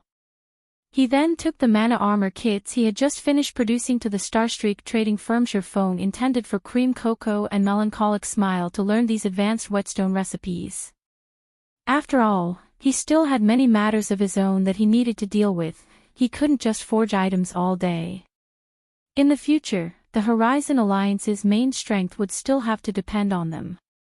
Thus, he purchased those recipes. Brother Fong, we're out of the trials. When do we head to the Demon's Castle? Shortly after Shurfong had finished dealing with his own matters, Blackie's message arrived. Chapter 232, Returning from the Trial. At this moment, several figures suddenly appeared in the teleportation hall of White River City. Ha ha ha. We're finally out of that suffocating place. There are so many players in White River City. Of course. We've been stuck in that broken place for so many days now. The conversation of these new figures resounded throughout the teleportation hall, and these players were none other than Fire Dance and the others who had just returned from the Trial of Gods. The moment they set foot out of the teleportation hall, the group immediately attracted the attention of many players. The equipment Fire Dance and the others wore was simply too dazzling, nearly blinding all observers. Even the elite team members of first-rate guilds were not immune after all. Among the 8 members of the team, the poorest quality equipment they wore was mysterious iron rank.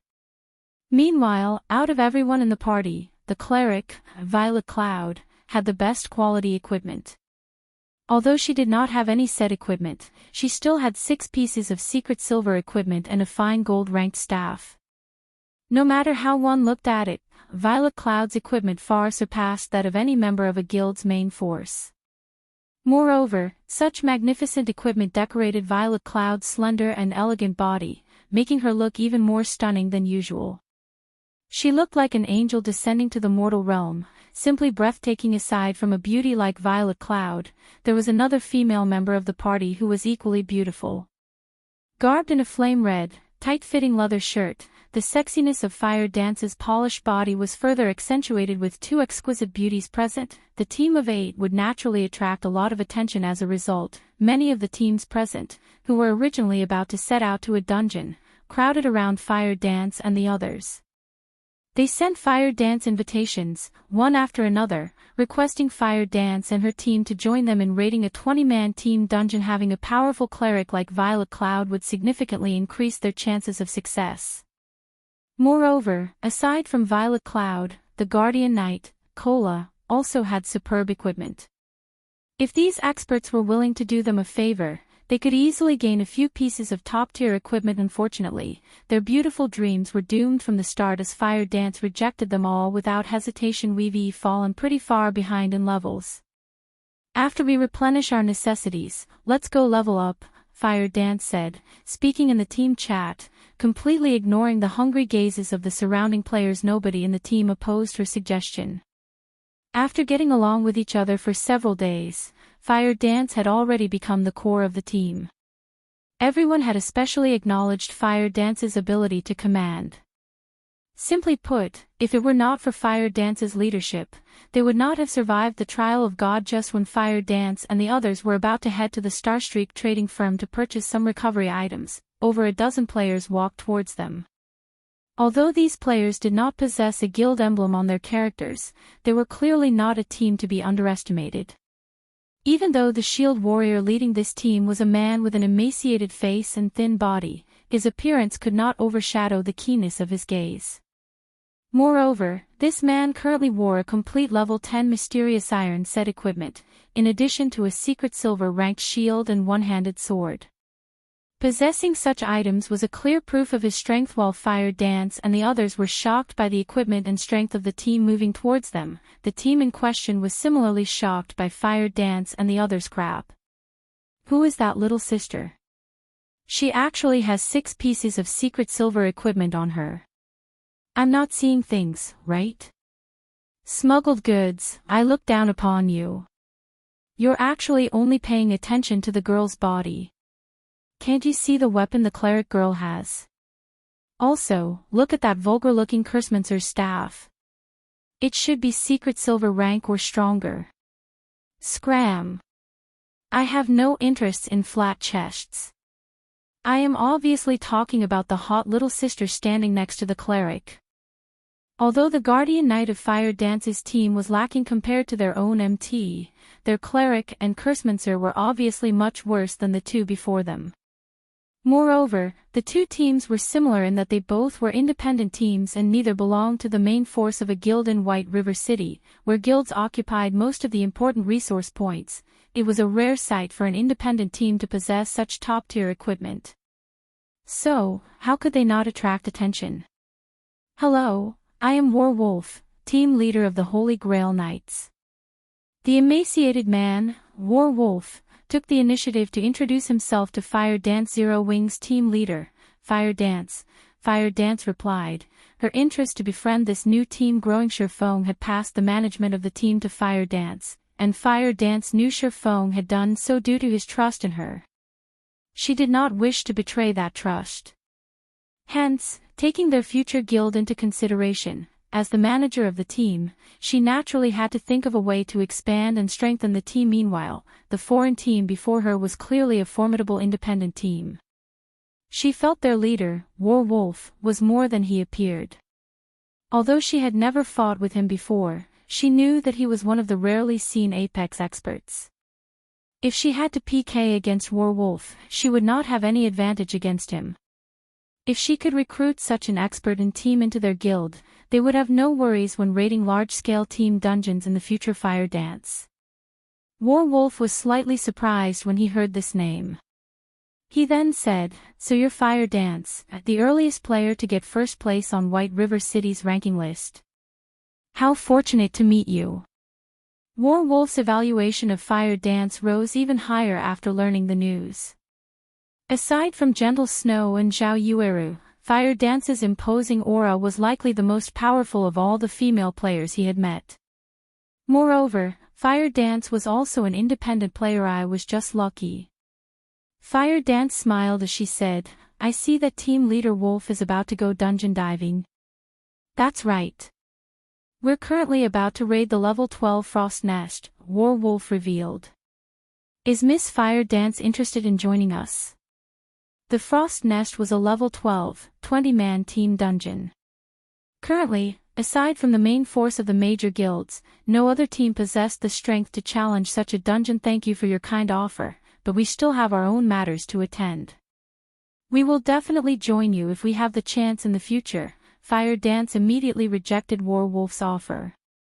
Shifeng had previously instructed them to raise their levels as he still had some important matters to deal with. If they entered a dungeon right now, their leveling speed would suffer, and they might even lose some EXP. Hence, Fire Dance chose to reject the offer without a second thought. "That's truly unfortunate. Let's add each other as friends, Miss Fire Dance. If we have a chance to raid a large-scale team dungeon together in the future, we can contact each other more conveniently." Warwolf sent Fire Dance a friend request. Since Fire Dance was also an expert of God's domain, common equipment would not satisfy her, yet, to obtain high-quality equipment, aside from killing Lord-ranked field bosses and completing special quests, the only other option was raiding a team dungeon or a large-scale team dungeons. However, an independent team was different from guild members. The teams were loosely formed, and the strength of the members usually varied. If an independent team relied solely on themselves, they would have no way of clearing a large-scale team dungeon. Hence, independent teams needed to cooperate with one another.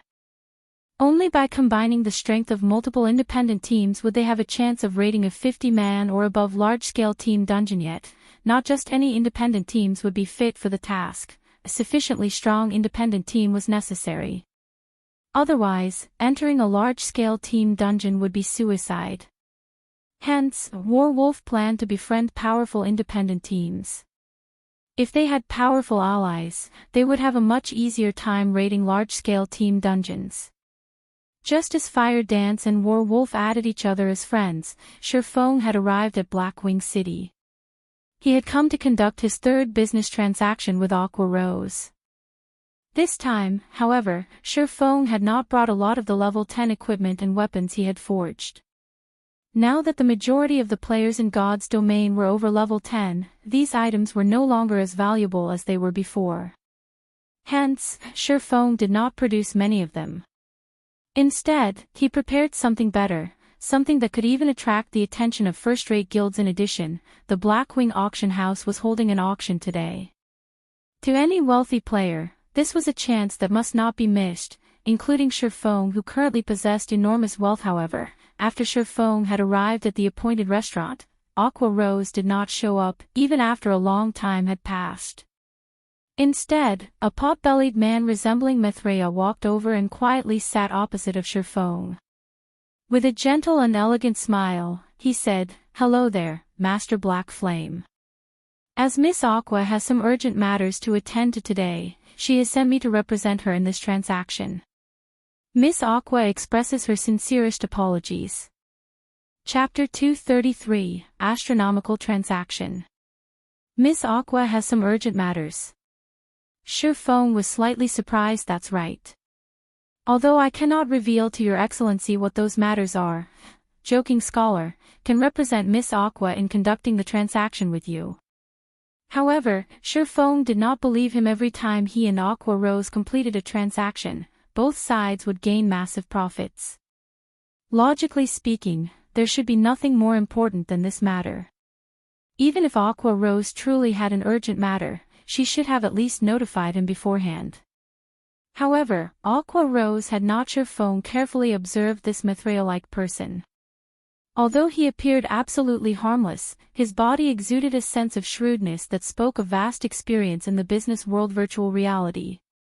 In this realistic world, regarding a player's expressions or demeanor, both would be fully displayed on their characters. With over a decade of experience campaigning in God's domain, Sherfone could immediately perceive the delight and panic hidden behind those beady little eyes. Since Miss Aqua has some matters to deal with, let us postpone our business transaction till next time, then. Sherfone smiled calmly before standing up, saying, I still have some matters that I need to attend to, so I'll leave first. Hearing that Sherfone had no intention to continue the trade and intended to leave, Mithraya's facial expression immediately changed. A hint of panic appeared in his friendly smile when Sherfone stood. Master Black Flame, don't be in such a rush. Although Miss Aqua is absent, Twilight Echo sincerely desires this trade success. We are willing to pay 30% more than the previously mentioned price. Joking Scholar hurriedly stood and held back Sherfone 30%. It seems that you guys really are sincere about this. Sherfone halted his steps, smiling. He then turned to face the panicked Mithraya, saying, since you've already made the offer, let us negotiate the price. Of course, of course. Joking Scholar hurriedly nodded his head, once more revealing his friendly smile, following which, the two sat and resumed their business transaction. Do you have what I asked of Miss Aqua the last time? Sherfone asked Master Black Flame. Please have a look. Joking Scholar retrieved several ore bags. Hard stones and rare forging materials filled the majority of these bags. Moreover, aside from taking out 5 400 slot ore bags, which were the largest ore bags currently available to players, he had also taken out a black leather bag. There were many runes carved on the exterior of this bag, and one could tell that it was not an ordinary item with just a glance. It is as expected of Twilight Echo. They even have a runic ore bag. Sherfone was inwardly shocked. The runic ore bag was a mysterious iron grade ore bag. It had a massive capacity of 1,200 slots, 4 times that of a common grade ore bag. However, this item was not easy to obtain. Only Lord-ranked bosses and mines had a chance of dropping this item. Compared to the previous encounter, this transaction would be far larger. Joking Scholar had prepared over 2,000 stacks of hard stones, 300 stacks of fine iron ore, 400 stacks of silver ore, and 200 stacks of mithril ore. Furthermore, there were also 100 stacks of gold ore, which was currently unavailable in Starmoon Kingdom. Just how much manpower and resources had they spent in the process of gathering such a large amount of precious ores? This was precisely the strength of a first-rate guild. It was not something a normal guild could compare to. Good, everything that I requested is here. Deducting all these ores, if we factor in the 30% increase in price you previously mentioned, you just need to pay me an additional 120 million credits. Sherfone took out a letter that had been encrypted by the system and placed it on the table. Only a specified person could open this letter, and outsiders had no way to discover its contents. When Joking Scholar heard the price of 120 million credits, his smiling expression immediately froze. He had nearly spat the black tea that was in his mouth, the teacup in his hand nearly falling to the ground due to his trembling. The 120 million credits is the price of this encrypted letter. Joking Scholar looked at the white envelope on the table, his facial expression turning extraordinarily ugly. His previously beady eyes abruptly widened as he sent a chilling glare at Sherfone, coldly saying, Master Black Flame, aren't you going a little too overboard? We of Twilight Echo have come here with the sincerest intentions to conduct business with you. Are you looking down on Twilight Echo? Or do you not take Miss Aqua seriously? No matter how stupid Joking Scholar was, he knew that no transaction in God's domain could currently achieve such a frightening cost. That was 120 million credits. Not 120 million hell money.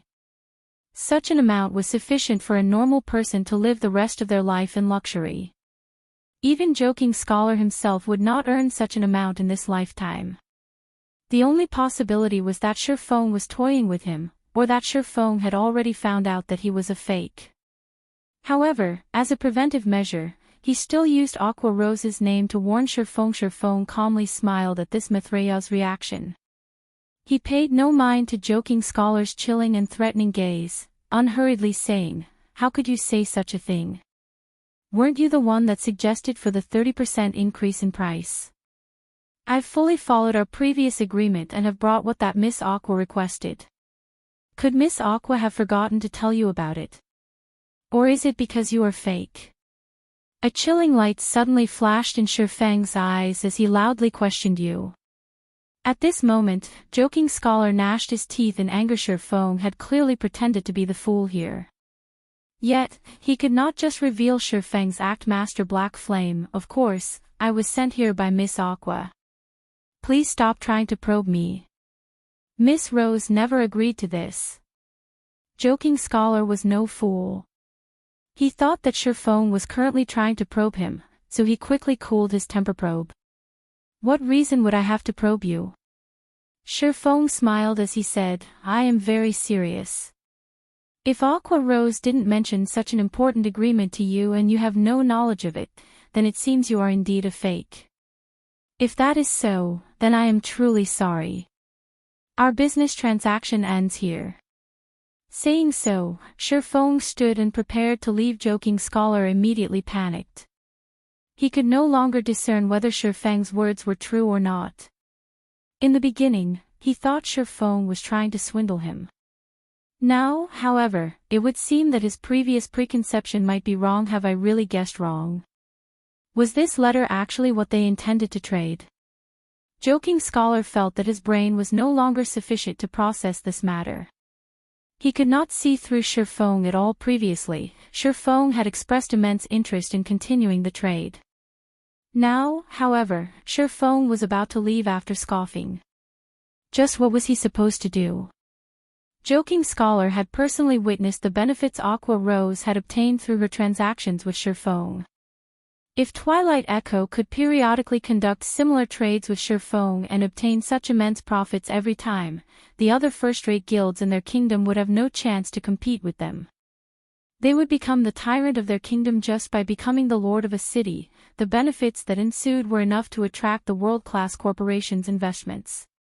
Not to mention receiving a few hundred million, they could even receive tens of billions of credits. If Twilight Echo could become the tyrant of a kingdom, they could receive investments from over 10 major corporations. The credits they could earn were unimaginable. In comparison, the 120 million credit transaction right now could be considered negligible. However, 120 million credits was not pocket change either. Moreover, their guild had only obtained the many ores before him through the painstaking work. If they gave them all to Shifeng, the losses would be mind-blowing. Of course, if such a powerful benefit were truly available, it could greatly assist Twilight Echo in elevating its current position, becoming the tyrant of the capital city. However, Joking Scholar could not see past Shifeng's thoughts at all. He did not know whether Shifeng had the sincerity to continue their current cooperation. With his status, he did not dare make this gamble. "Master Black Flame, please wait a minute. Maybe Miss Aqua has forgotten to mention this to me. I'll have to ask Miss Aqua about this before making a decision. If there truly are no problems, then the 120 million credits and these materials will all be yours." Joking Scholar decided to hold Shifeng back for now. He needed to report this matter to his superiors and let them decide what to do. That way, he won't have to take responsibility for this matter. Chapter 234, While the Priest Climbs a Post, the Devil Climbs 10. Naturally, Shifeng could not just walk away after hearing Joking Scholar's words. Although he did not know what had happened to Aqua Rose, if he could swindle so many materials and credits, he would make a huge profit. "Fine. I'll give you 1 minute. I'm in a hurry." Shifeng swept a glance at the clock displayed on the system interface. There were still 2 hours before the auction started at the Blackwing City auction house. If he missed this chance, he would have to wait for several more days before the next. Since a lot was at stake, Joking Scholar dared not waste any more time. He immediately sent a message to his superior, Awaiting the decision. After waiting for half a minute or so, Joking Scholar received a reply. Joking Scholar immediately felt his mood refresh when he read the reply. Master Black Flame, Miss Aqua has said that, due to the transaction being of such magnitude, if we are to conduct this trade, we need to verify the item that you have provided. Of course, I will preside over this verification. If there truly are no problems, we will immediately transfer the money to you, Joking Scholar confidently informed Shirfong. That won't do. If you guys get a look at the contents of this letter, then the information inside will no longer have any value. What if you decide not to pay me? Wouldn't I take a huge loss instead? Unless you give me the money first, I will not let you look at the contents. Shirfong sneered, since Twilight Echo doesn't have any sincerity in continuing this trade, so be it. Contrary to Joking Scholar's belief, the information inside the encrypted letter was the real deal. It could instantly promote a large guild to the next level. The information was especially useful to a first-rate guild. Of course, this information would not actually sell for an astronomical price of 120 million credits. Since he had cooperated with Aqua Rose in the past, he would not betray her and cooperate with someone else. Hence, he had only mentioned such an astronomical price to play with Joking Scholar. Master Black Flame, we are very sincere in this matter. If you continue responding to our sincerity in such a way, we can only take it as you toying with Twilight Echo. None who attempt to make fools of Twilight Echo find a good ending. If Master Black Flame doesn't want a misunderstanding, please let me take a look at the information contained in the letter. As long as there are no problems, then based on Twilight Echo's credibility, we certainly will not go back on our word and ruin our own reputation. Although Joking Scholar spoke with an amicable tone, he did not try to hide the cold glint in his eyes in the least. Are you threatening me? Shirfang's tone turned cold as he said, although Twilight Echo is a first-rate guild, don't think that I, Black Flame, am someone you can easily mess around with. Since this matter has reached this point, our cooperation ends right here and now. Shirfong immediately left the restaurant, leaving behind a dumbfounded Joking Scholar. Joking Scholar never thought Shirfong would react so decisively. In his opinion, Black Flame was only a forger. How could he possibly dare call shots with a first-rate guild like Twilight Echo? Hence, Joking Scholar decided to threaten him. Yet, Shirfong had not reacted as he had expected at all. So much so that his threat had yielded the exact opposite effect he had wanted. The higher-ups of the guild had tasked him with maintaining the current business relationship they had with Black Flame. If there were a possibility, the best-case scenario would be to recruit Black Flame into Twilight Echo. How abominable. This Black Flame is simply impervious to reason. Joking Scholar had originally intended to hold Shirfong back once more. However, doing so was simply too humiliating.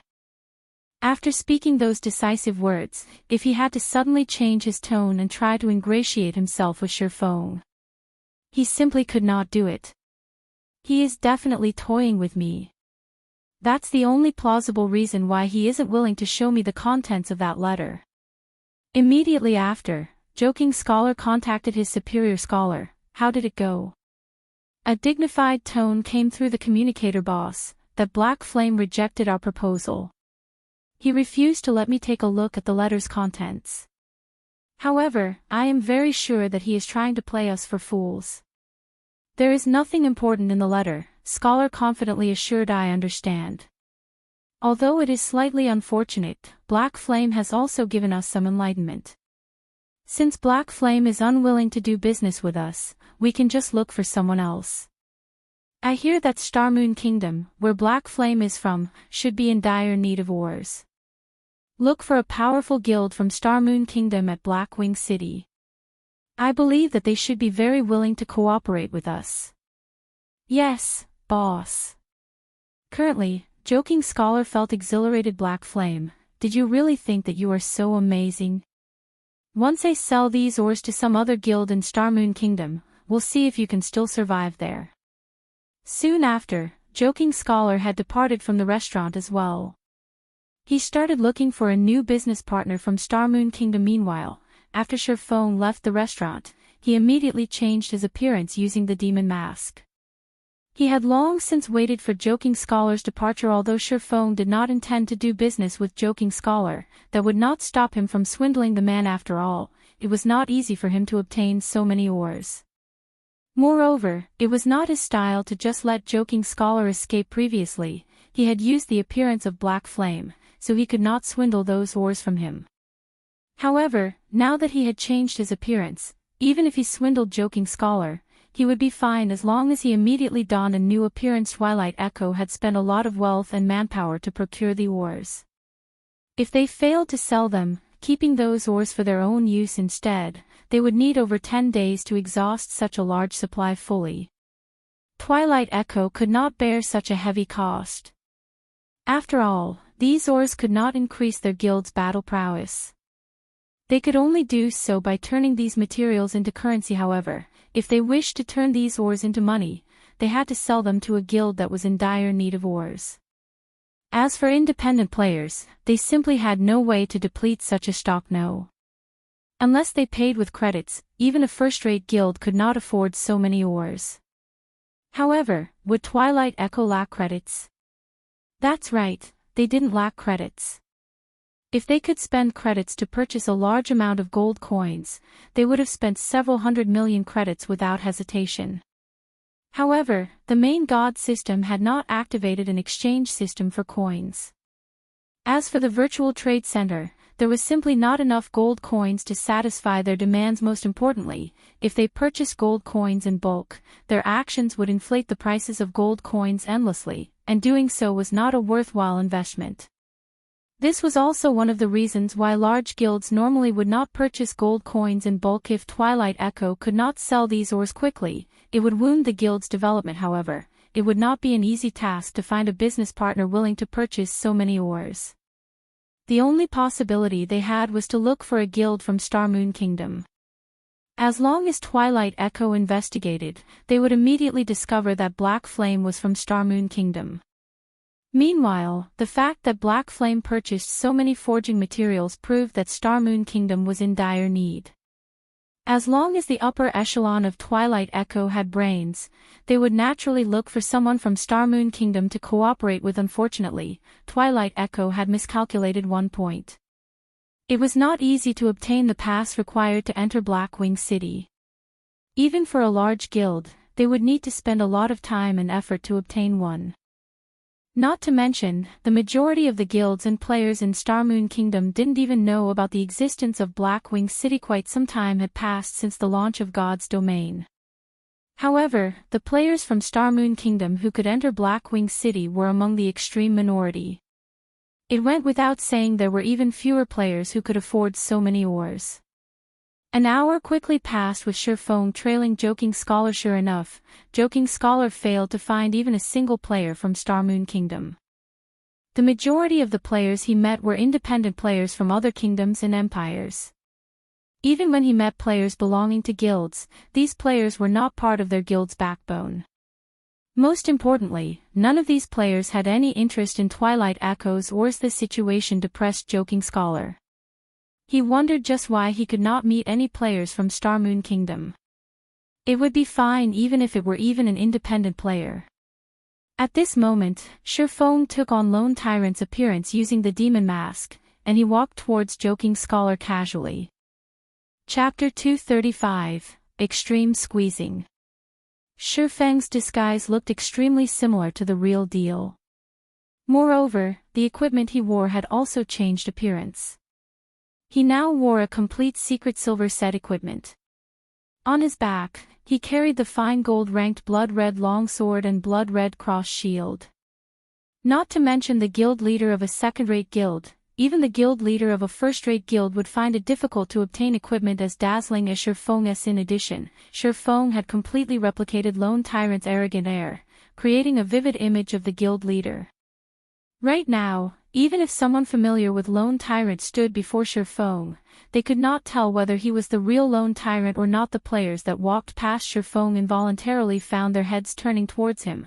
Both envy and admiration filled the gazes they sent his way. The glowing effect of a fine gold weapon had nearly blinded their eyes at this moment. Joking Scholar was still blindly searching the streets for his target, a gloomy expression portrayed on his face.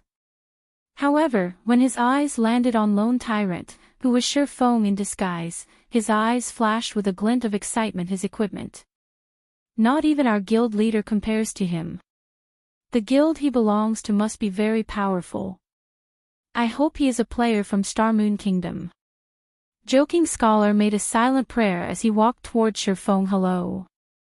I am Joking Scholar of Twilight Echo. May I ask if your excellency comes from Starmoon Kingdom?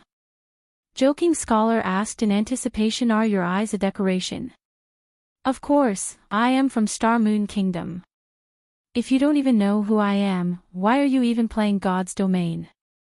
Surfeng arrogantly scoffed. Contrary to expectations, not only did Surfeng's scolding fail to anger Joking Scholar, but it had also made him rejoice. Immediately, Joking Scholar used an identification skill on Surfeng. Lone Tyrant. Affiliated Guild, Dark Star. After reading Surfeng's basic information, Joking Scholarly immediately started a search through the official forums for information. Very quickly, Joking Scholar uncovered most of the information available about Lone Tyrant, and his mood instantly lifted higher than before. How careless of me. I did not expect to meet the well-renowned guild leader Lone Tyrant of Starmoon Kingdom. I wonder if your excellency would be interested in purchasing some ores. Joking Scholar spoke unhurriedly. However, Surfeng inwardly smiled at Joking Scholar's words. Just as he had guessed, Joking Scholar was in a hurry to get rid of the ores in his hands. Ores. Are you looking down on our guild? Surfeng angrily demanded. Guild leader Tyrant has misunderstood me. Of course, I know that your excellency does not lack materials. Joking Scholar calmly said. However, what about the other guilds in Starmoon Kingdom? If guild leader Tyrant can sell a large number of ores to those guilds at a low price, wouldn't your excellency make a huge profit? At this moment, Surfeng faked an interested expression. Guild leader Tyrant, after the recent update of God's domain, fighting monsters places a huge toll on a weapon's durability. Hence, I believe that every guild would be very interested in whetstones. Meanwhile, the main material needed to produce whetstones is hard stones. I just happen to have plenty of hard stones with me right now, and I can sell all of them to your excellency at a very low price, Joking Scholar hurriedly said. Cheap hard stones. Surfeng appeared even more interested now, saying, Speak, then. I can sell these hard stones to your excellency at a price of 10 silver coins a stack. Similarly, I can also sell the other ores I have with me for much cheaper than those found in Starmoon Kingdom, Joking Scholar offered confidently. You call 10 silver coins per stack cheap?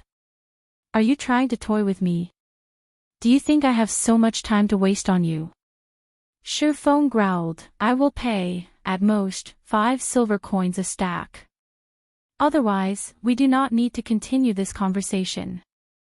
Your excellency, I know how much hard stones sell for in Starmoon Kingdom. Normally, each stack can sell for 11 to 12 silver coins. By reselling the hard stones your excellency buys from me, your excellency can still make an effortless 1 to 2 silver coins. Moreover, the amount of hard stones I have with me is by no means small. They can allow your excellency to make an immense profit. Joking Scholar had done his homework, thoroughly researching the prices of ores in Starmoon Kingdom. Hence, Joking Scholar felt confident that Lone Tyrant was interested in buying the hard stones.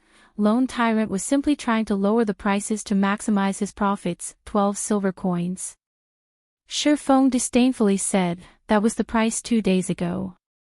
Now that everyone's level is higher, the available locations they can farm hard stones from has also increased. It is absolutely impossible to sell them at such a high price anymore. I'll repeat myself one more time, 5 silver coins a stack. If you don't want to sell, then so be it. Immediately, Joking Scholar grew flustered at Surfeng's words. Indeed, he had investigated the ore prices in Starmoon Kingdom 2 days ago. Moreover, just as Surfeng had said, players' levels rose constantly. Not only would the drop rate of hard stones from monsters increase, but players could also obtain quite a number from mining ores. Take the hard stones Twilight Echo had gathered, for example. Twilight Echo had previously paid around 3 to 4 silver coins per stack while gathering the hard stones. If they sold them for only 5 silver coins a stack to Sherfong, they wouldn't make a huge profit. Your Excellency drives a hard bargain. How about this? What do you think about 8 silver coins a stack? Joking Scholar probed Scram. If you're not going to sell them, then forget it. Sherfong pretended to grow angry. Although Sherfong stated that the prices of hard stones had fallen, the prices in White River City had not decreased by much.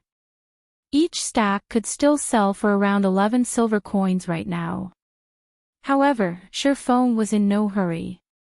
He knew that Twilight Echo was deeply afraid of keeping the hard stones and having their value depreciate as time passed. Such a loss could greatly hamper Twilight Echo's growth, letting the other guild surpass them. Your Excellency, please wait a moment. How about 7 silver coins per stack? Joking Scholar hurriedly bargained when he noticed Sherfong about to walk away. However, his offer failed to halt Sherfeng's steps. All right, 6 silver coins. I can't lower the price any further than that. Joking Scholar felt helpless at Sherfeng's unyielding attitude. However, it was simply too difficult to find players from Starmoon Kingdom in Blackwing City. It was especially true for a guild leader like Lone Tyrant. If Joking Scholar could not sell these hard stones as quickly as possible, their value would continue to depreciate. However, reality was cruel. Sherfong did not halt his steps at all. Joking Scholar started to panic now. He hurriedly ran to stop Sherfong, saying in an urgent tone, "Your Excellency. Are you really not going to consider it? 6 silver coins is already a very low price. You can't find such an offer anywhere else." Can't find. Sherfong smiled. Although Starmoon Kingdom ranked above average among kingdoms that produced herbs, regarding mineral production, Starmoon Kingdom ranked below average. Thus, the mineral supply in Starmoon Kingdom lacked constantly. However, not every kingdom and empire was in a similar situation to the Starmoon Kingdom. Immediately, Sherfong loudly yelled, selling hard stones for 6 silver coins a stack. You definitely can't find a price lower than this. Sherfeng's actions dumbfounded Joking Scholar. However, many players on the street sent gazes of contempt towards Sherfong. Stop joking around. You call 6 silver coins a stack cheap? Even 5 silver 30 coppers is expensive where I come from. If you want to purchase in bulk, I can sell them to you at 5 silver coins a stack. Ah! I nearly died from laughter just now. Many players on the street started laughing at Sherfong. However, the one who was truly embarrassed was Joking Scholar. At this moment, he felt so ashamed that he could not even raise his head to face Sherfong. His absolute confidence from before had returned to slap him in the face. Moreover, someone had already made an offer of 5 silver coins per stack. Nothing could have a more powerful impact than this. How about it? Didn't you say that your hard stones were the cheapest? Didn't you say that I absolutely couldn't find a lower price than yours? Sherfong snorted as he asked, why is everyone offering me a lower price, then? Did you really think that I am a fool? This is a misunderstanding. Really? Joking Scholar hurriedly said, just like Your Excellency suggested before, how about 5 silver coins a stack? Too late. I'll offer, at best, 2 silver coins now. Before, I had only casually asked around on the street, and already, someone has offered me a price of 5 silver coins. If I ask even more people, I might even find a cheaper offer than that. There are plenty of kingdoms rich in ores. Sherfong smiled contemptuously. Chapter 236, Mysterious NPC. Sherfeng's offer this time truly shocked Joking Scholar. However, Joking Scholar knew that it was no longer possible for him to sell the forging materials for a good price at this moment. Joking Scholar had finally realized that making money in Blackwing City was not an easy task. Although Blackwing City provided players with various opportunities, the competition here was more intense than any other city in God's domain. The players in Blackwing City came from various kingdoms and empires, and each one of these kingdoms and empires had their own specialties. Although Twilight Echo was a first-rate guild, they held no advantage whatsoever in this city. Even the forging materials they were so proud of held no advantage in this city. Joking Scholar honestly wondered how Aqua Rose had managed to make so much money from her trips to Blackwing City. Your Excellency, can you give me some time? After all, the price you offered is simply too low. I need to consult with my superiors before making a decision. Joking Scholar persuaded Shifeng. Fine. It just so happens that I need to purchase some items. We'll meet up in this plaza in 30 minutes. Shifeng nodded. The two promptly added each other as friends after parting. Shifeng immediately walked into an empty alley. The reason he had offered an extremely low price of 2 silver coins was to force Joking Scholar to contact his superiors. More importantly, he had done so to part with Joking Scholar. Otherwise, he would have no way of realizing his plan. After walking into the alley, Shifeng immediately used the 7 Luminaries crystal and returned to White River City. He then rushed to the bank, retrieving several hundred stacks of hard stones and other ores, before using the 7 Luminaries crystal again to travel to Blackwing City. Afterward, Shifeng looked for a dark, narrow alley. Glancing at his surroundings and making sure that he had not been followed, Shifeng changed into a new appearance again. This time, he disguised himself as an old man with white hair. He then donned a black hooded cloak and changed his name to Carlos. Aside from his name, he had concealed his information that should be about it. Shifeng examined his disguise. Regarding outward appearance or temperament, both looked extremely mysterious. Moreover, his body also exuded a frightening aura. He did not look like a player at all. After confirming that there were no problems with his disguise, Shifeng walked towards a relatively populated street. In the street, he discovered a relatively well-equipped guardian knight, and without hesitation, he walked towards this guardian knight. While he walked past this man, Shifeng pretended to accidentally bump into him, knocking the man down to the ground. Originally, the guardian knight was enraged from being knocked down. However, just before he started cursing, he noticed that the old man before him had a shockingly powerful aura, so much so that he could feel his own body trembling slightly before this elder. Immediately, he used an identification skill on this old man and found out that the old man was called Carlos. Meanwhile, any remaining information about the old man displayed as unknown. In God's domain, there were only 2 scenarios that resulted in an unknown return from an identification skill. One was when the targeted player used a special item to conceal their information, while the other was due to a large gap in strength. In both cases, a normal identification skill would not suffice to determine the target's information. Meanwhile, the old man before him was clearly not a player, but an NPC. Hence, the guardian knight determined that the old man named Carlos was very powerful. Afraid that he would earn the ire of this mysterious NPC and get himself killed, the guardian knight immediately swallowed his words. Young man, are you all right? Shifeng spoke in a dignified tone, casting an overlooking gaze at the guardian knight. No, there are no problems at all, the guardian knight hurriedly said. It's good that you're all right. However, it is still my fault for bumping into you. As compensation, you can come to my place to purchase items in the future. I will sell them to you at a discount, Shifeng said. Immediately, he started walking towards a nearby alleyway. Could my luck have come? The guardian knight reacted quickly as he immediately followed Shifeng into the alleyway. Shifeng was shrouded in mystery, and the aura he exuded was extremely frightening. Coupling that with the fact that he had bumped into a player, he would naturally attract the attention of many players on the street. Although Shifeng's words had not been loud, many of the surrounding players had clearly heard him. There were countless fortuitous encounters in God's domain. It was especially so for a place like Blackwing City. It was not strange for players to purchase some rare items from a hidden NPC. The elderly man before them was such a powerful NPC, it would not be odd for him to sell some powerful, rare item. So, how could they possibly miss out on such a good opportunity?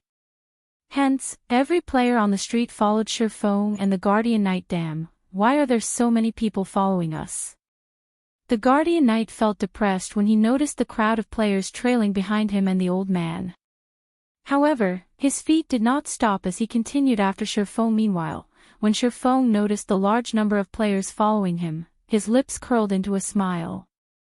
He had already achieved his goal soon after. Shifeng led the crowd of players past the street where Joking Scholar was. This Joking Scholar had only needed to notify his superiors about the current situation. He had not wandered too far from his original location. Naturally, he also noticed the strange sight of a crowd of players following a mysterious old man.